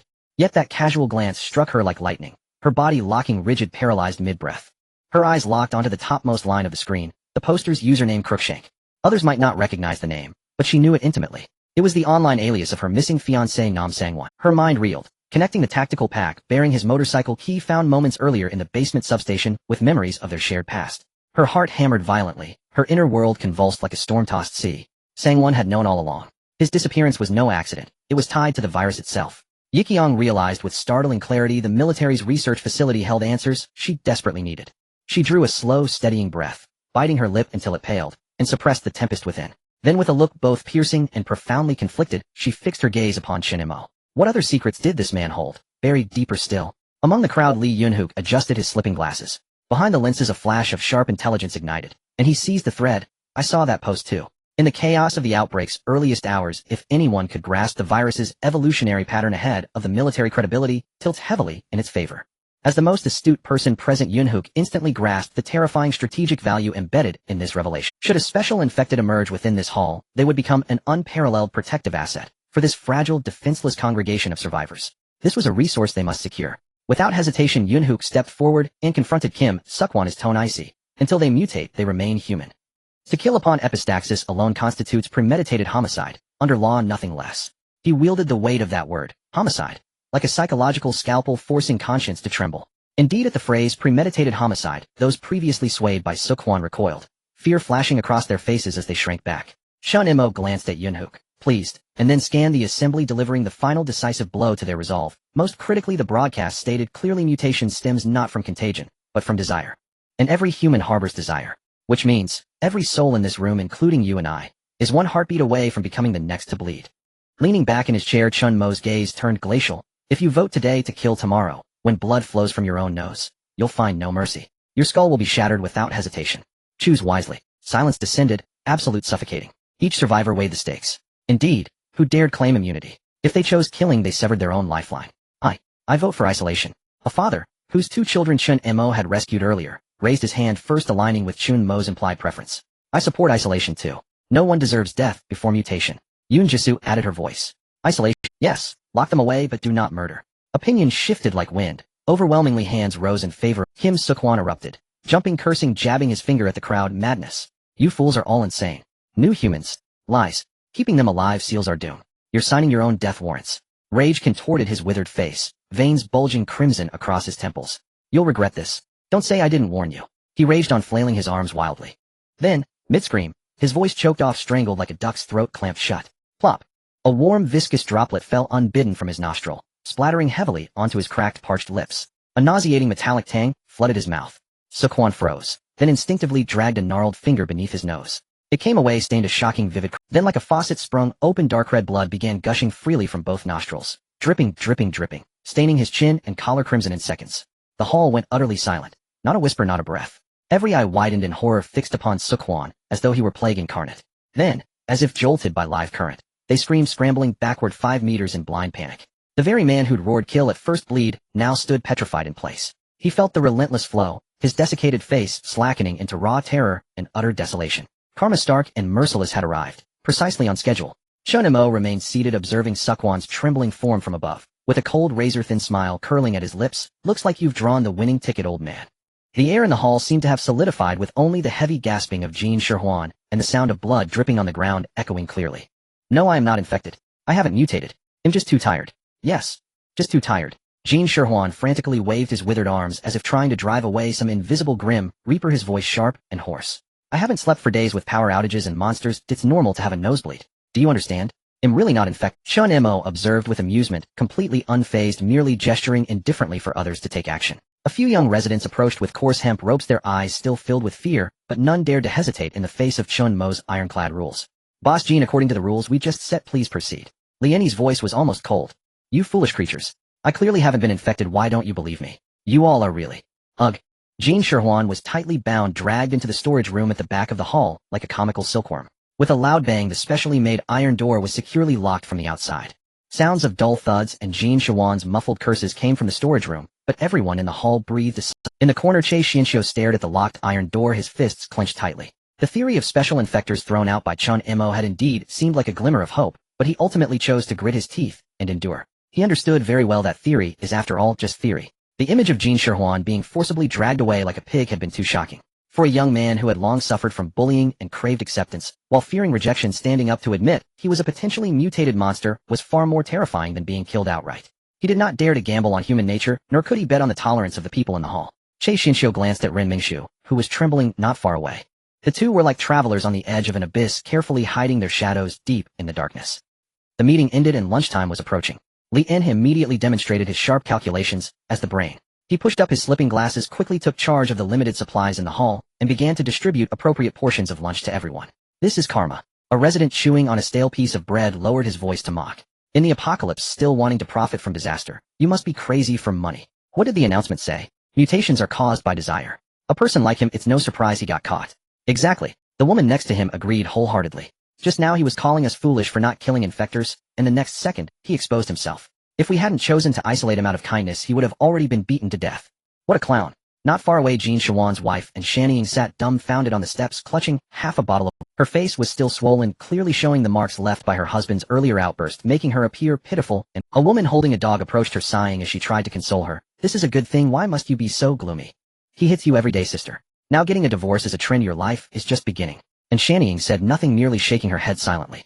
Seeing and Shannying like this, the older sister felt a mix of pity and helplessness, deciding to let her be for a while. Perhaps she would come to terms with it slowly. However, after so many years of bullying and pain, how could it be so easy to break free? And Shannying lowered her gaze, her fingers tightly gripping the plastic water bottle. He doesn't care about me at all. Oh, just right, I loathe him to the core. Now that the apocalypse has arrived, everyone could potentially mutate. If I were to become a monster, I would surely be the first to kill him, right? But I really don't want to kill him after mutating. That would make my entire life feel so unjust. A flicker of madness and murderous intent flashed deep within her eyes. If I could take a knife tonight while no one is around to end it all, perhaps that wouldn't be so bad. Just as despair and murderous intent intertwined, Chen Mo casually walked in front of her with bread in hand. And Shannying looked up in shock, instinctively shrinking back. I know what you're hesitating about, Chen Mo said, looking down at her in a tone only the two could hear. But there's no need to dirty your hands right now. And Shannying's pupils shrank sharply as she looked incredulously at the young man. If he is still human now, and you kill him, you become a murderer, and everyone will fear and reject you. You've already suffered half your life because of him. Do you want to continue suffering for the second half? Chen Mo looked at her, his gaze extremely rational like a demon that had peeled away the layers of human nature. But if you wait until he completely mutates into a monster before taking action, by then you will be the hero who sacrificed for the greater good, saving everyone, and they will only be grateful to you. Chen Mo stood up straight, directing his gaze towards the distant sunset outside the hall. The time you are waiting for won't be too far off. Before then, save your strength to live well. And Shanying stared blankly at Chen Mo's departing figure, her heart once as gray as ash miraculously calmed down because of these cruel yet profound words. Meanwhile, Su Yijing sat alone in the shadow of a concrete pillar, silently polishing a military dagger. Her gaze occasionally shifted between the dangerous ruins outside and the tactical bag containing her fiancé's motorcycle keys. She was waiting for the perfect opportunity to break out of the building and seek the truth at the military base. During the day, the outside was filled with chaos, but she had to remain as calm as a lurking mother leopard. Time passed under extreme oppression. As the sun set in the west, the dark red twilight bathed the hall, and the oppressive atmosphere reached its peak. Bang! A loud crash suddenly came from the staircase, tearing apart the hall's deadly silence. All the resting survivors turned their heads in unison like startled birds. That seemingly honest and kind Choi Yunjai was now staggering as he burst through the fire door, rolling and collapsing into the twilight in the center of the hall. He looked utterly miserable. His face was bruised and battered, even his nose was broken with bright red blood smeared all over his head and face. He shrank back in terror, staring fixedly at the direction of the staircase, as if some extremely terrifying evil spirit was closing in behind him. I am infected too. I'm bleeding from my nose. Choi Yunjai pointed at his blood-soaked face, his voice shaking with fear and breaking into a cry. Quick, lock me up. According to the rules, put me in that isolation room. Looking at this bloodied man who was actively crying and demanding to be locked away, everyone in the hall was stunned. Are you sure you are infected? Or were you just brutally beaten up? Is this for real? The people in the hall stared at Choi Yunjai, whose face was smeared with blood, their expressions full of disbelief. Most preferred to believe he had simply been beaten, yet driven by an instinctive dread of contagion, a few timid residents instinctively retreated and formed a protective barrier, afraid of touching anything unclean.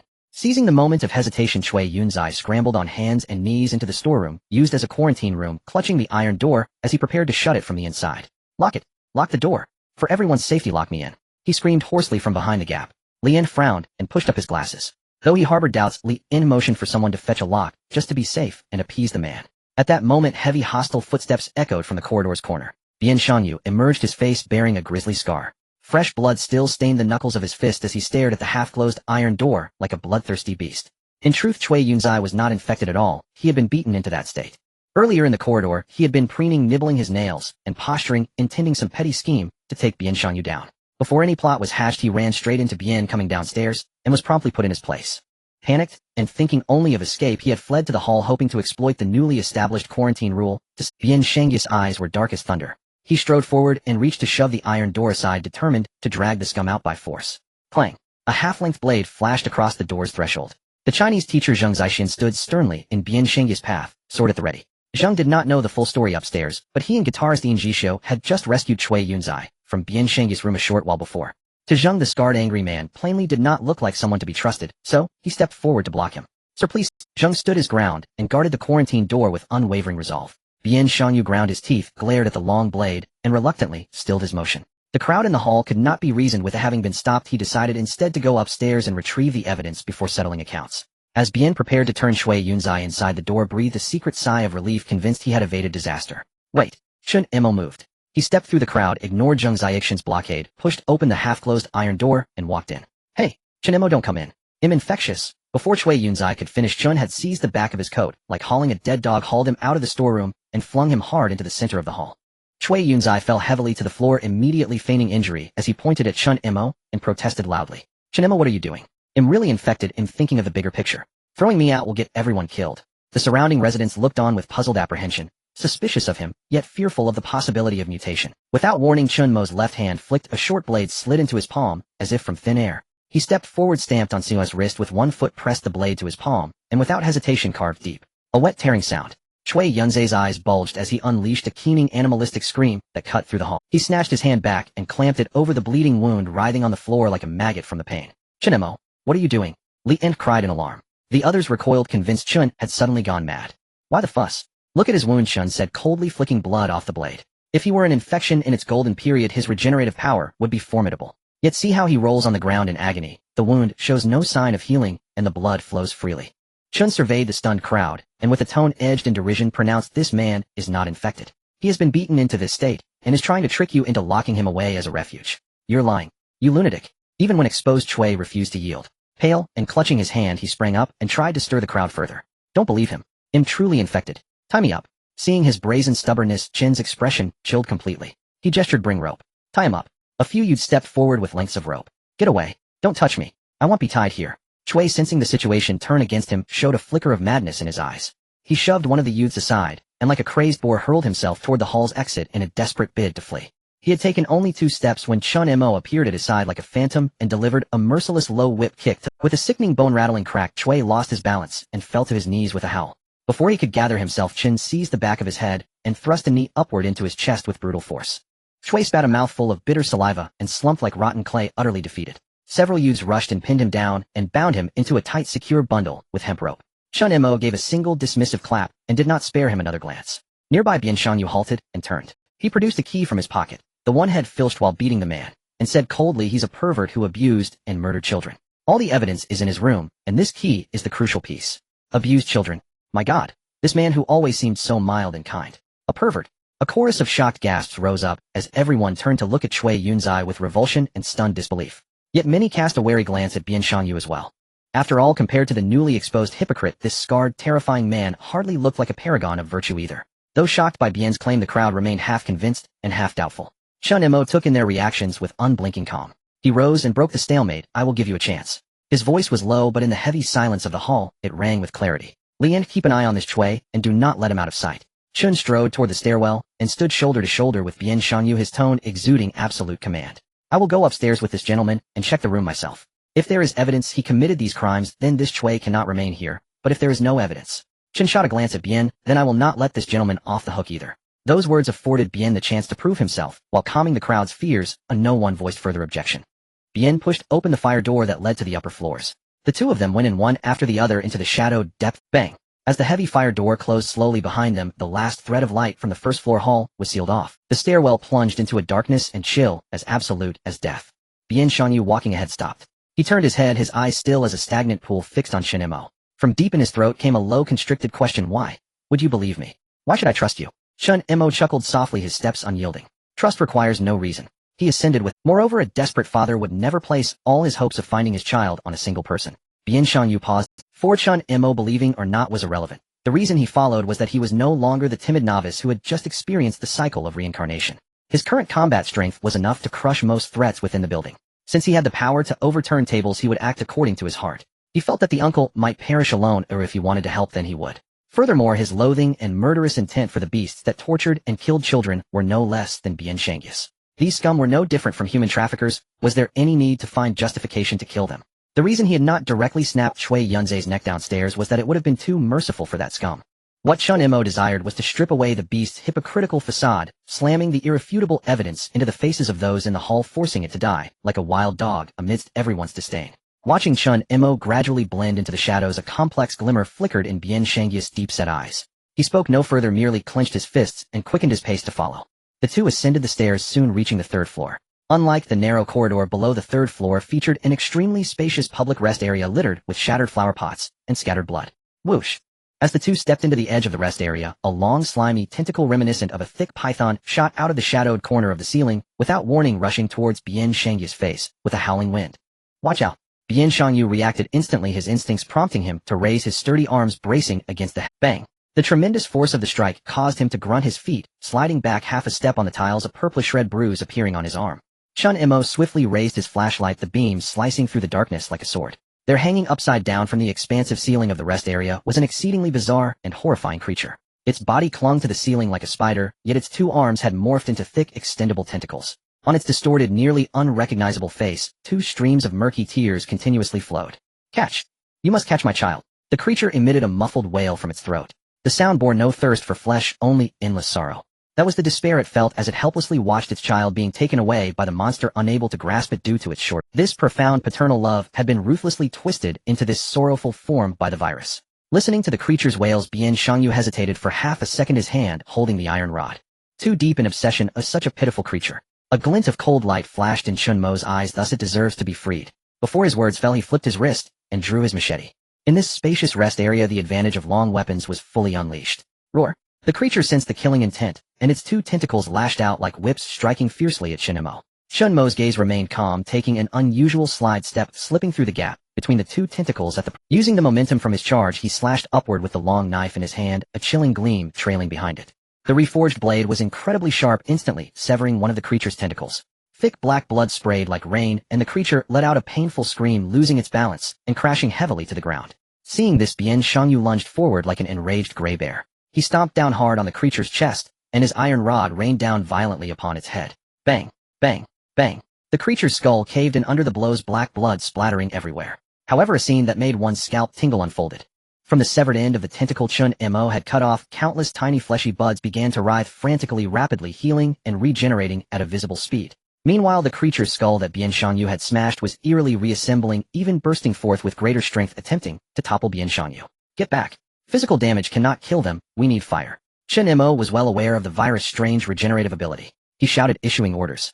Bian Xiangyu rolled away, instinctively, swiftly retreating. Without hesitation, Chen Mo pulled out a self-made high-concentration alcohol Molotov cocktail from his storage space. Just as the creature prepared to turn over and rise, he forcefully smashed the Molotov cocktail onto its back.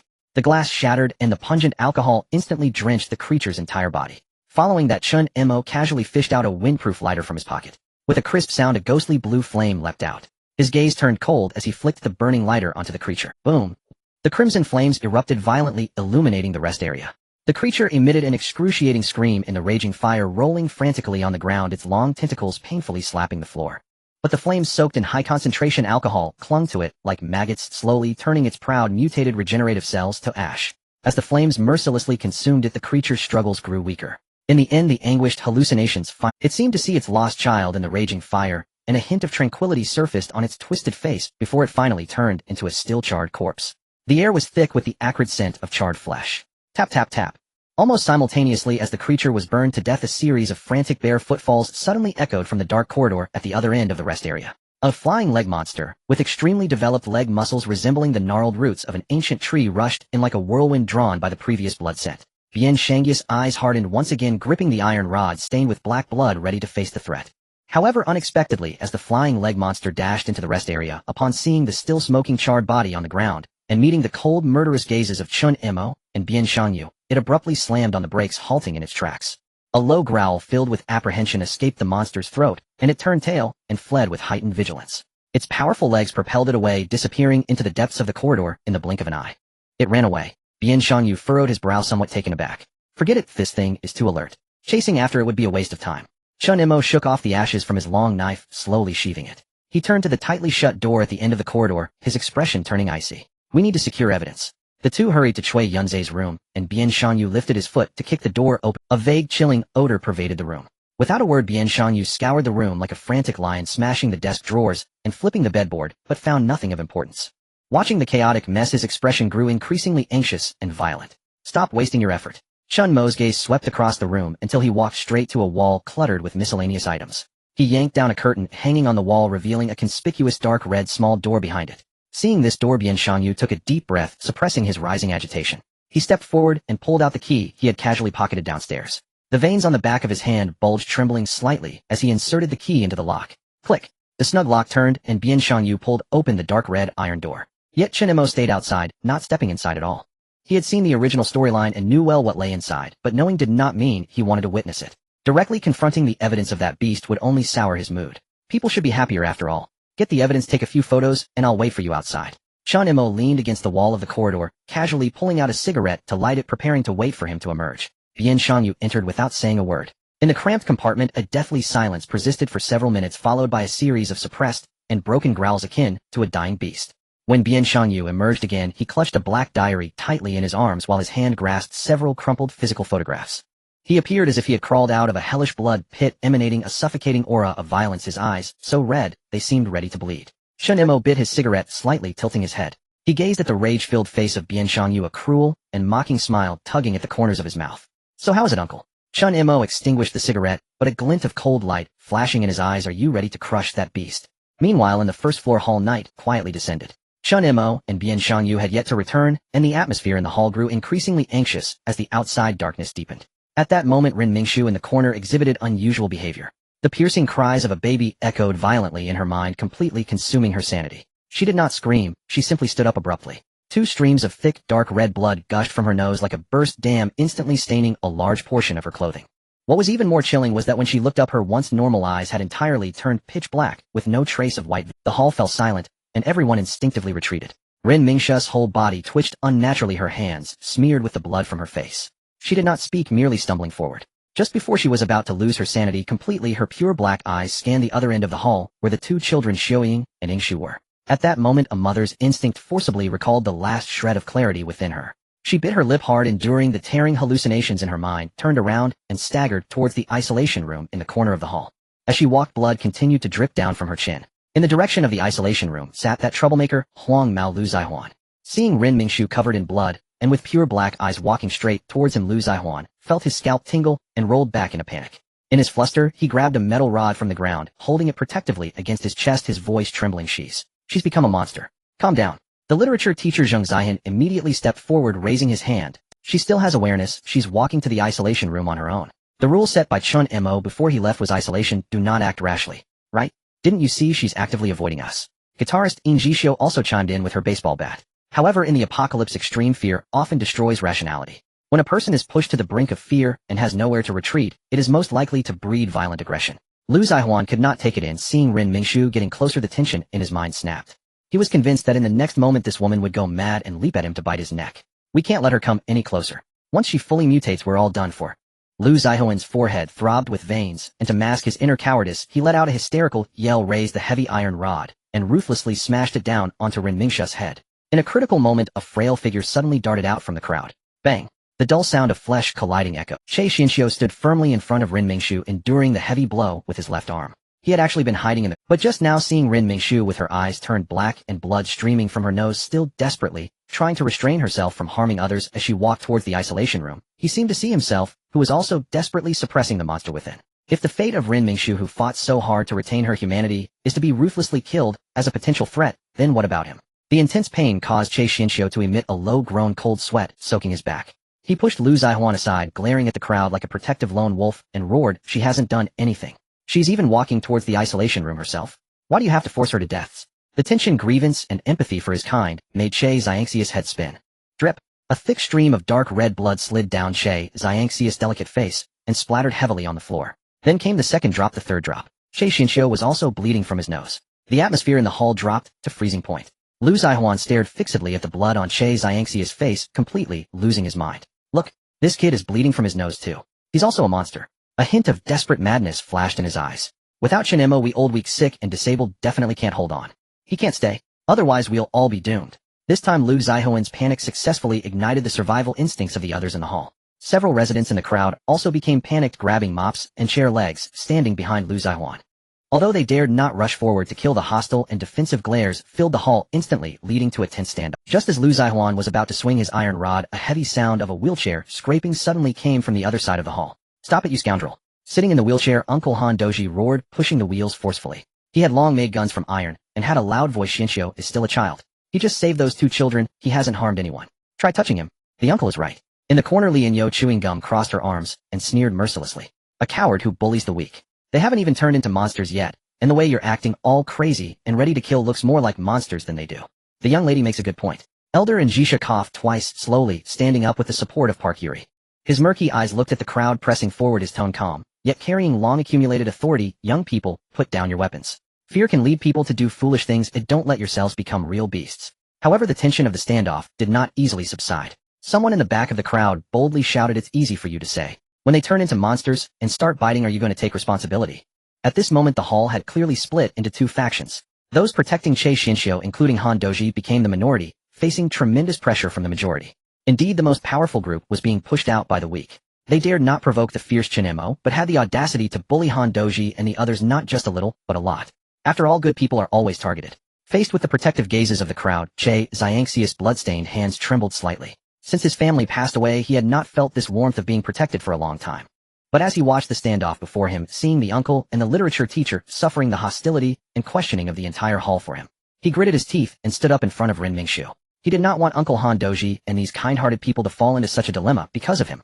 Under the threat of death and surrounded by malicious gazes, Che Xianxiu recalled Chen Mo's conclusion about special there's always a way. Che Xianxiu wiped the blood from his chin with the back of his hand, crossed the crowd, and fixed his gaze precisely on the one truly in charge of the hall. "Lock us in the isolation room." Che's anxious voice was somewhat hoarse, but in the noisy hall it rang out clearly. As long as we endure for 15 days, special infectors will develop extremely strong recovery abilities, even achieving immortality. He pointed at his weak mother behind him, then at himself, casting a cold, yet absolutely enticing proposition to Li In and all the armed majority present. Lock us up. If the food in the hall runs out later, or if there's a water or power outage, and you need to go to those dangerous floors filled with monsters to find supplies, I will go. All the dirty and dangerous jobs that you dare not do will be left to me. You just need to provide even a little leftover food and don't let us starve to death. The hall fell silent. Lu Zihuan and the others were stunned. No one dared to face the man-eating monsters upstairs if there was really an immortal labor force willing to work. The previously high hostility in the crowd strangely dissipated by more than half under this enormous incentive. Xinxiu. Han Doji looked at this frail boy with deep pity. He tightened his grip on the armrest of the wheelchair and urged hurriedly, "You really don't have to push yourself so hard. It's fine, uncle." Che Xinxiu turned his head, looking at Han Dozi's worried face, a self-deprecating yet relieved smile tugging at his bloodied lips. "I'm fine for you." Lian pushed up his glasses that had slipped down his nose, the lenses reflecting a cold light. In those short seconds, his utterly rational mind calculated the pros and cons. If these people were left unchecked once Chen Mo came down the hall, would definitely see an uncontrollable bloodbath. By isolating them, not only could it quell the panic of the crowd, but it could also gain a tool that could be exploited without risk. "Put down your weapons." Li In stepped forward, casting a cold glance at Lu Zihuan and the residents across from him. "Do you want to be the bait for the monsters yourself later?" This statement struck directly at the soft underbelly of the weakest in the opposing crowd. Lu Zihuan opened his mouth and finally reluctantly released the iron rod. The wall of fear that had been built began to crumble. Li In turned around and looked at Che Xinxiu, his gaze still devoid of emotion. "This is your choice. I hope you can endure. Get the locks. Lock them up and reinforce all the vents and iron nets." Li In quickly issued orders. With the agreement reached, this Neradov control standoff was finally forcefully put on hold. Everyone breathed a long sigh of relief. Creak, bang. At that moment, a dull metallic crash echoed from the staircase leading upstairs. The heavy fireproof iron door was pushed open, slamming against the resistance pad on the wall. The sound, though not loud, struck fiercely at the hearts of everyone present like an invisible hammer. Everyone in the hall froze in their movements, turning their heads in unison. In the dimly lit stairwell, Chen Mo and Bian Shangyu emerged, stepping through a pool of blood. Chen Mo held a half-smoked cigarette between his fingers, his expression calm as he glanced over at Che Xinxiu, who was about to be locked in the isolation room, and the strangely tense crowd casually flicking off the ash. Following closely behind him, Bian Shangyu tightly clutched a black notebook. He emanated a suffocating aura of violent rage, his crimson eyes scanning the crowd like the Grim Reaper, precisely locking onto the corner where Choi Yun-jae was tightly bound. The air in the hall instantly froze. Chen Mo held a half-burnt cigarette between his lips, his gaze sweeping indifferently across the entire scene. The ground was a chaotic mess with a retreating crowd, armed residents, and in the corner isolation room, a bloodied Che Hyunsu desperately protecting Rin Mengshu. The atmosphere was evidently unusual. Chen Mo exhaled a puff of blue smoke, crushing the cigarette, but underfoot the sound echoing crisply in the silent hall. "What's going on?" He slightly tilted his head, his dark eyes scanning the crowd. "While I was gone, it seems quite lively down here. Aren't you going to explain this to me?" Silence engulfed the air. Li In adjusted his glasses and was the first to step forward. As the brain of the hall, he succinctly and objectively recounted the events that had just transpired. After listening to Li In's report, Chen Mo raised an eyebrow, his gaze settling on the disheveled Che Hyunsu. He had no reason to refuse Che Hyunsu's suggestion of taking on dangerous tasks. After all, someone had to go upstairs to search for supplies. Although Chen Mo was strong as the person in charge of this hall, he couldn't be the one to do all the hard labor every day. What was the point of being the leader then? Having a special infected person with immortality take the lead was simply perfect. However, Chen Mo was different from those selfish survivors in the original story who treated Che Hyunsu like a beast. Chen Mo was kind-hearted. "Hyunsu." Chen Mo looked at the handsome young man, his tone calm and somewhat soothing. "I have no objections to you taking the initiative in searching for supplies. This hall doesn't support idlers. You can demonstrate your value, which is a good thing." Che Hyunsu paused, his eyes lighting up slightly. "But here I won't treat you like livestock and exploit you." Chen Mo turned, his voice echoing in the vast hall. This was not only directed at Che Hyunsu, but also for everyone. "Since you can maintain your composure, you don't have to be confined like a prisoner every day. From now on, you can move freely in the hall during the day like a normal person. But at night, or when you feel you can't suppress your desires, you must voluntarily return to the isolation room to sleep."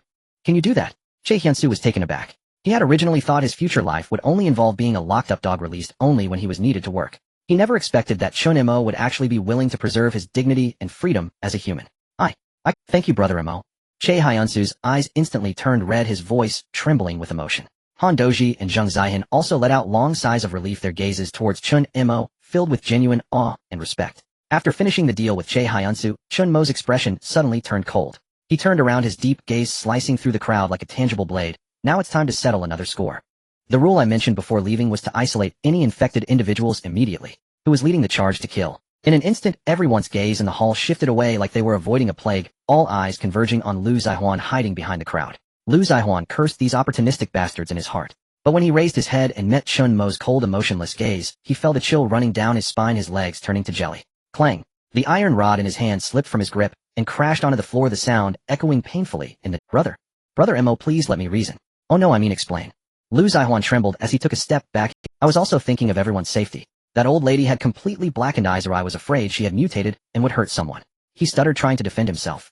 Perhaps it was due to the self-hypnosis that occurs in extreme panic. As he spoke, he began to feel that he was in the right. His voice gradually grew louder, his posture straightening a bit. I'm doing this for everyone's good. They were bleeding from their noses, which means they are monsters. If we don't kill them beforehand, when they go crazy, the ones who will die are us. I'm just trying to do good, but ended up causing trouble. Lu Zihuan grew bolder with his words. Seeing Chen Mo standing quietly without interrupting or immediately exploding in anger, he even began to think that this ruthless man actually approved of his thunderous methods. However, he failed to notice that Chen Mo's gaze towards him had already turned as cold as looking at a corpse. Chen Mo silently observed the spitting Lu Zihuan, feeling an immense absurdity within. After enduring countless near-death experiences in infinite cycles, painstakingly gaining enough power to flip tables, what was it all for?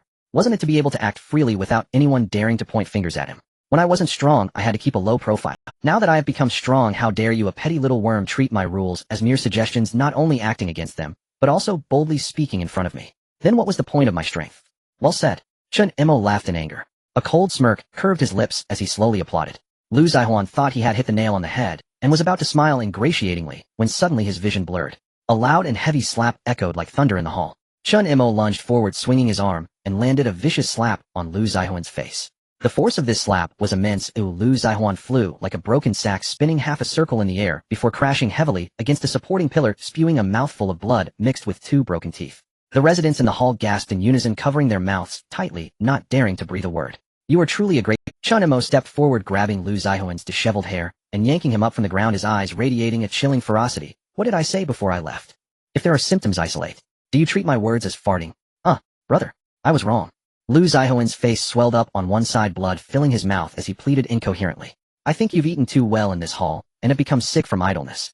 Chen Mo threw him to the ground like garbage, coldly ordering, Teacher Zhang, find a sturdy rope and tie him to this. Zhang Zihan didn't hesitate, and immediately found a fire hose nearby, tightly binding the wailing Lu Zihuan to the central pillar of the hall. 3 days. Chen Mo looked at Lu Zihuan, now tied up like a zongzi, and issued a cruel verdict. No one is allowed to give him a single bite of food.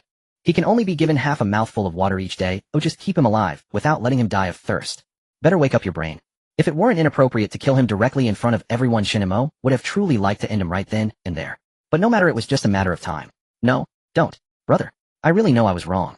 I won't do it again. Lu Zihuan was scared to the point of tears, struggling madly. Aren't you disgusted by infected individuals? Don't you think you're quite capable? Chen Mo squatted down, patting Lu Zihuan's pale face, a cruel smirk curling at the corners of his mouth. After 3 days you'll be released, but Che Hyunsu will be going upstairs on supply runs, and you will be his permanent partner.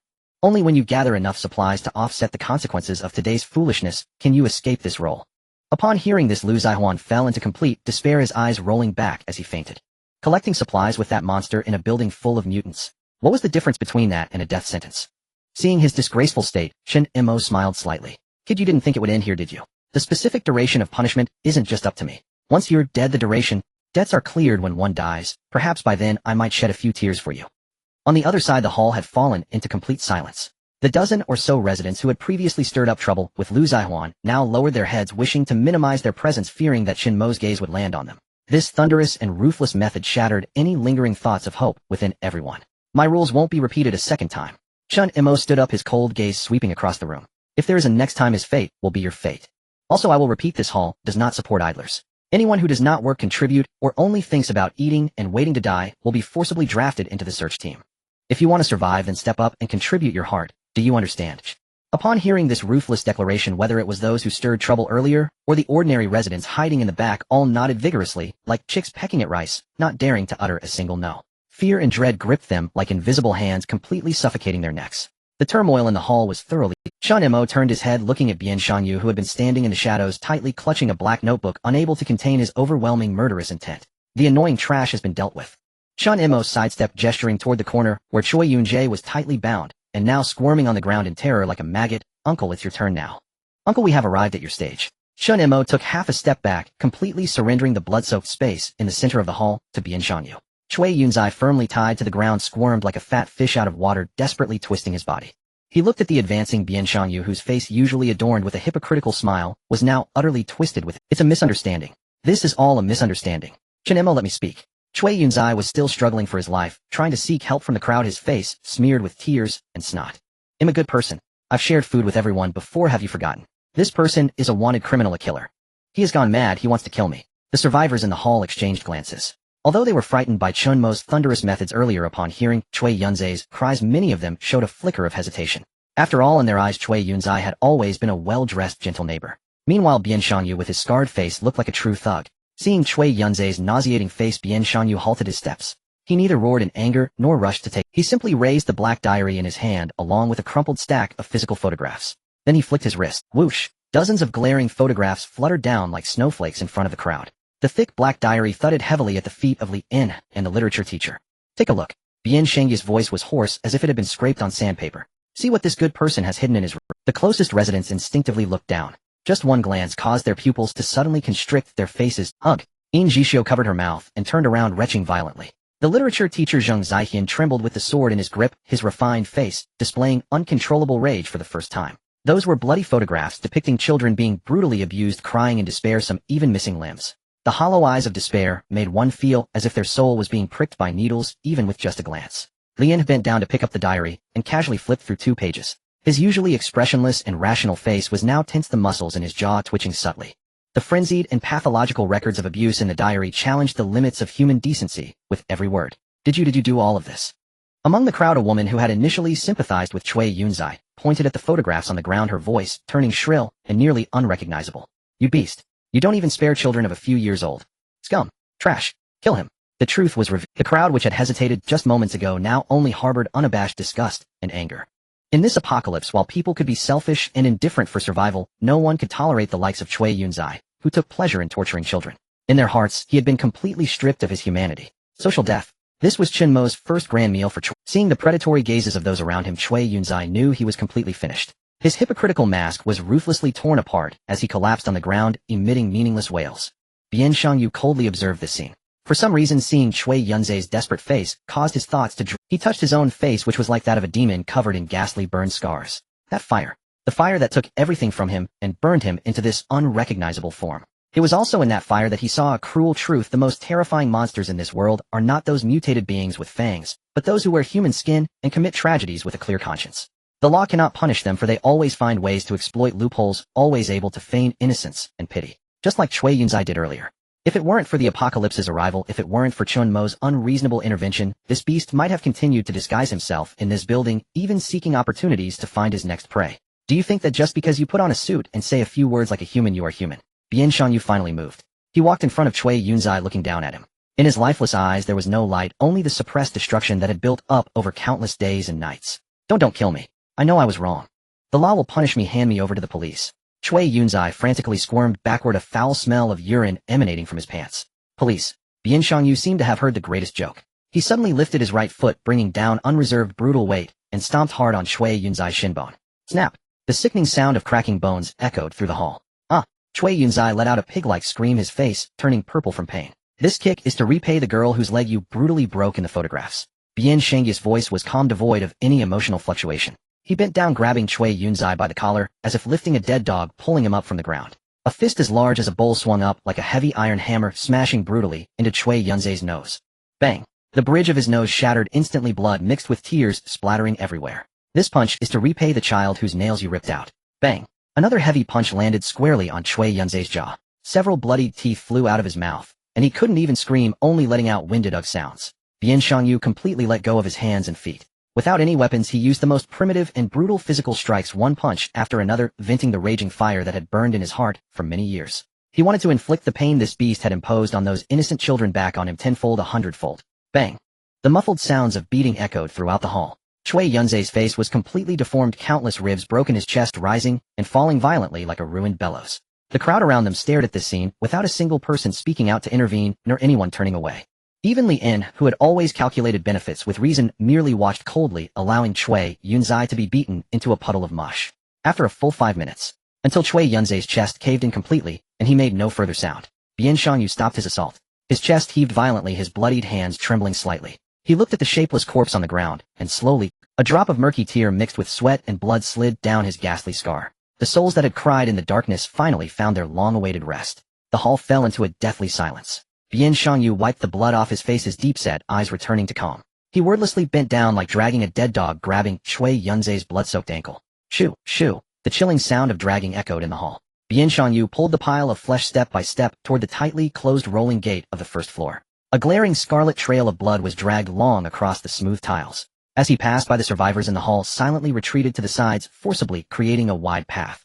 Bian Shangyu reached the door, pressed the nearby manual switch, and forcefully pulled up a heavy metal rolling door. Whoosh! The biting cold night wind instantly poured into the hall, accompanied by the horrifying roars of the monsters lurking in the endless darkness outside. Bian Shangyu remained expressionless, as if discarding a bag of rotten garbage. He kicked Chui Yunzai's corpse out. In just a few seconds, the dark echoed with the excited roars of the monsters and the nauseating sounds of their frenzied chewing. That beast who took pleasure in torturing the weak finally became the prey of other monsters. But Bian Shangyu did not immediately retreat back into the hall. He took a deep breath of the blood-scented cold air, facing the imminent danger that could pounce from the darkness at any moment, and silently stepped forward, fully entering the dark night outside. What is he trying to do? Going out at this hour could mean death. The people in the hall held their breath, silent and confused about it. However, not long after, heavy footsteps echoed again in the darkness. Bian Shangyu returned. His bloodied muscular arms were now cautiously cradling two cold corpses, that of the mother and daughter, who had tragically perished outside the gate. He walked back to the edge of the hall, his movements gentle, a stark contrast to the brutal killer he had just been. He laid the unfortunate mother and daughter side by side on the clean tiles. He had avenged them. Although they were dead, they deserved a clean burial. After finishing this, Bian Shangyu slowly stood up. Looking at the bright lights of the hall, a deep weariness and relief flashed across his face, which resembled that of a demon. But in the eyes of others, he had violently slain a man. Even if the one he killed was scum, he had now become a complete monster, a murderer with blood on his hands. Someone like him should have rotted in the mire. He had no right to be among those desperately trying to survive. Bian Shangyu did not. He silently took a step back, returning to the endless black night outside. Then he turned around, casting a deep gaze at the people in the hall, including Chen Mo, who stood not far away. He reached out with his rough hands, gripping the bottom edge of the rolling metal door. He was going to exile himself, leaving the clean hall for the living, completely isolating himself from this safe world. Boom! The metal rolling door accelerated downward under his pull and gravity, crashing to the ground like the guillotine of death. Just as the door of life and death was about to close completely, leaving only a gap of less than half a meter. Bang! A dull metallic crash suddenly rang out. A long bony hand unexpectedly reached out from inside the door, gripping the descending metal edge tightly. The falling iron door was firmly held up by that hand. Chen Mo's forearm muscles tightened slightly, forcing the heavy rolling door to stay suspended in midair. Outside in the darkness, Bian Shangyu was stunned. A flicker of astonishment crossed his bloodied face as he locked eyes with Chen Mo's deep and calm gaze through the less than half-meter gap. Where are you going? Chen Mo, cigarette in mouth, casually placed his other hand in his pocket, his tone bland and relaxed. Bian Shangyu's throat rolled violently, his voice hoarse. Forget it, my mission is complete, and I don't belong here anymore. What's inappropriate? In this situation, do you really need to accompany the death of a beast you've slain? Chen Mo suddenly exerted force with his arm, raising the heavy rolling door half a meter, while accompanied by the sound of metal scraping. Then he casually tossed a sealed bottle of mineral water into Bian Shangyu's embrace. Take care of yourself, there are many things you still need to do. Chen Mo exhaled a puff of smoke and turned to walk into the hall. Holding the cold bottle of mineral water, Bian Shangyu stood dazed in the darkness. Watching Chen Mo's departing figure, he hesitated for a moment, but ultimately bent down and crawled under the rolling door into the hall. Yet he still stood only at the edge of the hall's shadows, like a timid outcast afraid to approach the crowd. At that moment, a faint sound of footsteps approached. Guwen teacher Zheng Zixian quietly brought 2 blankets from the resting area and gently covered the disfigured bodies of the mother and daughter. After doing all this, Zheng Zixian stood up. The scholar who had previously obstructed him from dealing with Chui Yunzai and had vigorously upheld the hall's rules now turned to look at the bloodied Bian Shangyu. In Zheng Zixian's eyes there was no fear of a murderer, nor was there disgust for violence. He held a katana in one hand, and slightly bowing towards the scarred, burly man before him, spoke sincerely and solemnly, "I'm sorry for the misunderstanding earlier, you are a good person." Bian Shangyu's body jolted violently as he clutched the mineral water bottle tightly. He looked into Zheng Zixian's clear eyes, then glanced up at the survivors in the hall who did not cast hateful glances at him, and finally looked at Chen Mo, who had been accepting him in another way all along. It turned out it wasn't just Chen Mo. In this broken apocalypse, his bloodstained hands were truly recognized by everyone. The suffocating ice of dead silence that had lingered in his heart for years finally cracked at this moment. A long-lost warmth quietly seeped into his dry heart. Bian Shangyu lowered his head and took a deep breath. He twisted open the bottle cap, allowing the cold water to wash away the sticky blood from his hands, revealing the rough, yet warm skin beneath. Boom! Behind him the heavy rolling door was completely pulled down and locked, ruthlessly isolating the night and monsters. Inside the hall a brief tranquility for the living was welcomed. 3 days later. During these 3 days the people worked together, finding a piece of open ground, to hastily bury the pitiful, yet hateful mother and daughter. The hopeless survivors made a huge SOS distress signal out of bed sheets and red spray paint on the open ground outside, staring at the sky, every day hoping for the arrival of military helicopters. Chen Mo did not help, nor did he stop it. He was well aware of the military's true nature. The distress signal would not. However, in this dire situation, allowing people to hold on to a semblance of hope was better than completely losing their minds. Compared to the elusive rescue from the sky, the real survival crisis in the hall was the most pressing concern. Order in the hall had basically stabilized. Although there was a small shop on the first floor where people could barely manage their temporary rations, the water pipes had completely stopped functioning. The existing supplies would eventually run out and long-term search plans must be put on the agenda immediately. Thud. In the center of the hall, Lu Zihuan, who had been tied to a load-bearing pillar for 3 whole days, collapsed to the ground like a pile of mud. He had lost so much weight that his lips were cracked, and he was so weak that he could barely muster the strength to cry out. For these 3 days, while others received their rationed food, he could only sip a tiny bit of life-sustaining water each day, enduring the contemptuous gazes of everyone. This slow, dull torment shattered all his arrogance and hostility. Time's up. Chen Mo sat on a nearby sofa playing with a lighter, his expression indifferent. Congratulations, you're still alive. Now it's time to realize your remaining value. Meanwhile, the door to the isolation room, Che Xinxiu emerged carrying a huge, empty backpack. After 3 days of adaptation, his complexion was actually better than when he was first locked up. On his left arm, he had strapped a protective sleeve modified from a riot shield, and in his hand, he held an electric spear made for him by Uncle Han Doji. Chen Mo stood up, walked in front of the two, and kicked Lu Zihuan on the ground with his toe, saying to Che Xinxiu, your main task now is to go upstairs and bring back all the food and water. This waste is your scavenger and porter. Lu Zihuan jumped up in fright, scrambling to his feet. Are they really sending him to the upstairs filled with mutants with this bleeding-nosed monster? Chen Mo go. He said, his face full of despair, his legs trembling. Shut up. Chen Mo didn't even look at him, instead fixing his gaze on Che Xiangxi's eyes, his tone calm, but with a hint of depth. Xinxiu, remember what I'm about to say. There are many monsters upstairs. If during a dangerous encounter someone dares to use you as a shield or drag you down. Chen Mo leaned in slightly, speaking in a tone only they could hear, you do not have to protect him. Your life is worth much more than this trash. Che Xinxiu was stunned for a moment, then glanced at the trembling Lu Zihuan, whose eyes were filled with fear. He had originally thought that as an infected person, he was merely a sacrificial bait and expendable. But he never expected that in Chen Mo's eyes his life as a monster was even more valued than that of a normal person. An indescribable warmth surged in his heart. He not only understood Chen Mo's meaning, but was also deeply touched by this unreserved regard. I understand. Che Xinxiu tightened his grip on the electric spear, his gaze turning cold and resolute. The fire escape door leading upstairs slowly opened. The corridor behind the door was pitch black with a faint, eerie crawling sound echoing. Che Xinxiu took a deep breath and stepped into the dark, unknown corridor. Behind him, Lu Zihuan could only grit his teeth, hoist 2 large, empty bags, and follow closely, like a quail. The iron door slammed shut behind them.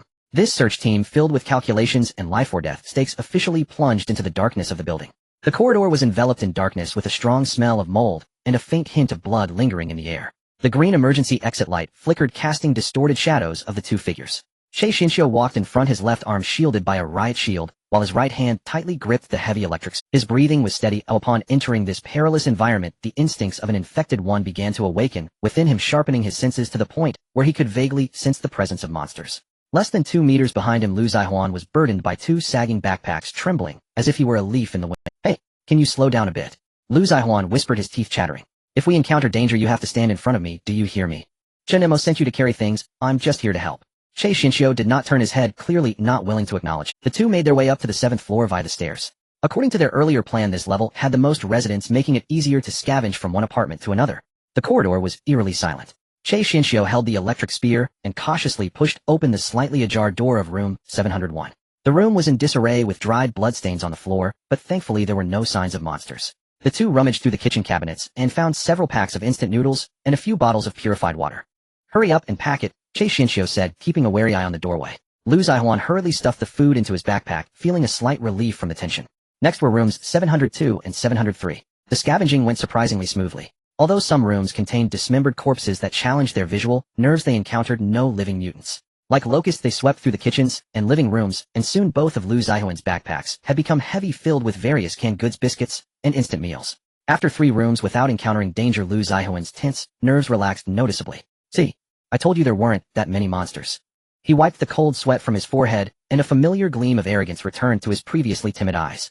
I think you guys are just trying to scare us. Once I haul all this back, let's see who dares. Shut up.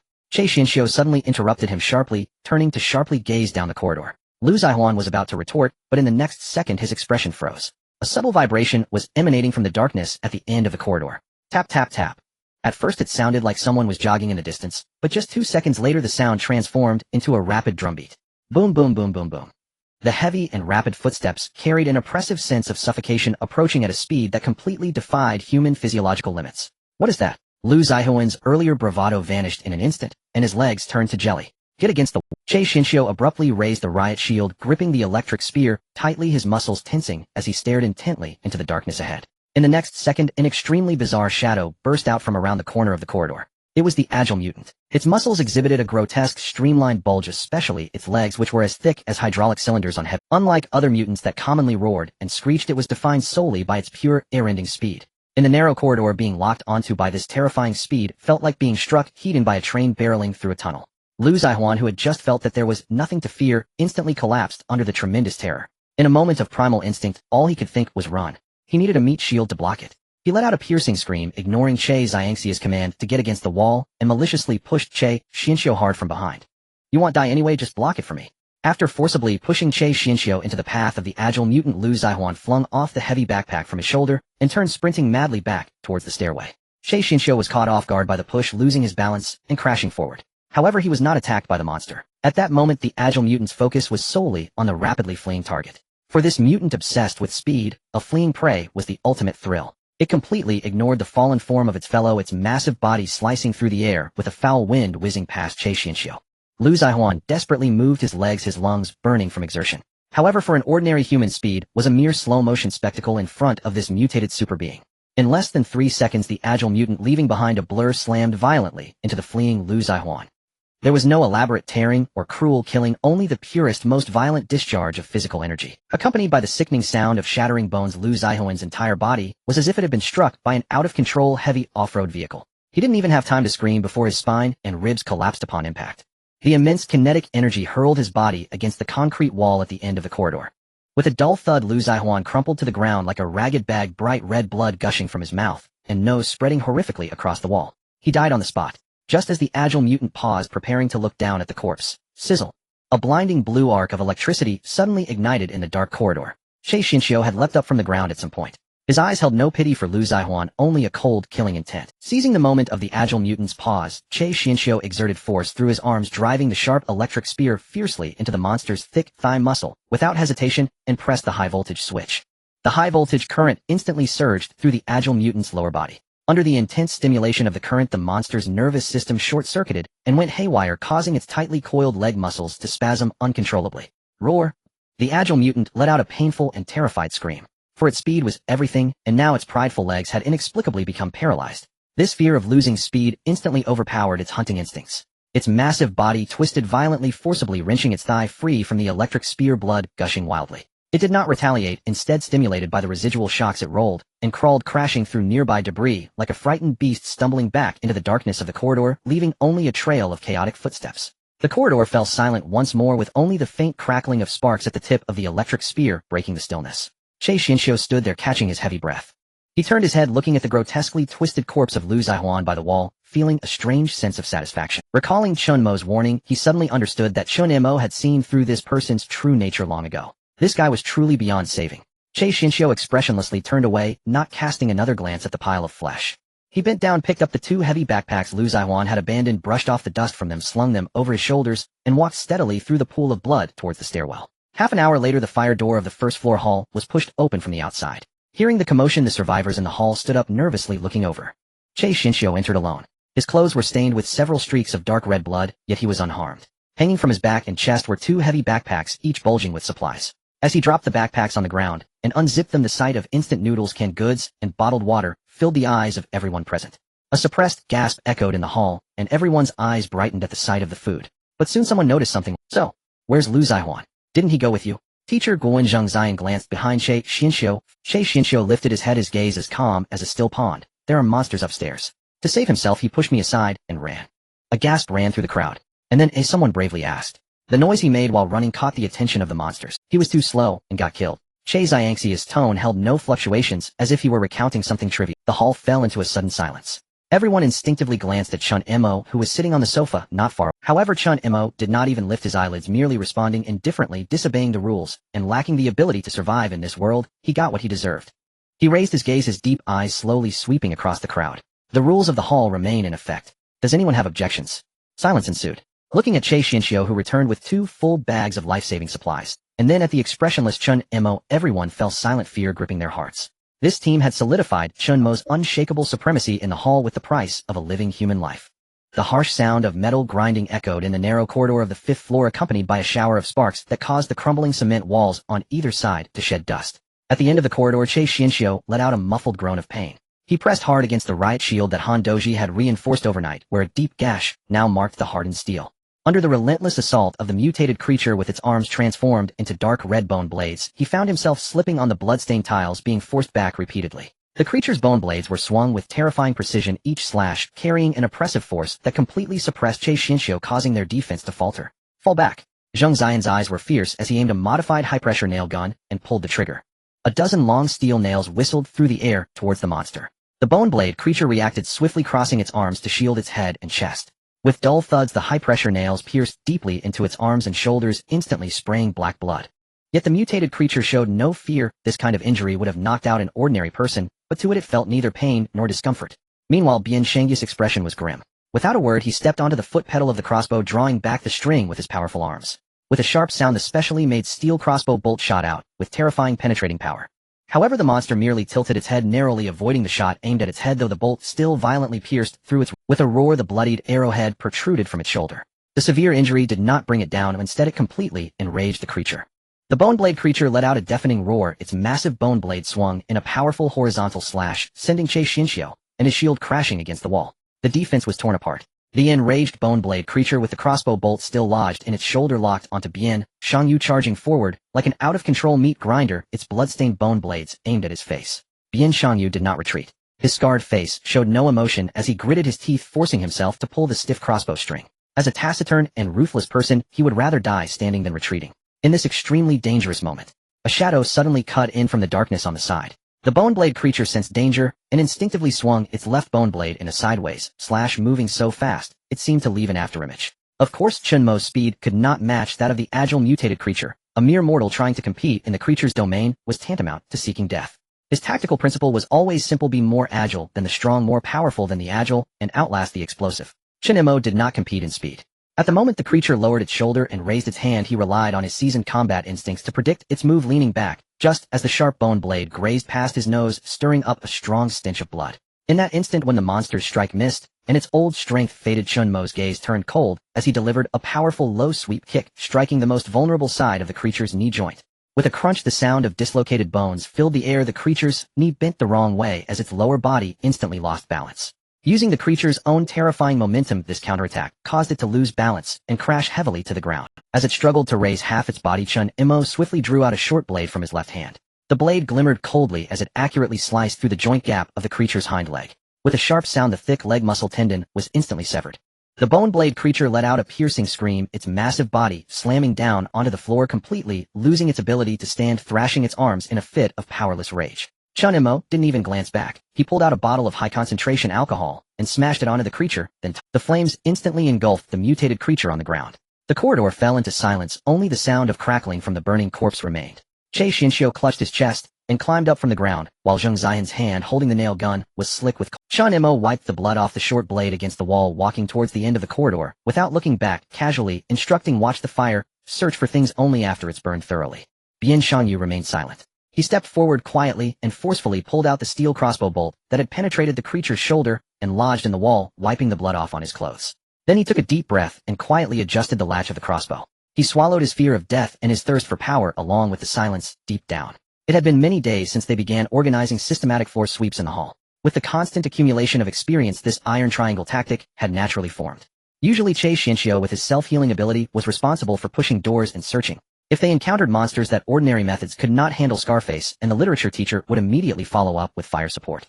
The three of them worked together like precisely meshed gears, efficiently slaughtering the targets. However, just like earlier, they were not always invincible. When they encountered an insurmountable deadlock, it was time for Chen Mo to step in. The iron triangle consisted of 4 members, which was reasonable. When all 4 gathered, they truly did not know who their opponent was. One could only say they were invincible. By the window at the end of the corridor, Chen Mo was following his usual routine, observing the street ecology outside the building. Upon looking, he couldn't help but frown. The street outside the entrance of the green garden, which was usually crowded with various mutated creatures attracted by sounds and smells, was now eerily empty. Strange, where have all the monsters outside gone? Zheng Zihan adjusted his glasses and walked to the window to look down. Could they have been lured away by something? Chen Mo's gaze fell upon the gruesome blood and flesh drag marks on the asphalt road, his expression gradually darkening. It was likely that the monsters downstairs had not been lured away at all. Rather, the great hand from Arno had made its move. That terrifying creature, driven by its obsession with muscle, was devouring its weaker kind outside in a frenzy to evolve. Once it had consumed everything outside, this building filled with living people would surely be in danger. Less does not mean it's a good thing. Chen Mo withdrew his gaze, his voice low. The things outside are far more terrifying than the scraps inside this building. However, this was precisely the opportunity Chen Mo was waiting for, a fully developed target that would provide him with adequate pressure. He had been looking forward to this for a long time. Half an hour later, the team returned to the first floor hall with the gathered supplies. Yet the atmosphere in the hall was extremely oppressive. Most people were trembling and hiding in the rest area, fearfully staring at the center of the hall. What had happened? Following the terrified gazes of the crowd, the once tightly shut door of the isolation room had mysteriously swung open. At that moment, the convenience store owner Jin Shihuan stood there staggering. His wig had long since fallen off, replaced by a wild mass of grayish-white hair that grew uncontrollably, draping over him and making him appear as if he wore a tattered camouflage suit. The sound of bones cracking echoed as they twisted and deformed, clearly indicating that he was undergoing an irreversible transformation into a monster. Yet he had not completely lost his sanity. His eyes bloodshot, he stared intently at his wife, the store manager, and Shanying, who stood at the forefront of the crowd. "You've finally mutated." And Shanying trembled, tightly gripping a heavy weeding iron rod. But her trembling was not from fear, it was from excitement. She had long awaited this day, finally able to smash the head of this demon openly. She had thought she would be facing the frenzied onslaught of a monster. However, to everyone's surprise, perhaps it was true that a dying man speaks kind words. Before losing all rationality, Jin Shihuan's face twisted in extreme pain, surprisingly displayed a touch of regret and pleading that he had never felt in his life. "Shanying, I'm sorry." His voice was hoarse like a broken windbag mixed with the unique screech of a mutated being. "For so many years, I have beaten you, scolded you. I am a bastard." He struggled to kneel on the ground, his coarse long hair wildly spreading, his eyes filled with despair at becoming a monster. "Kill me. Please, Shanying, do it. I don't want to become a monster." He pleaded with extreme humility, tears mixed with thick nasal blood dripping onto the tiles. "I'm sorry. Truly sorry." And Shanying fixed her gaze on the man kneeling before her, begging for death, her eyes instantly. But it was not out of being moved, rather it was the pent-up grievances of a lifetime. In her mind, the images of being beaten and treated like a dog pierced through her with sharp needles, ruthlessly tearing apart Jin Shihuan's pitiful disguise at that moment. "Now you know regret. Too late." And Shanying suddenly closed her eyes, a hysterical wail bursting forth from her throat. She raised the heavy iron rod in her hand, pouring out the grievances, fear, and resentment accumulated over a lifetime, smashing it down fiercely upon Jin Shihuan's transforming head. Bang! Bang! Bang! The dull sound of shattering bones echoed throughout the hall. And Shanying crazily struck again and again until the hairy corpse lay still. Only then did she slump down in the pool of blood, emitting a sound that was both a cry and a laugh. Watching this scene, Chen Mo couldn't help but shake his head, finding it particularly ironic. A dying man speaks kind words. Damn kindness. Late regrets are cheaper than grass in this world. Where the hell were you earlier? After more than a decade of domestic violence, insults, and treating his wife like a dog, how can a light sentence of "I'm sorry" before death erase everything? What good does an apology do except to ease one's own conscience? Hospit. The hall was dead silent. No one intervened, no one criticized, and there was even a hint of relief. After all, a greedy and abusive man has now turned into a monster. Surely no one would truly sympathize with him. Right. Chen Mo looked at Shanying, who was slumped on the ground, not even planning to comfort her. "No need to say more, the beast is dead, and that is enough. Burn the body, and remember to dispose of it properly." Chen Mo casually tossed this sentence to the crowd and walked towards the door without looking back. The entrance to the first floor hall leading to the outside was dimly lit. Since the underground garage had already been occupied by monsters, this became the only exit that could barely be used. Su Yijing was straddling a heavy-duty motorcycle, adjusting her black combat suit. She had to go out for her missing fiancé and to uncover the truth that the military had deliberately concealed. Boom! The engine emitted a low rumble, sounding particularly jarring in the dead silence of the exit. Chen Mo bit down on an unlit cigarette, leaning against the wall beside her, watching her busying herself. The muscle monster outside has been quite hungry lately. Going out now could easily turn you into its waste. Su Yijing paused momentarily, her eyes resolute. "I have to go, I need to find him." "Do you really think the military can be trusted?" Chen Mo scoffed, nonchalantly walking in front of the motorcycle and pressing down on her rearview mirror. "Su Yijing, don't blame me for not warning you. Do you think that just finding them will lead to the truth? In their eyes, civilians now have only two values. Either become experimental subjects or serve as bait to attract monsters. They do not care about what truth is." Su Yijing furrowed her brow. "What exactly are you trying to say?" What I mean is if you really find them, it's best not to hold too much hope. Even if they promise to spare you for a moment, they might not keep their word. Chen Mo exhaled the unlit cigarette, his tone cold. Su Yijing's pupils constricted. What do you understand? That is my only clue. She gritted her teeth, fastening her helmet's visor, and the engine's roar rose again. Is it disbelief or unwillingness to believe? Su Yijing did not respond. Chen Mo released his hand from the rearview mirror, casually patting the seat and stepping back. Find those who are stubborn, always refuse to heed advice.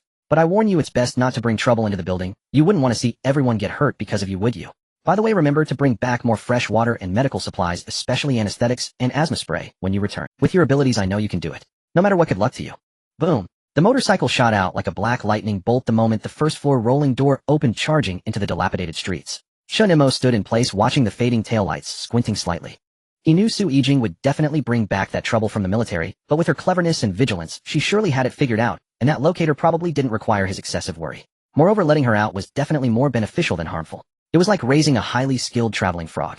When she returned from this trip, not only could she help solve the building's urgent water shortage, but she could also run errands and bring back the urgently needed professional medical supplies, saving the trouble of scrambling when they were needed. This deal was sure to be profitable. Chen Mo retracted his gaze, his eyes gradually deepening. Next, it was time to carefully plan his own matters. It's time to get down to business. Without lingering, Chen Mo quickly turned and walked towards the equipment room on the first floor. Inside the equipment room, Han Doji, who was paralyzed from the waist down, was sweating profusely while welding a steel plate. Hearing the footsteps, he paused his work and adjusted his goggles. What's the matter? Is the stuff upstairs difficult to deal with? Upgrading the weapons. Those scraps are not worth it. Chen Mo walked to the tool table and tapped on a discarded agricultural sprayer's iron barrel with his fingers, saying, Uncle, how much alcohol and high-concentration fuel is left in the hull? There should be about 3 large barrels left. If we use it sparingly, it can last for half a month, Han Doji replied, slightly stunned. What are you planning to do? Bring 1 barrel out. Chen Mo pointed at the iron barrel, and then at the 2 cans of high-pressure gas nearby. Connect these together, and make me. Don't worry about safety as long as it has a long range and enough firepower, it's fine. Han Doji frowned. A flamethrower. If it backfires, the user will be turned to charcoal on the spot. What do you want to burn, eh? A mountain of meat. Chen Mo looked at him. This fire is specifically for dealing with it. I want to see the finished product within 2 hours. Can you do it? Facing Chen Mo's trusting yet uncompromising gaze, Han Doji stopped asking questions and nodded heavily. Half an hour later, in an empty room in the corner of the hall, Che Xinxiu, Bian Shangyu, and Zheng Ziyan were summoned by Chen Mo. Looking at the reinforced long spears, a full bag of fine steel bolts, several homemade Molotov cocktails, and the freshly made high-pressure flamethrower that still emitted a pungent smell of machine oil, the expressions of the 3 became somber. Didn't we clear the monsters upstairs? Zheng Ziyan pushed up his glasses, sensing something was off. The inside is clean, but the outside is not. Chen Mo replied without looking back. He was focused on wrapping a non-slip strap around the dagger in his hand, while the heavy armor-piercing cleaver leaned against him. I saw it on the 5th floor before. That muscle monster shouting about protein is still lurking around. What's even scarier is that it has started eating other mutated creatures, and its size is even larger than before. So, we need to strengthen the defenses on the 1st floor. Che Xinxiu clenched his fists. It's impossible to defend. The walls on the 1st floor are no different from paper in front of it. Chen Mo bit down on one end of the strap, tightened the knot with one hand, and looked up at the 3. While it hasn't grown to an unmanageable size, we need to go out and hunt it down.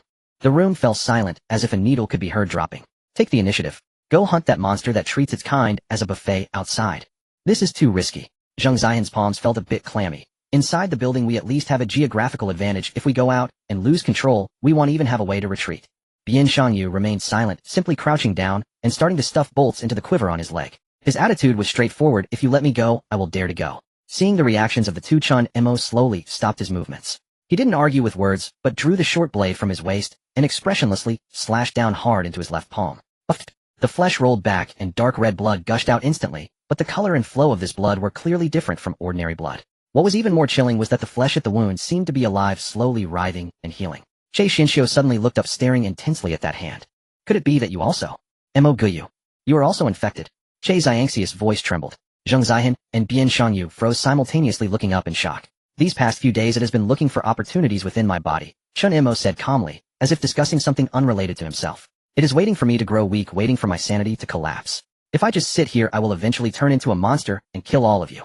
Since it's a dead end anyway, I might as well take a gamble while I still have my sanity. Chen Mo looked at them and slowly said, even viruses fear death. When faced with lethal threats, the instinct to erode the host's sanity is insignificant compared to survival.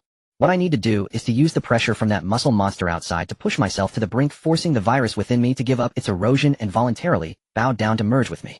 After hearing these words, all 3 felt a chill run down their spines. Using that mountain of meat as a whetstone to squeeze the virus within him. This was a plan only a madman could conceive. What if you can't hold on? Is there really no other way? Che Xiangxi's voice was hoarse. There's none. At least Chen Mo's tone was resolute, directly interrupting him. Don't worry, even if I can't hold on, or lose control halfway through, I will drag that thing down to hell before I breathe my last. Consider it clearing the last obstacle for you. So this time I called you here, you don't need to do anything else, just provide support from the perimeter. He grabbed the heavy flamethrower and threw it to Bian Shangyu. Listen carefully. Chen Mo's gaze swept over the three, his tone icy. Once the battle begins, no matter what you see me getting hit like, you must not lose your composure and come to save me, understand? Do we really have to go to this extent? Of course, what I want is the pressure of being on the brink of death. Don't hesitate if you want to help me, just follow my lead. The atmosphere in the room was oppressive, making it hard to breathe. Bian Shangyu looked at Chen Mo deeply. Being ruthless himself, he understood Chen Mo's mindset of risking his life. Without saying much, he hoarsely uttered a word, understood. Zhang Zihan silently tightened his grip on the long spear, bowing his head to silently pray as a form of agreement. Che Xiangxi's eyes were red, tightly gripping the riot shield, nodding vigorously. Seeing the reactions of the three, Chen Mo slightly nodded. He stopped talking, bent down, picked up the heavy cleaver beside him, and prepared for action. Check the weapons. In half an hour we open the door to welcome guests. After speaking, Chen Mo turned and walked alone towards the dark corner where supplies were stored. Turning his back to the iron triangle, his face, which had shown determination, instantly calmed down, returning to its usual tranquility. Infection. This is real. These past few days he could clearly feel the restless virus inside him moving in anticipation. Now that the golden time has passed for many days, he indeed has little time left.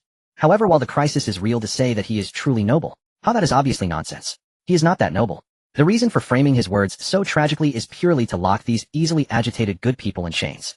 After all, plans must be executed, and if he doesn't find a reason to reveal part of it in advance, and make it clear once he falls into a desperate situation, someone will inevitably rush up to help him. But if there is external interference, the extreme pressure of life and death will dissipate, and his plan will naturally fall. Now that he has said this, he can also establish a persona of sacrificing himself for righteousness, fully grasping these powerful hitters, which is simply a win.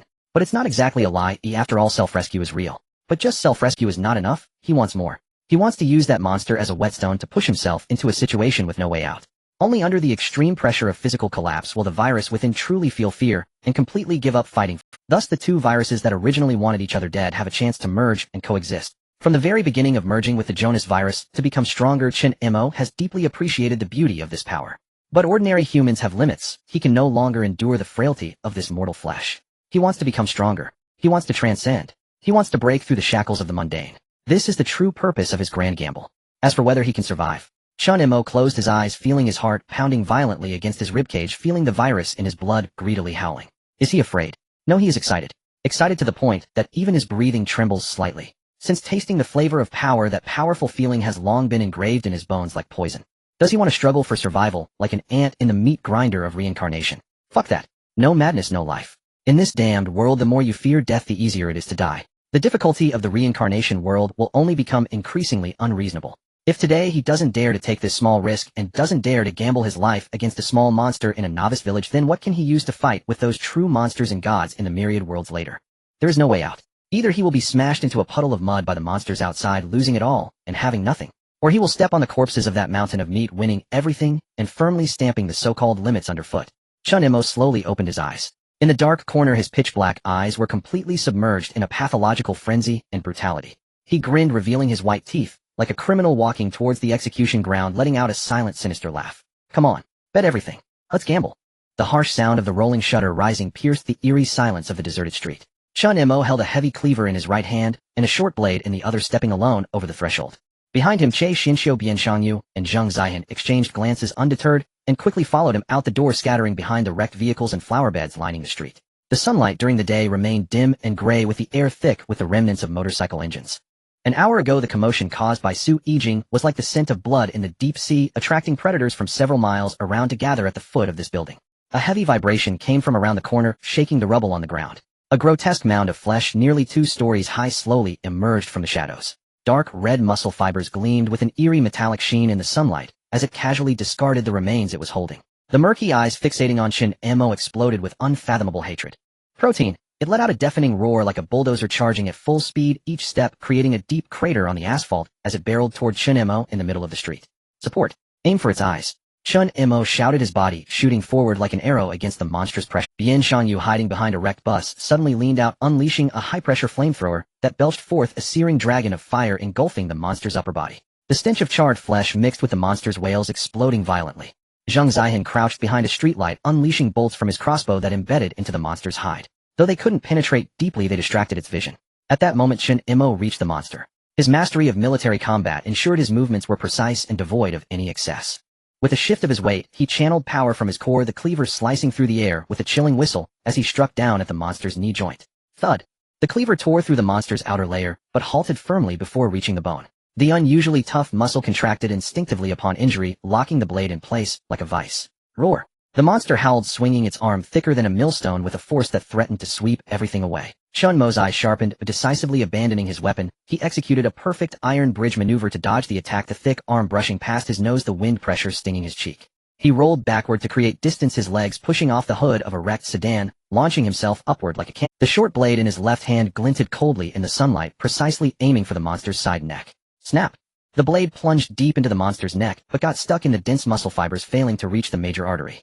The monster writhed in pain, violently twisting its body, while its other massive hand swatted at Chen Mo in midair. With no leverage in the air, Chen Mo quickly curled his body, using his arms to shield his head as he absorbed the grazing wind of the strike, skillfully landing back on the ground and rolling to dissipate the force. Frustrated by its missed strike, the monster fell into a frenzy, its fists hammering down like a pile driver. Boom, boom, boom. Debris flew, and the asphalt was pounded into deep craters. Meanwhile, Chen Mo moved like a ghost dancing in a storm, sliding, halting, and weaving low. His mastery of military combat granted him an acute sense of distance and crisis prediction. Each of the monster's heavy punches, capable of turning a man to mush, barely grazed the corners of his clothing. In the moments between dodges, he even managed to use the short blade to carve bloody grooves into the monster's leg and rib. He felt completely at ease. In fact, one could say it was perfect. However, after dodging the monster's sweeping strike, once again, Chen Mo's movements suddenly froze. He panted slightly, but his brow furrowed tighter. Something was off. It was too stable. Due to the muscle memory brought about by his mastery of combat, his body was instinctively choosing tactics that maximized survival and minimized risk when facing attacks. While he was indeed uninjured, if his body remained in this seemingly perilous, yet actually well-protected state thanks to muscle memory, how could the dormant virus within him feel any fear? It hadn't sensed that the host was on the brink of death, so why would it obediently surface to merge? How could I have forgotten what I was supposed to do? Chen Mo spat out a mouthful of bloody saliva, a flash of violence in his eyes. He wasn't here to showcase his evasion. Roar! The monster, realizing it couldn't catch this agile bug, let out a furious roar. It raised its arms high, fingers crossed into a hammer, and brought down its immense force toward Chen Mo. The strike covered a vast area. Had it been earlier, Chen Mo would have chosen a somewhat clumsy but effective series of rolls to escape the attack range. But this time he did not retreat. A terrifying light erupted from Chen Mo's eyes. Far from dodging, he exerted force with his legs, charging straight into the center of the hammer's attack. If he was to strike, it would be an exchange of injuries. Kill!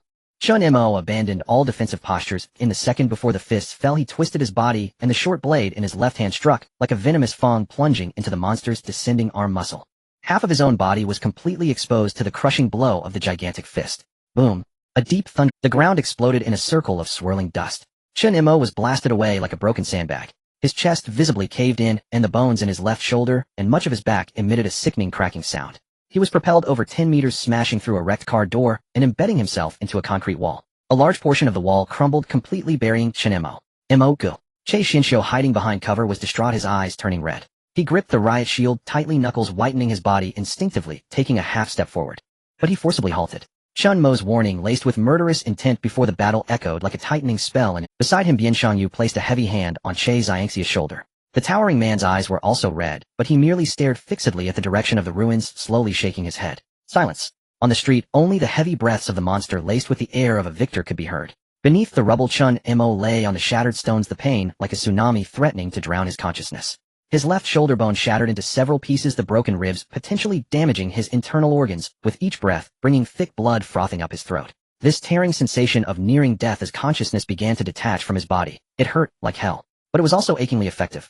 Come on, Chen Mo screamed inwardly. At the moment his vision was about to be swallowed by darkness, he distinctly felt the rebellious virus within him, which had always tried to rebel against the host, was completely flustered. It sensed that this shell was about to collapse, sensed that true death was approaching. Simultaneously, the original Jonas virus within Chen Mo also emitted a primal shiver. Faced with the absolute pressure of death, the two deadly viruses, which had previously been locked in a life-and-death struggle within him, finally ceased their infighting. To preserve their only host, they were forced to relinquish their instinct to devour each other, merging into two torrents of raging heat, unprecedentedly exhibiting a tendency to intertwine and fuse. Though far from true complete fusion, the mere initial compromise and convergence ignited a survival instinct that transformed into astonishing self-healing abilities. I bet right. That's enough. As long as I tear open this gap, the rest will be shattered and blended in countless life and death struggles to come. Ha, ha, ha. In the dead silence of the ruins, a series of deep wind-like cold laughs suddenly echoed. In the astonished gaze of Che Xianxiu and the others, a blood and dust-covered hand abruptly pushed away the bricks crushing his chest. Chen Mo slowly stood up. He lowered his head, allowing blood to flow down his forehead into his eyes, staining the world before him a deep crimson. The sound of bones grinding, sending shivers down his spine, echoed from within his body. Though far from instantaneous healing, he could clearly feel that under the influence of the two merging forces, his shattered left shoulder bones were being forcibly realigned and connected, the torn muscle fibers reconnecting like tightly wound steel wire. The pain still existed, but strength surged through this severely injured body at an unprecedented speed. Haha! The laughter grew louder, ultimately erupting into a wild and unrestrained cackle. Chen Mo suddenly lifted his head. The blood-stained face that once bore calm was now devoid of all composure, leaving only eyes filled with pure fervor and rage. Opposite him, the monster, devoid of any rational thought, was taken aback. Seeing this bug, which should have been crushed into pulp, stand back up and exude an aura that sent shivers down its spine, it took an uneasy half-step back. Chen Mo paid no attention to its retreat. Rip! He casually tore apart his shirt, now in tatters and blood-covered, tossing it to the ground. As the blood surged due to the initial fusion of the virus, the muscles on his powerful upper body bulged like coiling dragons. Step. He walked out of the ruins, stepping on the collapsed bricks and debris. With each step, he twisted his neck, the forcibly reconnected bones cracking painfully. It was only when he reached the edge of the smooth street that Chen Mo paused. He raised his left hand, using the short blade still tightly gripped in his palm to provocatively tap against the already distorted street lamp beside him.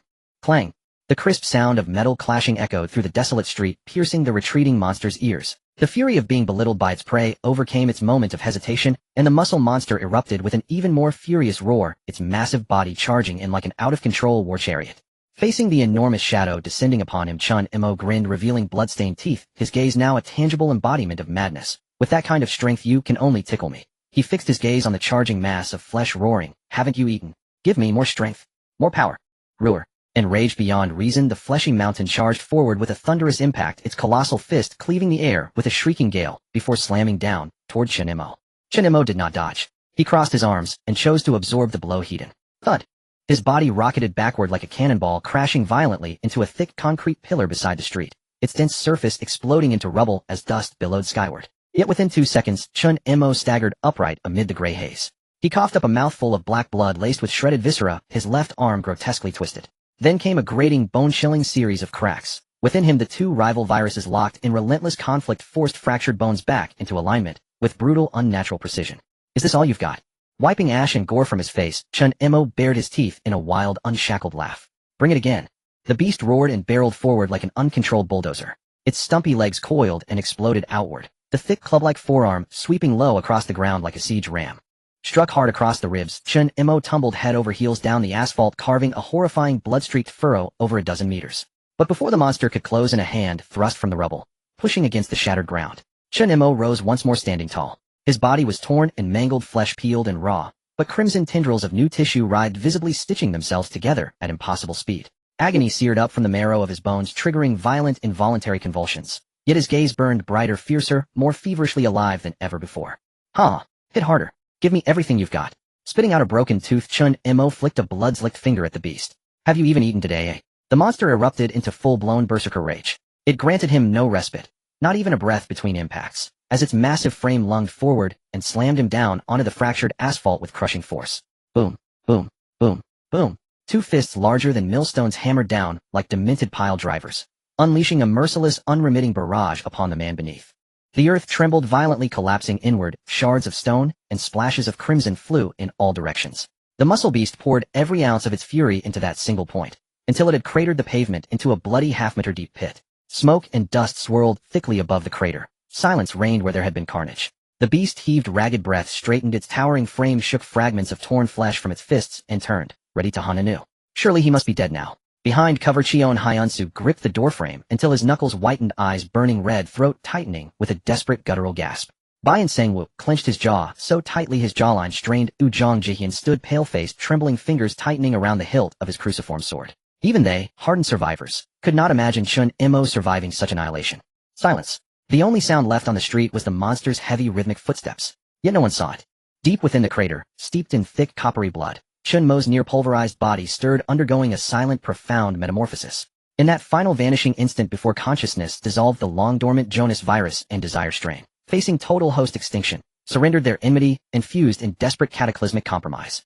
Ding. First transcendence of the proxy's life essence detected. Congratulations, proxy. You have shattered your genetic lock, breached the threshold of the mortal tier, and ascended into the transcendent tier. Awarded 1 multiversal lottery draw. Host's core desire detected. Ability awakening initiated. An inaudible subcellular detonation reverberated through the crater's depths. Within his ruined form, bones reformed in an instant, denser, stronger, utterly remade. The fusion of the two viruses granted not only preternatural regeneration, but triggered a ravenous cellular. Without warning, Chen Mo opened his eyes. His obsidian pupils held no trace of human fragility, only absolute ecstatic fervor. Ability awakened kinetic gluttony. Affect your cells mutate into insatiable energy conduits. Upon suffering physical impact carrying mass, you may devour its kinetic energy, forcibly halting the attack, compressing the energy into your muscle fibers, and unleashing it doubled on your next strike. Warning: storage capacity is limited by your physical constitution. Forcibly storing or releasing overloaded kinetic energy will rupture muscles and burst capillaries. Non-transcendent regenerators use at extreme peril. So this is transcendence. Chen Mo slowly sat up from the pool of his own blood. He felt the surging tide of reborn power coursing through him. His fingers clenched, his battered knuckle-duster shrieked in protest, twisting grotesquely under sheer pressure before being flung aside like worthless scrap. Meanwhile, atop the blood-smeared crater's rim, where smoke still hung thick, just as the beast lifted its foot for its third step, its massive frame froze rigid. The silence behind it shattered, suddenly, irrevocably. Snap! A hand slick with black blood slammed down onto the crater's jagged edge. In the beast's clouded bestial eyes, and beneath the three witnesses' stunned ghost-struck gazes, Chen Mo began to climb inch by agonizing inch from the abyss. He looked like a demon crawled from the battlefield of Yama himself, coated in thick black blood and grime, deep gaping wounds knitting together at a terrifying pace. Countless dark-red tendrils of living flesh wove feverishly across his skin. Moreover, the hyper-accelerated cell division of his transcendental leap, fueled by viral chaos, sent his body temperature soaring to monstrous heights. Beating sweat erupted from his pores, only to instantly vaporize in shimmering crimson steam, warping the very air around him with unbearable heat. Ha! A low, resonant chuckle drifted through the scarlet mist. Chen Mo slowly raised his head. Through the blood-fogged veil, his hellish gaze locked unflinchingly onto the beast. You truly thought I didn't hear? The beast whirled around, its dull, turbid eyes blazing with incomprehensible fury, and something else dread. Why won't this insect die? Damn it. Tell me who's the monster here, you or me? Protein. Roaring, the beast gathered every shred of its wrath. Its asteroid-sized bulk launched skyward, fists locked together, descending with apocalyptic weight toward Chen Mo's skull. Faced with a blow capable of flattening a freight truck, Chen Mo didn't flinch, not even a step back. He slid his rear foot half a pace backward, planting both legs like iron roots into the asphalt. Instead of retreating, he surged forward, raising his right hand with effortless grace, palm open, meeting the falling boom. The monstrous fist crashed down upon Chen Mo's seemingly fragile palm. A visible shockwave erupted from their point of contact, a white ring of vacuum, dust, and gravel expanding violently outward. The asphalt beneath Chen Mo's feet cracked and collapsed in a spiderweb of fractures, his legs sinking deep, knees buried in the shattered road. Yet he held it. With a single hand he held it. No flight, no staggering recoil, not even parity. Only absolute, unassailable domination. The beast's terrifying descent momentum and crushing force vanished the instant they struck Chen Mo's palm. Devoured whole by kinetic gluttony, siphoned greedily into his right arm. SSSSS, pop. A sickening wet tear, the sound of Chen Mo's right arm's muscles rupturing under catastrophic strain. Though the kinetic energy was stripped away, the beast's sheer multi-ton mass remained, pressing down immovable onto his palm. In that instant, overloaded beyond endurance, the entire right arm detonated in a geyser of crimson mist. Skin burst apart, deep red muscle fibers snapped and recoiled like severed steel cables. Yet in the next heartbeat, the twin viruses surged, countless invisible sutures stitching torn flesh back together with savage, relentless urgency. Annihilation and rebirth raged simultaneously along his arm. As the dust settled for the first time since its mutation, raw primal fear flickered in the beast's clouded eyes. Its arms, locked against that tiny bloodied hand, could not advance a single inch. An impossibility it could. From the crater's depths, Chen Mo lifted his head. His right arm had become something inhuman, a seething crimson weapon dripping molten blood and radiating scorching dark red heat. Kinetic compression had pushed the arm's musculature to its absolute limit. He stared into the beast's snarling, monstrous face, blood crusted across his lips, as they slowly curled into a grin of pure, unadulterated savagery. You've been hitting me for quite a while. Enjoying yourself, aren't you?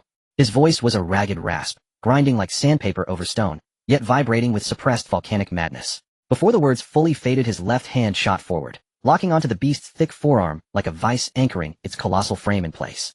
And his right hand, the one that had just caught the falling mountain, slowly, deliberately closed into a fist.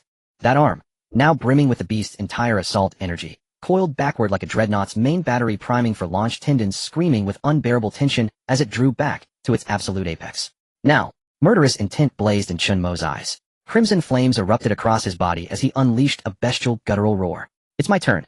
My turn. In with a roar like a ravenous beast, Chen Mo's right arm, swollen to its absolute limit and exuding scorching crimson mist, blurred into a streak that rent the air itself before launching forward with savage force. Boom! And this was a strike beyond the power of language to describe.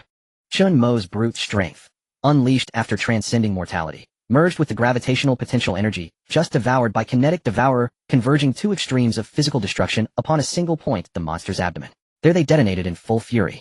A hemispherical shockwave visible to the naked eye erupted from the impact site, instantly scouring away rain and blood mist alike, carving out a perfect vacuum in its wake. Splutter, not gut-wrenching sound of flesh and bone exploding echoed through the air. In the monster's dense armor-like musculature, impervious even to heavy cleavers, shattered like brittle tofu beneath this hyper-compressed armor-piercing kinetic force. The violent kinetic energy punched clean through its body, detonating explosively behind it, and blasting open a gaping wound over half a meter wide. Shards of pulverized viscera and dark red bone fragments erupted backward like shotgun fire, perforating the abandoned cars behind it until they resembled sieves.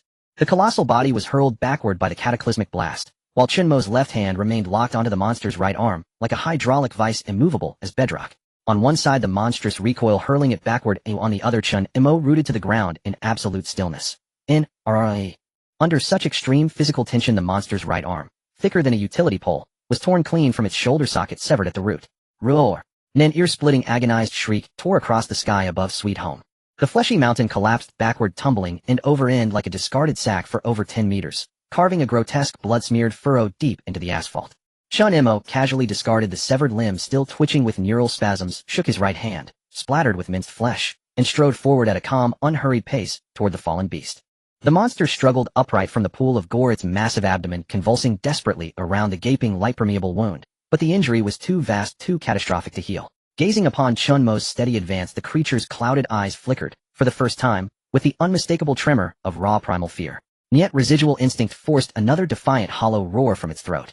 Bracing itself with its sole remaining left arm, the hulking mass rose like a one-wheeled dump truck, charging forward with suicidal resolve, delivering a devastating pendulum-like swing aimed squarely at Chen Mo's temple. Faced with a fist capable of shattering load-bearing walls, Chen Mo didn't so much as blink. He neither dodged nor raised a guard, merely tilted his head slightly, allowing the battering ram blow to strike his cheek with full unmitigated force.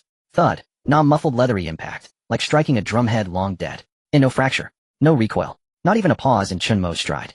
At the instant the fist made contact, the cells of kinetic devourer transformed into ravenous abysses, stripping and draining every ounce of kinetic energy from that blow. The monster's enormous fist froze against Chen Mo's cheek, as if time itself had halted. It scraped only a sliver of epidermis from his skin, not a single step backward could it force him. Slowly Chen Mo turned his head. His obsidian pupils gleamed with mockery as he stared into the monster's twisted, snarling face inches away. That's it, and he bared his teeth, a smirk dripping with contempt as though dismissing a toddler.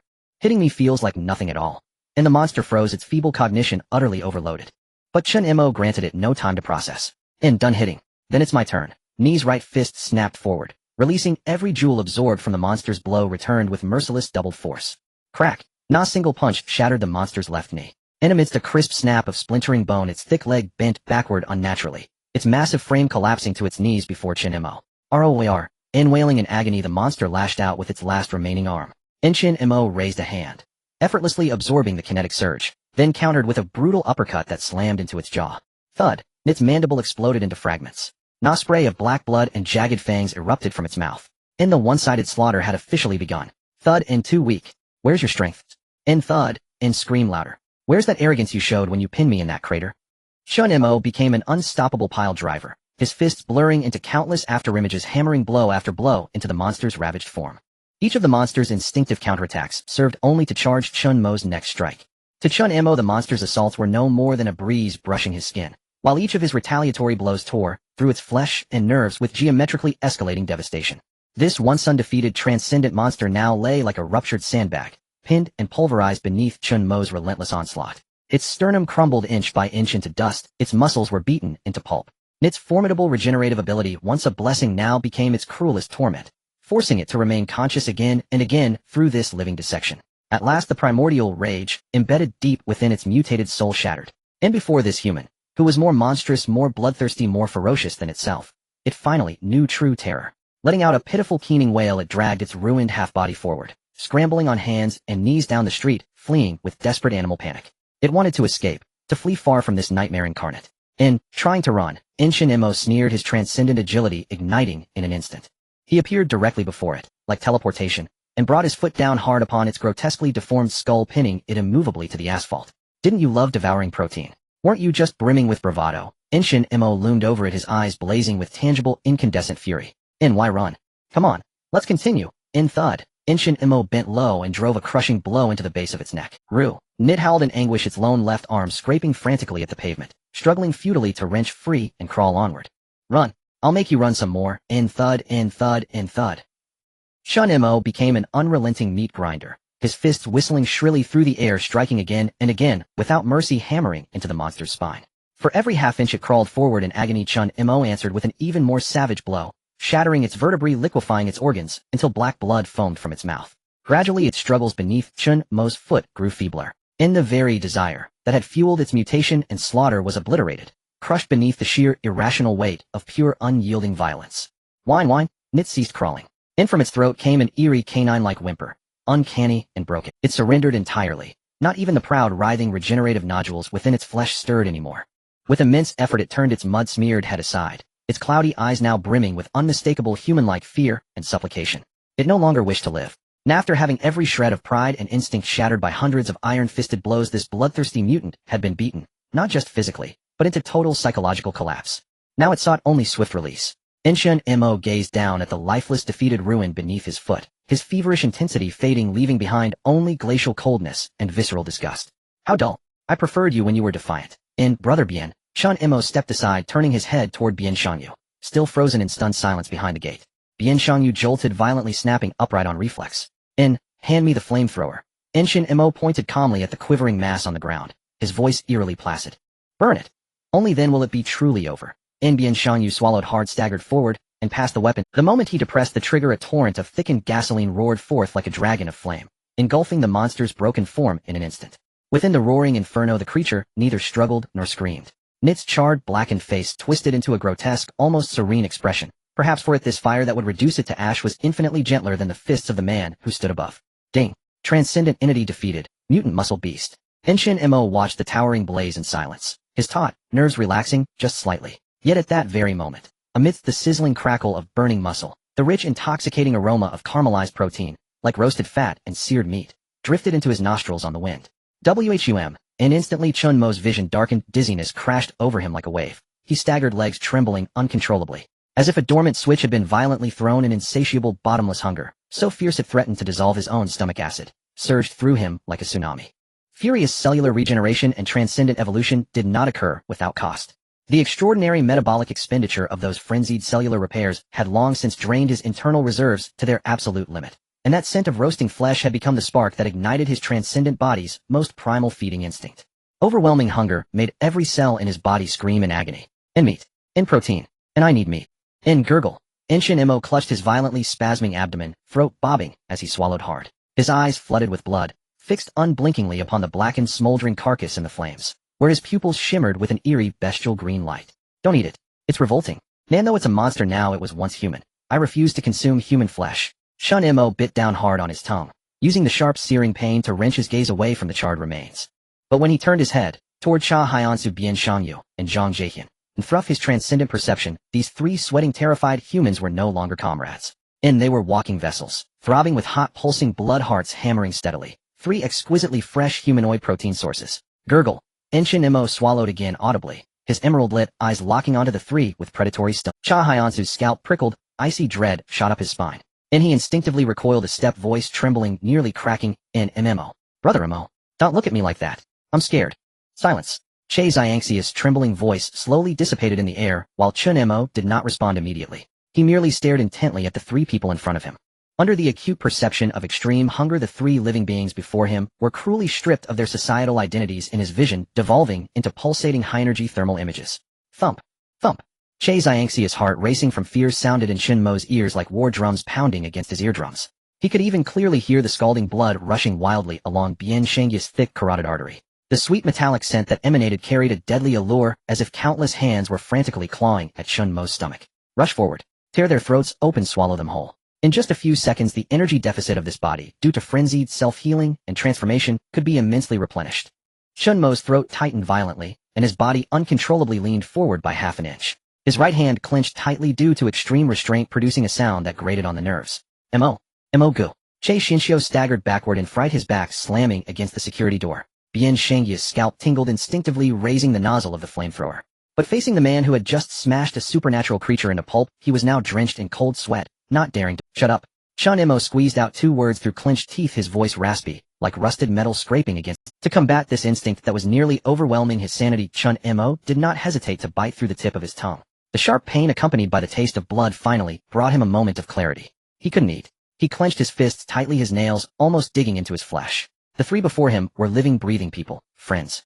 If he were to unhesitatingly sink his teeth into their throats to fill his stomach, how was he any different from that pile of mutated flesh that had been burned to ashes? This damned virus could alter his body, but it must not control his soul. Chen Mo opened his eyes again, forcibly tearing his gaze away from the enticing carotid arteries of the 3. He couldn't eat muscle monsters, nor could he harm his teammates. What about that time in the building when they ate the stored food? Forget it, the meager supplies in that building wouldn't even begin to fill the gaping void of energy within him. Moreover, that damn place only had pickles and instant noodles. Damn it, he wanted to eat meat. Fortunately, he had the foresight to stock up on plenty of hard currency in his personal space. However, this place was not convenient. Such a miraculous personal space could not be carelessly exposed to others. In this apocalyptic world, one's trump card was one's life. The extreme hunger was still raging in his stomach. He had to leave immediately, find a safe place to replenish his energy. If he didn't eat something high calories soon, he would truly be controlled by his hunger. Back up. Chen Mo took a deep breath of the bloody air, turned his back to the 3 and threw out a line. Lock the front door tight, and wait for me to return. Where are you going? Chen Mo did not answer. He slightly bent down, his legs suddenly coiling. The muscle groups of his lower body after the extraordinary leap bulged like a fully drawn heavy compound bow. Boom! A deep muffled sound echoed as the asphalt road beneath his feet cracked and sank, creating a spiderweb-like shallow pit. With a burst of shattered stones, Chen Mo shot up into the air, leaping over 10 meters, landing precisely on the roof of a distant abandoned heavy truck. Clang! The iron roof caved in under his weight, leaving 2 deep footprints. Chen Mo used the force to leap again, disappearing into the depths of the fog after a few rises and falls. On the other side, Chen Mo, like a nimble black panther, leaped continuously through the broken ruins, ultimately kicking open the back door of a hidden convenience store and slipping into the dimly lit warehouse. With a mind only filled with the frenzied urge to eat, he paid no attention to the surroundings. He rushed into the warehouse, bang, locking the door behind him, and directly pulled out life-saving supplies from his personal space. A portable gas stove, a deep stainless steel pot, several bottles of mineral water, and a block of top-quality pure beef fat. Finally, I can eat something good. Chen Mo's eyes glowed a faint green. With a thought, several large bags of fresh meat appeared before him out of thin air. He had never skimped on himself during his stockpiling. Though they were all bulk packages measured by the pound, they were all slices of exquisite snowflake beef and Inner Mongolia lamb rolls cut as thin as a cicada's wing. Thanks to the absolute time-stopping preservation of the space, the meat looked fresh, red, and white, as if it had just been brought straight from the slaughterhouse. Snap! Flames leaped up. While the pot heated, he quickly prepared the dipping sauce. Sesame paste as the base, combined with minced garlic, sesame oil, oyster sauce, and a splash of aged vinegar along with a handful of chili peppers. The flavor was simply exquisite. Just as the sauce was mixed perfectly, the pot on the gas stove began bubbling with a glug-glug sound, and the spicy, rich aroma of beef fat instantly filled the entire small warehouse. Chen Mo couldn't wait any longer. He directly grabbed a large handful of snowflake beef and tossed it into the scalding. As soon as the color changed from pink to a slight brown, he scooped it out with a ladle, rolled it in the bowl filled with dipping sauce, and shoved it into his mouth, chewing furiously. Hiss, huh?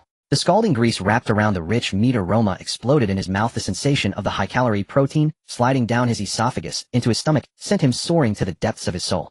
And a cold drink on the side. Chen Mo stuffed meat into his mouth, while focusing his mind directly, pulling out a can of ice-cold cola covered in condensation from his personal space. Thud, thud, thud. A mouthful of spicy sauced meat followed by a mouthful of refreshing chilled cola. This extreme contrast of hot and cold finally caused the beast-like green light in his eyes to gradually fade.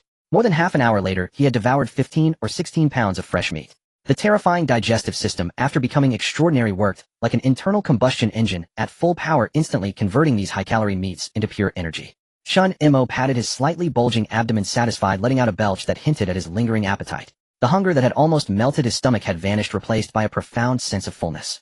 Having eaten and drunk his fill, his rationality returned. Chen Mo combed his hair into a mature style, donned a sharp suit, and lazily leaned against a cardboard box in the warehouse, silently reciting in his heart, "System, open my personal panel." Ding! Personal panel has been loaded.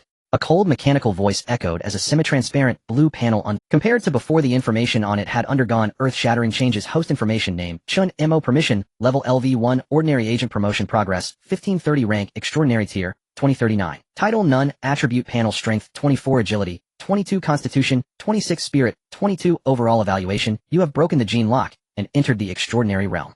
The extreme density and explosive power of your body make you a humanoid tyrannosaurus among low-tier carbon-based ability skills, kinetic, gluttony, mastery of military combat, proficiency in Korean. Body enhancement, desire, Jonas, symbiotic virus items in storage space, type 92, semi-automatic pistol, 30 rounds, military all-purpose first aid kit, a pack of celebrity cards. Pending rewards, multiverse lottery opportunity, 1 current reincarnation world, sweet home. Watching the luxurious data that had completely surpassed the 20 barrier and crushed human limits, Chen Mo slowly clenched his fists, feeling the destructive power flowing between his knuckles. His current shell had completely detached from the realm of mortals. Not only that, but due to the leap in the essence of life, he had a strong intuition. The natural lifespan limit of this extraordinary body had already crossed the century mark of humans, reaching an astonishing 300 years. As for the realms beyond that, of course, there was no need to elaborate. Is this what it means to be extraordinary? Chen Mo's smile widened, and in the end he couldn't help but chuckle softly. I am simply in love with this feeling. But now, it's time to stock up on supplies. Closing the panel, Chen Mo stood up, pushed open the door of the warehouse, and walked into the front hall of the convenience store. Only then did he suddenly sense a disturbing sense of abnormality. The glass door of this store was shattered and snacks and canned goods were strewn all over the floor. With the apocalypse having erupted for so long, the streets outside had been scavenged several times by survivors, yet this ground floor convenience store remained untouched. It was as if there existed some invisible taboo here, causing the survivors outside to prefer starving to daring to step inside. Due to the power being cut off long ago, the fresh milk and instant meals in the refrigerators had already soured and stunk. Chen Mo had no intention of being polite with those items he looked down upon, but on the shelves those storable chocolates, energy bars, drinking water, and essential windproof lighters were necessities. No matter how strange it was, he was no longer the same as before. He would not refuse resources delivered to his door. Wherever Chen Mo's hand passed, supplies on the shelves disappeared in droves, all collected into his space. However, when he approached the cash register and instinctively tried to stash a few packs of cigarettes into his space, that eerie feeling suddenly surged to its peak. It was too quiet around. So quiet that he could hear the faint echo of the potato chip bag crunching under his feet.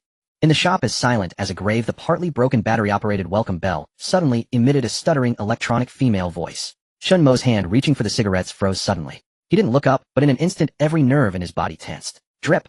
A drop of sticky, translucent liquid with a strong corrosive odor fell from the ceiling, landing directly on the cash register and emitting a burst of acrid white smoke. Chen Mo slowly turned his gaze. Through the round convex mirror mounted above the counter for theft prevention, he clearly saw a horrific shadow hanging from the ceiling behind him. It was a monster dressed in a convenience store uniform. Its body was elongated like a centipede, its limbs folded in a grotesque, inhuman manner, clinging tightly to the light fixture above. Its gaping maw nearly split to the ears continuously oozed a viscous liquid, and a pair of bloodshot murky eyes stared intently at the cigarettes in Chen Mo's hand. A distorted hoarse voice filled with an intense obsession echoed hauntingly in the empty store, "Pay me. Give me your money." Chen Mo stared at the twisted shadow on the ceiling, his eyelids twitching involuntarily. He sighed, his eyes filled with exasperation. What kind of turmoil had you gone through to end up as a monster, with your only obsession being to collect payment from customers? Even capitalists would shed tears. Where could one find such dedicated workers? Hockey monster, I acknowledge your dedication. Chen Mo expressed his respect. With a thought, he pulled out a thick stack of high-denomination cash from his personal space. This was a part of this identity's benefits stored in his apartment. At the time, his personal space had plenty of room, so it was better to put it there rather than leave it empty. It might come in handy later. So Chen Mo placed it inside. However, the Korean won in this world was completely different from the real-world Korean won, and when he returned to reality, it would likely just be a pile of useless paper, just right for paying the bill and clearing some space. Slap. Chen Mo slammed the thick stack of cash onto the counter, pointed at the cigarette in his hand, and generously nodded his chin. No need for change, the rest is your tip. Yet the centipede monster hanging upside down from the ceiling didn't even glance at the pile of cash. Its bloodshot murky eyes remained fixed on Chen Mo, its gaping maw oozing corrosive slime. For its mutated body, paper money held no meaning. The living human before it, radiating the rich scent of vitality, was the most delicious hard currency. Roar, pay up. The centipede monster let out a sharp screech, its limbs suddenly exerting force, launching itself like a cannonball, its gaping maw aimed viciously at Chen Mo's face. Chen Mo's expression instantly turned cold. Damn it, do you think you can act ungrateful? The money I gave you is more than enough, yet you're still not satisfied, and even coveting my life. I was originally planning to have a good relationship with you, but you forced my hand. Chen Mo snorted coldly, not even dodging as the monster pounced. This mutant was agile, its attack speed akin to that of a leopard. A few hours ago, Chen Mo would have likely had to avoid its attack. But with a staggering agility of 22 points and dynamic vision, Chen Mo's brain clearly captured the monster's Chen Mo simply raised his right hand with ease, arriving first, his fingers like iron pincers forged from steel, precisely locking onto the monster's throat midair. Crunch. There was no need to use kinetic devour, relying solely on the terrifying grip strength of 24 points. Chen Mo tightened his fingers. Amidst the sickening sound of bones cracking, the monster's thick cervical vertebra was instantly crushed, losing all ability to move. You don't drink to toast, but instead to punishment. Chen Mo casually tossed the now paralyzed monster, still twitching due to nerve damage, into a corner like a discarded sack, creating a pool of foul-smelling blood. After dealing with this minor incident, Chen Mo casually grabbed a few cans of gasoline used for barbecuing from the shelf, opened the lid, and carelessly splashed it on the monster and the surrounding flammable materials. He tore open the pack of cigarettes in his hand, pulling one out to bite on. Then he stepped over the shards of glass scattered on the floor and walked out of the convenience store. The thick fog outside remained heavy. Click. Chen Mo walked to the roadside and pressed the button on his windproof lighter. He tilted his head to light the cigarette, took a deep breath, then, without looking back, tossed the still-burning metallic lighter behind. The lighter traced a perfect parabolic arc in the air, landing precisely inside the store. Boom. The blazing flames instantly surged within the convenience store, wild tongues of fire sweeping out, casting a brilliant glow on Chen Mo's back. A true man never looks back at an explosion. Chen Mo exhaled a puff of smoke, his gaze fixed on a modern SUV parked roadside, its doors tightly locked. Through the car window, he could see a pool of dried black blood on the driver's seat, but the occupant was nowhere to be found, and the car key was still inserted in the ignition. A typical mess left behind by a car owner who was attacked during an apocalyptic outbreak. Chen Mo stepped forward, thrusting his right elbow with force, and with a bang the tempered window shattered effortlessly. He reached in to open the car door, casually sweeping away the shards of glass on the driver's seat, and sat down. Los Santos, 5-star citizen at your service. Chen Mo chuckled leisurely, turning the car key. With the roar of the engine, the SUV leaped into the foggy street like a wild beast.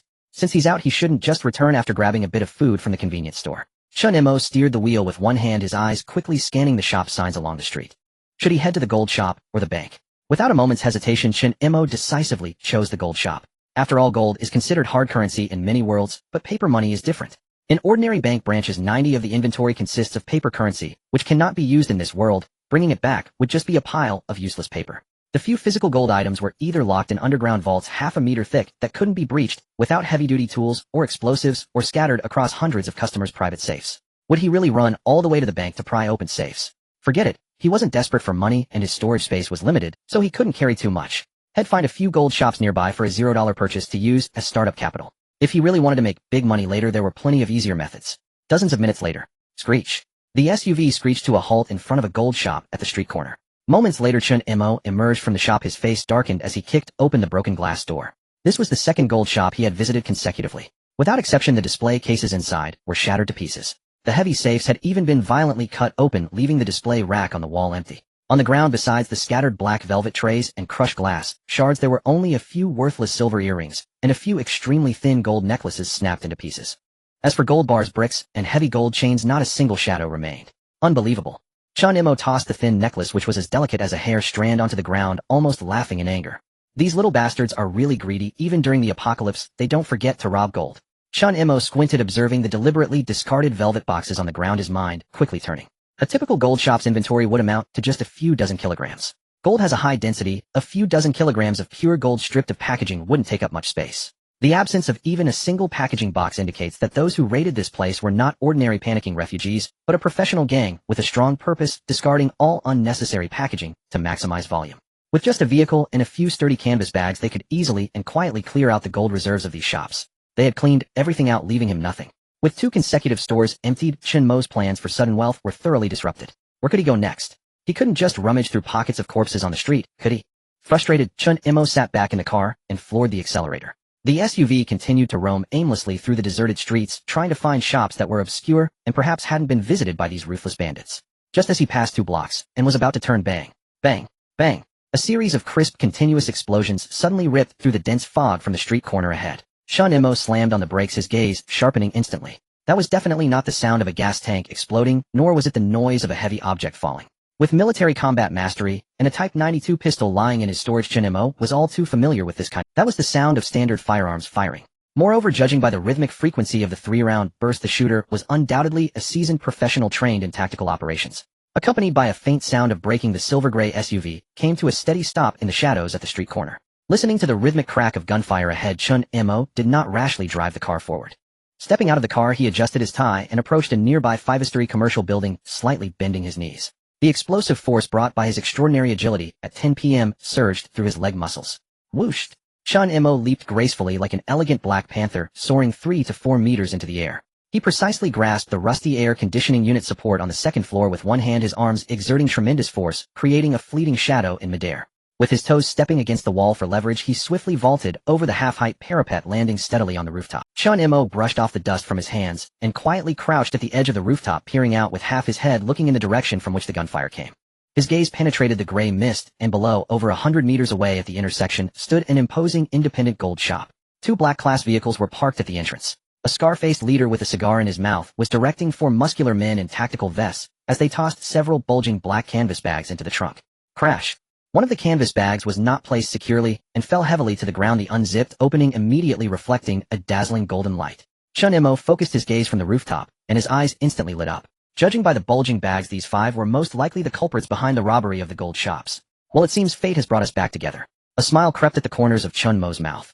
Just moments ago, he lamented missing out on billions, yet unexpectedly fate had delivered this group of couriers right to his doorstep. Moreover, they had painstakingly collected and packed the gold from several shops, saving him the trouble of rummaging through each one. Chen Mo licked his lips, his eyes gleaming with mischief. Indeed, what is meant to be mine will eventually be mine. The focus returned to the entrance of the gold shop. Hurry up, Shiba. Move faster. Once this batch is loaded, we retreat immediately, the scar-faced leader urged sharply. Although they had already dealt with a few low-level mutated beings attracted by the gunfire in the apocalypse, gunfire was a death knell. This place was not safe to linger. Boss. The lookout suddenly raised his gun, pointing nervously at the street shrouded in fog. A car is coming. The scar-faced leader frowned and turned sharply to look. A silver-gray SUV was slowly cutting through the fog, heading. Boss, should we retreat in the car? The underling swallowed hard. Are you stupid? The scar-faced leader slapped the underling's helmet, cursing angrily. It's just one car from the sound. What are we afraid of? In this broken world, if they see we have guns and don't run away, they must be complete. The scar-faced leader pulled back the guns, both his eyes greedy. Since they're here, well, rob him too. Fire a shot to stop him. Bang! 2 crisp warning shots hit the ground in front of the SUV, sending up a cloud of debris. However, things did not go as planned. The SUV not only did not stop in fear of the gunfire, but its engine also erupted with a deafening roar. The tachometer shot into the red. The vehicle surged forward like a frenzied steel bull, generating a pungent, burnt rubber smell as it barreled toward them. Watching the steel beast roar toward them, the faces of the 5 bandits finally changed. Shiba, this kid is a The scar-faced leader began to howl frantically. Quick, shoot the driver. No, aim for the tires. No, wait, shoot the driver. Damn it, why are you all just standing there? Shoot already. Da-da-da-da-da. A torrent of assault rifle fire erupted in it. The windshield of the SUV shattered instantly, and a series of dazzling sparks erupted from the hood. Sitting in the driver's seat, Chen Mo had no interest in dodging this metal storm that could turn an ordinary person into a sieve. With an extraordinary physique rated at 26, combined with the absolute defense of kinetic gluttony, he stood firm like a mountain. Several stray bullets penetrated the door and struck his shoulder, but did not even scratch the surface. The destructive power of the bullets was instantly drained by his muscles, and the projectiles lost all their force, clattering to the floor mats as warm scraps of metal. Through the shattered window, he looked at the 5 bandits in a panic, ducking and dodging in a comical manner, and the excitement in Chen Mo's eyes grew stronger. It's about time. Let me give you a taste of my strike. He grinned, just as the SUV was less than 20 meters from the class on the verge of a deadly collision. Chen Mo suddenly kicked the battered car door away, letting go of the steering wheel, and with the car's momentum, he leaped out, rolling gracefully from the cabin. The moment he jumped through the door, he naturally completed a body rotation in midair to dissipate the force.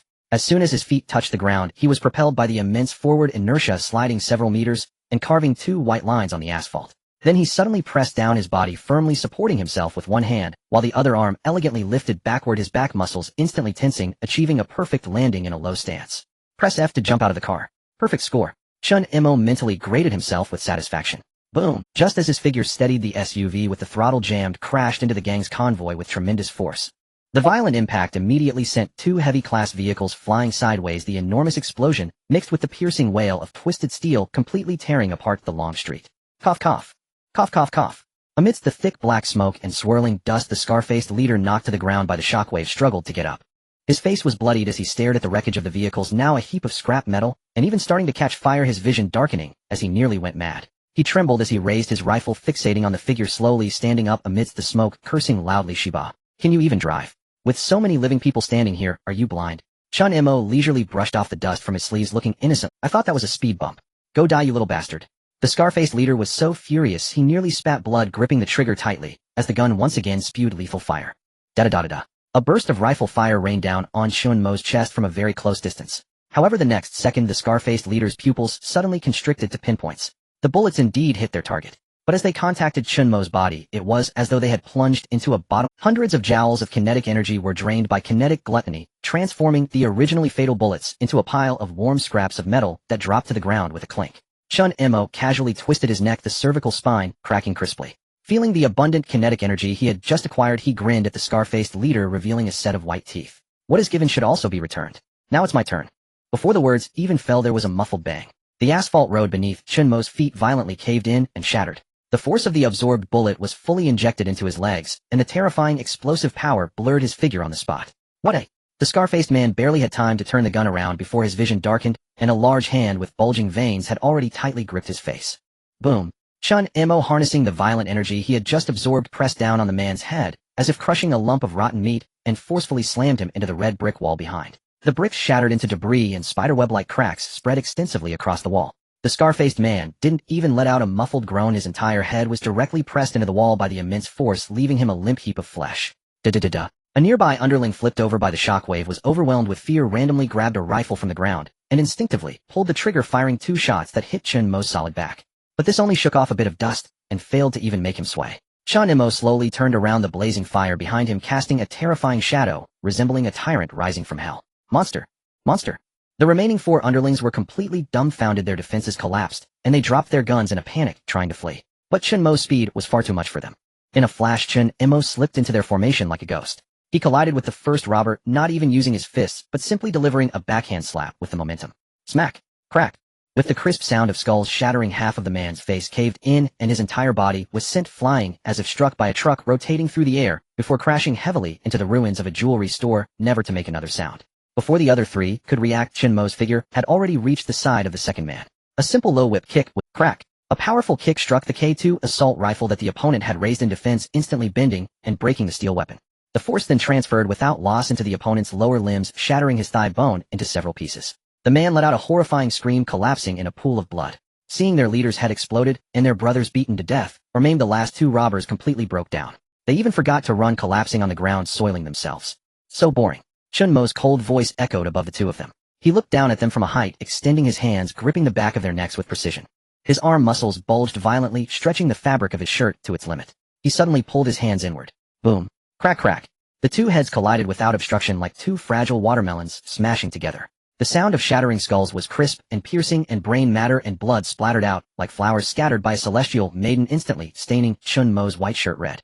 Like tossing out garbage, Chen Mo casually discarded the 2 lifeless bodies, the entire process swift and destructive, taking less than 3 seconds. In the face of Chen Mo's overwhelming power, these 5 bandits who had relied on firearms to dominate in the apocalypse were as fragile as paper. 2 minutes later, as the smoke and dust gradually dissipated, Chen Mo frowned slightly, his gaze sweeping over the glaring red and white stains on his shirt, a flicker of disgust flashing in his eyes. Without a moment's hesitation, he directly tore off the blood-soaked jacket and shirt, casually crumpling them into a ball and accurately tossing them into the still-burning wreckage of a SUV nearby. As the flames flickered, Chen Mo's mind moved slightly, retrieving a brand new black casual outfit from his spatial storage. The refreshing fabric clung comfortably to his body, making him feel much better. Adjusting his cuffs, Chen Mo sat down casually on the heavy canvas bags filled with gold. He pulled down the zipper, reaching into the pile of glittering gold bars, casually tossing 1 hefty investment gold bar in it. Looking at the pure gold that still reflected a charming luster in the dim haze, Chen Mo's mood instantly brightened, and he, with a gentle flick of his fingertip, the gold bar was tossed high into the air, but vanished into thin air at the moment of descent, smoothly being stored in his spatial storage. After completing all this, Chen Mo finally cast a nonchalant glance at the scattered bodies on the ground. Seeing these apocalyptic bandits who had worked hard for nothing, a smile crept onto Chen Mo's lips. Bro, I will remember your contributions. Now, it counts as things returning to their rightful owner. However, just as he was about to collect the remaining hundreds of pounds of gold, he felt a distinct sense of obstruction in his mind. Can't fit anymore. Chen Mo closed his eyes, his consciousness sweeping through his spatial storage, and immediately felt a headache. Oh no, it's really full. His cubic meter of space, while not small in theory, was indeed quite limited, especially considering how much he had hoarded previously. A 92 type pistol, a gas stove, a deep pot, boxes of bottled water, dozens of pounds of top-quality beef and lamb, dozens of cigarettes, a change of clothes, and a pile of food and water he just grabbed from a convenience store. Now attempting to force in these hundreds of pounds of gold, the space had truly reached its limit, barely leaving even a seam. Ugh, I don't want to throw anything away. Chen Mo rubbed his temples, feeling pained. 1 cubic meter is still too small, not sufficient for what I've gathered. Forget it, the plot is about to end anyway, there's enough food, so let's take out a bit. Chen Mo's mind moved, beginning to frantically clean out his storage. Bang bang. Several boxes of chilled cola and iced tea were pulled out and casually tossed into the ruins. Bottled water was a necessity that couldn't be touched, so they would have to be left behind. Farewell, my little drinks. It was my incapacity to protect you. Crash. Several large bags of bulky snacks and other junk food were ruthlessly discarded, leaving only protein bars and other high-energy snacks. After a ruthless cleanup, enough space was finally cleared. Chen Mo no longer hesitated, waving his hand to pull all the gold bars and jewelry into the corner of his storage. Looking at the pile of wealth shimmering with alluring luster in his storage, Chen Mo dusted off his hands and felt his mood lift. However, he did not rush to leave. Since I'm here, I might as well take back some resources. He was well aware that merely relying on fists was insufficient to maintain his position as the godfather in the building. He needed to ensure that those below him were wealthed, and a balance of kindness and severity was the best approach. With this thought, he couldn't help but lament that plans could not keep up with changes. Initially, he had hoped Su Yijing would bring back some supplies, but it seemed he had to rely on himself. However, he glanced at the two wrecked G-Class vehicles, and then at his own leaky SUV, shaking his head in disdain. I never drive a wreck in Los Santos. Chen Mo's gaze swept to a pharmacy on the corner of the street, where a still-running half-open delivery truck was parked. The driver's seat was empty, likely the original owner had long abandoned the vehicle to flee. Now this is more like it. He chuckled lightly and strode toward the truck. Pulling open the door and climbing in, he expertly shifted gears and pressed the gas. Viru. Chen Mo drove the truck, performing a rough reverse maneuver, aligning the back of the truck perfectly with the entrance of the pharmacy. Zero-cost shopping. The second round begins. He kicked open the shattered glass door of the pharmacy and headed straight for the prescription drug area. Amoxicillin, ibuprofen, iodine, alcohol, anti-inflammatory drugs. In the apocalypse, these items were worth even more than gold. He forcefully stuffed several boxes of critical first aid supplies into the farthest corner of his storage, while the remaining large packages of medical alcohol, bandages, and various other medications were all haphazardly piled into the truck's compartment. After finishing with the pharmacy, Chen Mo also stopped by a supermarket distribution point that hadn't been completely looted. Boxes of purified water, whole bags of rice and flour, canned meat. Before long, the entire truck was stuffed full, and the back door was nearly impossible to close. Now we're all set. Chen Mo lit a cigarette, watching the flames fading in the rearview mirror, his expression calm. He pressed down on the gas pedal, the heavy truck roaring across the dilapidated street, its wild growl echoing. So it's time to return to my loyal green home. After more than 10 minutes, the dilapidated silhouette of the green home apartment gradually emerged from the thick fog. At this moment, the first-floor lobby was shrouded in a suffocating gloom. Although the reserves had not completely run out, it was clear to everyone that with the daily rations continuously dwindling, running out of food was just a matter of time. What was even more dire was that Chen Mo, their absolute backbone of strength, had been gone for over half a day. The survivors, accustomed to relying on him for their sense of security, listened to the intermittent roars of monsters outside, and watched the flickering lights above as their internal defenses began to crumble, gradually descending into a panic marked by a profound lack of safety. Just as anxiety gripped the hearts of the people, a sudden, extremely violent roar of an engine erupted from the thick fog outside the door. What is that sound? Monsters? No, it's a vehicle. Someone is driving here. Amidst the uncertain gazes of the building's residents, a delivery truck smeared with dark red blood crashed through the abandoned barrier at the intersection like a steel beast, coming to a steady stop outside the shattered glass door of the green home. The vehicle door swung open. Chen Mo stepped down carefully over the shards of glass. He adjusted his spotless black casual attire and surveyed the lobby, where his neighbors crouched behind makeshift cover, their eyes filled with vigilance and unease, raising an eyebrow with a half smile. Green home, your emperor has returned. The lobby fell silent. Before the crowd could react, Chen Mo turned and pulled open the enormous back door of the truck. Clatter! A full truckload of supplies dazzled everyone's eyes. Boxes of mineral water, dozens of bags of rice and flour, mountains of canned luncheon meat and medical kits. All packed tightly in the truck. Gulp! Someone swallowed loudly. In the next moment, the lobby erupted into chaos.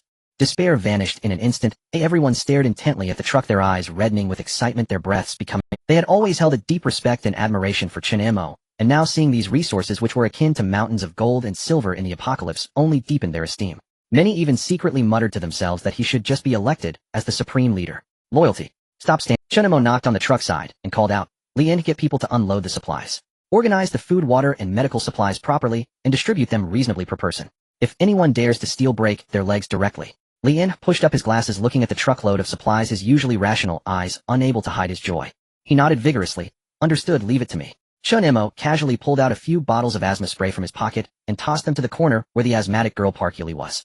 Smack! Park Yuli fumbled to catch it, and upon realizing it was the special medicine, her eyes instantly reddened, bowing repeatedly in excitement. Thank you. I really appreciate it. Chen Mo waved his hand and turned to Lien, who was organizing the unloading. Did these people cause any trouble while I was gone? Lien shook his head. No, everyone has been very honest and cooperative. No trouble. Chen Mo raised an eyebrow. Were they really that well behaved? I don't believe it. He cast a questioning glance at Bian Shangyu and teacher Zheng Zaixian, and both confirmed that everything was normal. Even the several old ladies who usually loved to gossip hadn't caused any trouble behaving exceptionally well. Did I underestimate? No. It was clearly because I managed them well and completely subdued these troublesome people. Chen Mo never engaged in internal strife. He accepted this idea with a clear conscience. Just as everyone was enthusiastically moving the supplies, Chen Mo noticed Che Xianxiu in the corner. This kid was huddled alone on a broken sofa, his face, pale, trembling uncontrollably. He remained silent, biting his teeth tightly, gripping the edge of the sofa, enduring the torment of the demon's whispers in his mind, which constantly tempted him to fall. Chen Mo calculated the time. It had been nearly 20 days. This kid was about to get through the infection period and fully hatch into a special infected person with retained sanity. Every special infected person had their unique abilities, such as Che Xianxiu's chicken wings, Nin Xiangyuan's possession, and Chen Mo's kinetic energy veracity.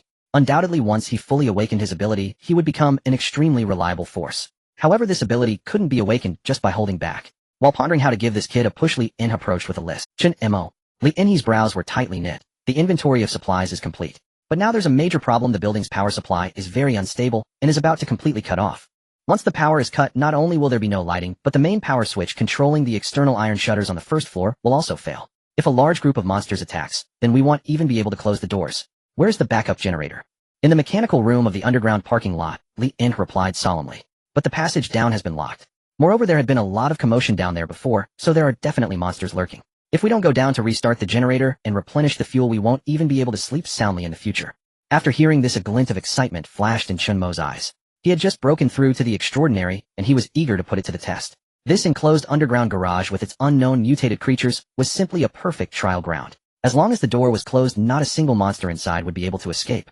With this thought, Chen Mo cracked his neck, strode over to the broken sofa, and yanked Che Xianxiu up by the back of his shirt, lifting him like a chick. In the original story, this kid awakened his monster form only when pushed to the brink of death in a dire crisis. He needed a life-and-death crisis now to squeeze out his potential. It was just right to take him to the underground, a high-pressure environment, and create a near-death experience tailored for him to forcibly induce his ability awakening. As for the possibility that once he mutated and went berserk, the monster within him would take the opportunity to devour the memories of humanity, turning him into a memoryless monster. Chen Mo snorted lightly, not taking it seriously at all. With himself around to back him up, what was there to fear? If the kid was disobedient, it was likely due to a lack of discipline. If he gave it a good beating, he would naturally become obedient. Li In, bring Bian Shangyu, grab your weapons, and follow me. Chen Mo grinned, his gaze fixated on the dark corridor leading to the underground garage. Let's go and restore power to the building. Underground parking garage. In the thick darkness, the air reeked of motor oil mildew and a faint metallic tang of blood. Li In held a flashlight. Its beams swept across the maze of load-bearing pillars, lending the space a suffocating, oppressive mood. Chen Mo walked at the forefront. With an extraordinary agility and perception rated at 22, he sensed the faint, almost imperceptible dada of footsteps deep in the gloom the moment he stepped onto this level. It was a sound of running that violated all sense of human skeletal limits. Chen Mo's pace faltered for an instant, a glint of comprehension passing through his eyes. He glanced back at Che Xianxiu, who stood tense behind him, clutching his weapon and scanning around. This kid is like a powder keg, one stray spark away from detonation. The generator room is ahead in Sector B. Chen Mo abruptly stopped and pointed toward a pitch-black passage on the left. Bian Shangyu and Li In, take him to inspect the generator room and the main breaker. They'll check the reserve fuel depot in Sector D on the right. Split up to save time. Li In pushed his glasses up, hesitated, and, sharp as he was, immediately sensed that something was amiss. Separating now felt like courting death. Yet remembering that Chen Mo always had a plan, he conceded that there must be a reason for this. All right, well, go to the generator room. Be careful. Chen Mo nodded, then turned and stepped into the darkness without even switching on his flashlight. In a few strides, he vanished from the three of their sight. Data. Only minutes after Chen Mo departed, an eerie burst of blindingly rapid footsteps tore through the cavernous depths of the garage. The sound seemed to come from every direction, ricocheting off walls and ceiling. Something's here. Fall back. Bian Shangyu's eyes hardened into a savage gleam. A man who had long lived on the edge, his combat instincts were razor-sharp. He shoved the average fighter Li In behind him and gripped the heavy steel pipe that had fallen from the hull, every muscle in his body coiling tight. Turn off the flashlight. It's using light to home in. Li In's mind raced, and in an instant he made the correct tactical. He snapped the beam out and fumbled for a windproof lighter and a bottle of medical alcohol in his pocket, preparing to ignite a wall of flame if needed. The instant the light died, a twisted black silhouette tore through the darkness like a streak of lightning, levering off the ceiling and hurtling with terrifying momentum straight at Bian Shangyu's face. Get off me, Bian Shangyu roared. Instead of retreating, he met the shadow head-on, winding up and swinging the steel pipe with brutal force. A dull impact followed by the brittle snap of metal bending, thud, crack. Bian felt a sickening surge of force wash down his arms as if struck by a speeding car. His vaunted strength had been outmatched by this aberration. He grunted, feet carving long gouges in the concrete, as he was flung hard into a parked car, The flesh between his thumb and forefinger burst open. Damn, it's too fast and absurdly strong, he snarled through clenched teeth. The blow did not finish it. The speedster emitted a shrill, piercing hiss and rebounded the moment it hit the ground, streaking a remnant image across the wall. This time, guided by a predator's instinct, it circumvented the difficult-to-bite Bian Shangyu and locked onto the completely undefended Li In behind them. Bian Shangyu tried to come to his aid, but the recoil had thrown him off balance. Li In gripped the lighter so tightly his pupils shrank to pinpoints. There was nowhere to dodge. The creature's velocity had entirely exceeded human reaction thresholds. In the black corner, a fatal, inescapable sprint closed in. Che Xinxiu, weapon clenched, watched helplessly as Li In braced to be impaled. The brutal memory stabbed his nerves again. With Chen Mo absent, he knew that if he hesitated, the man before him would die, without question. 10 meters away, hidden in the shadow of a load-bearing pillar, Chen Mo pinched between his fingertips a heavy metal nut he had picked up from the ground. He was poised, coiled like a spring. If Che Xinxiu failed to surge, Chen Mo would intervene in an instant, unleashing terrifying kinetic force to smash that creature's skull into pulp. As if to say it in private, Li In might be heartless, but he was an excellent tool of management, sensible and rational. Chen Mo would not willingly feed him to the beasts. He was prepared to take risks to force Che Xinxiu to awaken, but that did not mean he would abandon others for the sake of a gamble. He was not so cold-blooded. When action was required, he would not stand idly by. Fortunately, the stubborn streak of decency in Che Xinxiu did not disappoint Chen Mo. The refusal to watch a living person die before his eyes shattered the last vestiges of restraint in that moment. Che Xinxiu unleashed a hysteric animal roar and lunged like a madman, throwing himself squarely in front of Li In to take the blow. Bang, splat!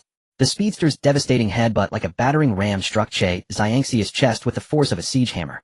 With teeth-grinding snaps of bone shattering, his chest caved inward across a wide area. His body went flying like a broken sack, slamming into a support column as torrents of black blood spurted from his mouth. "See, you are still so weak." A voice that was his image yet not his whispered seductively and scornfully inside his. "You will not wait for him. In dire moments only I can aid you. You don't want to see those two harmed, do you? Surrender your body to me, and I will tear these monsters apart for you." In the abyss of searing pain and utter despair, the last sliver of Che Xiangxi's reason was devoured. A wet, tearing sound ripped through the air. In reality, the dying Che Xinxiu suddenly lifted his head. His eyes had turned wholly black with no sclera left. The collapsed breastbone began to reorganize and knit together at a speed that defied biology. Amid the sickening tearing of flesh, the fabric over his right shoulder burst apart inch by inch as a tumtor-long thorn's single wing erupted from his scapula, its surface laced with crimson barbs and dark pulsing veins. An utterly feral, bloodthirsty aura issued forth, with the acrid stench of scorching flesh instantly filling the entire underground garage. Hiss! The speedster sensed the acute threat, and like a predatory blur tried to strike, first to snuff out this newly born comrade. But now in the eyes of the fully transformed Che Xinxiu, the speedster's motion was painfully slow. So slow it seemed to unfold in slow motion. With a swift python-like sweep, the black wing shot out. Li In and Bian Shangyu's vision blurred. The massive thorn's single wing had already wrapped itself around the speedster in midair. Countless crimson barbs plunged into its flesh like nails. Immediately the wing erupted in blistering heat. The speedster emitted a keening, agonized scream as its flesh liquefied and dissolved under the extreme temperature. In barely 2 seconds, the once arrogant high-velocity aberration had been reduced to a puddle of dark red, char-stinking liquid splattering across the floor. The stench of blood filled the air. But neither Bian Shangyu nor Li In felt any joy. Instead, their hearts lurched up into their throats. Was this winged, instant-melting, terrifying, special infected truly the Che Xinxiu they had known? If he slipped fully into uncontrollable rage, he would be a threat far worse than the speedster. As they feared, the situation was far from optimistic. At this point, Che Xinxiu had been wholly subsumed by the monster's consciousness. Human memories were gone, leaving only the purest, most primordial urges to slaughter and devastate. Yet he did not look down at Bian Shangyu and Li In on the floor. Instead, he whipped his head and fixed his gaze on a corner. There the creature's instincts detected an aura so dreadful it sent tremors through it. Click! A crisp, lighter sound punctured the dead silence of the garage. A small yellow flame flared, illuminating Chen Mo's composed face curled in a faint, indifferent smile. He had not gone to the reserve depot in Sector D. Instead, he leaned against a nearby pillar and watched the entire spectacle as if it were a play. "Not bad. You didn't disappoint me, though I was right about you." Chen Mo exhaled a ring of smoke and casually tossed the nut between his fingers onto the concrete with a clear metallic chime. That careless, crisp sound, however, utterly enraged the rampaging Che Xinxiu. Sensing Chen Mo's condescending posture, the deranged Che Xinxiu issued a thunderous, ear-splitting roar. He drove both legs with tremendous force. The concrete beneath him cracked and subsided. A blast of air expelled outward. The enormous thorned bloodwing bore terrifying kinetic energy, dragging scorching heat that tore the air and screamed with a piercing sonic crack. Like the hammer of death, it drew a trailing afterimage through the air and in a tempestuous, thunderous arc, slashed straight for Chen Mo's neck. "Watch out!" Li In screamed hoarsely, eyes bulging as he shouted the warning. In the line of sight, a thorny bloodwing carrying terrifying kinetic energy suddenly struck down. The scorching heat wave rushed towards him, distorting the very air due to the high temperature. This terrifying strike, capable of instantly melting a mutated being into blood, appeared to be in Shangyu and Li In as nothing more than a deadly red light. Yet in Chen Mo's eyes, this frenzied / driven by instinct was full of flaws. He was not foolish enough to withstand the high temperature that could melt through concrete. Chen Mo slightly tilted his body, lightly tapping the ground with his toes, smoothly gliding past the edge of the bloodwing. Boom, sizzle. The thorny bloodwing struck the air, fiercely smashing down onto the concrete ground where Chen Mo had just stood. There were no flying stones, only the chilling sound of melting. The hard concrete ground melted like butter pierced by a red-hot iron skewer, instantly forming a darkened deep pit, with dark red lava-like material bubbling at the bottom, releasing acrid smoke. With a missed strike, the monster Che Xianxiu slowly straightened up. It seemed surprised that Chen Mo had dodged this attack, tilting its head, its pure black eyes fixated on him. Before it could speak, Chen Mo's slightly mocking voice resonated first. Your chicken wing may look ugly, but it's quite suitable for barbecue, self-inserting and self-heating. In this case, I'll give you a chance. Behave and retract your wings, bow down, and be my dog, and I will spare your life. This condescending offer left the recently awakened demon, Che Xianxiu, momentarily stunned. Then, as if greatly insulted, it suddenly twisted its neck, emitting a chilling crack of bones, and its mouth curled into a cruel and arrogant grin. You want me to be a dog?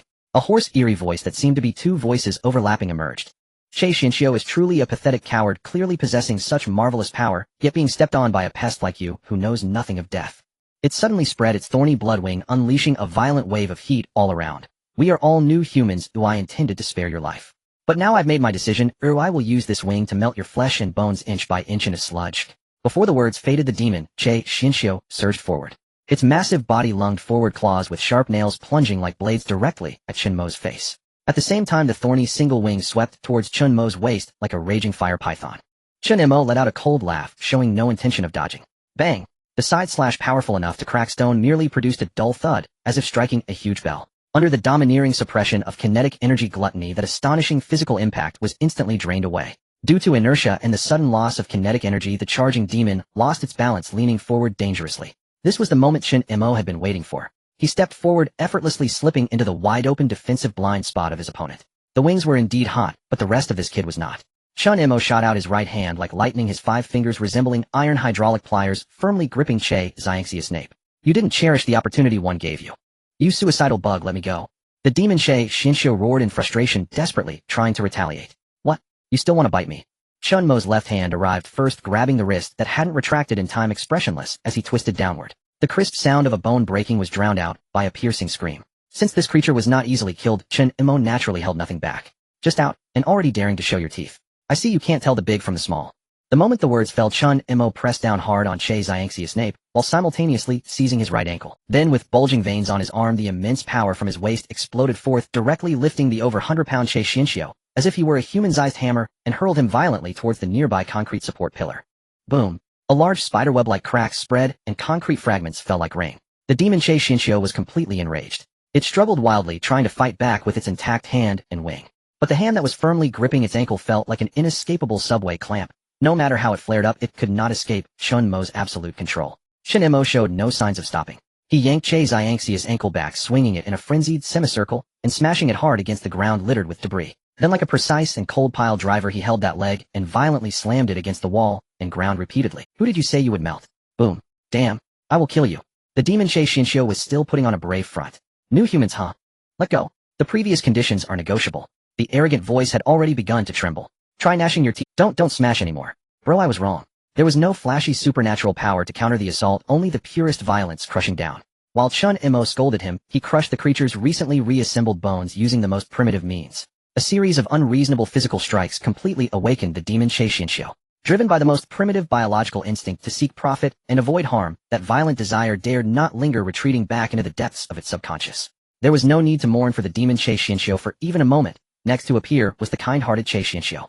Don't hit anymore, it hurts. I feel like I'm a bit dead. Amidst the swirling dust, a weak sobbing plea for mercy suddenly emerged. Just as Chen Mo prepared for another swing, he suddenly paused. He looked down to find Che Xianxiu being held upside down. His pure black eyes had faded, restoring a human clarity. This kid, covered in blood, was holding his head, trembling like a frightened quail. The thorny wing had also rapidly deflated, turning back into a human arm. Look at the situation you've created. Next time you come back, just say it early. Chen Mo lost interest and let go. He had intended to wipe his hand on the red-stained clothes of Che Xianxiu, but upon seeing the bloodied fabric, he disdainfully stopped the motion and withdrew his hand. Not far away, Li En and Bian Shanyu stood frozen in place like two stone statues. The terrifying demon that could melt a mutated being in seconds was being held by the ankle hammered into submission and begging for mercy. What are you staring at? Chen Mo adjusted his collar. Being honest is a good method. He kicked the limp Che Xianxiu and urged, alright, stop playing dead, get up by yourself. You two as well stop dawdling, the sooner we finish the sooner we can go back. Only then did Li En seem to awaken from a dream, rushing into the generator room. V-room. Accompanied by the heavy mechanical roar, the generator set erupted with a deep vibration. The overhead incandescent tubes flickered several times before bursting forth with blinding cold light, completely dispelling much of the gloom in the underground garage. However, the moment the lights turned on, Li En and Bian Shangyu's expressions instantly froze. The glaring light dispelled the darkness, but also unveiled a deadly curtain. Surrounding them at a distance of 20 meters, a dense circle of mutated beings had formed. Following the light, a nearly 3-meter-high mountain of flesh stood on the main road leading to the exit, like a living gate block. Hanging from the ceiling pipes above the mountain of flesh was a huge mutated bat greedily screeching downwards.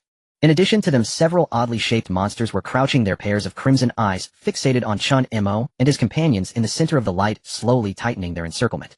Oh no, this is bad. Beneath the harsh glare of the fluorescent lights, the air in the underground parking lot seemed to have completely solidified. A dozen or so grotesque mutants blocked the wide main road, rendering it impassable. The leading meat mountain, towering 3 meters high, exuded a nauseating stench of decay, and each heavy breath was accompanied by the dripping of foul saliva. The bizarre monsters surrounding him had effectively locked down the formation.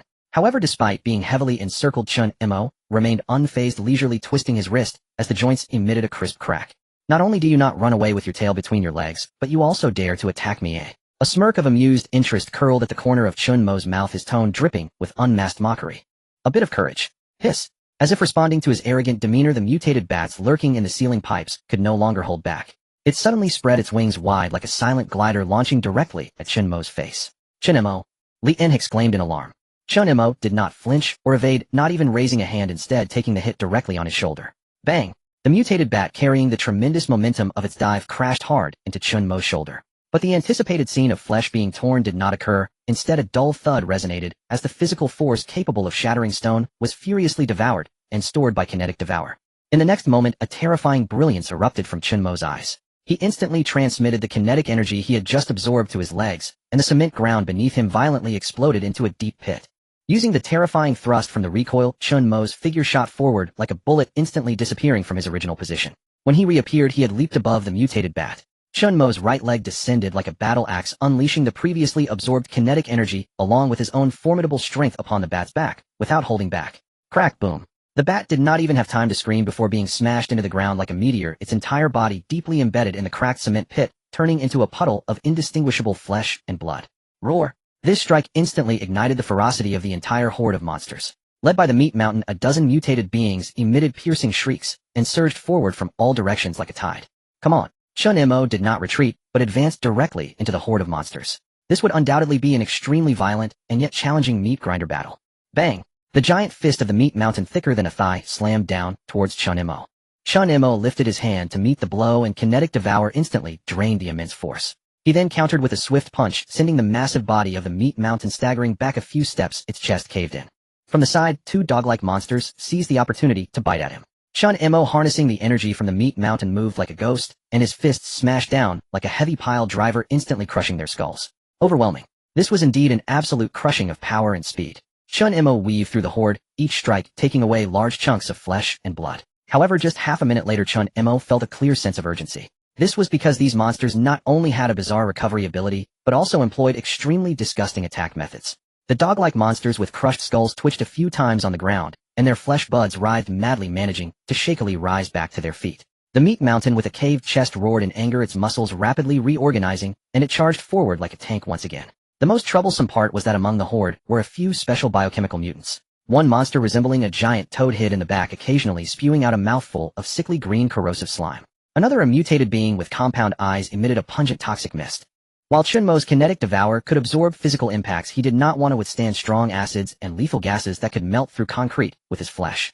To avoid these unpredictable biochemical attacks, he had to frequently change his position, severely slowing down his pace and clearing the monsters.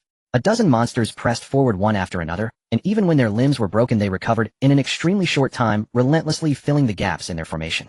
Although Chen Mo remained unscathed, the disturbing biochemical attacks hampered his ability to promptly unleash flames, making it impossible for him to completely clear them for the time being. Meanwhile, due to Chen Mo's overwhelming prowess, he had attracted most of the hatred from the mutated beings, and the pressure from the periphery was not too great. Bian Shangyu tightly gripped the bent steel pipe, kicking away a small monster that attempted to slip past him from the side. This ruthless person who had long navigated the gray areas handled it all with ease, acting like an indestructible wall firmly guarding the retreat and watching over the incapacitated Che Xianxiu. We can't let them drag us into a war of attrition. Liani's mind raced. He noticed several monsters spewing toxic mist on the left flank, trying to encircle Chen Mo's rear. Without hesitation, he pulled out the medical alcohol he had prepared earlier and smashed it at the feet of the monsters on the left. Smash! The glass bottle shattered, splattering high-concentration alcohol everywhere. Li En struck a windproof lighter and accurately tossed it into the alcohol pool. Boom! A wall of searing flames shot up into the sky, instantly blocking the encirclement route of the left flank. Fire was indeed the nemesis of these biochemical toxic mists. A few monsters that were scorched by the raging flames emitted painful shrieks and were forced back to the main road. Well done. Chen Mo laughed heartily amidst the horde of monsters, and taking advantage of the firelight, he delivered another whip kick that sent the meat mountain staggering back. However, in the midst of this high-intensity confrontation, Chen Mo's sharp combat instincts suddenly caught a whiff of an extremely unusual sense of discord. Just now, to avoid the monster behind him that was spewing acid, he had moved a few meters towards the left exit. The few pursuing monsters merely symbolically pounced at him and did not pursue him relentlessly, seemingly just needing him not to run around.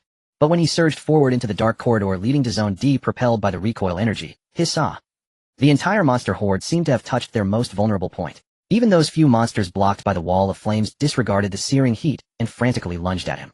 The meat mountain that had been kicked back completely abandoned its defense, charging forward to block the entrance to Zone D with its massive body, even enduring Chen Mo's heavy punches capable of penetrating its shoulder. They were desperately trying to push him out, giving no ground. Chen Mo halted his steps, effortlessly dodging a claw swipe, and casually snapped the neck of one monster. He flicked the blood from his hand, his gaze passing over the meat mountain's shoulder, looking into the deep darkness where even the light could not penetrate. Surprisingly sensitive. Chen Mo raised an eyebrow, his mocking smile gradually fading, and a deep sense of inquiry surfaced in his eyes. No wonder these irrational beasts knew how to form a formation. No wonder they stubbornly blocked this place, refusing to retreat even a step, even when reduced to mush. They were not hunting at all. As long as he approached Zone D, the response from this group of monsters became alarmingly deranged. Chen Mo squinted his eyes slightly, his gaze piercing through the layers of monstrous figures, locking onto the depths of the darkness. So, what was it that this group of monsters was determined to protect, even at the cost of being ground to dust?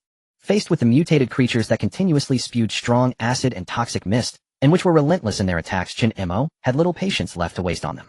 To verify his suspicions, he no longer held back, his figure suddenly leaping into action.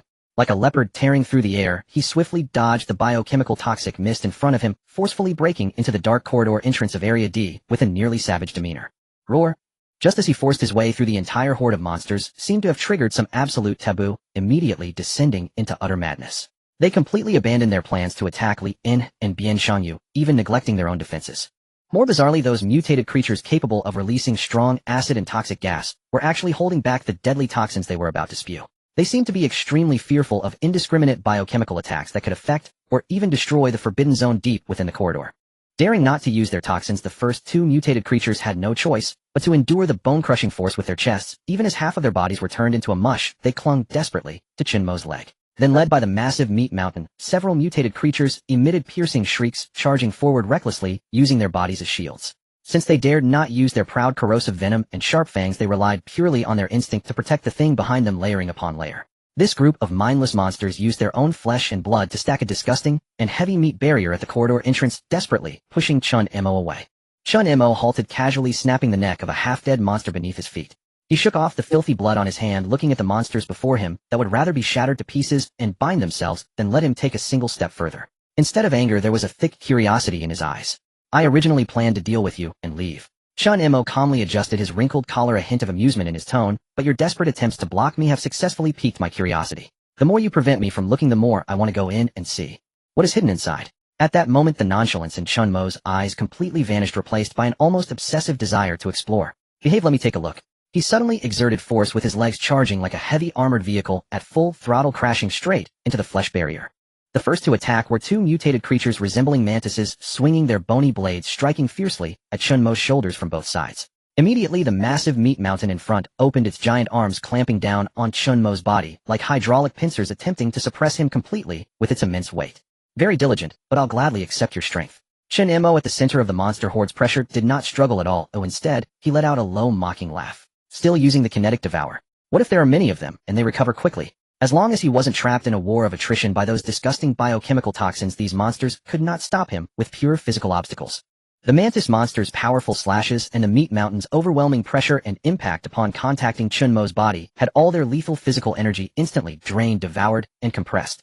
At that moment, Chen Mo's seemingly unimposing body was like a high-pressure bomb filled with energy, reaching some danger. Now I return it all to you. Chen Mo abruptly lifted his head, compressing the massive energy stored within his body along with his extremely violent strength, directly slamming it into the broad chest of the meat mountain with a devastating mountain strike. Boom! A deafening explosion echoed in the underground garage, causing even the overhead fluorescent lights to flicker and extinguish for a moment due to the violent tremor. The huge body of the meat mountain instantly caved in and deformed upon contact, then like a bowling ball shot by a heavy artillery, it flew backward at a speed that completely defied the laws of physics. The massive flesh body smashed through 3 or 4 unfortunate mutated creatures along the way, carving out a gruesome vacuum passage through the impregnable barrier. Meaningless resistance. Chen Mo, using the residual recoil, transformed into a blur, forcing his way through the violently torn gap. At the entrance of the gap, a giant toad monster had just opened its mouth to spray adhesive liquid for interception. Without even pausing his steps, Chen Mo, propelled by his momentum, unleashed a series of violent punches like phantoms. Bang! Bang! Bang! The few mutated creatures trying to block him alongside the toad monster were explosively smashed into oblivion like ragged sacks, their severed limbs mixed with foul blood splattering everywhere. Stepping on the ground littered with debris, Chen Mo advanced deep into the darkness of Area D with an unstoppable force.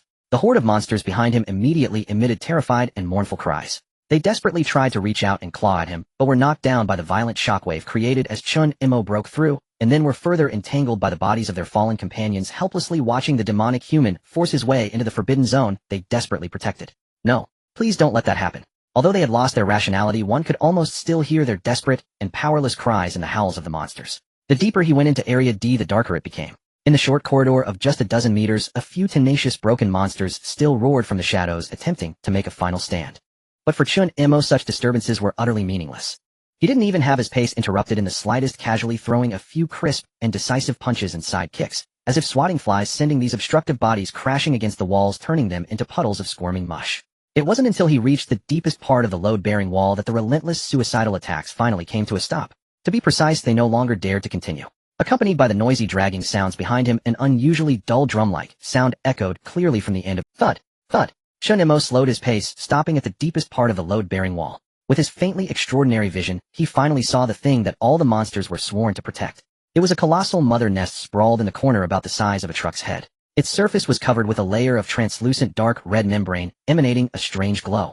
Countless dark red blood vessels, thicker than an adult's thigh, spread from the base of the mother nest like tree roots, deeply embedding into the cement floor of the garage, greedily absorbing all surrounding nutrients. And that dull thud-thud sound was the pulsation of this mother nest, akin to a heartbeat. Chen Mo squinted, his gaze penetrating the translucent red membrane. Within that viscous amniotic fluid, a familiar humanoid silhouette curled up quietly. Fragments of the world's setting flashed in his mind, piecing together a complete picture at that moment. In the rules of Sweet Home, those mutated creatures outside, no matter how strong, were essentially just half-finished products, distorted beings controlled by their own desires. They were all failures. But what about this mother nest? In the original plot, Li En reappeared after mutation, directly hatching from a similar-looking mother nest, and he was a new human, not an uncontrollable monster. Could it be this? Then did these monsters fight to protect this place, perhaps hoping to undergo a rebirth through this thing, transforming from tortured failed monsters into perfect new humans? Chen Mo pondered, turning his head to glance at the corridor entrance. Those mutated creatures, battered and reduced to half their bodies, had crawled with long trails of blood to within mere meters of him, but they did not dare to take another step forward. Because Chen Mo was now too close to the mother nest. In their murky, violent eyes, extreme anthropomorphic fear and pleading were evident, and they emitted desperate whimpers from their throats. They feared that even moving forward an inch would provoke this demon, leading him to crush their last hope.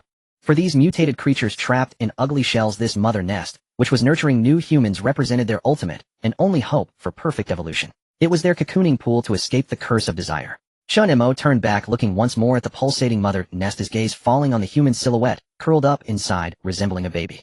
If he stepped forward now and used just a bit more force, he could completely crush this thing like breaking an egg, and the monsters outside would collapse on the spot, due to their shattered hope. Chen Mo slowly raised his right hand, his fingers clenched into a fist. But at the moment, just before he was about to strike, his action froze in midair. Should he clear it out? The thing in the cocoon could no longer be called a monster.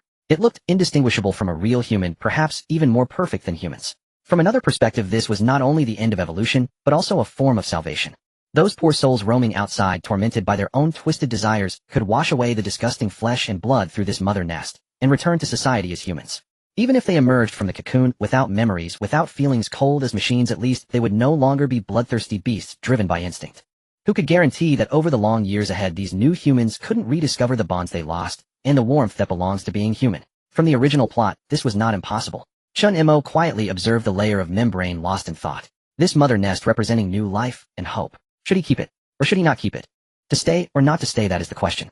Yet for Chen Mo there seems to be no need for excessive hesitation. Nonsense, of course. He will not stay. Amnesia and emotional detachment are almost 100% established facts. As for whether the so-called bonds and warmth can be recovered in the future, that is truly a low probability event, a miracle that is hard to seek. The emergence of new humans will undoubtedly challenge the survival status of old humans. With their special abilities and astonishing recovery, they are practically two different species from old humans. When the time comes, will they still believe that they are of the same species as old humans? The desire virus is not something everyone can be infected with. It is said to be driven by strong desires, but in reality, only a few are ever infected. Once a conflict erupts between the two, the outcome is obvious. Survival of the fittest, clearly only one can live. Of course, all of the above is nonsense. This is not the reason why Chen Mo chose to destroy it. The answer is simple: for the reward. The conflict between new humans and old humans is mostly the predetermined trajectory of the original storyline of Sweet Home. What Chen Mo needs to do is disrupt the established plot, and then extract a hefty reward from the system. As for the rest, Chen Mo neither wants to manage nor has the ability to do so. Although the advantage seems to be on my side for now, he is still struggling to survive, so it's better to take care of my own needs first. Sorry everyone. Chen Mo's gaze narrowed with no unnecessary words. His right fist raised high gathered all the raging power within him like a heavy battering ram and smashed down hard on the pulsating giant nest. Puff boom. Accompanied by an extremely muffled explosion, the dark red membrane, capable of resisting ordinary blades, instantly shattered into pieces. A massive amount of viscous liquid erupted forth, and under the terrifying shockwave the nest was directly reduced to a puddle of mud. The dull drumming heartbeat came to an abrupt halt. Ding. Successfully destroyed the nest, significantly affecting the original plot trajectory. Final evaluation improved significantly. Hearing the cold yet melodious system notification in his ears, Chen Mo's heart instantly filled with joy. In the last world, there was never a significant impact on the plot, and the final evaluation was always a, does this mean there is hope for an S this time? Indeed, taking action was the right choice. However, the destruction of the nest also ignited the last powder keg.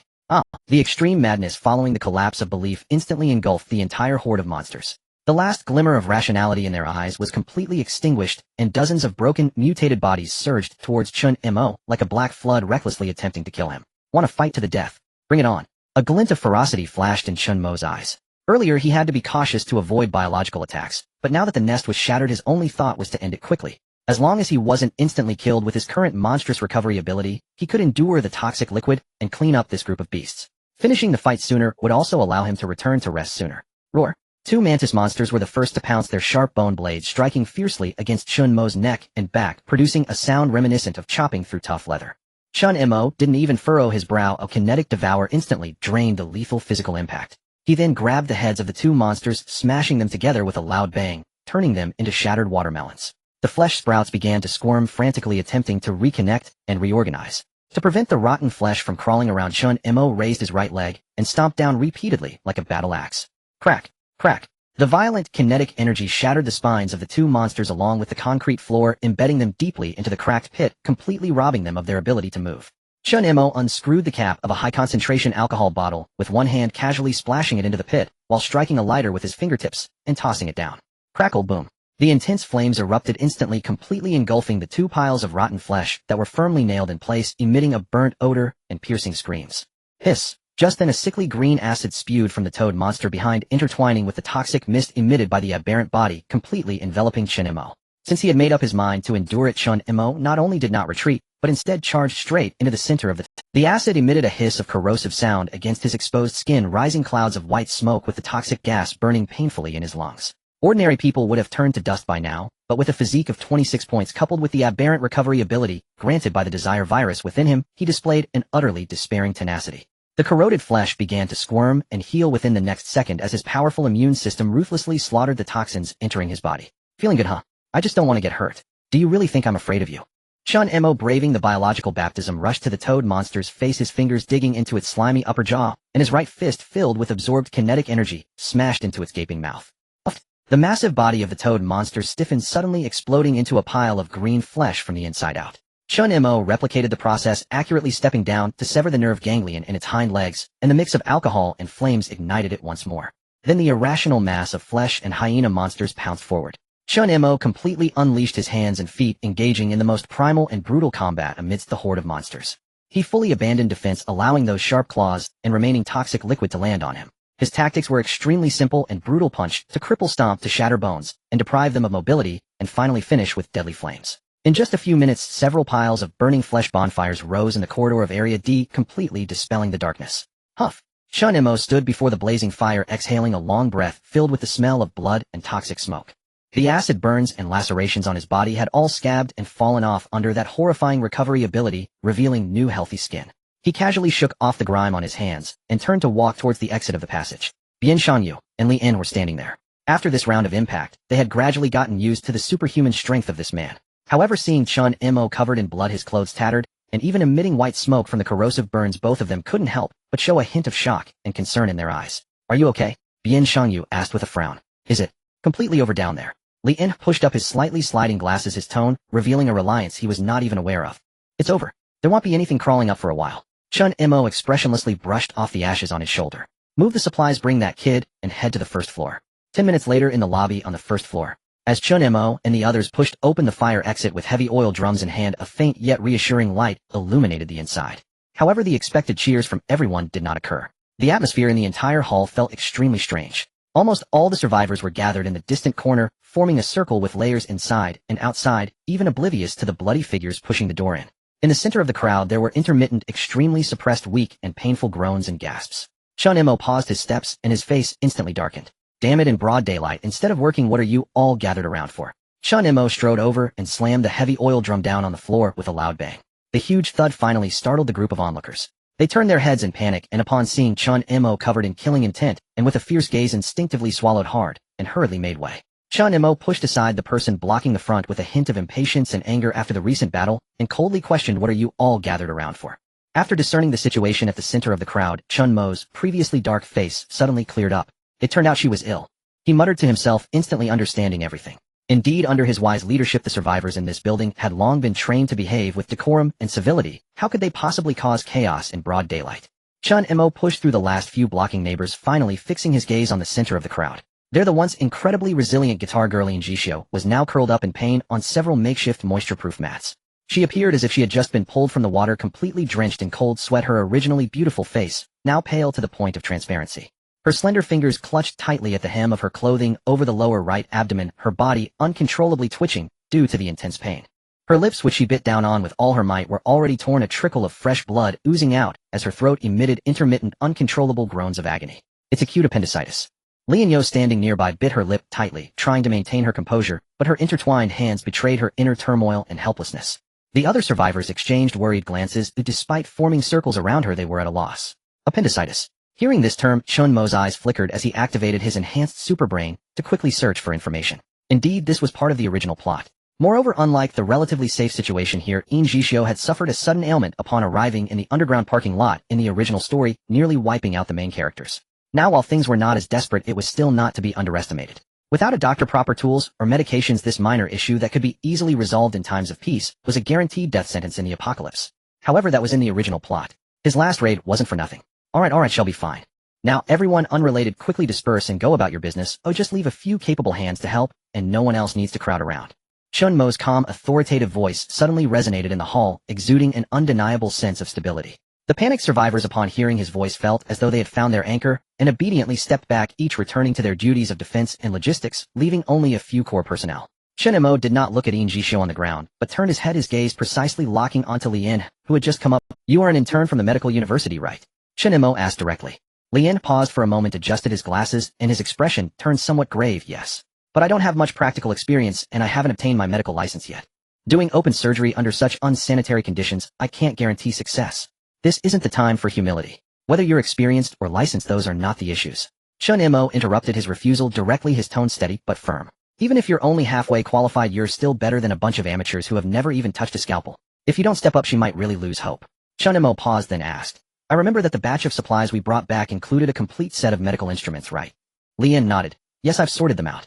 There are professional hemostatic forceps, new surgical blades, medical sutures, as well as high-concentration local anesthetics and antibiotics. Everything is included." "Then that's settled." Chen Mo stepped forward and gently patted Lian's tense shoulder. Chen Mo still carried the strong odor of blood and the acrid scent of acid corrosion from the basement battle, but the force of the hand on Li En's shoulder was steady. I'm not a deity. I can deal with mutants, but this illness relies solely on your expertise. A healer's heart must at least make an attempt. Chen Mo looked into Li En's eyes, speaking each word distinctly. I've provided you with all the necessary hardware conditions. Do your best. Since we all have endured so much to survive until now, we cannot let her die over something as trivial as an appendix. Listening to Chen Mo's words, the few survivors who remained to help nodded in agreement. Yes, and please help her. Now besides you, no one else can save her. Li En, facing the expectant gazes of the crowd, glanced down again at the suffering and struggling Yin Jixio. Usually he relied on absolute logic and even cold data to evaluate all pros and cons. But at this critical moment for a human life, the layer of humanity obscured by thick lenses ultimately prevailed. As a medical student, he couldn't stand by and watch a vibrant life slip away before him if there was something he could do. Li En took a deep breath, and reason and calmness quickly regained the upper hand. He swiftly turned his head and began issuing commands in an orderly manner. Everyone get moving. Put those two clean desks together to serve as the operating table. Boil water and disinfect all instruments with Bian Shangyu. No, forget it, let's ask Zhang Zhaixin instead. Please find a few strong flashlights. Oh, I'll need your help to provide light during the surgery. No problem, leave it to me. Zhang Zhaixin, who had been standing by with a knife, immediately nodded, his eyes filled with unmasked worry and urgency as he looked at Yin Jixio. In an instant, this small area transformed into a tense and solemn battlefield hospital mode. Everyone who remained sprang into action, making a final effort to save a life. As the anesthetic was injected, Yin Xixia's pain gradually subsided. Li En had donned sterile gloves, fine beads of sweat forming on his forehead, and under the glare of Zhang Zhaixin's flashlight, cautiously made the first incision with the scalpel. Time ticked away second by second, and the hall was filled only with the crisp sounds of instruments clashing and the suppressed breaths of the crowd. Just as the surgery reached the most critical stage of dissection, outside, the previously silent street suddenly erupted with a deep engine sound accompanied by the crunching noise of tires over gravel and debris drawing closer. Next came a sharp screech of brakes. Outside, the tightly closed rolling shutter door with the dimming twilight, a red and blue warning light quietly flickered through the gap, piercing the dim interior light. It was the warning light of a fire truck. Who is it again? Bian Shangyu, who was on guard outside, halted his movements, reaching for the crossbow, behind him, his expression suddenly turning sharp. Everyone's breath involuntarily tightened. Chen Mo waved his hand, lowering his voice to signal everyone to be quiet. Focus on your surgery. If the sky falls, I'll hold it up. With that, Chen Mo shoved his hands into his pockets and peered out through the gap of the door. Through the glass stained red with the blood of monsters, he saw a red fire truck maneuvering around the abandoned vehicles on the main road, stopping at the entrance on the first floor. The door swung open, and Su Yijing's agile figure leapt down from the driver's seat. She was wearing that iconic black tight vest, carrying with her the smell of gunpowder dust and still drying blood, striding towards the hall under the dim light of dusk, her expression serious. Chen Mo squinted, watching the woman who had returned safely, a glimmer of depth flashing in his eyes. Oh, it's the king of relationships. No, it's the traveling frog returning. Calculating the time, she should have already made contact with the military personnel. Looking at her weary yet serious expression, Chen Mo secretly curled his lips. It seemed that this firefighter had already had a preliminary taste of the military's disregard for human life. However, deep down, she probably hadn't completely lost hope, still holding on to a shred of fantasy about the so-called military. It's okay. Chen Mo from behind the door cast a dark gaze upon her. He would personally help her shatter this last unrealistic fantasy. The main door slowly creaked open, and Su Yijing stepped into the hall, bringing with her the chill from outside. Yet the scene she had anticipated, with everyone rushing to greet her, did not unfold. She keenly sensed that the atmosphere in the hall was rather unusual. Everyone was gathered in a corner, their expressions serious, and not a single person noticed her return. Bright beams from several glaring flashlights illuminated the area, and a strong smell of blood mingled with disinfectant wafted through the air. What happened? Su Yijing frowned, instinctively tightening her grip on the weapon at her waist. Before she could approach, Chen Mo casually stepped in from the side, blocking her path and gesturing for silence. Someone has suddenly developed acute appendicitis. Li En is performing an open surgery. Do not disturb them, Chen Mo explained in a low voice. Su Yijing paused for a moment, her tense nerves easing slightly, but the doubt in her eyes did not fade. She scanned her surroundings and quietly asked the question that had brought her back at such great risk. Where is Che Xinxiu? Chen Mo glanced at her. Che Xinxiu was of course still in the isolation room. Given the current state of that young man, he could have been released. He had successfully endured the most dangerous phase, and his good mood was beneficial in suppressing the inner demon personality within him. After all, Che Xinxiu was different from Chen Mo. The Desire virus and Jonas virus within Chen Mo had already completed their physical fusion for survival, and the inner demon personality that had recently emerged had died quietly. However, the monster personality within Che Xinxiu was still very much alive. Nevertheless, Chen Mo would not reveal all these intricate details. You don't need to go to such lengths to find him, Chen Mo said, looking into Su Yijing's eyes, his tone calm, but dropping a bombshell. I can tell you clearly that Che Xinxiu is the special infected individual that the military is desperately searching for. He has successfully passed the critical 20-day mutation period, a new type of human possessing monstrous regenerative abilities while retaining human reason. Su Yijing's pupils constricted suddenly, instinctively, taking a half step back, her gaze fixed on the man before her. How do you know my purpose? What else do you know? Su Yijing took a deep breath, her eyes filled with wariness as she looked at Chen Mo. This guy was Chen Mo's lips curled slightly as he leaned in closer, lowering his voice and pretending to be inscrutable. Me. I know about your past, your experiences, your future. I know it all. Su Yijing's expression changed slightly as she met his, but as a firefighter with strong psychological resilience, she quickly adjusted her emotions, suddenly frowning and feigning disgust, instinctively protecting her chest, and half-jokingly retorted, "You know everything. You don't have a crush on me, do you?" Ahem. Chen Mo nearly choked on his own saliva. The mysterious atmosphere he had created instantly shattered. He waved his hands, his face dark with embarrassment, quickly interrupting her increasingly misguided thoughts. Wait. What are you thinking? What I meant was I know everything about this desire virus and some confidential military actions. I have my own intelligence channels. Who was the one acting mysterious and unprofessional first? Su Yijing scoffed lightly, then resumed her sharp gaze, shedding her previous playful demeanor. But how do you know so much? You. Su Yijing wanted to further question him about his intelligence channels, but seeing Chen Mo's expression that indicated it was time to stop, she swallowed the inquiry back. She was well aware of the boundaries. After all, in this apocalypse, everyone had their secrets. Asking too much would not benefit. Okay, enough chit-chat. Hand over the locator you brought back with you. Chen Mo extended his hand, his tone brooking no argument. The military shouldn't be here, yet I have my use for it. Su Yijing hesitated for a moment. That locator was the beacon the military used to track Che Xinxiu, and it was also her only bargaining chip to exchange for the whereabouts of her fiancé, Ningxiang Yuan. Are you still hoping for those conditions the military promised you? Chen Mo saw through her thoughts and ruthlessly shattered the truth. Don't be foolish. The Ningxiang Yuan, you know, has long been dead. Impossible. I don't believe it. Su Yijing suddenly raised her head, her eyes turning red, her voice rising uncontrollably. Shoo. Chen Mo made a gesture for silence, his tone cold, yet carrying a hint of compassion.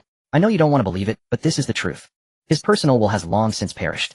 Although he still has a shell, that body is currently lying in the military's cold laboratory, being dissected, studied, and desecrated without restraint. Looking at Su Yijing's pale face, Chen Mo softened his tone and added fuel to the fire. Su Yijing, you have already witnessed the true nature of the military. Do you really believe the words of those who trample on human life are trustworthy? To them you're merely a useful hunting dog. Chen Mo stepped closer, his gaze falling on her flat abdomen. Wake up, you, and we are on the same side. Stay here and take good care of the child in your womb. After all, this is the crystallization of your love with him. You wouldn't want this child to lose its father and then lose its mother, would you? Hearing the word child, Su Yijing's pupils suddenly trembled. The forced hard facade she had upheld finally shone. She stared intently at the man before her, her heart increasingly shaken. This guy even knew about her recent confirmation. Could it be that he had also mutated, and his mutated ability was that of an information master?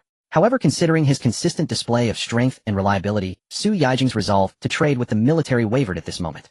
Hand over the locator, and as for your revenge, I will take you to settle it when the opportunity arises. Chen Mo saw. As for Ningxiang Yuan, when the time is right, I will help you retrieve his body and give him a proper burial. These words, a mixture of kindness and authority, completely shattered Su Yijing's last psychological defense.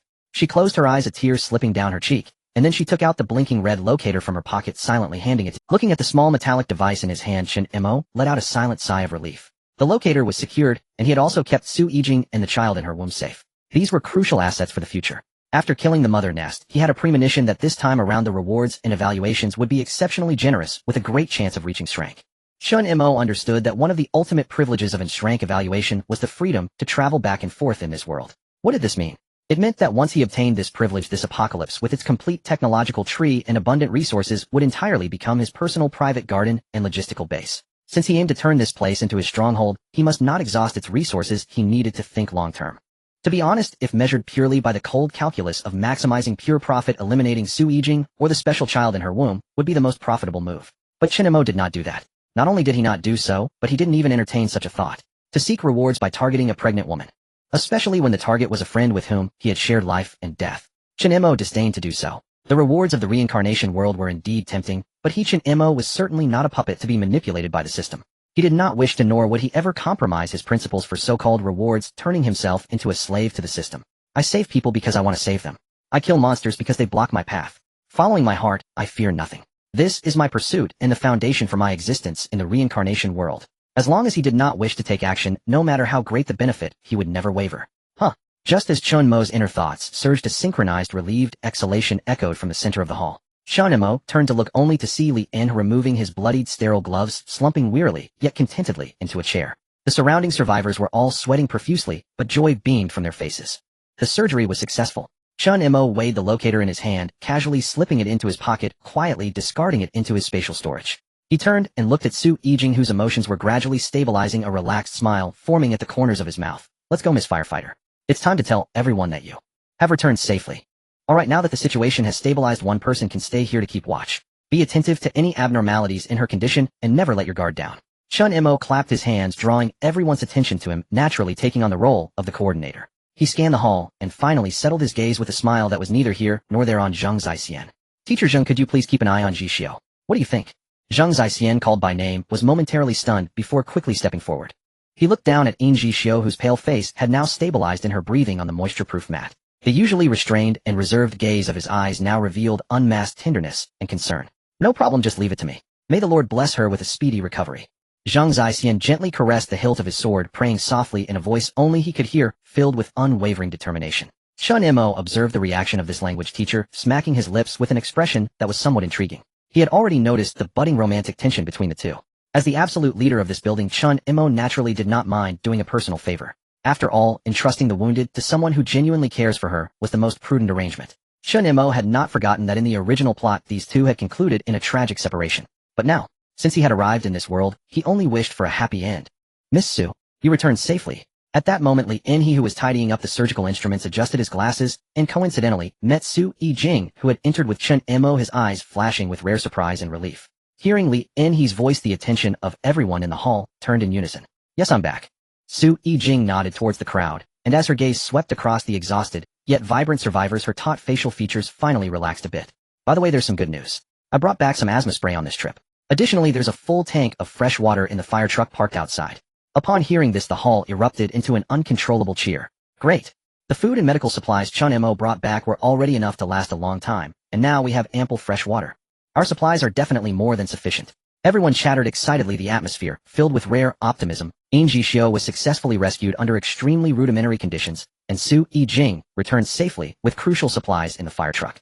In a world where death was an everyday occurrence, this was indeed a rare, double happiness, a very positive omen. However, after a day filled with anxiety, once the tense nerves relaxed, a wave of intense fatigue washed over them. On Chen Mo's signal, the survivors began to disperse in an orderly manner, each seeking a corner to rest.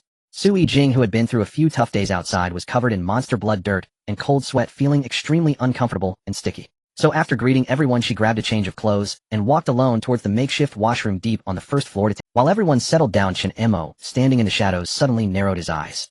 He keenly sensed that on the edge of the crowd a sneaky figure was quietly trailing Su Yijing using the dim light. As Chen Mo recognized that guy at a glance. It was the deserter from the original plot. This guy not only fled from the battle, but also sneaked into the building later, leading a group of cold-blooded thugs here. A complete disaster that accomplished nothing but ruin. In the original plot, this scoundrel was cowardly and incompetent, filled with twisted thoughts of peeping at Su Yijing while she bathed. A flash of undisguised disgust and mockery crossed Chen Mo's eyes. Damn it, this trash really can't change its nature. With monsters outside that feast on humans while everyone is fighting for survival, this scoundrel is not thinking of how to contribute, but is instead harboring such vile thoughts of peeping at a pregnant woman. With such bottomless vermin, how could this place Little Han be good? But it's okay. Chen Mo is here, and the peninsula will be peaceful with clear skies. He will effectively govern this promised land of his. Chen Mo, with his hands in his pockets, stepped forward expressionlessly, like a reaper merging with the night, quietly following behind. On the other side, at the end of the dim corridor, the deserter was tiptoeing like a stray dog, smelling blood, inching closer to. Hearing the faint sound of water from inside, he couldn't help but swallow hard, and images of Su Yijing's welted and wild beauty from her rigorous training flooded his mind, a lewd smile creeping onto his lips. This apocalypse does have its perks. As he indulged in his fantasies, he leaned his face closer to the loosely closed slats of the window, hoping for a feast for his eyes. However, just as he was about to approach the door gap, he suddenly felt a prickling sensation on his back, involuntarily shivering. A palpable sense of terror pressed down on him like a cold, bone-piercing dagger firmly pressed against his lower back. The chill raced up his spine, causing all the hair on his body to stand on end instantly. No, something's wrong. The deserter's heart trembled violently, and his survival instincts made him instinctively want. But before he could react, not even a syllable could escape his throat. In the darkness, a large hand like an iron claw with a despairing force silently emerged from behind and firmly grasped his entire head. The chilling fear instantaneously froze the thoughts of the fleeing soldier, but his despair was only just beginning. Before his mind could finish its frantic whirl, a massive hand slid down with iron grip, accurately locking around his neck, lifting him off the ground like a slaughter-bound chicken, leaving him suspended in midair.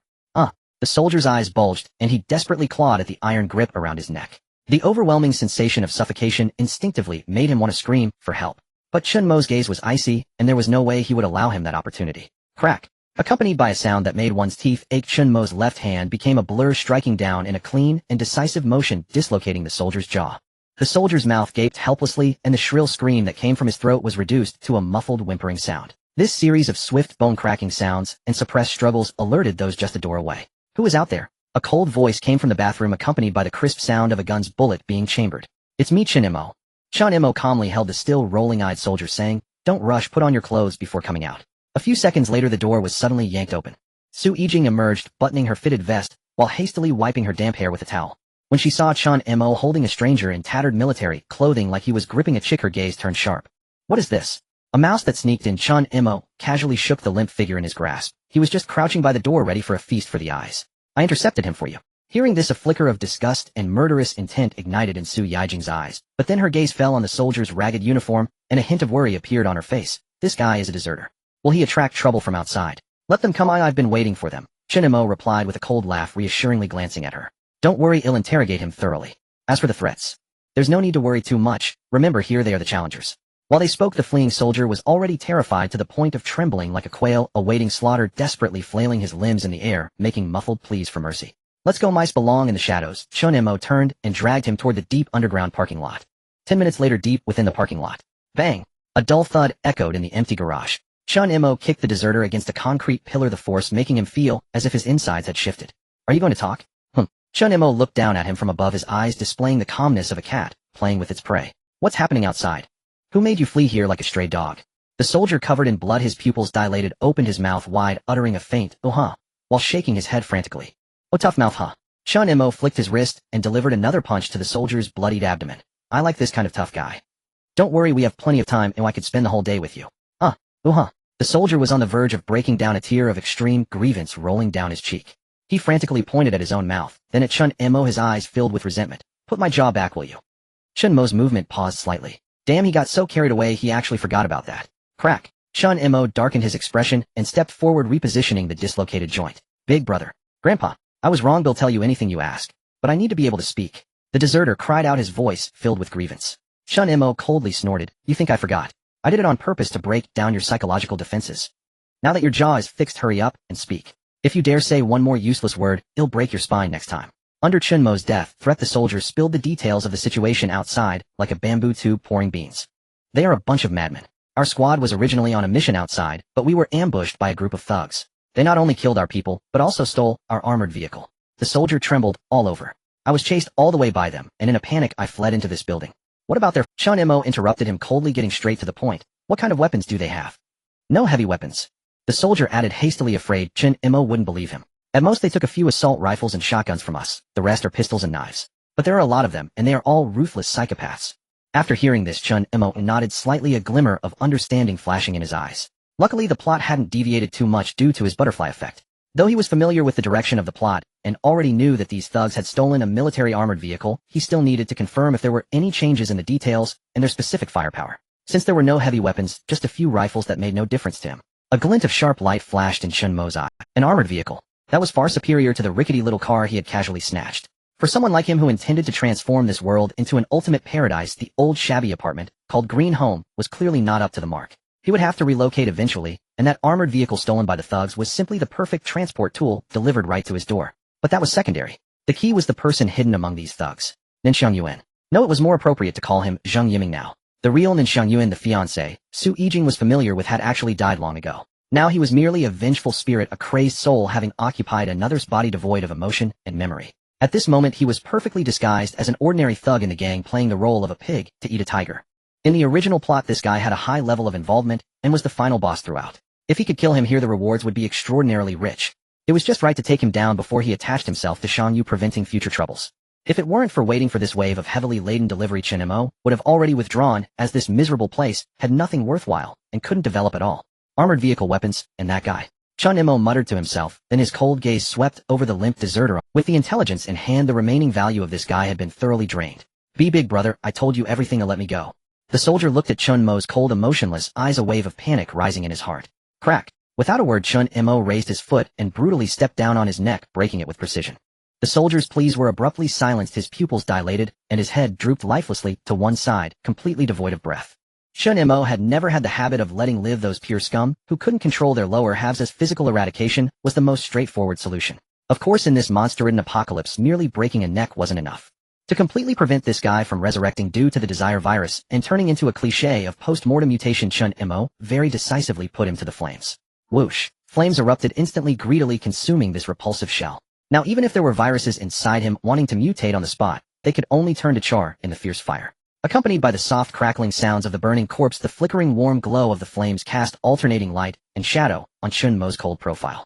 He brushed off the dust from his hands, not sparing another glance at the lifeless body beneath him, and instead lifted his head, his deep gaze penetrating the shadowy underground garage, as if he had already seen the car approaching. In the dancing flames, the curve of Chen Mo's lips grew increasingly audacious. Everything was ready. Next he just in the dim light of the stairwell, Su Yijing stood with arms crossed, leaning casually against the rusted iron door. Hearing heavy footsteps echo up from the underground garage, she tilted her head slightly. Done and done. Chen Mo ascended the steps, pulling a pack of wet wipes, scavenged earlier, from his pocket. He drew out a single sheet, and casually wiped blood from his knuckles. Su Yijing arched a brow, a flicker of surprise crossing her eyes. So fast, and this fool's bones aren't as tough as you imagined. I barely exerted pressure before he spilled everything like beans from a bamboo tube. Chen Mo crumpled the blood-stained wipe into a tight ball, and tossed it with uncanny precision into a nearby trash bin, his tone relaxed. And, what's the situation? Su Yijing straightened her posture, her expression instantly turning grave. And the good news is there's indeed a well-equipped team nearby, and they're heading straight toward us. A faint, enigmatic smile curled at the corner of Chen Mo's mouth. And the bad news. They're not rescuers. They're ruthless killers who shed blood without hesitation. And they're armed, not just with armored riot vehicles, but also assault rifles and shotguns seized from the military. And guns. And Su Yijing's pupils contracted sharply, her breath deepened, weighted with dread. In this lawless apocalypse, it was no longer certain whether monsters or men posed the greater threat. Worse still, they had guns. Against modern firearms, bladed weapons and unenhanced human flesh were little more than living targets utterly defenseless. Then we're in serious trouble. Without hesitation, Su Yijing pivoted and strode toward the stairwell. And that SOS sign hanging outside the building must be removed, immediately. Otherwise they'll spot our survivors, and every soul in this building will become helpless lambs awaiting slaughter. Chen Mo remained rooted in place, letting out a soft, knowing laugh. No need. Su Yijing froze mid-step, whirling back in disbelief. Are you insane? These are heavily armed thugs, fully equipped with automatic firearms. Even if your combat skills are extraordinary and your strength unmatched, can you truly withstand bullets? In meeting her anxious, razor-sharp gaze, Chen Mo advanced slowly, his eyes radiating unshakable confidence and calm composure, and, leaving it up, draws passing survivors right to us. As for those thugs, without that banner how would they ever locate us? He paused, his gaze hardening. They want to take what's ours. Perfect. I've already set my sights on their armored vehicle. And don't worry. I am invincible. Su Yijing stared intently into Chen Mo's fearless eyes. Faced with the lethal threat of firearms, this man's first instinct wasn't evasion. It was predation. No ordinary human could possess such unnerving audacity. Unless he truly feared no bullet. In recalling Chen Mo's many inexplicable feats, Su Yijing's pupils trembled violently. Suddenly something clicked. You? She drew a slow, steadying breath, lowering her voice with quiet certainty and awe. You're a special infected. Chen Mo blinked, slightly taken aback. Enemy. Not quiet thoughts stirred within him. But then again, perhaps, his body hosted a mutated virus. His extraordinary regeneration and strength stemmed entirely from it. By any objective measure, he was a bona fide special infected. He nearly offered an explanation. But seeing Su Yijing's expression shift to one of dawning clarity and quiet conviction, he swallowed the words whole. Yes. Chen Mo nodded smoothly, playing along. And dealing with intelligent people was effortless. If she'd already conjured a flawless rationale, why burden himself with elaboration? Since you understand the stakes, I'll keep it brief.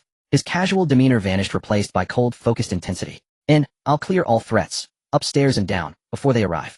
Meanwhile, coordinate with Li Yunhyuk, gather all non-essential civilians from the lobby into a secure zone. Keep them contained. No wandering, no interference. Stay as far away as possible. The rest is on me. And just as Chen Mo turned to leave, Su Yijing called out to him.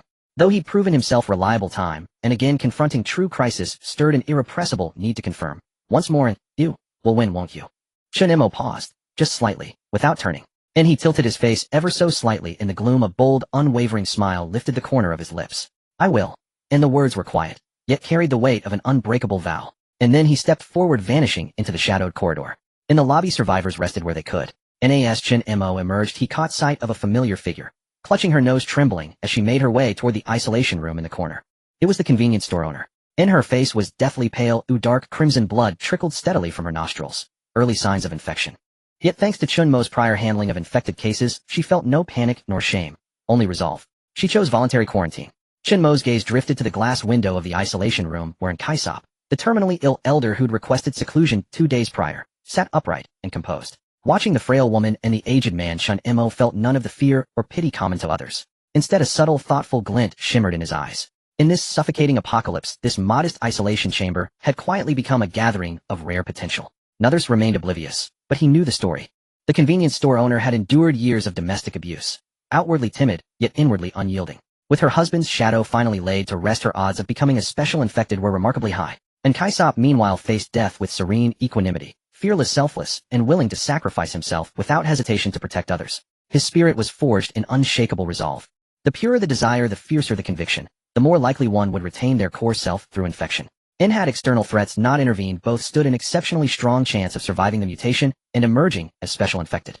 Truly fitting. Both were pivotal figures in the original narrative, brimming with latent potential. And for Chen Mo, preserving them meant securing invaluable assets for his future inner circle. Yet before confronting the armed outsiders, one ticking time bomb still lingered within Green Home. And Chen Mo lifted his gaze, piercing upward through the ceiling toward the upper floors. Having chosen this building as the trap for the armored vehicle, he would tolerate no hidden threat capable of striking him from behind. Following the dimly lit stairwell, Chen Mo ascended leisurely. During their previous sweep of the building's supplies with Bian Shangyu and others, they had only cleared the middle and upper levels to conserve the team's stamina and maintain stability, leaving the top floor untouched. The mutated security guard, who had been despised by residents for a long time and had thus developed a deep-seated resentment, had likely taken refuge on this neglected top floor. Now was the perfect time to eliminate this threat completely. If he did not kill it, this monster would always pose a deadly risk. When the marauders came knocking or survivors were frantically fleeing in chaos, this human meat grinder wielding a lawnmower would undoubtedly cause catastrophic casualties. In the original story, this monster had taken advantage of an opening to descend to the first floor, where the Chinese literature teacher Zhang Zixian had to sacrifice himself to protect everyone. Chen Mo would never allow his valuable employee to meet an early demise. Stepping into the corridor on the top floor, a pungent stench of decay, mixed with low-grade oil, filled the air. The surroundings were eerily silent, with only a faint, deep rumble emanating from the direction of the elevator shaft. Without a moment's hesitation, Chen Mo walked straight towards the closed elevator door. He did not press the button, for with his exceptional hearing he had already clearly picked up the sound of an engine idling behind the door, reminiscent of a beast's heavy breathing. Suddenly, the old elevator door was violently torn apart from the inside with brute force. A nauseating wave of intense decay rushed out like a hurricane. Inside the elevator car stood a mutated security guard, his face covered in sores, and his bulging eyes fixed intently on Chen Mo outside the door. His hands were completely fused with a large lawnmower, the crazily spinning alloy blades slicing through the air with a hissing sound, carrying the terrifying momentum capable of turning a person into pulp, and swung violently towards Chen Mo. Die! The guard's throat emitted a garbled roar, his decaying visage twisted with resentment. I was once a warm-hearted person, yet I've been forced into this ghastly state by a bunch of scum in this broken building. Chen Mo looked at the rampaging monster, his gaze devoid of emotion, yet tinged with a barely perceptible trace of pity. What a tragic and pitiable sight. Pity aside, Chen Mo showed no signs of weakness or mercy. As the lawnmower roared towards him like a meat grinder, he gave a cold smirk, his right leg exploding with powerful strength muscles bulging as he unleashed a whip-like kick that tore through the air. Clang crack. The heavy strike, capable of shattering reinforced concrete, accurately swept against the side of the lawn. Accompanied by a teeth-grinding metallic explosion, the seemingly unstoppable lawnmower shattered into pieces, its rapidly spinning blades flying out like scrap metal, deeply embedding into the corridor's load-bearing wall. Before the mutated guard could react, Chen Mo's hand had already gripped his decaying neck like a steel clamp, lifting him off the ground, and then brutally slamming him against the metal wall of the elevator car. Boom. The entire elevator shuddered violently, and a massive human-shaped dent was smashed into the metal wall. With a fierce grip, Chen Mo snapped the mutated guard's cervical vertebrae with a crisp crack. The guard's body, convulsing madly, instantly stiffened, collapsing down the wall of the elevator like a pile of rotten flesh. To prevent this thing from reviving due to the characteristics of the desire virus, Chen Mo thought for a moment and skillfully retrieved a bucket of discarded oil he had scavenged from his spatial storage, unscrewing the lid and casually splashing it over the corpse. Next, he took out a windproof lighter, the sound of it igniting ringing crisp, lighting a scrap of paper and casually tossing it on top. Boom. The flames leaped up instantly, greedily consuming the flesh and the resentment it had held in life. Easy. Casually, Chen Mo lit a cigarette with the rising flames, then snapped the lighter shut and tucked it back into his pocket, exhaling a puff of gray-white smoke. Zixian, you owe me another life. If you dare to slack off on the job, you will regret my efforts. He turned around, his deep gaze penetrating through the window of the top-floor corridor, looking down at the inky darkness of the night outside. The internal cleanup was complete. Now everything was truly in place. Next, it was just a matter of when the guests outside would arrive. The faint light of dawn struggled to tear through the city's gloom, and the gray-white morning fog enveloped the desolate ruin. Boom, rumble. The deafening roar of a heavy diesel engine sounded like a wild beast unleashed violently, tearing through the morning's silence. An armored military vehicle covered in sharp anti-collision spikes and fitted with heavy iron bars over the windows barreled down the street with a brazen attitude that swept aside everything in its path. An abandoned sedan blocking the road was crushed and sent flying like a toy, the screeching sound of metal grinding echoing through the morning streets. Inside the armored vehicle, the strong odor of low-quality tobacco and blood permeated the air. Several marauders dressed in bulletproof vests and wielding assault rifles excitedly cleaned their weapons. In the passenger seat, a man with a face full of flesh and a gruesome scar, slashing from his brow to the corner of his right eye, Chen Mo, was toying with a bloodied military dagger using his rough fingers. Big brother, the traces left by that fleeing waste all point to the district ahead. The driver jerked the steering wheel, running over the remnants of a mutated creature. Upon hearing this, Chen Mo spat the half-smoked cigarette, but out the window, picked up binoculars, and leaned out of the car window to gaze into the fog-covered distance. On the edge of the shattered city skyline stood an old apartment building, though dilapidated, still towering high. It slowly came into his view. What caught his eye was not the size of the building, but a gigantic red banner fluttering in the morning breeze hanging down from the rooftop. SOS. Green Home. Chen Mo lowered the binoculars, his scarred face twisting with uncontrollable fervor, revealing a cruel and greedy grin. Look, it's right there. I was just trying to chase down a stray dog, but unexpectedly there's a delightful surprise. He slowly retreated into the car, drawing his pistol, the crisp sound of chambering echoing within. Brothers, stay sharp. There are living people ahead, supplies, and maybe even beautiful women. Today let's have a good time here. In the darkest corner of the rear seat of the armored vehicle, a man dressed in a dark jacket, his eyes lifeless and hollow, was quietly bowing his head. Hearing Chen Zongxi's words, he did not join the marauders in their revelry, merely raising his eyelids slightly, his gaze devoid of any human emotion, piercing through the car window, fixating on the building. In the shadows of the vehicle, the stiff features of his face showed a slight mechanical smile at the corners of his mouth. Could there be others like him there? The morning mist had yet to fully dissipate, and the first floor hall of the Green Home was deathly silent. Su Yijing and Li In moved swiftly, having already relocated all the survivors to the hidden rooms on the upper floors. Chen Mo had specifically instructed that a troublesome monster capable of possessing was hidden within the mob team. To prevent this entity from taking advantage of the chaos and to avoid endangering everyone, an absolute safety distance must be maintained. It was reassuring that Cheon Hyunsu had proactively offered to help, but Chen Mo had declined him immediately. Compared to Chen Mo, the upper floors needed him more. Just hold the rear guard and ensure there are no home invasions. The vast front hall was empty, with only Chen Mo pulling up a rickety chair, sitting directly facing the main entrance. He lounged with his leg crossed, hands casually resting on his knees like a spectator awaiting a grand performance. Quietly, boom. The roar of engines grew louder, causing the debris on the hall floor to tremble slightly. Accompanied by a deafening blast, the already dilapidated metal door of the Green Home was violently smashed open by a surge of ferocious power. The heavy iron door crashed against the wall, kicking up a storm of dust. That armored vehicle covered in steel spikes like a beast of iron crushed the steps and door frame, rampaging into the hall with utter disregard, its wheels screeching against the shattered glass, finally screeching to a halt less than 10 meters from Chen Mo. The door was kicked open. Chen Zongxia stepped out of the vehicle in heavy military boots, wielding an assault rifle. His scarred face was a portrait of brutality and arrogance, and his sharp gaze swept through the swirling dust, scanning the— What the hell is this place? No sense of order at all. Chen Zongxia spat a bloody loogie, his tone filled with hostility. I brought so many brothers all the way here, and I don't even get a welcoming reception. His gaze pierced through the dust, finally fixing on Chen Mo, who was sitting alone in the center of the hall. Looking at the young man dressed in casual attire, and not even wearing a bulletproof vest, Chen Zongxia couldn't help but burst into wild laughter. Kid, are you the only one left breathing? With such a large SOS hanging in this broken building, where is everyone else? Are they all hiding somewhere trembling? Chen Zongxia arrogantly tapped his rifle toward Chen Mo's direction. Go bring all the living people in this building out. Men and women, line them up to welcome me, or else I'll— Bang. The deafening gunshot abruptly shattered the silence of the hall. Just as Chen Zongxi's arrogant threat was yet to finish, no one could see how Chen Mo moved. A gun that had seemingly appeared out of nowhere flashed into his palm, and without any hesitation, he pulled the trigger. A yellow bullet shell joyfully ejected from the gun chamber, tracing a beautiful parabola in the air, finally landing on the debris-strewn floor with a crisp clink. Almost simultaneously as the bullet shell hit the ground, Chen Zongxi's voice abruptly ceased. His arrogant face was still frozen in a sinister grin from a second ago, but a coin-sized blood hole had appeared in the center of his forehead. Immediately following, a blinding splash of blood erupted from the back of his head, a mixture of red and white fluid splattering violently against the steel door of the armored vehicle behind him. The lifeless, burly body didn't even sway, collapsing backward like a piece of wood that had been severed midair. Thud. The corpse crashed heavily into the pile of rubble, dying on the spot. The entire hall fell into a deathly silence. What a presumptuous fellow, why so much talk?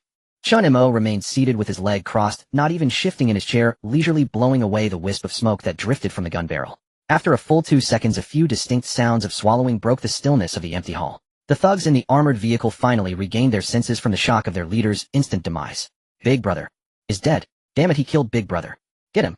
Avenge Big brother.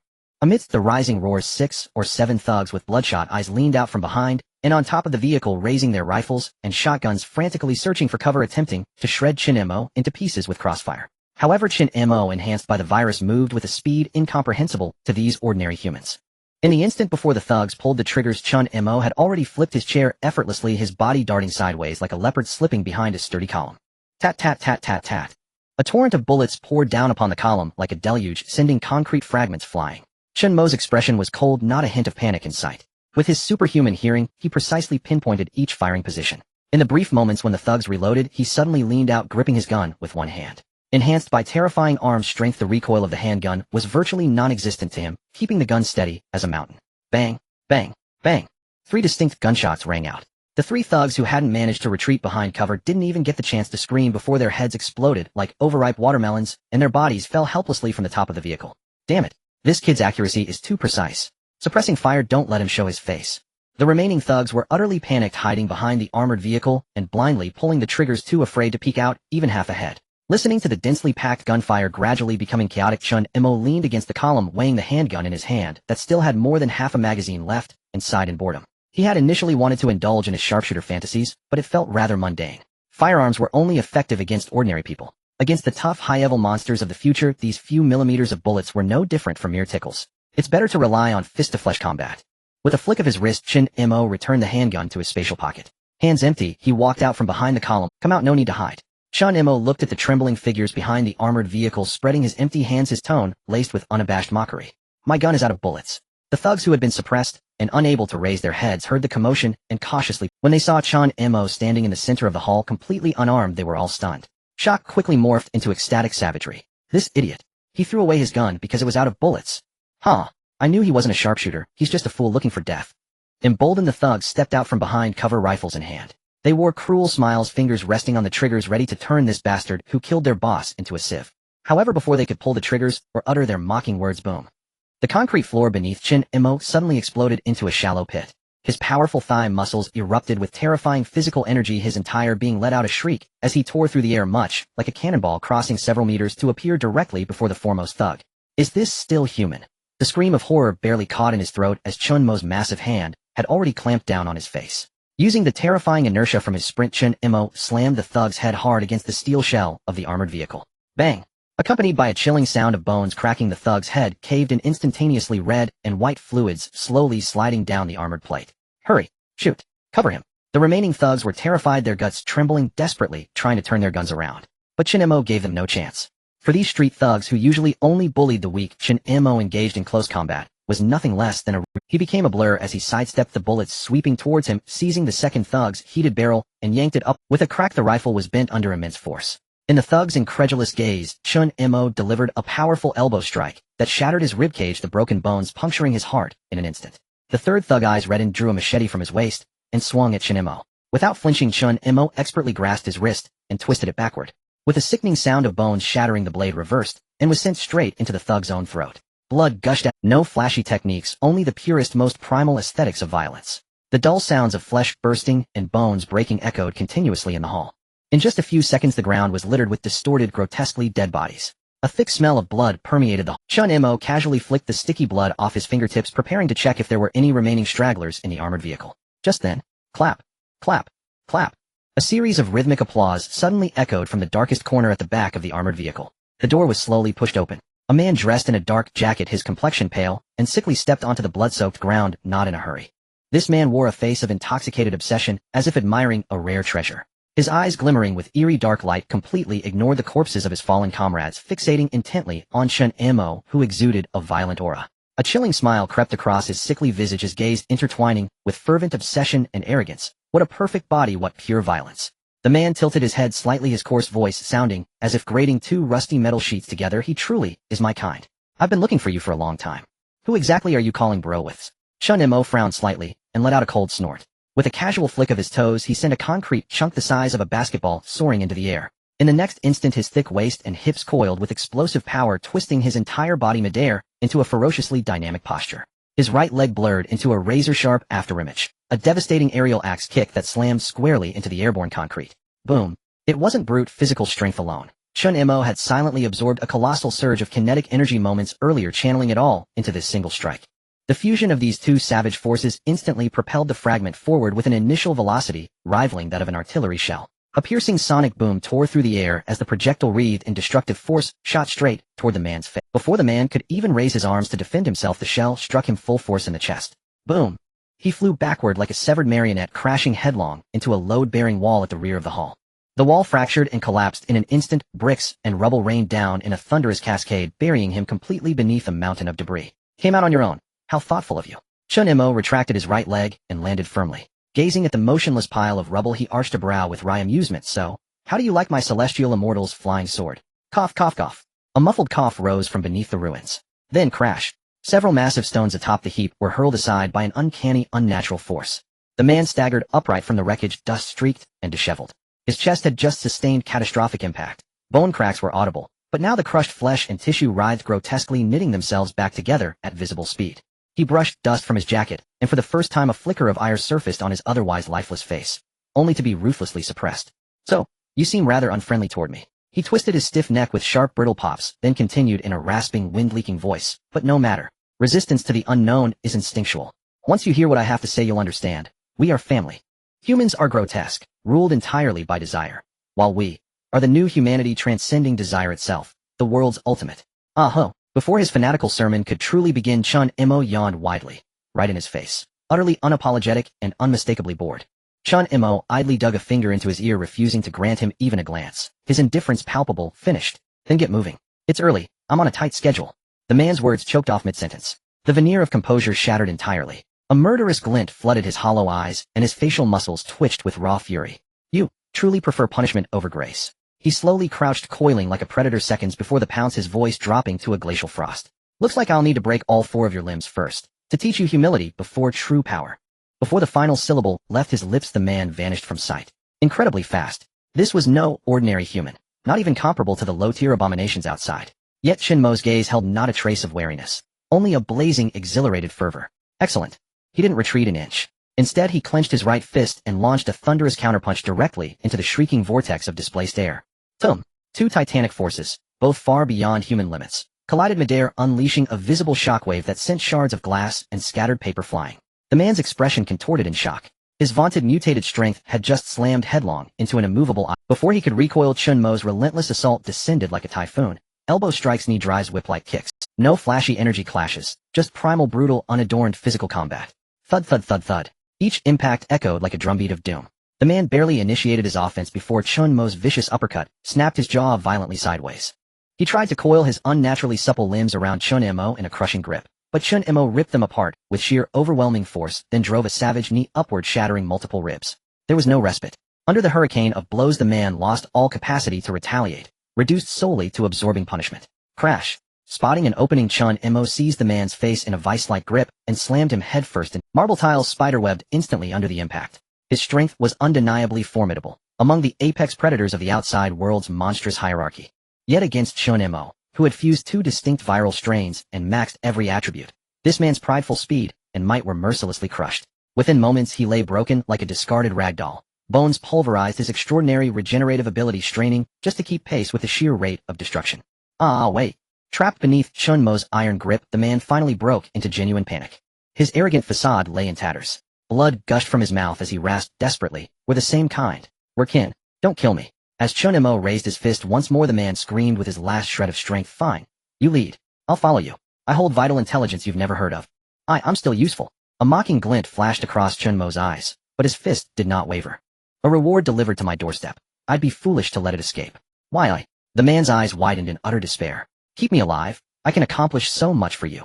"My team tolerates no instability," Chen Mo replied, coldly, gazing down without mercy or negotiation. "Keeping you alive yields more risk than benefit. So why keep you at all?" For New Year's Eve, he was no longer a novice. He wielded both power and decisive judgment.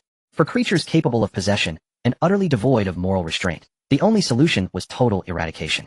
Sensing the lethal intent radiating from Chen Mo's gaze, the man knew pleading was futile, and hatred flared in his eyes instead. His mangled body suddenly liquefied for a fleeting second, slippery as eel oil, and wrenched free from Chen Mo's grasp, darting frantically toward the staircase. Trying to flee, Chen Mo scoffed, then exploded forward, teleporting it seemed, directly cutting off the man's "You His desperate cry died before it could fully form. Chen Mo's hand shot out like lightning, clamping onto his throat with crushing force. Crack! A sharp, clean snap echoed through the hall. Without hesitation, Chen Mo twisted, snapping his cervical vertebrae with ruthless efficiency. The man's body convulsed once, then went utterly slack, his eerie luminescence fading into dull vacancy. Thud! Chen Mo dropped the lifeless corpse carelessly onto the floor, then withdrew a large canister of high-purity gasoline from his spatial storage and doused the body thoroughly. He meticulously circled the corpse, pouring gasoline in a perfect, unbroken ring, fully enclosing it. Click! The flame of his lighter ignited the volatile fumes. He tossed it casually. Whoosh! Fire erupted skyward, blinding, searing, consuming the corpse and forming an impassable ring of flame around. Scorching heat warped the surrounding air, and acrid smoke choked the chamber. Chen Mo stood motionless outside the inferno, watching silently as the body blackened and crumbled into carbonized ash. He brushed dust from his palms, his deep-set eyes clouded in quiet contemplation. Physical annihilation, followed by incineration. Yes, this time he was truly irrevocably dead. The flames in the hall gradually extinguished, leaving only a few flickering embers on the charred ruins. The acrid smell of burnt materials slowly dissipated with the morning breeze, plunging the entire first-floor hall into a dead silence and eerie calm.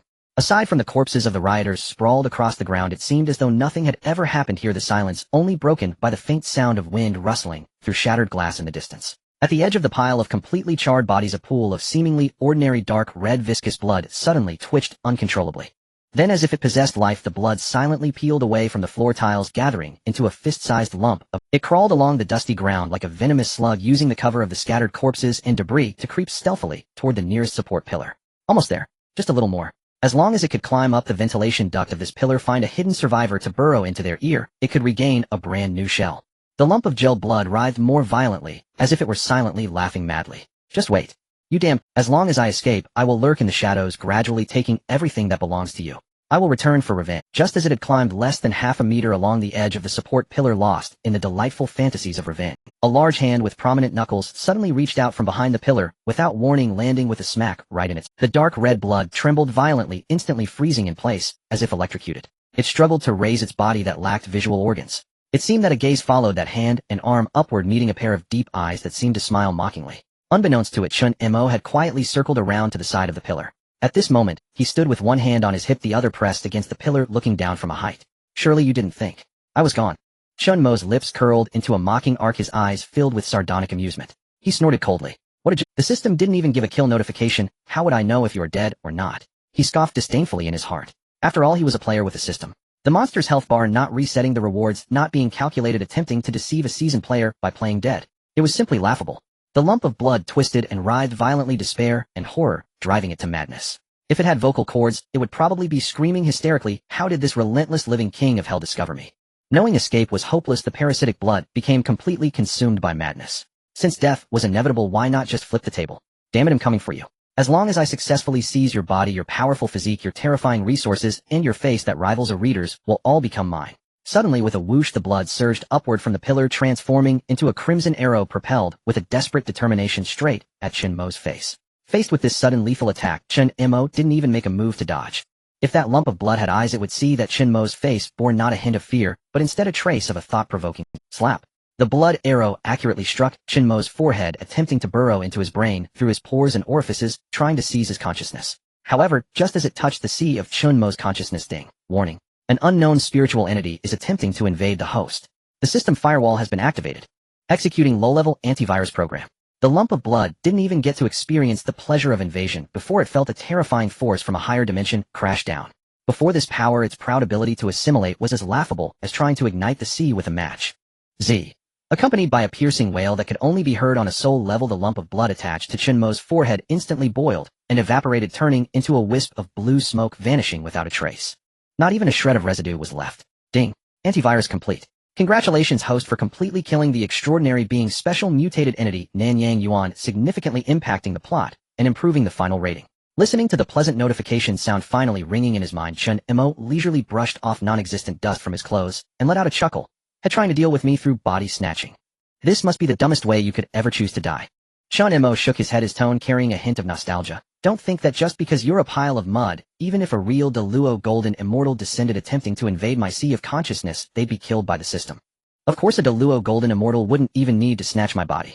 With the hidden danger completely eliminated and the spoil successfully claimed, Chen Mo was in high spirits, unable to resist teasing in his mind. We're quite impressive, the two of us.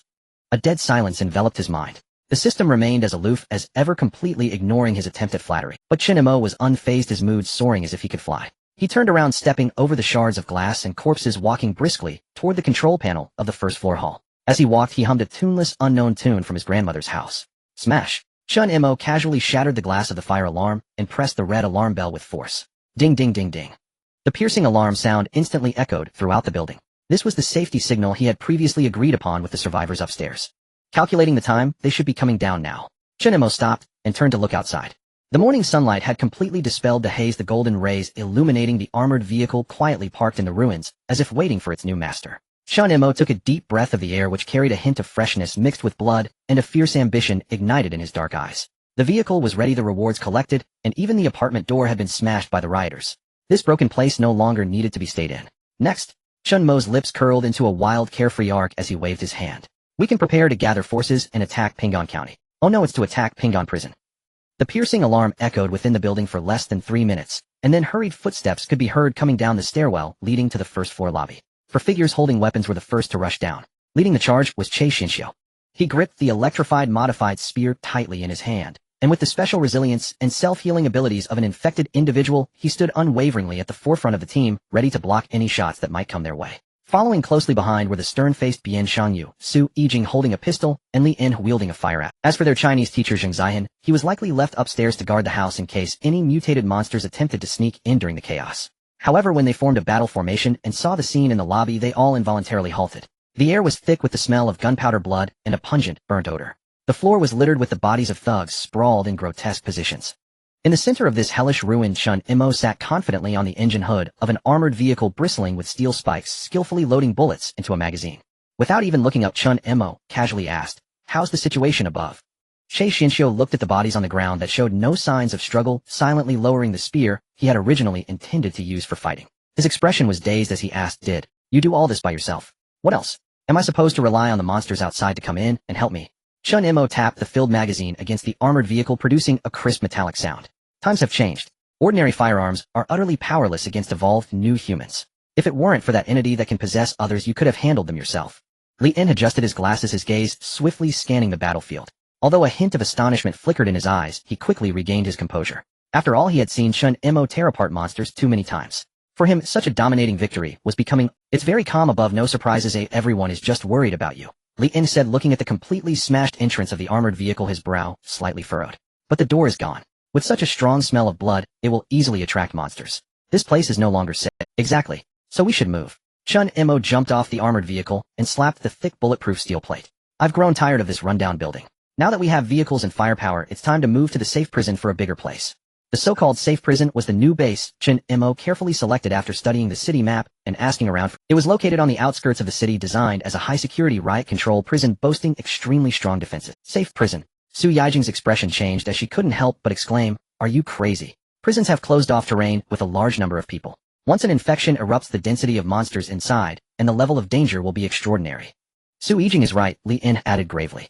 Prisons hold serious criminals whose obsessions and desires are far stronger than those of ordinary people. Once mutated, they could become extremely powerful monsters, and there might even be a massive monster nest formed inside. "I've certainly considered everything you mentioned." Chen Mo turned around, his tone calm, yet resolute. "But you only see the danger and not its irreplaceable value." Chen Mo looked at the group and methodically presented his case. Ordinary residences cannot withstand evolved monsters, but the prison's defenses are already in place. It has 10-meter-high walls, barbed wire, and independent power generators, as well as fully equipped medical rooms and large logistics warehouses. There's even enough space inside for growing vegetables. As long as we can clear it out, it would be the most well-equipped and self-sufficient fortress in the apocalypse. Upon hearing the terms "able to grow vegetables" and "fully equipped," the expressions of several people clearly changed. In the apocalypse, a secure zone that can sustain long-term development is truly invaluable. Li In's mind raced. If what you said is true, then it is indeed worth the risk. However, moving is a massive undertaking. An armored vehicle simply can't fit everyone, and we have too many supplies to carry. More importantly, with the modifications and transportation, we won't be able to finish in a day. You're right, so we're not in a hurry to leave. Chen Mo nodded appreciatively. Li In's mind was always so clear. Now that the door is wide open, staying on the first floor makes us sitting ducks. Everyone needs to relocate immediately to the underground garage. Lock the fireproof roller shutter completely. We'll spend the night in the basement tonight. He paused and quickly issued orders. Old Bien, take 2 agile ones to the garage.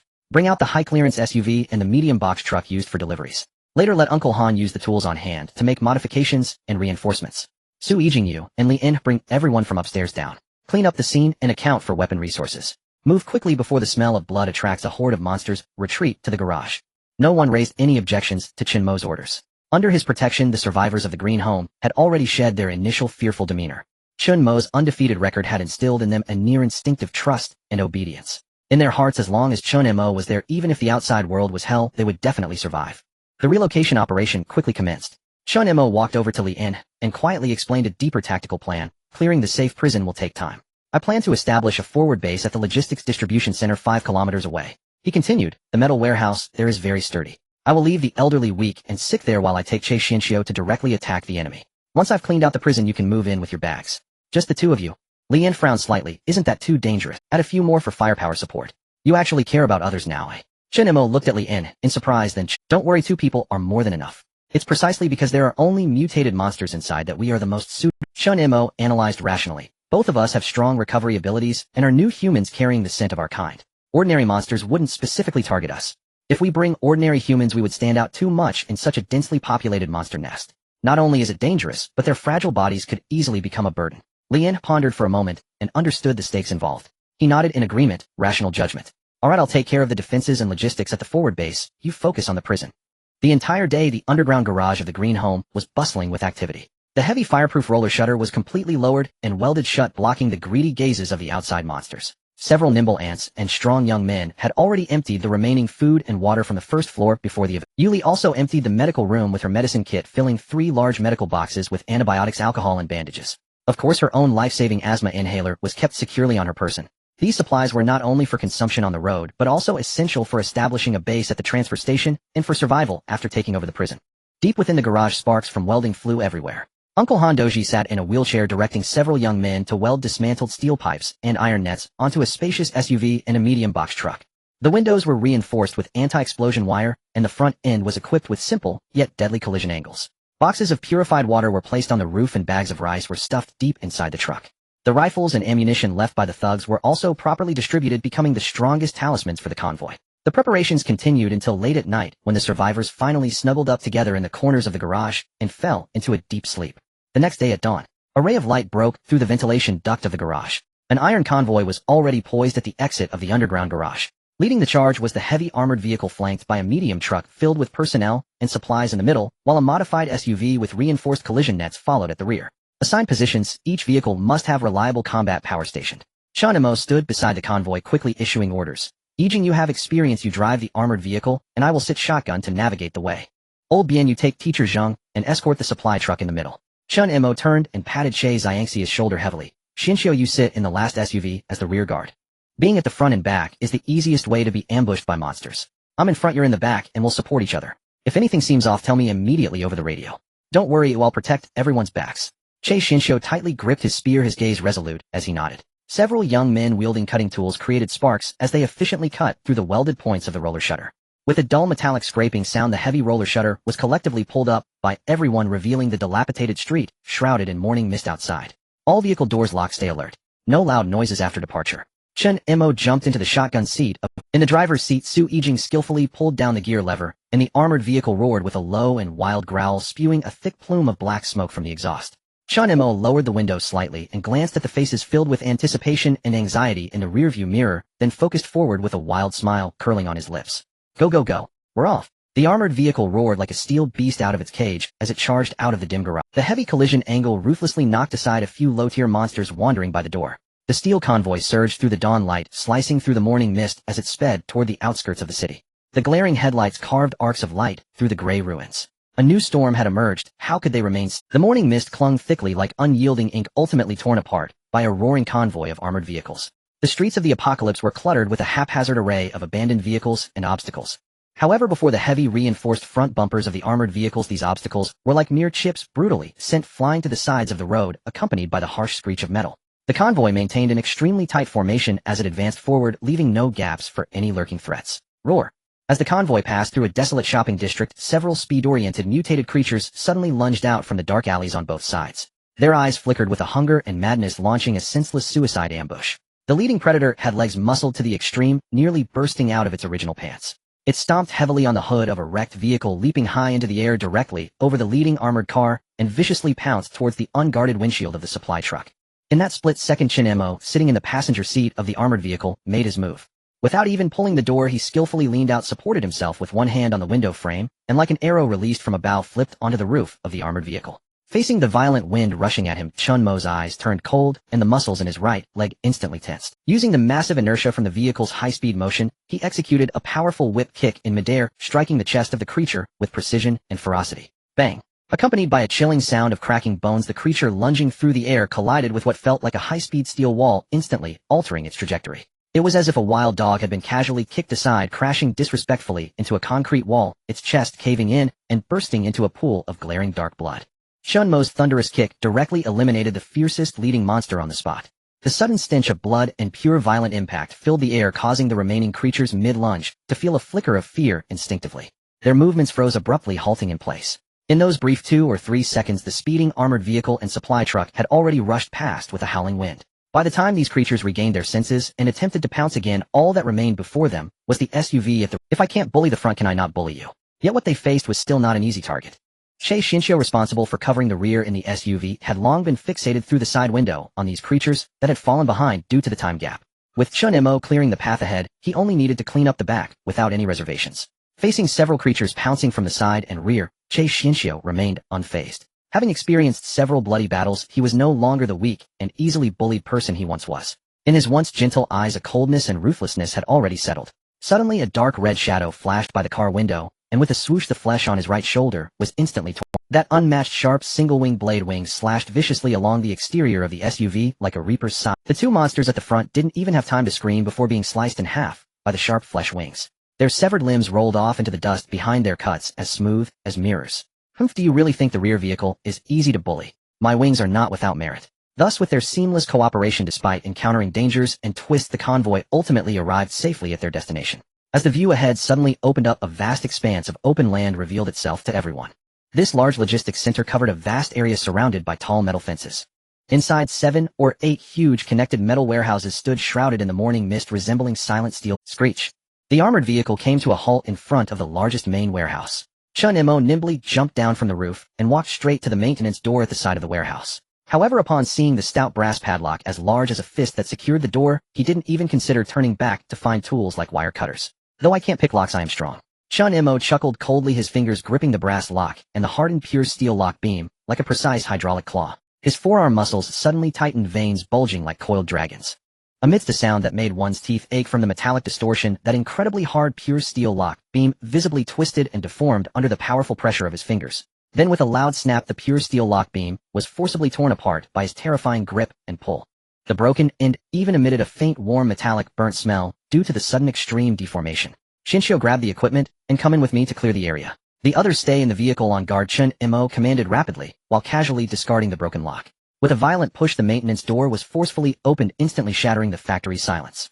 The logistics center typically had a low density of people, and the distribution of monsters within the factory was extremely scarce. However, the presence of several high-displacement vehicles from the armored convoy brought the roar of engines and a strong scent of human presence, like a flame in the darkness, instantly attracting a large number of wandering mutants from the periphery. Bang! Bang bang bang!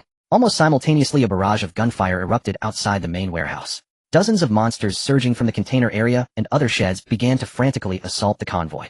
The ones left behind, including Bian Shangyu and Su Yijing, immediately took cover behind the armored vehicle, launching a fierce fire counterattack. Meanwhile, inside the dimly lit massive warehouse, accompanied by several low oppressive roars, a few large and twisted dark shadows slowly emerged from the depths of the towering shelves. With Chen Mo behind him, Che Xiangxi's gaze sharpened, his single-winged blade wings abruptly expanding, creating a torrent of violent airflow, the dark red light gathering in the dimness, ready to unleash. In the dimly lit main warehouse, the air was thick with the scent of machine oil and old cardboard boxes. The one leading the charge was a mutated security guard. Strangely, an old powerful flashlight had completely fused with its right hand, emitting a blinding red light. Such deep obsession. What are you, a security guard afraid of the dark? Even Chen Mo couldn't hold back upon witnessing. However, there were more formidable foes behind. Following closely was a sorting worker whose limbs had entirely devolved into wheels rolling wildly. In the corner, a large creature with a body covered in bone spikes and 4 limbs on the ground lunged forward. A dog. It is well known that the virus only manifests through human desires and would never infect other creatures.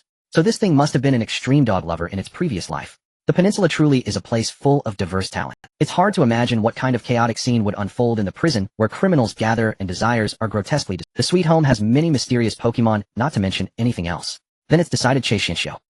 As Chen Mo expanded his thoughts, he casually shouted while pointing at the approaching horde of monsters.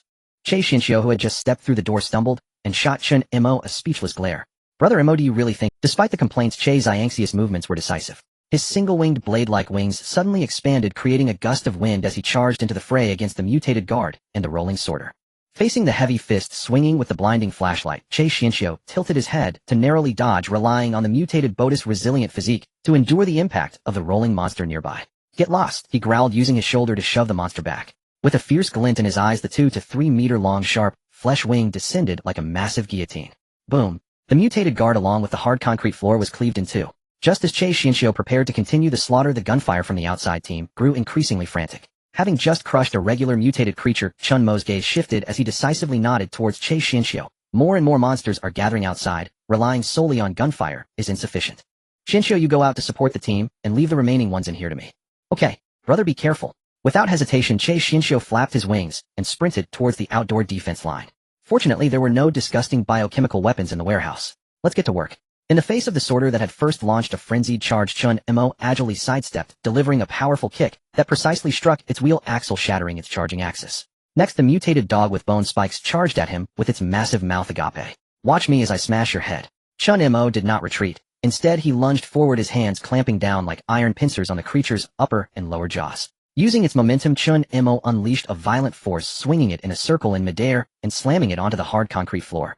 Before the monster could struggle to rise, Chen Mo knelt on its back, pressing his hands against its massive dog-like head, leveraging his Botus brute strength to grind its head against the rough concrete.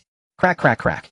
Accompanied by the nauseating sound of shattering bones, sparks and blood splattered everywhere. The rough ground was gouged out, leaving a blood groove as the creature's skull caved in, extensively blood and flesh a mess, completely losing its ability to resist. However, Chen Mo knew well the powerful regenerative abilities of mutated creatures. Pure physical damage alone was insufficient to completely eliminate them. He swiftly pulled out a homemade Molotov cocktail from his waist, striking the fuse with one hand and accurately smashing it onto the limp body of the dog and the scattered monster remains. Boom! The searing flames erupted instantly. Under the merciless consumption and finishing blow of the high-temperature flames, the severely wounded monsters emitted their last shrill cries, their mutated cells losing all vitality, turning into lifeless char. Confirming the warehouse was entirely cleared, Chen Mo shook off the dust from his hands and strode out through the inspection door. As soon as he stepped outside, the sight before him made him raise an eyebrow. The battle outside was nearing its conclusion as well. Bian Shengya's shotgun had driven back the last monster attempting to climb onto the roof of the vehicle. Meanwhile, a dark red figure swiftly skimmed along the ground. Che Xianxiu, like a nimble eagle, executed a spin in midair, using his enormous single-winged blade.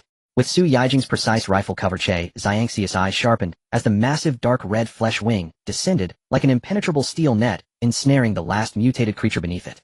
Sizzle. An extremely terrifying high temperature erupted from within his flesh wing, accompanied by waves of nauseating white smoke and intense burning sounds as the monster's cells and bones rapidly melted and disintegrated under the extreme heat, ultimately being completely incinerated. Only a pool of black ashes remained scattered by the wind, while the blade-like flesh wing dripped with no blood. Watching Che Xianxiu execute the kill with fluid grace and great prowess, a glimmer of approval flashed in Chen Mo's eyes, and he couldn't help but sigh like a proud father. Xianxiu has finally grown into a reliable adult. Yet amid his admiration, Chen Mo felt an intense envy rising in his heart as he looked at Xianxiu's wings, which radiated an effect akin to a high-temperature furnace. How convenient. Just look at myself. While my talent for kinetic energy devouring is strong, it ultimately feels too mundane. Every time I finish off a monster, I have to rely on a lighter and homemade Molotov cocktails to ignite. Since arriving in this world, he had been repeatedly going through the process of pulling out bottles, lighting them, and burning, constantly smelling of gasoline, to the point that the act of igniting was making him nauseous. After several rounds of fierce combat, the entire logistics park was finally cleared. Safe. Everyone get out of the vehicle. Chen Mo pulled open the heavy rolling door and gestured to the outdoor team. Survivors streamed in. As the flashlight illuminated the rows of towering shelves inside the warehouse, everyone's eyes lit up with astonishment. Is this paradise? Oh my, look at these. Li Yingya's voice trembled with excitement. A few young and strong men couldn't wait to rush forward with crowbars, quickly prying open countless heavy, unopened cardboard boxes. The sorting area was filled with pallets of instant noodles, canned goods, chocolate pies, and cases of bottled water. On the other side of the shelves, daily use tissues, ointments, cold weather clothing, powerful flashlights, and hardware tools were all available, even a few brand new portable fuel generators. There are too many supplies that seems impossible to move everything. Zheng Zixian frowned slightly at the mountain of goods. No need to rush to move them. Here we have ready-made metal doors. We can lower them and weld them shut, then use the manual forklift in the warehouse to push the containers over to block the dead angles. This place is absolutely secure, Li In analyzed calmly. However, the logistics park can only serve as our logistics supply base. Li In continued his analysis. The structure of the metal house is not sturdy enough to withstand the forceful charges of powerful monsters. Moreover, it's freezing in winter and sweltering in summer. Once it rains heavily, the sound of raindrops hitting the roof would drown out all external noises, making it unsuitable as a long-term survival base. After speaking, Li In turned to look at Chen Mo, who was wiping the blood from his hands, waiting for his decision. Chen Mo nodded in satisfaction. Li In truly lived up to his reputation as Chen Mo's valued chief steward, always clear-headed. Let's proceed, as In suggested. Chen Mo decisively confirmed the arrangements. Everyone stay here to guard the supplies and reinforce them. I will take Xianxiu to secure the prison. That is the real fortress where we can settle down and thrive. Seeing Chen Mo ready to move again after they had just finished, Su Yijing quickly approached and handed Chen Mo a black military walkie-talkie. Take this. Although the mobile network is down, the radio's direct connection remains unaffected. I've locked the frequency to the public channel, so keep in touch. Reliable. Thanks, Yijing. Chen Mo took it, tested the sound, and gave her a thumbs up. Time was tight, so he secured the walkie-talkie to the strap of his tactical vest. Then he turned and walked to the open shelves, swiftly grabbing several packs of high-calorie compressed biscuits and a few boxes of matching ammunition, tossing them into a nearby lightweight modified off-road vehicle. After preparing all the supplies, Chen Mo opened the driver's door and turned to Che Xianxiu. Xianxiu, get in the car. Are we leaving now? Che Xianxiu tightened the tactical backpack on his back and adjusted the torn edges of his clothing, the dark red flesh wing radiating residual warmth already retracted into his body. Let's go all out while it's still light out and thoroughly clean up our new home. Chen Mo sat in the driver's seat, his deep gaze fixed ahead, his tone carrying a decisive and ruthless intent. The engine roared as the two broke away from the main force like two arrows released from a bow, heading straight for the ominous Peace Prison 5 kilometers away. An unknown and dangerous path lay ahead waiting for them. The off-road vehicle turned off its engine behind a ruined site 500 meters away from the perimeter of Pinggan Prison. The air was thick with a suffocating, intense stench, not the usual smell of decaying corpses, but a heavy atmosphere mixed with brutality, blood, and rust. Chen Mo and Che Xianxiu pressed against the cover silently, making their way to the outermost part of the prison. Looking up, the sight before them resembled a steel beast coiled in the depths of an abyss. The 10-meter-high reinforced concrete wall imposed an overwhelming visual pressure, and the original high-voltage wires were entangled with bizarre vines thick as a thigh, writhing like dark red veins.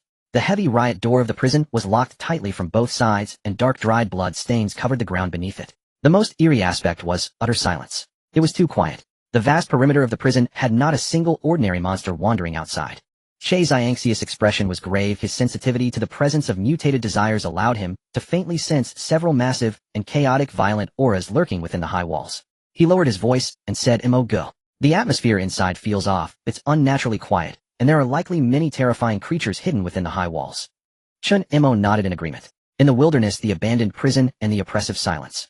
It seemed they resembled a classic horror movie's reckless exploration team. Though Chen Mo was internally complaining, his face remained calm. Leaning against the cold concrete wall, he spoke softly. The prison was a completely sealed iron barrel, and the hardened criminals inside inherently possessed a stronger than normal desire and twisted obsession.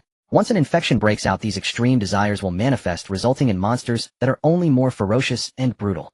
Chen Mo paused, his tone carrying a hint of certain speculation. I estimate that the weaker lower-tier monsters have long been torn apart as objects of venting or as food. Those who can survive in this hell are likely not to be trifled with. Charging in Hedon is certainly not a wise choice. Hearing these words, Che Xianxiu swallowed hard and looked up at the towering 10-meter wall, his brow furrowed. The main gate is locked. If we force our way through, it will surely attract all the monsters inside instantly. But this wall is a full 10 meters high. Mo, go. How about I spread my wings and carry you up? Forget it. Even if you want to, I wouldn't agree to that. Chen Mo felt speechless, imagining two big men hugging in the air. He decisively dismissed the idea, raising his hand to pat his sturdy chest firmly. Xianxiu, when the time comes, use all your strength and hit me hard in the chest without holding back. What a... Che Xianxiu's eyes widened as he waved his hands repeatedly. Mo, go. Even if you don't want me to carry you, you don't have to think like this. A full force punch from me could kill someone. It really could kill someone. Seeing that Chen Mo didn't believe him, Che Xianxiu became a bit anxious and quickly patted his chest to emphasize. Just hit me. Why are you hesitating? Chen Mo frowned, deliberately putting on a stern face to urge. It's just climbing a wall, though I have plenty of strength and means. Looking at Chen Mo's confident eyes, Che Xianxiu gritted his teeth and took a deep breath. All right. Mo, go. Are you ready? As soon as he finished speaking, the muscles in Che Xianxiu's right arm bulged instantly, with veins twisting like dragons, and a huge single-bladed wing with a metallic sheen sprang forth from his shoulder. He did not hold back at all. With a deep explosive sound in the air, his heavy fist, as if a cannonball, smashed hard into boom. A thunderous sound erupted at the base of the wall. However, Chen Mo's upper body did not even sway an inch. His formidable physique acted like a bottomless black hole, absorbing and compressing all the massive physical energy. The violent force surged into his chest, and Chen Mo felt a sudden heaviness in his chest, a faint ache in his bone. But the domineering energy absorption talent within him activated instantly, like a giant beast awakening, swallowing the terrifying force and compressing it tightly within the muscle groups of his legs. Slowly exhaling a breath of turbid air, Chen Mo couldn't help but chuckle. "You really hit hard, kid. But it's powerful. This is exactly what I wanted." Chen Mo grinned slightly, bending his knees, then suddenly exerted force from his waist and hips, directing the massive energy he had just absorbed into his legs. Boom! The ground beneath Chen Mo's feet instantly caved in, and he shot up like a heavy cannonball propelled by an explosive speed. In an instant, he cleared the 10-meter height, gracefully flipping in midair and landed steadily on the wide top of the high wall. Chen Mo stood up and looked down at the interior of the prison. Just one glance made the corners of his eyes twitch slightly. The large playground was devoid of dense monster hordes, only piles of dismembered monster bones torn apart as if they had been chewed to bits. A few large distorted mutants aimlessly wandered in the shadows. And behind the shattered iron windows deep within each prison building, countless pairs of crimson violent eyes lay hidden in the boundless darkness like demons from the abyss, emanating a chilling silent pressure. At that moment, a fierce wind suddenly swept up beneath the wall behind Chen Mo. Sizzle. The dull sound of flesh tearing resonated. To leap over the 10-meter wall, Che Xianxiu fully unleashed his mutated form. The flesh on his right scapula split open, and a massive single-wing blade-like wing 2 to 3 meters long and gleaming with a metallic sheen burst forth. Che Xianxiu forcefully pushed off the ground with his legs, and with a fierce flap of that giant flesh wing, the violent airflow instantly whipped up the sand and stones on the ground. Utilizing this powerful thrust, he shot up like a black lightning bolt, landing steadily on the top of the wall beside Chen Mo. The gale fluttered the edges of their clothing. Che Xianxiu slowly folded his enormous menacing single wing back again. His cold red-tinged eyes were fixed intently on the few high-tier monsters below that had sensed the movement and were slowly closing in as if facing a great enemy. However, Chen Mo showed no signs of tension. He casually moved his wrists and neck, the joints popping with a crisp sound. Without deliberately tensing his muscles or striking any flashy poses, Chen Mo naturally lowered his center of gravity, his gaze deep and focused. That kind of calmness arising from absolute power instead emanated a dangerous aura reminiscent of a top predator. Seeing the restless prey below, Chen Mo couldn't help but feel excited. He then slowly turned his head, looking intensely at the poised single-winged youth beside him, and chuckled softly. "Xianxiu, are you ready for a big showdown?" On top of the 10-meter high wall, the cold wind howled ominously. Chen Mo and Che Xianxiu exchanged a knowing glance, and like two heavy meteorites they leaped off the towering concrete wall, crashing down into the silent prison yard below. Bang! Bang! The dull sound of their landings stirred up a cloud of gray-black dust, and shattered bones echoing through the empty yard. As he stood up, the strong scent of blood and rust hit him like a wave. Under the moonlight, the vast expanse of the yard was littered with severed limbs and broken arms, and suddenly a heavy gasp from the shadow of the abandoned activity area shattered the silence. Thud!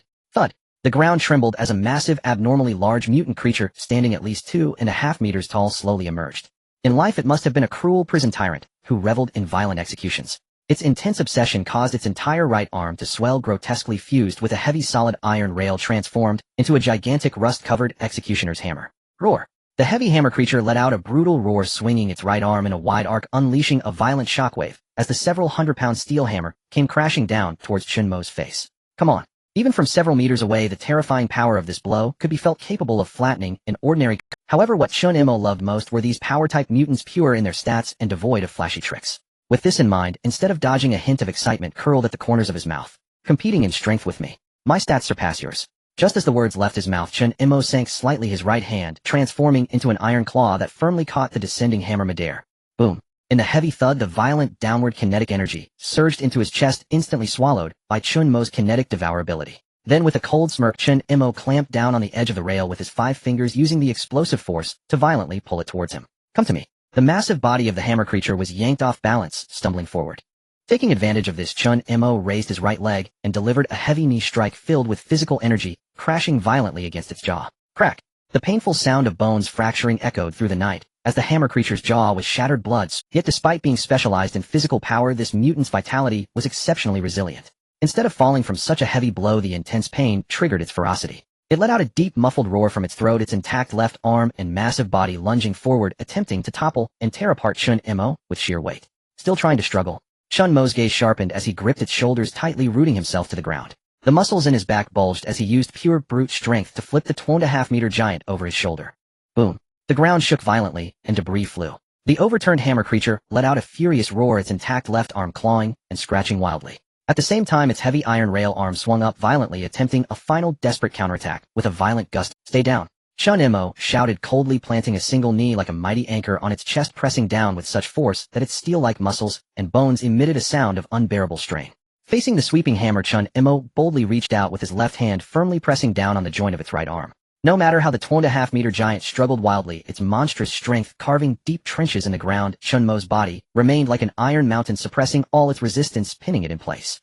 Under the overwhelming numerical superiority, the hammer creature's fierce counterattack eventually turned into a desperate, resigned roar. Chen Mo pressed down hard on the immobile giant and decisively shouted, "Xianxiu, burn it." Behind him, Xianxiu had already understood the assignment. Her massive single wing unfurled, and the scorching blade-like wing descended like the jaws of a giant beast, completely enveloping the struggling remains of the hammer creature. Accompanied by a piercing sound of melting and a dull wail, the hammer creature's powerful muscles and bones, along with its residual regenerative abilities, were violently eroded, turning into a lifeless pile of charred remains. Mo, go watch out above. Just as Chen Mo steadied himself, Che Xiangxia's eyes narrowed, issuing a brief. On the outer wall of the towering observation post to the right, an elongated blood-colored figure lay silently. In life, this fellow must have had a strong desire for escape. Its limbs evolved sharp hooks for easier climbing, while its forearms transformed into 2 over-meter-long pale and sharp serrated bone scythes. Swish! The escapee's hind legs smashed through the wall, launching like a leopard from the air, its sides crossing to strike at the vulnerable spot on Chen Mo's neck. The speed was incredibly fast, yet still within control. Facing the descending fatal blow, Chen Mo didn't even turn his head. His left hand, having just absorbed the hammer creature's energy, shot upward, accurately catching the assassin's ankle. Using the abundant kinetic energy, Chen Mo swung his arm in a wide arc, violently tossing the creature like a cannonball towards the back. On the other side, Che Xianxiu was equally decisive. The dark red shadow erupted, her movements flowing like water as her massive blade-like wing formed a scorching net. The assassin creature, propelled by the violent force of Chen Mo's throw, crashed directly into it, without any chance to evade. Clang! Sparks flew as the hard wing accurately intercepted the sharp tip of the scythe. Immediately after, Che Xiangxia's gaze hardened as the edge of her wing glowed with a scorching red light, like a giant guillotine using force to sweep across. Shoo! The unmistakable sound of slicing flesh echoed as the agile assassin creature was cut in half midair, unable to even let out a scream.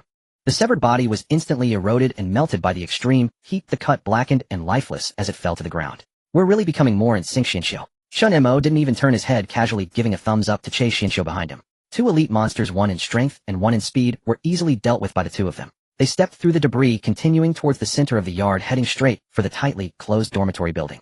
However, as they reached the open area in the center of the yard, their footsteps came to a halt. The stench here had reached an appalling intensity. The flashlight pierced through the darkness, illuminating the massive silhouette that blocked their path. It was a gigantic, bloated, pale mass of flesh towering 2 stories high. It seemed like an ultimate amalgamation formed from countless pieces of meat, entrails, and the corpses of prisoners. Beneath its deathly pale skin, numerous translucent yellow pustules bulged ominously. Inside the pustules, murky and foul green acidic liquid bubbled like boiling water, and faintly several partially digested limbs could be seen twitching desperately beneath the flesh. This monstrous being had firmly entrenched itself on the only path to the dormitory building, leaving the ground within dozens of meters barren, filled with dark pits corroded by the highly concentrated acid. Seemingly sensing the scent of fresh blood and flesh, the grotesque mass of flesh trembled violently, opening dozens of holes between its flesh seams, emitting a nauseating, wet, gasping sound. Chen Mo's expression darkened slightly as he decided to test the waters with this creature. He pushed off with his legs, launching himself forward like a cannonball, delivering a heavy punch aimed at the seemingly soft flesh at the base of the giant. Puff! The punch landed, but there was no sensation of impact. Chen Mo felt as if his fist had plunged into an endless, elastic, gooey swamp. The thick layers of fatty flesh on the outer layer of the mass rippled violently, employing a strange fluidic structure to dissipate all the violent kinetic energy from his punch. Then the surface of the struck mass suddenly contracted inward, triggering some sort of malicious, passive, self-explosive mechanism. Puff!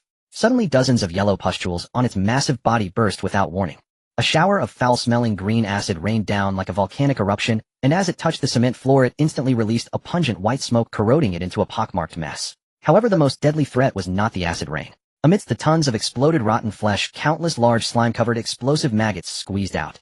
These maggots, as thick as an arm, rolled across the ground, emitting sharp screams as they curled their slippery bodies, leaping towards Chen Mo and Che Xianxiu. With every movement, they left behind large acid burns, instantly turning the entire yard into a treacherous acid swamp. Faced with this nauseating swarm, which would dissolve anything upon contact and severely restrict close combat movement, Chen Mo's forward momentum was abruptly forced back. He quickly stepped back, with Che Xianxiu narrowly avoiding a deluge of corrosive acid mud that threatened to engulf them. Looking at the writhing mass of giant pustules in front of him, continuously splitting and spewing acidic mist, Chen Mo's brow furrowed tightly. Scanning the sticky sea of lethal maggots, his expression turned grim.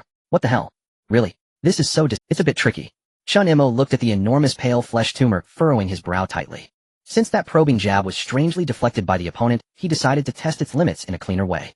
Chen Mo's gaze shifted, locking onto a solid concrete fragment weighing 100 pounds that had just fallen from the wall. His right leg's muscles instantly tensed, his hips exerting force, as if a top-tier athlete were executing a powerful shot. He swung his foot violently at the heavy concrete block.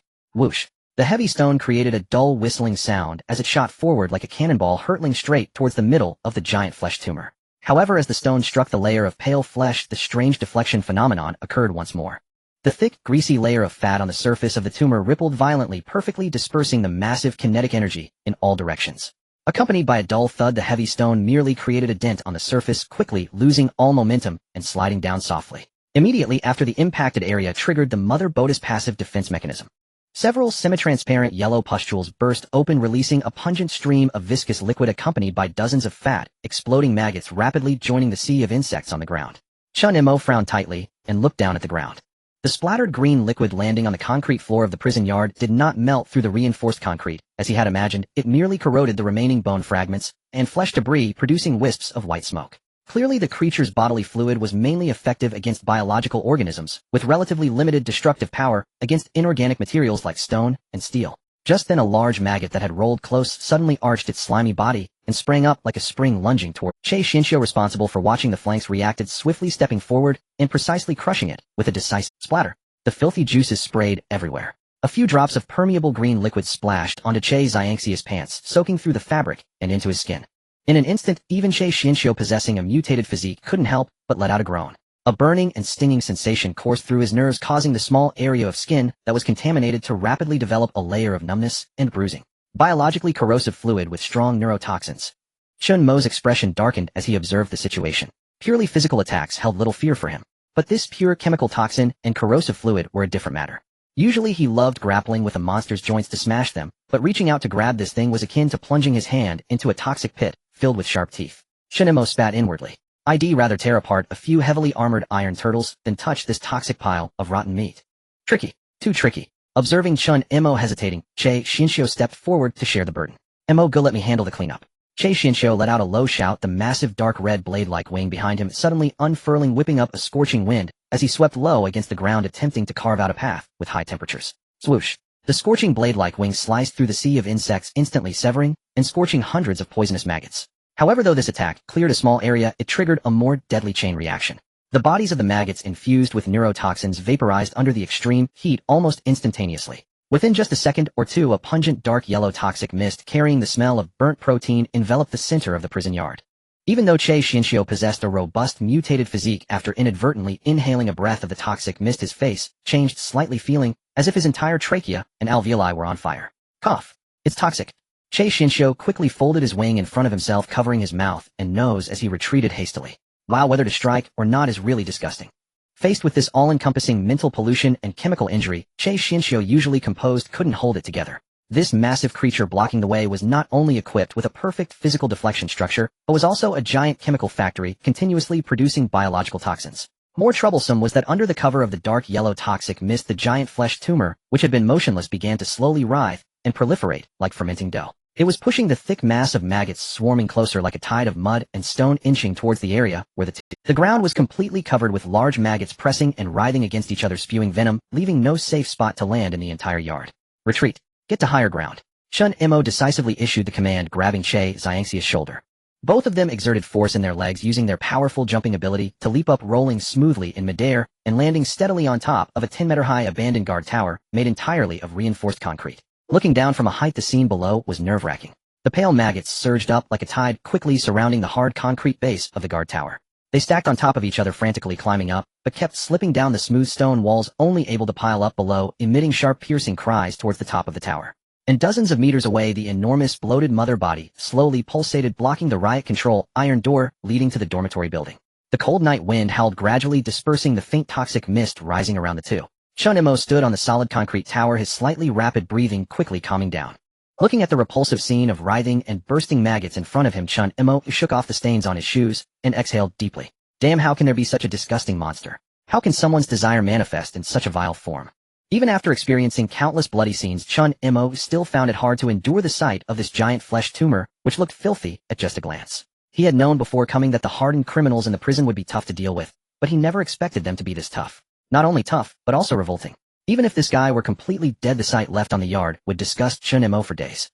Especially thinking about having to take it down by personally smashing that pile of pus-filled rotten meat. I really can't take it anymore. Chen Mo grimaced in disdain, feeling a headache coming on. Standing beside him, Che Xianxiu clearly felt the same, looking at the writhing sea of slime below, rubbing his goosebumps, and feeling a bit nauseous as he echoed, yeah. Suddenly Chen Mo's eyes lit up, and he gave the young man beside him a hard pat on the shoulder, seriously saying, "This heavy duty might have to fall on you, Xianxiu. Go for it, don't let me down on my investment in you." Huh, me? Che Xianxiu was obviously taken aback. He pointed incredulously at his nose, looking back to confirm that no one was behind him, then turned back with a bewildered expression. "Mo, go. Are you joking? I really have to rely on you. After all, your wing has great maneuverability. But don't worry, you'll step in when it counts."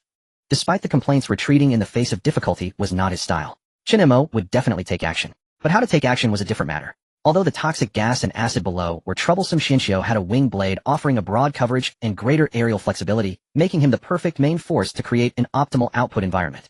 Meanwhile, he would observe from above, seeking the weak points for a decisive strike. Chen Mo squinted slightly, the disdain in his profound gaze gradually settling, restoring the calm of a hunter. His gaze was locked tightly onto the slippery reflective layer of mucus on the tumor's surface and the disgusting moisture-rich maggots beneath.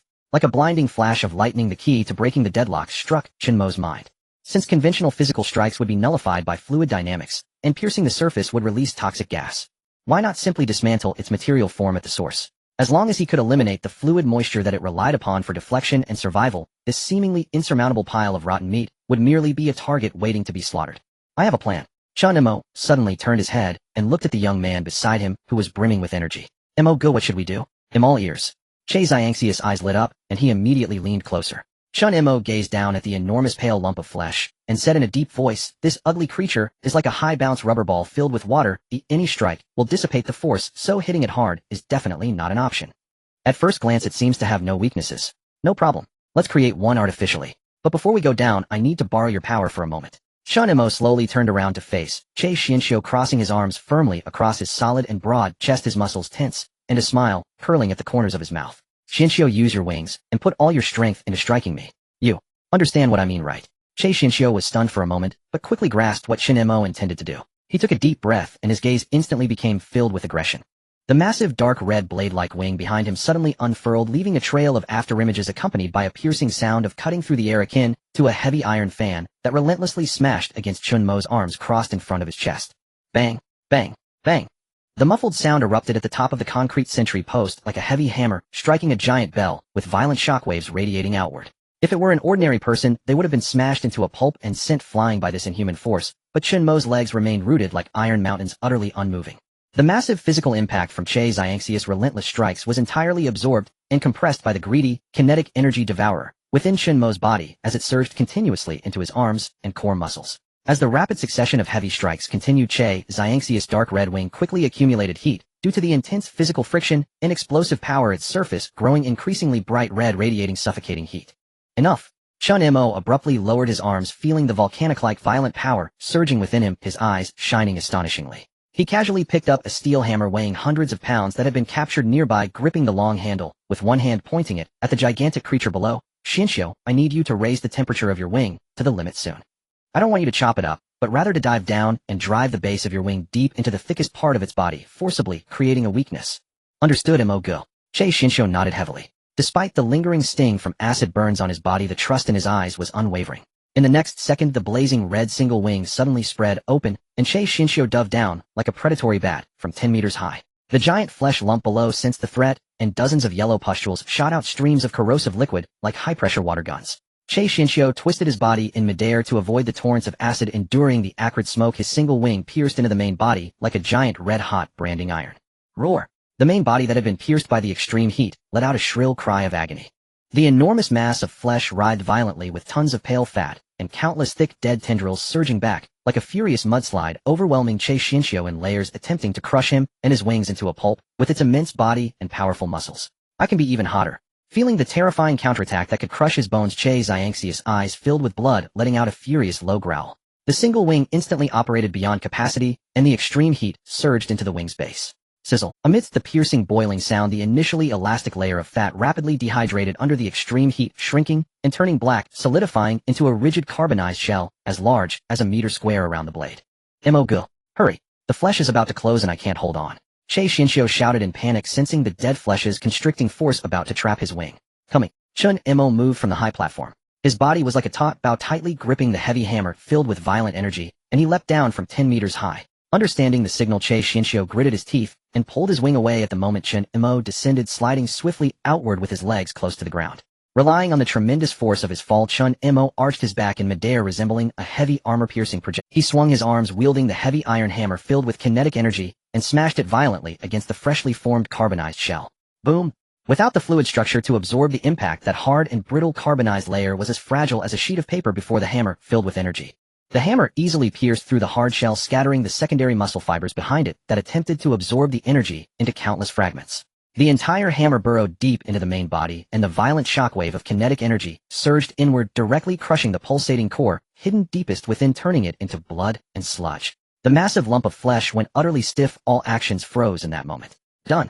Chen Mo had just landed and released the hammer, which felt numb in his grip, hardly catching his breath. However, a dangerous instinct instantly set off alarms. A booming sound like a pressure cooker about to explode came from deep within the now-dead giant. The entire mass of flesh swelled rapidly at a visible speed, all remaining pustules turning into lifeless purple-black. Damn, this thing can self-destruct even after dying.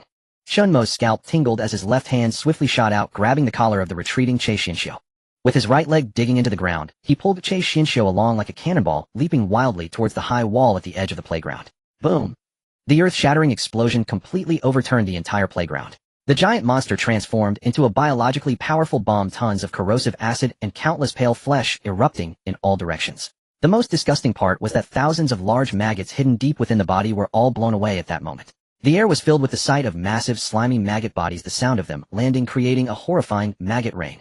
In the blink of an eye, the vast playground surface was completely covered by a thick, writhing sea of white maggots, turning into a toxic slurry of maggots. Plop! Chen Mo barely managed to grab Che Xianxiu and land back on the edge of the wall. Looking at the grotesque scene below where the maggots began to devour each other, his face turned pale, and he muttered, "This is truly disgusting. Even in death, it still has to repulse me. Fortunately, this big guy is really dead. The rest can be cleaned up easily." Chen Mo glanced from above and decisively ordered, "Xianxiu, go down and burn everything on the ground clean, leaving no hidden dangers. Leave it to me." Che Xianxiu took a deep breath, calming his agitated blood flow. He then jumped directly from the wall, crashing heavily onto the relatively open ground at the edge of the sea of maggots. His huge single wing spread out again, instantly entering an extremely dazzling and searing red-hot state. Che Xianxiu lowered his center of gravity like a giant and deadly steel plow, his single wing gliding along the hard cement ground as he swept forward at high speed. Sizzle, sizzle, sizzle. The absolute high temperature caused devastating damage through solid contact. The burning blade-like flesh wings skimmed across the ground, and the rolling large poisonous insects along with the strong acidic slime on the ground exploded upon contact with the blade, instantly evaporating their moisture. Che Xianxiu swept back and forth several times, and in an instant he completely vaporized and carbonized the entire nauseating white sea of maggots into dry black ash devoid of any threat. That felt great. After confirming that there were no living creatures or toxic residue left in the playground, Che Xianxiu returned to the wall and exchanged glances with Chen Mo. The two of them took off running and jumped like two night birds, silently gliding through the night sky, accurately diving into the shattered floor-to-ceiling window on the second floor of the dormitory building. Finally stepping into the relatively dry cement corridor, the interior of the building felt exceptionally silent and oppressive. As Chen Mo straightened up, the cold white beam of his flashlight casually swept across, and he discovered that both sides of the solid load-bearing walls and pillars were densely covered with spiderweb-like fine cracks.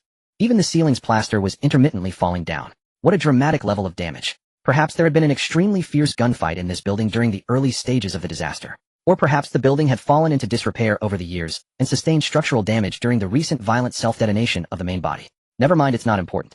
Chen Mo slightly squinted his eyes, shaking off the dust clinging to the edges of his boots, not dwelling on it too much. However, as he gazed into the impenetrable darkness at the end of the corridor, listening to the faint, almost inaudible low hum resembling the old building's ventilation system, Chen Mo inexplicably felt a hint of discomfort rising within him. It was as if in this dead silence of darkness, invisible eyes were fixated on them. The cold white beam of the flashlight flickered back and forth in the pitch-black hallway, illuminating the spiderweb-like cracks on the walls in a ghostly white. The feeling of being closely watched still clung to his skin, causing Chen Mo's brow to furrow tighter. He discreetly let his right hand drop to his side, his muscles taut, every step taken with utmost caution. Suddenly, a strange metallic scraping sound echoed from the old ventilation ducts above. Chen Mo and Che Xinxiu. Before the flashlight beam could sweep upward, a muffled bang resonated, and the broken aluminum ceiling above collapsed with a thunderous crash. A mutated prisoner, its form severely shrunken and skin showing a sickly pale hue, lunged down from the dark recess of the ceiling like a startled giant spider moving at breakneck speed.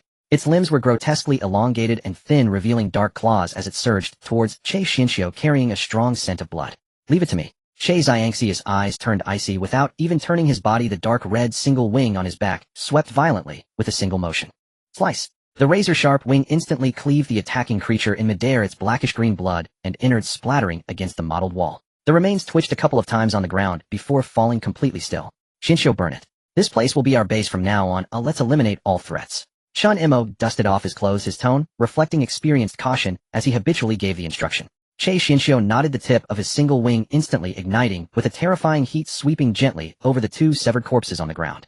Sizzle, the sound accompanied by a pungent odor as the ambushing mutant was quickly reduced to a harmless pile of black ash. Chen Mo kicked at the ashes on the ground, feeling the tension in his back ease slightly, as he disdainfully exhaled a breath. Damn, I knew it.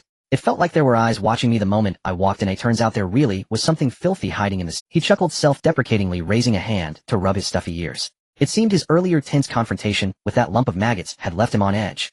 With the lurking spying aberration now dead, he felt significantly relieved. That sticky sensation of being watched was likely due to this creature.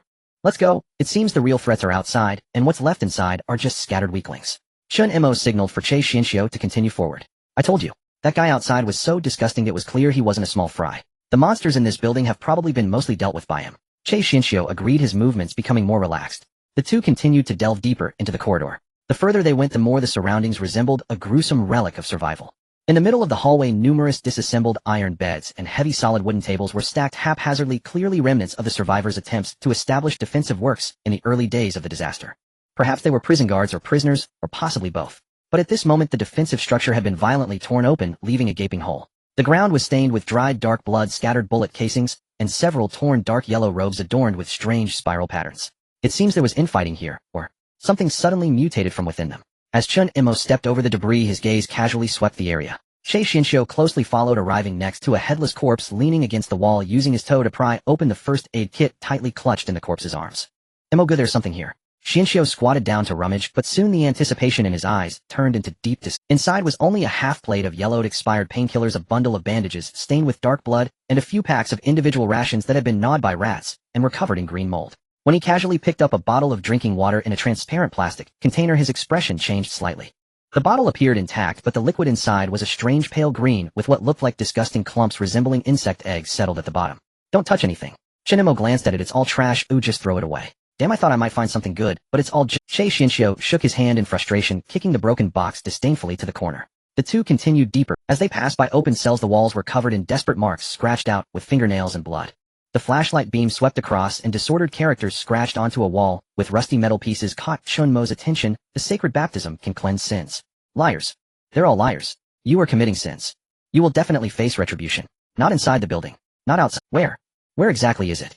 Che Xinxiu shivered involuntarily at the neurotic scratches on the wall and the yellow robe fragments on the ground. A cult. This place is a bit sinister. Don't bother with these phony cultists. Chen Mo stepped over the debris on the ground. A bunch of madmen who only know how to brainwash and deceive. If they dare provoke me, you'll send them to meet their gods. The second floor seems clear. Let's keep going up. The two groped their way up the stairs. The moment they stepped onto the third floor, the air was filled not only with the smell of blood, but also with a nauseating scent of cheap incense.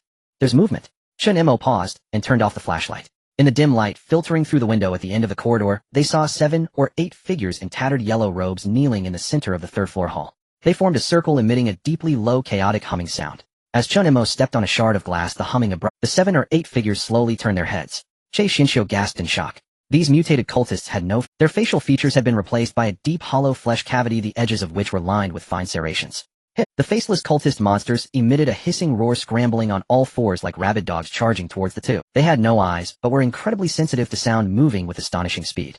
Who are you trying to scare? Chen Mo snorted, coldly advancing instead of retreating. As he faced the 2 foremost faceless cultists, he lunged forward with his strong arms precisely gripping their necks. The sickening sound of shattering bones echoed as Chen Mo's brutal grip crushed the necks of both monsters. At the same time, Che Xinxiu maneuvered in from the side. The dark red single wing drew an exceptionally brilliant crescent-shaped flame in the dim corridor. Sizzle, sizzle, sizzle. The remaining faceless cultists were sliced into burning pieces upon contact with the heated blade. Burn it all, let's go. Chen Mo tossed the two corpses he held onto the ground, his tone showing no sign of emotion. Che Xinxiu skillfully released high temperatures, turning the scattered remains into ashes. The two continued pushing towards the 4th and 5th floors. Aside from occasionally dealing with a few mutated creatures trapped in cells, the scene in the corridor grew increasingly harrowing. Numerous corpses of cultists in yellow robes began to appear on the ground. Strangely, these corpses bore no signs of being torn or bitten by blades, yet each one bled from all 7 orifices, their chests deeply caved in. It was easy to deduce from the mangled flesh oozing from their sunken chests and orifices that their bones and organs had been pulverized into a mushy paste by some invisible colossal force. The flashlight's beam continued forward, crossing over the sea of corpses, finally fixing upon a heavy double bulletproof glass door at the end of the 5th floor corridor. A swaying sign hung above the door, the writing barely discernible. Meanwhile, from behind the cracked bulletproof glass door came a heavy labored breathing sound reminiscent of an old bellows being pulled. Hiss! Huh! Hiss! Huh! The sound was immense, shaking the dust on the ground with each breath. Chen Mo narrowed his eyes, slightly peering through the blood-stained bulletproof glass of the door. In the center of the ruins stood a colossal figure over 2 meters tall, resembling a heavy armored vehicle. The creature was clad in a heavily damaged riot suit, its helmet long shattered, revealing a horrifying face devoid of features, as if it had been grotesquely melted by some immense sorrow. What was most terrifying were its completely mutated arms. They did not have bone spurs or claws, but had transformed into 2 robust biological structures resembling giant cylinders. The forearms ended in 2 flat, heavy keratinized striking surfaces covered with exhaust holes resembling a honeycomb. With each heavy breath, those biological cylinders continuously contracted and expanded. It was like a frenzied beast constantly smashing its cylinder-like arms against the walls and the ground, as if trying to break something that could not possibly be opened. No wonder the corpses on the corridor floor died in such a strange manner with no external injuries, but their insides completely shattered. Chen Mo mused, raising an eyebrow in realization. This seemed to make sense. If this monster slammed those 2 enormous cylinder arms together or smashed them against the ground wildly, the directional shockwave generated by the sudden compression of air could indeed pulverize a person's internal organs through their abdomen. It looks like these zealots had their insides crushed by the very compressor they created, suffering a backlash. Chen Mo chuckled. He had never had any fondness for cults. But since it was blocking his path, it still had to be dealt with. Chen Mo rotated his neck, the joints cracking crisply. Roar! The pressure tyrant inside the door sensed the presence of a living person outside, and its featureless face twisted grotesquely, seemingly erupting with extreme rage and hatred. It did not even attempt to push the door, but suddenly raised its cylinder-like arms and violently slammed them together in front. Bang! A deafening thud erupted akin to a heavy artillery shell being fired. A violent and visibly powerful air shockwave exploded from between its arms like an invisible cannonball, ruthlessly striking the thick bulletproof glass door. Boom! That bulletproof door, capable of withstanding rifle fire, shattered into countless pieces under the terrifying pressure shockwave as shards of glass rained down the corridor like buckshot. This beast packs quite a punch, I'll take care of it. Chen Mo grunted, advancing through the storm of flying glass shards and the raging shockwave. The muscles in his right arm bulged like a black dragon, brimming with power, bracing against the dull shockwave capable of shattering a common person's insides, delivering a straightforward punch towards the arms of the pressure tyrant. Clang! The fist collided with the keratinized striking surface, erupting a terrifying sound like heavy metal clash. The monstrous shock force of the pressure tyrant, capable of shaking mountains and shattering innards, vanished the moment it touched Chen Mo's fist, as if swallowed by a bottomless sea. Chen Mo's kinetic energy devour acted like a greedy beast, consuming and compressing all that mechanical energy. His feet gouged 2 deep trenches in the cement floor, firmly resisting the air compression explosion. Not only was he uninjured, but Chen Mo also revealed an excited grin. It's the likes of you that are the most delightful opponents. Utilizing the vast energy he absorbed, Chen Mo's left hand transformed into a sharp knife hand, slicing through the air with a piercing sound, stabbing fiercely at the gap in the monster's riot armor. Schlurp! The hard riot armor, along with the keratin layer beneath, was directly pierced and torn apart by Chen Mo's knife hand as black blood gushed out like a fountain.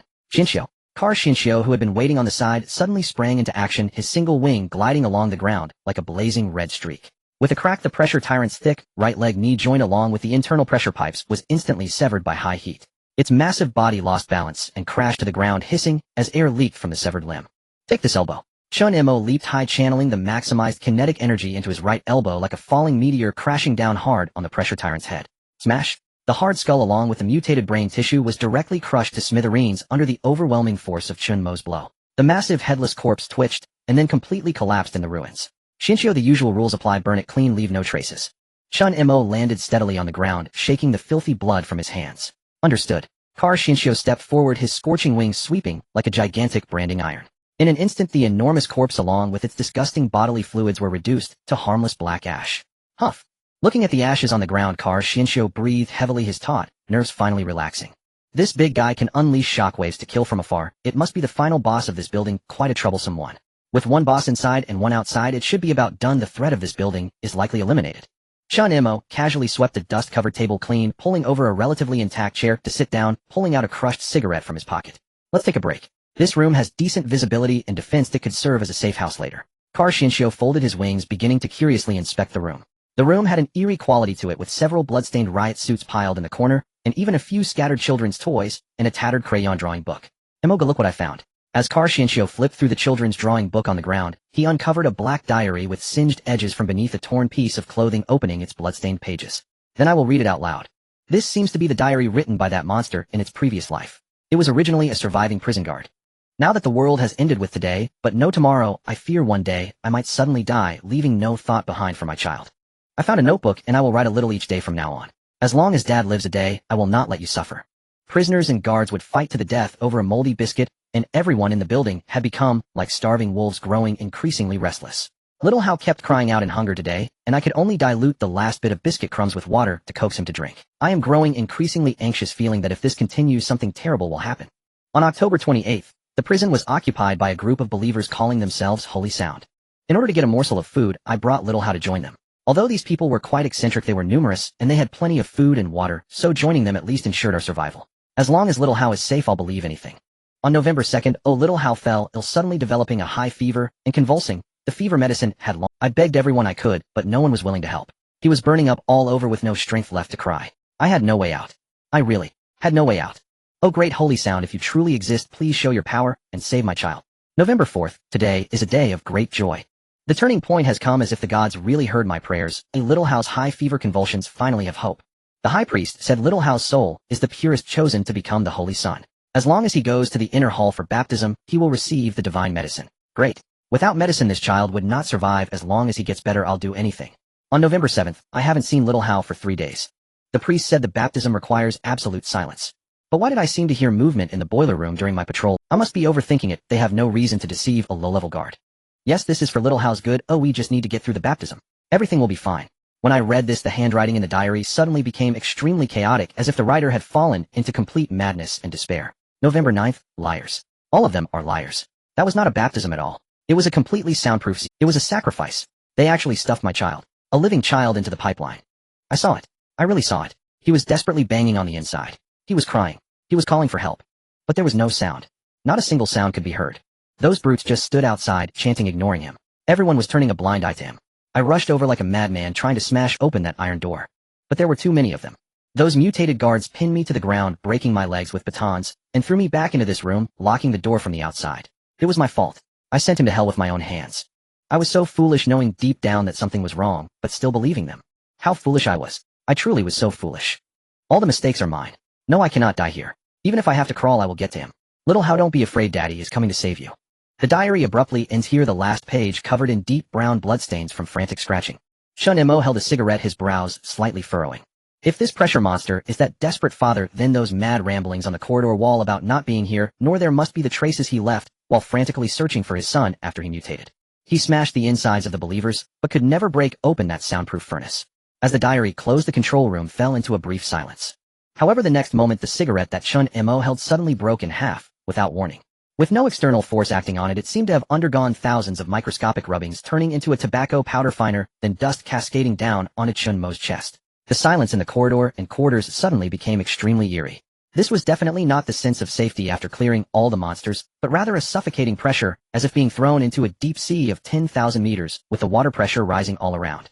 Shinshio had not yet recovered from the horror of the diary, when he suddenly noticed that a metal cup that had been knocked over by the battle earlier had a small amount of water in it, which was shaking and boiling at a terrifying frequency. A faint yet piercing high-frequency hum began to resonate in the windless room. Then the thickened bulletproof glass windows on both sides quietly turned into fine white powder, falling to the ground like a waterfall without any physical impact. The relaxed expression on Chen Mo's face vanished without a trace. He suddenly stood up, his muscles tense to the limit as the flashlight beam wildly scanned the empty room. There was no wind, no enemies breaking in through the windows. The pressure monster father that released the shockwave had long been turned to ash. Where is this damned, all-pervasive vibration coming from? Suddenly the words from the diary flashed through Chen Mo's mind like lightning. Ugh. Cha Hyunsu clutched his chest tightly, emitting a ragged wheezing sound from his throat, like air violently forced through a broken bellows. It felt as though the surrounding atmosphere had instantly transformed into millions of invisible microscopic surgical blades. Externally, a horrifying flame was unfolding. Internally, his vital organs convulsed in a magnitude 10 seismic cataclysm, shattering them into pulp. Mo. What's happening? It hurts so much. Gritting his teeth against the blood frothing in his throat, Cha Hyunsu strained to unfurl his dark crimson, single wing behind him, wrapping it around his body in a desperate bid to shield himself from this all-pervading assault. But he was wrong. This was no physical cleaving. At the very instant the massive wings spread wide, forming a living shield, the high-frequency sonic waves pierced straight through. Under terrifying resonance, the bones and muscle fibers within the wing became perfect conductors, intensifying friction until its temperature surged uncontrollably, scorching his own back, as if laid bare over an open furnace. Oh! A stifled cry of agony tore from Cha Hyunsu's lips as the wing collapsed lifeless to the ground. Even his mutant regenerative capacity proved pitifully feeble against this omnidirectional high-frequency annihilation. New capillaries regenerated, only to be brutally torn apart a thousandth of a second later by even higher frequency oscillations. His vision blurred, consciousness battered by unrelenting torment, slipped irrevocably toward the edge of total collapse. Shit! Almost simultaneously with Cha Hyunsu's injury, Chen Mo sensed the lethal anomaly in the surrounding air, a razor-edged shift in atmospheric tension. With a formidable enemy looming, overwhelming force always outweighed solitary combat. Never would he allow a comrade to fall here unexplained and untimely. He cursed low and deep, hesitating not a heartbeat, then lunged forward in one heavy decisive stride. His broad, iron-hard frame slammed into position like an immovable bastion, shielding Cha Hyunsu completely and attempting, through sheer superhuman physiology, to intercept and blunt the brunt of that invisible sonic barrage. At the moment the wave struck, every fiber of Chen Mo's musculature, every segment of bone, even the very flow of his blood, ignited instantaneously with kinetic devourer. Countless torrents of violent high-frequency vibrational energy crashed into him like a tsunami. Kinetic devourer ravenously consumed these mechanical oscillations, striving to fully assimilate them. Yet the frequency was too dense, too relentless. For the first time, consumption lagged behind the microscopic devastation, failing to keep pace with its insidious, all-penetrating erosion. Dozens of fine crimson lacerations burst across Chen Mo's broad shoulders and arms, their steel-like skin fracturing instantly, while a mist of vivid scarlet exploded outward from his entire surface. A wave of nauseating vertigo and visceral cramping surged upward from his chest. A trickle of brilliant crimson seeped slowly from the corner of his mouth. Back to back, the two men were now trapped within this intangible quagmire of flesh and blood. Chen Mo seized Cha Hyunsu's collar in one firm grip and dragged him forcefully beneath the heavy metal control console. Don't move, not a damn inch. This is resonance. The harder you resist, the tighter your muscles lock, and the deeper the damage cuts. Chen Mo clenched his jaw so fiercely that thick cords of muscle bulged along his neck. He swept his gaze rapidly across the chamber. Crouched beneath the console, its load-bearing angles form an acoustic shadow zone. It'll buy us a sliver of reprieve. Hold on, no sleeping allowed here. Cha Hyunsu curled up in the corner, drenched in blood, his eyes burning as he stared at the broad back shielding him, his vision blurring with sudden fierce tears. He could see it clearly. Chen Mo's once thick, resilient back was splitting open before his eyes, gashes blooming across the skin with grotesque speed. To shield him from the full frontal impact of the sonic onslaught, this man bore upon himself 1,000 cuts, each more excruciating than the last, beyond any mortal endurance. I'm sorry, I've become a burden again. Cha Hyunsu bit down hard on his lower lip until blood welled, nails digging deep into his palms to force himself awake. It's all right. As the future benevolent father of Green Haven, and of this land itself, Chen Mo welcomed responsibility without hesitation. Yet the thought dissolved instantly beneath a fresh wave of searing pain. This was agony so profound it made Chen Mo's scalp crawl. This was no battle, it was slow, methodical flaying. Any ordinary person subjected to such soul-shaking torment would have long since shattered into madness, or chosen death. Yet Chen Mo neither broke nor retreated. Faced with this relentless flaying destruction, the fused virus within his body reacted as though triggered by existential peril, its dormant cellular vitality igniting explosively into hyper-accelerated operation. A grotesque yet eerily vital spectacle unfolded in the chamber, as Chen Mo's skin ruptured and peeled under the sonic barrage. Dark red granulation tissue welled instantly from each wound. These fleshy tendrils reknit, sutured, and rebuilt with impossible speed, defying all known biology, in less than 1,000th of a second. Rupture, reknitting, rupture again, reassembly again. Chen Mo stepped willingly into a microscopic meat grinder, his entire form enveloped in a roiling, scalding crimson, steam born from blood vaporizing on contact with the air. Brutal, rapid destruction collided headlong with ruthless, accelerated regeneration. Each inch he advanced was paid for in hundreds, thousands, of simultaneous collapses and rebirths. The omnipresent high-frequency resonance sought to grind him to dust, bone and flesh alike. Yet he met it with raw, defiant flesh reconstruction, forcing his way through despair itself. The creature hidden in the shadows seemed to sense something deeply aberrant about this human below. In its venom-drenched cognition, every living thing entering this domain should writhe in hopeless agony, as it once had trapped inside a roaring furnace, before collapsing into a pulpy, hemorrhaging ruin. Yet this man, wreathed in steaming crimson vapor, refused to fall, and worse, dared to seek its location. Deep within the labyrinthine ventilation ducts overhead, a shrill, frantic screech erupted, like fingernails scraping. VVVVRR. The faint ambient hum suddenly spiked into a piercing, ear-splitting shriek, rising not only in pitch, but in ferocity, as the hidden saint abandoned restraint and poured every ounce of will into resonance. Aluminum support beams and the few remaining fluorescent tubes atop the control room twisted violently, then shattered under the apocalyptic vibration. Chunks of jagged metal and splintered glass mixed with choking dust descended in a miniature storm of steel, hurtling straight toward Chen Mo's head and shoulders. Chen Mo didn't even blink, nor did he flinch. At the instant those blade-sharp fragments struck his body, fragments capable of punching clean through armor plating, kinetic devourers supercharged by cellular hyperactivation surged to its absolute peak. The immense kinetic energy carried by each projectile was violently stripped away upon contact, sucked dry, devoured whole. That ferocious storm of steel lost all momentum in an instant, stripped of its very force. Clatter, clatter. Countless shards and slivers slid limply down Chen Mo's blood-streaked body and scattered silently across the floor, inflicting not a single additional wound. Such purely physical assaults were utterly incapable of breaching his monstrous adaptive defense. Is that all? Chen Mo stood unmoved beneath the sonic scourge, his expression icy resolute. Then you're finished soon. He did not recklessly strike upward at the ceiling. Instead, enduring the flaying resonance, he fixed his unwavering gaze upon the floor beneath his feet. The control room floor was carpeted in fine white powder. The pulverized remnants of bulletproof glass shattered moments. Now under the ceaseless high-frequency tremor, the delicate particles did not scatter. They danced, coalesced, and leapt with eerie purpose, tracing concentric circles and intricate symmetrical geometries across the concrete. This was acoustic visualization, a physical phenomenon wherein fine particulates naturally migrate to nodal points of minimal amplitude, avoiding zones of maximal vibration. Chen Mo had studied relentlessly, mastering diverse disciplines to wield his abilities with maximum precision. Did he still think of himself as the university student he once was? His deep-set eyes narrowed slightly. From the concentric rings and ripple patterns formed by the powder, his battle-honed intuition reconstructed the sonic reflection paths in real time, mapping trajectories at lightning speed. So, that's where you're hiding.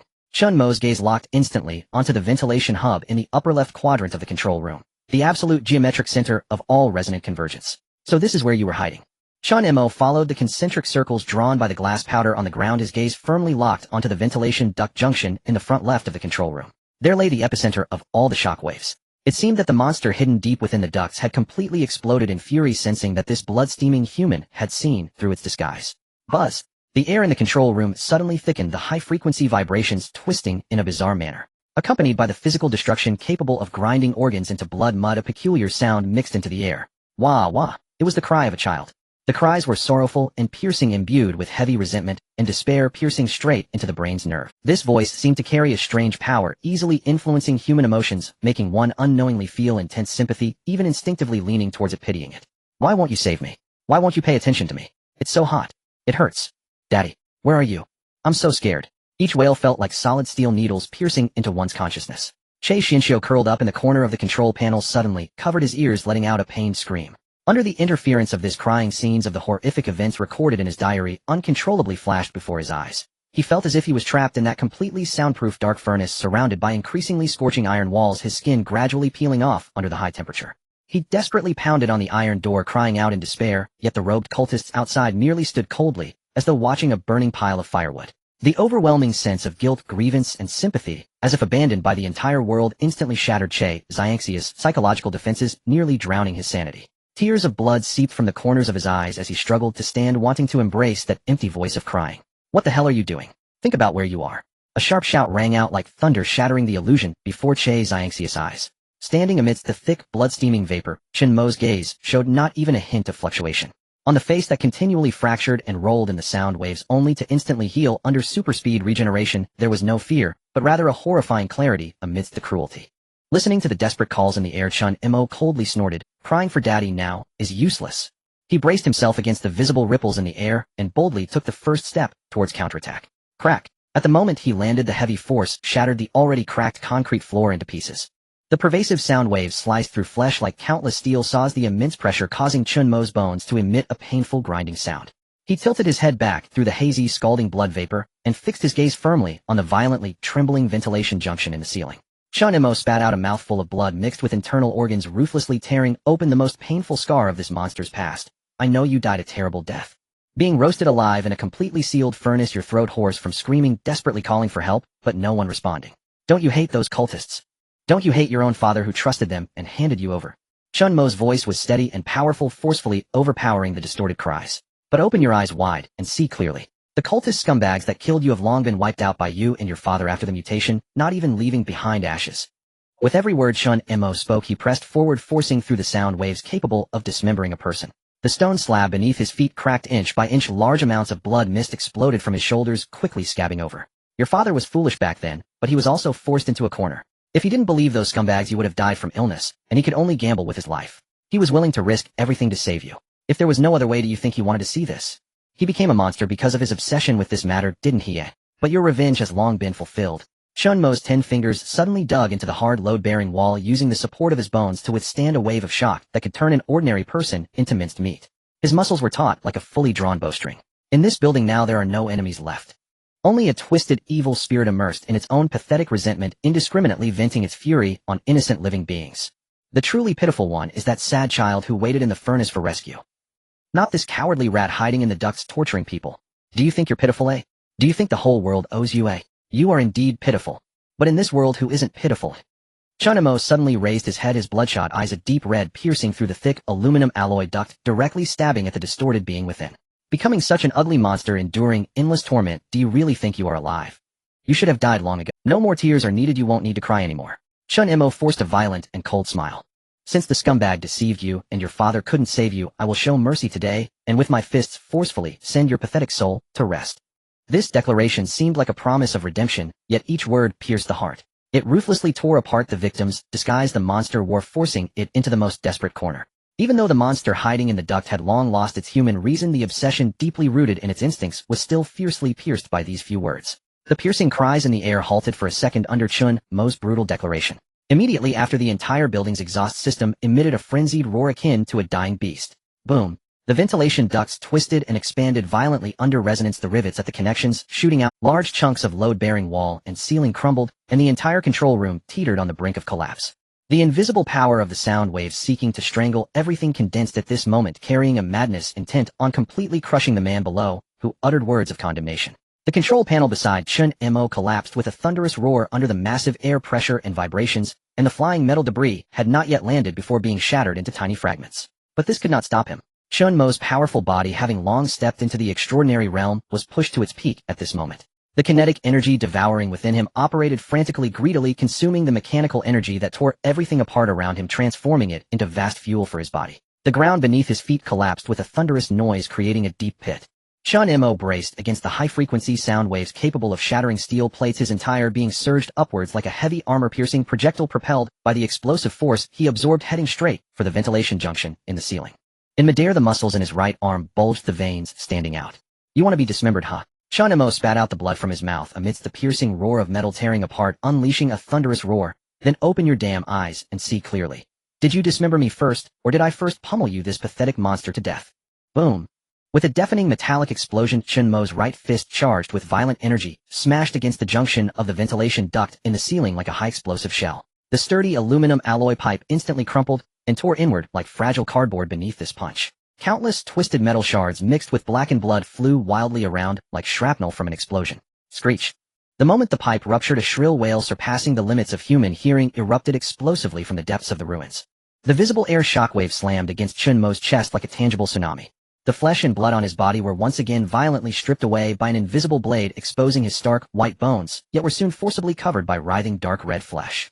Chen Mo braced himself against the overwhelming force capable of shattering bones. His robust arms plunged into the broken pipe, and his fingers like iron hooks firmly clutched a cold, slimy mass of flesh that was still trembling violently. Get out here. Chen Mo's muscles bulged like a dragon as he let out a beastly roar, forcibly dragging the master hidden in the darkness out from the complex depths of the duct. With a muffled thud, a twisted monster was slammed heavily onto the powdery floor of the control room. The instant he saw the monster, Che Xianxiu, who had just struggled to get up, felt his pupils constrict sharply, involuntarily gap. It was a grotesque creation, curious, yet steeped in tragedy. Its size was that of a 7 or 8-year-old child, yet its skin was completely charred and melted, fused grotesquely with several rough exhaust pipes. It had no eyes, no nose. Its entire face bore a pitch-black hollow that occupied most of its head. It was not a mouth, but a fleshy resonance chamber resembling a subwoofer. Inside the chamber, a dense array of exceptionally developed vocal cords and keratinized plucking blades rubbed against each other with every breath it took, releasing a penetrating, deathly resonance. Is this the holy son who was roasted alive in the furnace? Both of them thought simultaneously. It seemed a pity for a child to end up in such a fate. The forcibly dragged holy sun let out a roar filled with resentment. Its charred limbs clawed at the ground like a spider, and the resonance chamber on its face suddenly aimed at Chen Mo. This time it was not an indiscriminate shockwave, but a focused explosion that compressed all sound waves to their utmost limit. The air twisted before it forming a visible transparent air column, like an invisible battering ram charging straight at Chen Mo's face. Still trying that trick. Chen Mo did not dodge a flicker of violent malice crossing his gaze. He charged toward the lethal sound wave shock, stepping boldly forward, his right arm's muscles swelling to the limit as his right fist became enveloped in compressed air, emitting a piercing sonic boom. "I'm taking you with me today, let's see who can stop me." With a punch, Chen Mo struck straight against the transparent boom. The collision of physics and sound waves unleashed a small-scale storm of destruction within the cramped. The raging airflow instantly rolled back, sweeping away the remaining metal control panels along with the debris scattered. The heavy iron plates were torn and severely deformed, crashing against the walls like crumpled paper, and the building's structural supports groaned painfully, as if they would collapse entirely at any moment. Caught in the center of the storm, Chen Mo was at the forefront. The destructive power of the extremely compressed sound wave column was astonishing. Even the energy devourer within him overloaded at this moment, emitting a cry of unbearable strain. Even his exceptionally resilient body could not fully withstand it. The skin and muscle on his right arm shattered in layers during this cataclysmic clash, exposing the stark, white bone beneath, and before the crimson blood could drip, it was shattered into a mist and wildly sprayed. But he did not retreat a single step. "Break for me." With his eyes bursting, Chen Mo roared, bearing the overwhelming recoil. His fist pressed forward like a bamboo shoot, breaking through the ground, crushing the invisible sound wave column inch by inch, and finally smashing it into the holy sun's face covered in vocal organs. Crack! The crisp sound of bones fracturing rang out. The massive resonance chamber on the monster's face was directly caved in and shattered by Chen Mo's overwhelmingly powerful punch. The hard keratinized plucking blades and vocal organs turned into a puddle of mangled flesh under the violent kinetic energy. Ugh! The piercing high-frequency resonance abruptly ceased, leaving only the sound of wind escaping from its throat. The oppressive atmosphere in the control room, which felt as if it would shatter one's brain, instantaneously disappeared like a receding tide.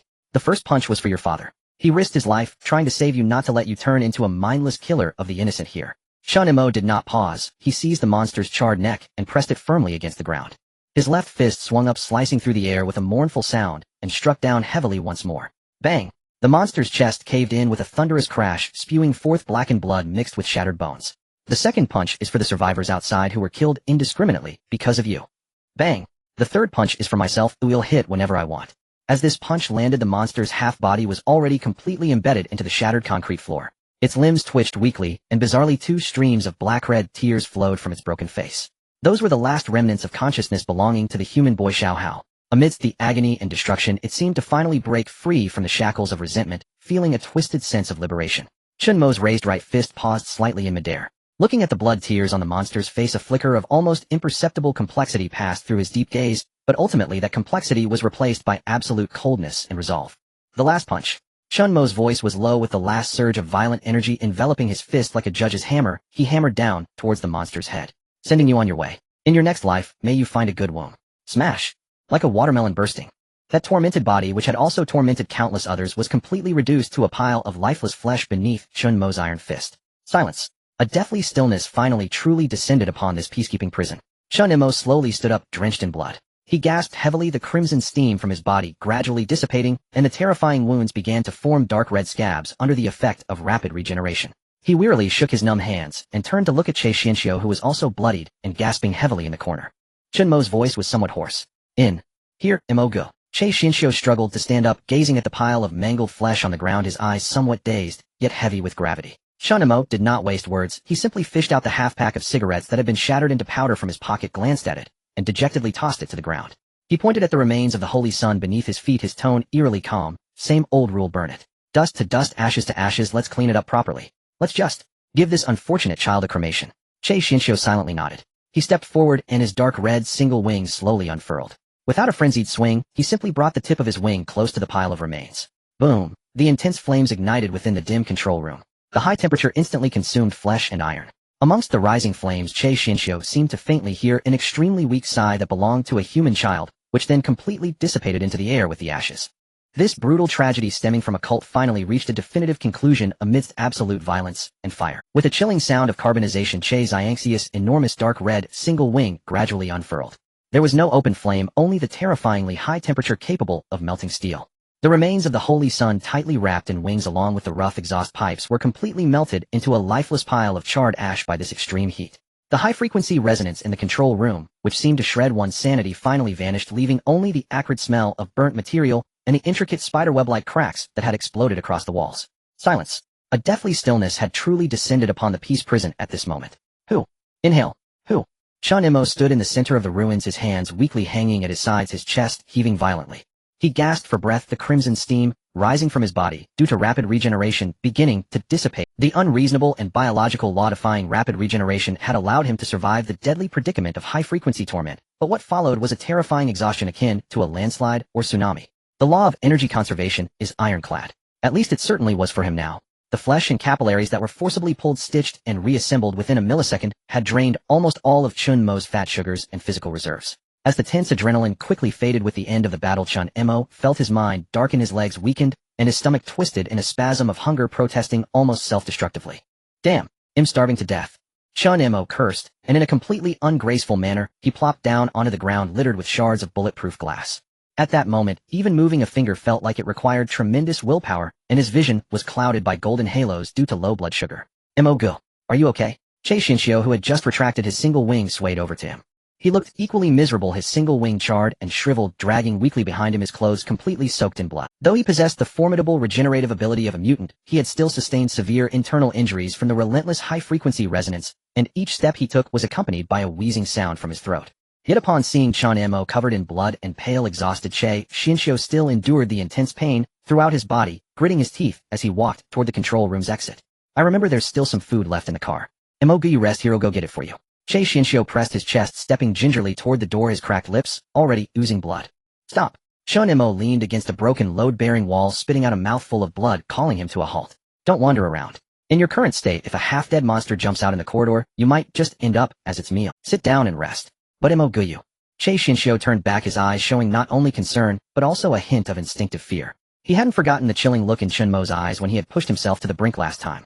If he didn't quickly fill this calamity with food, Che Xinxiu felt a shiver down his spine, fearing that he might be devoured by the desperate Chen Mo.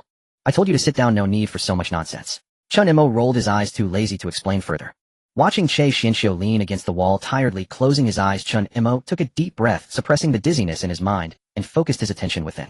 The food he brought had been nearly consumed during the fight against the maggots outside. He thought it would be enough, but he never expected to encounter such a troublesome monster as the Holy Sun. Now he was starving, and the little that remained was of no use. He should have brought more. Though he had stocked a large amount of survival supplies, fresh food, and high-calorie drinks in his personal space, some trump cards should not be casually revealed in the wasteland. Though he trusted Che Xinxiu, the capability of the personal space was like a dimensional strike. The more people who knew, the greater the risk of exposure. Should he leave for a while to better conceal it before bringing it out? Forget it, as long as it isn't seen, that's enough. Although it was a rear base with his growth speed, Chen Mo had enough confidence to suppress any potential backlash. Chen Mo glanced at Che Xinxiu, who was completely obstructed by a collapsed wardrobe and pile of rubble. Confirming that the angle from which the kid was viewing couldn't see him, Chen Mo supported himself on the ground and pretended to struggle as he rummaged through the rubble around him. Crash. Bang. He deliberately kicked a broken aluminum alloy pipe far away, creating a sharp clattering sound. Under the cover of this series of staged actions, his right hand subtly swept through the air. With a swoosh, several heavy vacuum-sealed packages of beef jerky, 2 boxes of high-calorie protein bars, a few tightly wrapped chocolate bars, and 2 bottles of mineral water suddenly appeared in his blood-crusted palm. Chen Mo didn't even bother to carefully tear open the packaging, instead using his teeth to violently bite through the plastic bag. Rip. Like a starving wolf that hadn't eaten for half a month, he stuffed 2 large pieces of extremely tough beef jerky into his mouth, washing them down with a big gulp of mineral water. As the high-calorie food mixed with moisture fell into his empty stomach, the hunger that had almost driven him insane was finally suppressed, if only slightly. Next, he skillfully peeled open 2 high-energy protein bars, crunching and swallowing them in a few bites. As the virus merged with the energy and moisture, it was as if a parched desert had welcomed a torrential rain, greedily absorbing these trace elements and calories. With the slight sound of muscle fibers reorganizing within him, Chen Mo's previously pale face visibly regained color, and his withered muscles were once again filled with explosive strength. He patted his stomach side in relief, then pulled out several packages of finished beef jerky and a bottle of water from his space, casually tossing them towards the pile of rubble in the corner. Thud! The heavy plastic packages landed squarely on Che Xiangxi's knees. Che Xinxiu opened his eyes wide, dazed, as he looked at the intact, tempting beef jerky and pure water in his arms, then glanced at Chen Mo, who had stood up and was wiping his mouth without knowing when. Go. Is this? Okay. Che Xinxiu was utterly bewildered. The control room had just been shaken to pieces, with even the wall plaster completely stripped away. How could Chen Mo in such a short span of time produce such a large amount of new food and water without a speck of dust on the packaging? As long as you can eat it, that's enough. Am I going to harm you? Chen Mo clapped the dust off his clothes and swaggered over, leaning against the wall beside him, rolling his eyes in exasperation. Don't ask what you shouldn't. Hurry and eat, and once you're done we can get to work. Che Xianxiu opened his mouth, but seeing Chen Mo's brazen demeanor, he rationally swallowed the questions that were about to escape his lips. Indeed, everyone has their secrets. Moreover, this man had never harmed him if it were him. He was willing to believe. Having said so much, the truth was that he was starving as well. Without further ado, Che Xianxiu tore open the packaging, twisted off the cap, and began to wolf down the food. Chen Mo watched Che Xianxiu eat, turning his head to gaze through the control room's window, which had turned to dust, overlooking the entire Peace Prison. After several fierce battles, the prison was now a scene of devastation. However, in Chen Mo's eyes it appeared exceptional. The towering riot walls, the isolated geographical location, the difficult to attack structural design, and even the heavy gates inside the building. In the wasteland, this constituted a natural military fortress. Though the logistics center was large, it lacked defensible surroundings, and sooner or later, it would be breached by tough foes. This prison, however, was the perfect absolute rear base. The corners of Chen Mo's mouth lifted slightly, his eyes glinting with a sense of ambition. Now it should be finally cleaned up. From today onwards, this territory will be ruled by me. Pointing to the concrete floor beneath his feet, he turned to Che Xianxiu and said, once you're full, get your act together. Tomorrow morning, we head back to the logistics center. Tell Uncle Han Doji and Su Yijing to pack up and relocate the bulk of the team here. We will embark on a new future here. On the morning of the next day, the faint gray mist had yet to completely dissipate around the Peace Prison. The cold sun struggled to pierce through the low-hanging clouds on the horizon, scattering in sparse rays upon the concrete surface, stained with dried black blood and crushed flesh. The air was thick with a strange odor, a blend of gunpowder, rotting corpses, and cold, damp earth, embodying the suffocating feeling unique to the depths of an apocalyptic world. In this desolation, a tall and imposing figure stood silently atop the concrete watchtower, rising over 10 meters. Chen Mo leaned one hand against the cold, bulletproof steel railing, holding an unlit cheap cigarette between his. He let the cold morning wind tousle his slightly disheveled black hair, his gaze as calm and indifferent as ever, carrying a beast-like sharpness. Last night, Chen Mo had already used the seized military-grade high-powered radio to issue commands to the main force resting at the logistics center. The voice from the radio was unequivocal. The prison had been thoroughly cleaned out, and as soon as daylight arrived, everyone was to set up camp and move in. Suddenly, a deep and violent rumble of heavy truck engines erupted from the distant horizon, shattering the morning silence of the wasteland. The sound was like low thunder approaching from afar, causing the small stones on the ground to quiver slightly. At the end of the line of sight, a cloud of dust soared into the sky. Driven by the formidable horsepower of the big truck, the convoy, resembling a colossal steel beast, burst through the mist, trailing a long wild dragon along the desolate highway. The vehicles sped forward, crashing through everything in their way, showing no intention of slowing down. A few low-level monsters, attracted by the sounds of the fierce battle yesterday, and wandering nearby, instinctively poked their misshapen, twisted bodies out of the shadows at the sound of this overwhelming commotion, eager to approach the highway. However, they were met by the lead vehicle, an armored truck reinforced with steel collision bars. Puff! Crack! The harsh sounds of shattering bones and heavy impacts rang out in an instant. The terrifying steel monster didn't even waver. With a ruthless and violent momentum, it directly rolled these creatures beneath its massive rough wheels, instantly turning them into a puddle of mushy flesh stuck to the asphalt. Amidst the splatters of blood, the convoy came to a steady halt outside the heavy iron gate of Peace Prison. Chen Mo watched quietly from the watchtower as the convoy settled below. He casually shoved the unlit cigarette into his mouth, extended his right hand, and heavily pressed the green button on the boom, click, click, click, accompanied by a heavy, piercing mechanical grinding sound that made one's teeth ache. The explosion-proof steel gate, capable of withstanding a direct impact from a heavy armored vehicle, began to slowly swing open. The sound of the heavy hydraulic arm releasing pressure echoed across the wilderness, as if a slumbering steel beast was gradually opening its massive jaws. As the gates opened one by one, Li In, Su Yijing, Uncle Han Doji Bian, Shangyu Zhongzihan, and the survivors from the few trucks behind them all streamed out. When this group of survivors, who had endured countless life-and-death crises, fully stepped out of the vehicle and looked up to see their surroundings, everyone fell silent in an instant. It was a circle of towering walls over 10 meters high. Every 50 meters stood an indestructible defense watchtower, and the interior square within the walls was vast and flat. Gazing at this base resembling a steel fortress, deep shock and joy flickered in everyone's eyes. This wall and these towers truly provided them with immense security. Chen Mo jumped down the steel ladder on the side of the watchtower, his feet landing firmly on the concrete surface of the central square with a heavy thud. He faced the fervent gazes of the surrounding survivors, who looked at him like a savior. His expression remained entirely He calmly raised his right hand and beckoned to the core figures Li In, Su Yijing, Han Doji Bian, Shangyu, and Zhongzihan to come closer. From now on, this will be our true place of refuge and livelihood. Though Chen Mo's voice was not loud, it resonated clearly in the vast silent square, carrying an undeniable effect. In the face of the sudden apocalypse, everyone was fleeing for their lives and life was hard, so the rules were simple. Basically, whoever could gather information would lead. But now that we have taken root, we cannot continue to act like a makeshift crew as we did before. We must be more formal. Hearing the word formal, everyone straightened up involuntarily. This place does not support idleness, nor does it entertain any so-called democratic voting. Chen Mo's gaze first fell on Lian. Extraordinary times call for extraordinary measures. From today on, all resource allocation, personnel scheduling, and survival planning for the prison will be entirely your responsibility. You are the steward of this place. Lian paused slightly, then gently adjusted his glasses on the bridge of his nose. His face was pale, revealing signs of early infection.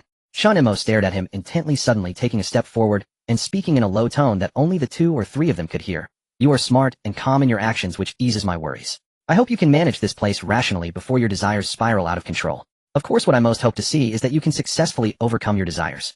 Without waiting for Lian to respond, Chen Mo's gaze swept over several figures behind the crowd, continuing. It's not just you, the convenience store owner and Shannying, and Uncle and I am fully aware of your current physical conditions. You are all in a special incubation period of mutation. As long as you can endure like Che Xinxiu, you will be the reliable special combat power of this base in the future. But before that, hold on tightly for me. There is nothing in this world that cannot be accomplished. I have high hopes for all of you. I hope you do not force me to take action myself. Lianhe's pupil shrank slightly, his pale face showing no fear, only a solemn reply. I understand. As long as my brain can still think, the order here will not fall into chaos. But to prevent Lian from making any extreme actions due to that absolute rationality, Chen Mo turned to the upright national language teacher Zheng Zihan. Zihan, you are responsible for assisting with internal affairs and calming personnel's emotions. Remember to keep an eye on Lian. Do not let him turn this place into a cold concentration camp. Then he looked at Su Yijing and the grim-faced Uncle Bianshanyu. Su Yijing, you and Bianshanyu are responsible for the prison's outer defenses, daily guard scheduling, and tactical combat training for all capable adults. Chen Mo scoffed, his tone leaving no room for doubt. Most are veterans. Shooting and basic tactics should not be an issue. But being able to shoot is not enough. You must dare to shoot and bear the consequences. Yes, what I want is not a bunch of shooters who can only aim. I want to see a true iron-blooded guard team in the future that dares to shoot at monsters and shed blood. After laying down all these instructions, Chen Mo raised his hand and patted the armrest of Uncle Han Duzi's modified wheelchair, a playful smile curling at the corner of his mouth. Uncle, follow me. I have a good gift for you. 10 minutes later, in the basement of the prison's second floor, everyone stood before a heavy steel door marked with a warning sign reading highest security level. The door was entirely made of special alloys, featuring only a thick electronic sensing panel and a massive mechanical. Su Yijing, a former Special Forces soldier and firefighter, immediately recognized the intricacies of this door, frowning tightly. This is a military-grade explosion-proof vault door. It employs a dual deadlock system of electronic permissions and hydraulic mechanics. The cultists who previously occupied this place could only use trash weapons to access such a treasure trove, evidently blocked completely by this door. This isn't something simple. They can't just waltz in. Chen Mo stepped up to the door, his tone calm. Such a door without the highest level permission magnetic card has its internal riot bolts completely welded shut. Even if those cultists who only know how to bluster were given a pile of C4 explosives, they wouldn't be able to open it. As he spoke, Chen Mo pulled out a magnetic card from his pocket, which had some dust and dark red bloodstains on it. Su Yijing paused for a moment, keenly grasping the blind spot. Since the magnetic card has always been in the prison and the cultists have been here for a long time, shouldn't they have dug it out by now? Chen Mo let out a cold laugh, casually playing with the magnetic card. They indeed dug deep, but they were looking in the wrong direction. His tone was as nonchalant as if he were recounting an absurd bedtime story. Not long after the disaster broke out, the prison warden here met with an accident and died. This highest-level card inadvertently fell into the hands of an ordinary prison guard. Everyone listened in silence, with only Chen Mo's low voice echoing in the underground corridor. That guard was the biological father of the Holy Sun monster. That father, worried that these cultists were a bunch of inhuman madmen, dared not hand over the card. He initially planned to use this thing as a last resort, thinking that if one day the cultists targeted him and his child, he could trade this weapon's vault key for his child's life. And then what happened? Teacher Guo Wenjing Zixin couldn't help but ask, a hint of compassion flashing in his eyes. What happened? Chen Mo snapped his fingers, a cold smirk curling at the corner of his mouth. Later on, those madmen used his child as a living sacrifice for some so-called ritual, without even giving him a chance to trade. Negotiating with inhuman cultists is inherently absurd. Even if a trade were possible, would it end well? As he said this, Chen Mo's lips curled into a slightly mocking smile. It would be better to get weapons early on, unite the original forces, and not give them any chance to come in. Everyone suddenly felt as if something had gripped their hearts tightly, a wave of discomfort washing over them. After the child was taken, that guard also tried to rescue him, but it was in vain. Chen Mo looked towards the steel door. The passage to this basement level has always been heavily guarded by cultists. He, as an ordinary person who lost hope and had no weapons, simply couldn't get in. To prevent them from obtaining it, he sealed the magnetic card deep in the corner of a room. He never intended to tell anyone, merely leaving the entire origin in his diary. Moreover, he only briefly hinted at hiding the key in the diary, without specifying where exactly it was placed. He wanted to stir the thoughts of those cultists who had killed his son, yet ensured they could only stare helplessly at this treasure vault. So how did you get it? Lian pushed up his glasses, his gaze flickering. By luck. Chen Mo turned his head, a smile at the corner of his. Last night when I fought that damned Holy Sun, it made quite a ruckus. Just then a strong explosive shockwave blew things away, and this thing fortuitously fell right at my feet. Who would have thought that tearing up a place could yield something good? I didn't even expect it. The crowd fell into a deathly silence. Who could have imagined that this door, which had blocked the cultists for months, concealed the blood-soaked revenge of a desperate father, and such an almost darkly humorous coincidence behind it? In the end, the desperate father and son transformed into monsters, slaughtering the cultists in the prison, achieving a most tragic revenge.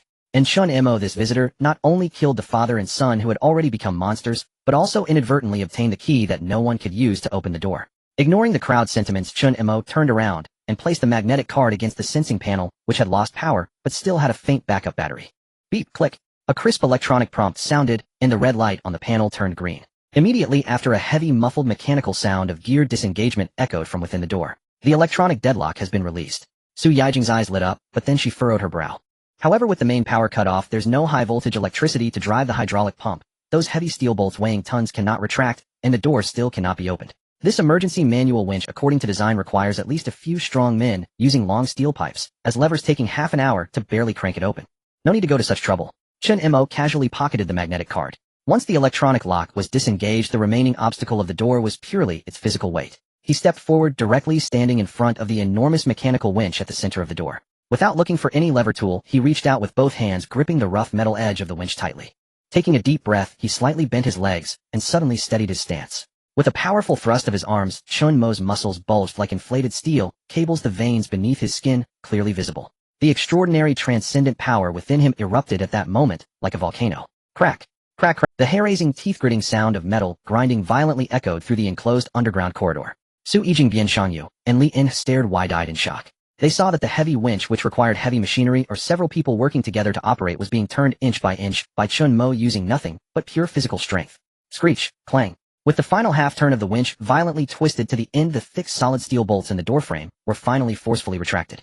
Chen Mo released the winch, pressing both hands against the cold, heavy steel door panel, and pushed forward with all his might. Boom! The several-ton explosion-proof steel doors slowly opened inward with a deep rumble, stirring up a cloud of dust that had been sealed for years. Inside the door, emergency lights flickered wildly for a moment before revealing rows of metal weapon racks, exuding a strong smell of machine oil laid bare before everyone's eyes. The massive gate crashed down, sending a cloud of dust into the air that had yet to settle, but the chilling metallic glow within pierced through the dim corridor. As Su Yijing and Bian Shangyu caught sight of the scene inside the gate, they simultaneously gasped, their pupils dilating in shock. This was the deepest part of Ping'an Prison, housing the highest security riot armory. As far as the eye could see, the underground chamber, covering hundreds of square meters, was neatly stacked with over 100 brand new military riot shotguns, their barrels glistening with a deep dark blue sheen.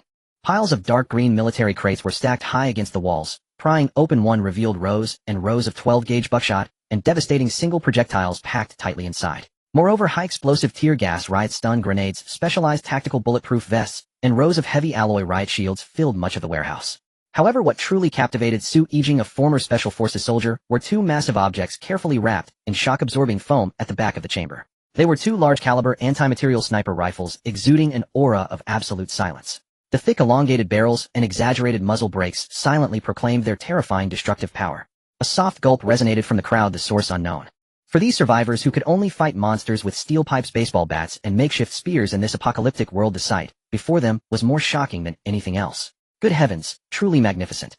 Uncle Han Doji was now flushed with excitement, nearly leaping from his wheelchair, his hands trembling as he gently caressed the cold barrels as if they were treasures beyond compare. As a top mechanical engineer, his eyes sparkled with near fanaticism. Just give me a little time and the lathe tools and the base, and I can modify all these riot shotguns, barrels, and feeding systems. Trust me, I can double their lethality, turning them into lethal weapons specifically designed to shatter monster skull. Watching the crowd become overwhelmed with excitement, Chen Mo's expression remained calm, though a flicker of light passed. In that moment, an emotionless, cold mechanical system prompt suddenly exploded in his mind. Ding. Main quest has been completely completed. Do you choose to leave this world immediately? You may choose to stay for up to 24 hours. Exceeding this will result in forced departure. Listening to the system's voice in his mind, Chen Mo's gaze did not waver in the slightest. He calmly muttered to himself, delayed. He slowly tucked his empty hand into his tactical pocket, then turned to look at Li In and the others with a calm, yet oppressive tone, commanding, keep an eye on my base. I will be leaving for a while to scout the surrounding wasteland and beyond. Time is uncertain. It could be a few days, or even months. Leaving. Li In frowned deeply, instinctively pushing up his black-framed glasses on his nose. He was not worried about Chen Mo's safety at all. Accustomed to Chen Mo's overwhelming combat power, he even felt that if a mutated creature encountered Chen Mo, it was uncertain who would be more fearful. He was merely weighing the potential risks of losing their strongest weapon at a time when the base was just established and in urgent need of development. Chen Mo naturally saw through Li Inhe's inner calculations. His gaze swept across the crowd, calm, yet carrying an unspoken sense of oppression. Let me make it clear up front, during my absence each of you must guard this base well. If I return and find this place has been raided, or if any internal strife arises, don't wait for the monsters outside to strike. I will personally deal with anyone causing trouble, leaving no one behind. If you don't cherish such a good sanctuary and armament conditions, don't blame me, Chen, for being ruthless. The chilling, killing intent in his words seemed to drop the temperature in the basement several degrees. Understood. Li En took a deep breath, solemnly nodding with a serious expression. He knew very well that a powerhouse like Chen Mo would have a vast stage ahead of him. A small Pingon prison could not possibly confine him forever. Mo Gu, I want to go with you. Che Xinxiu, standing at the back, hastily stepped forward. His mutated abilities had become proficiently usable. As the only other top combat force in the team besides Chen Mo, he was eager to keep pace with Chen Mo. You stay here as the security captain. Your strength is needed here, and if Su Yijing and the others encounter monsters they can't handle, you will be their final trump card. Chen Mo walked over, his large powerful hand heavily patting Che Xinxiu's shoulder. As their bodies brushed past, and everyone's attention was drawn to the firearms in Uncle Han's hands, Chen Mo slightly turned his head, lowering his voice to a tone only Che Xinxiu could hear, coldly instructing Xinxiu, keep a close watch on Li En, the boss lady, and Uncle An. Once their desires spiral out of control, and they display tendencies of bloodthirsty aggression, do not hesitate, and do not consider any past relationships, or just take their heads off. Che Xinxiu's breath caught sharply, his pupils quivering violently. But looking into Chen Mo's deep, cold eyes devoid of any joking intent, he eventually gritted his teeth, and he understood that this was Chen Mo's bottom line to protect everyone. Chen Mo satisfactorily retracted his hand. Before turning to leave, he walked forward, as if strolling in his own backyard. He casually picked up one of the large-caliber anti-material sniper rifles. Then, as if restocking supplies, he grabbed a few riot shotguns and gathered several boxes of single projectiles, high-explosive tear gas, and stun grenades. As he passed the rack of tactical bulletproof vests, Chen Mo paused momentarily. How could flimsy bulletproof vests compare to my own flesh? He snorted disdainfully in his heart. However, thinking that it's better to be prepared than sorry, he casually tore off 2 sets of top-spec tactical bulletproof vests. Chen Mo would naturally not be foolish enough to expose the secret of his portable space in front of everyone. He grabbed 2 sturdy military canvas bags nearby, and stuffed all these weapons inside, lifting them effortlessly with one hand, while the other ammunition gases and stun grenades were carried by Che Xinxiu and Bian Changyu. Chen Mo did not utter another word, turning to stride out of the underground armory, returning to the vast and open. He casually chose a heavily modified off-road vehicle that had been scavenged from a cultist. He tossed the heavy bags of military supplies directly into the backseat, waiting for Che Xinxiu and the others to bring over the rest. Confirming that the fuel tank was full, he swiftly opened the car door and sat in the driver's seat, turning the key in the ignition. The roar of the ferocious V8 engine echoed within the towering prison walls. The blast-proof gates slowly rose again, and without looking back, Chen Mo slammed the accelerator down. The entire heavy off-road vehicle surged forward like a black steel leopard, instantly charging into the unknown beyond the prison gates. Everyone stood on the watchtower several meters high, watching as the wild silhouette of the vehicle vanished completely at the end. Though the man, akin to a ghost or deity, departed briefly, the presence of this steel fortress stocked with arms and a clear order filled each surviving heart with an unprecedented sense of security. Meanwhile, a few kilometers outside Pingon prison, after ensuring that the surroundings were completely safe and avoiding all possible visual surveillance from the main force, Chen Mo abruptly slammed on the brakes, bringing the heavy off-road vehicle to a steady stop deep within an abandoned highway tunnel. The surroundings were eerily silent. Chen Mo calmly opened the car door, discarded the extinguished cigarette, but from his mouth, and exhaled a long plume of white mist. The next second, with a thought, he plunged his consciousness into his personal system storage space. To transport this pile of military supplies, unnoticed space management had become a significant issue. His personal space was limited. He couldn't afford to lose gold, as it was hard currency. He had consumed quite a bit of pots, pans, snacks, and canned goods scavenged from convenience stores over the past few days, leaving just enough room for a portion more. However, he was still feeling a bit constrained. I need to get a bigger space sooner or later, Chen Mo muttered helplessly. He decided to use all the empty spaces in his personal storage for loading bullet boxes and tear gas. As for the heavy anti-material sniper rifle and a few shotguns, he simply bundled them with canvas straps, slinging them over his back and shoulders like a moving armory. After all, the system's judgment rule was that items categorized as carried could be teleported back, and there was no reason they couldn't be carried in hand or hung on his body. Once he was done packing, Chen Mo glanced into the depths of his storage space, confirming that the military locator emitting a faint electronic blue glow was still there. This was something he had specifically requested from Su Yijing earlier and hidden away. By activating it and releasing a specific frequency, he could summon helicopters and elite soldiers from the military at any time. Capturing them would not only yield advanced individual weaponry, but also lead him directly to the military's hidden secret base. Those places housed the country's immensely fortified underground shelters, heavy artillery, high-tech equipment, and core research materials and serum samples related to viruses. In Chen Mo's eyes, these were all invaluable resources for the future. Yet he did not allow greed to cloud his judgment. Chen Mo was well aware that although his current strength could crush most mutated creatures, confronting the modern military machine armed with heavy weaponry hidden was not wise. He was indeed confident, even a bit carried away, but not to the point of underestimating regular armed forces. Since he couldn't achieve absolute dominance at the moment, there was no need to tackle this tough nut now.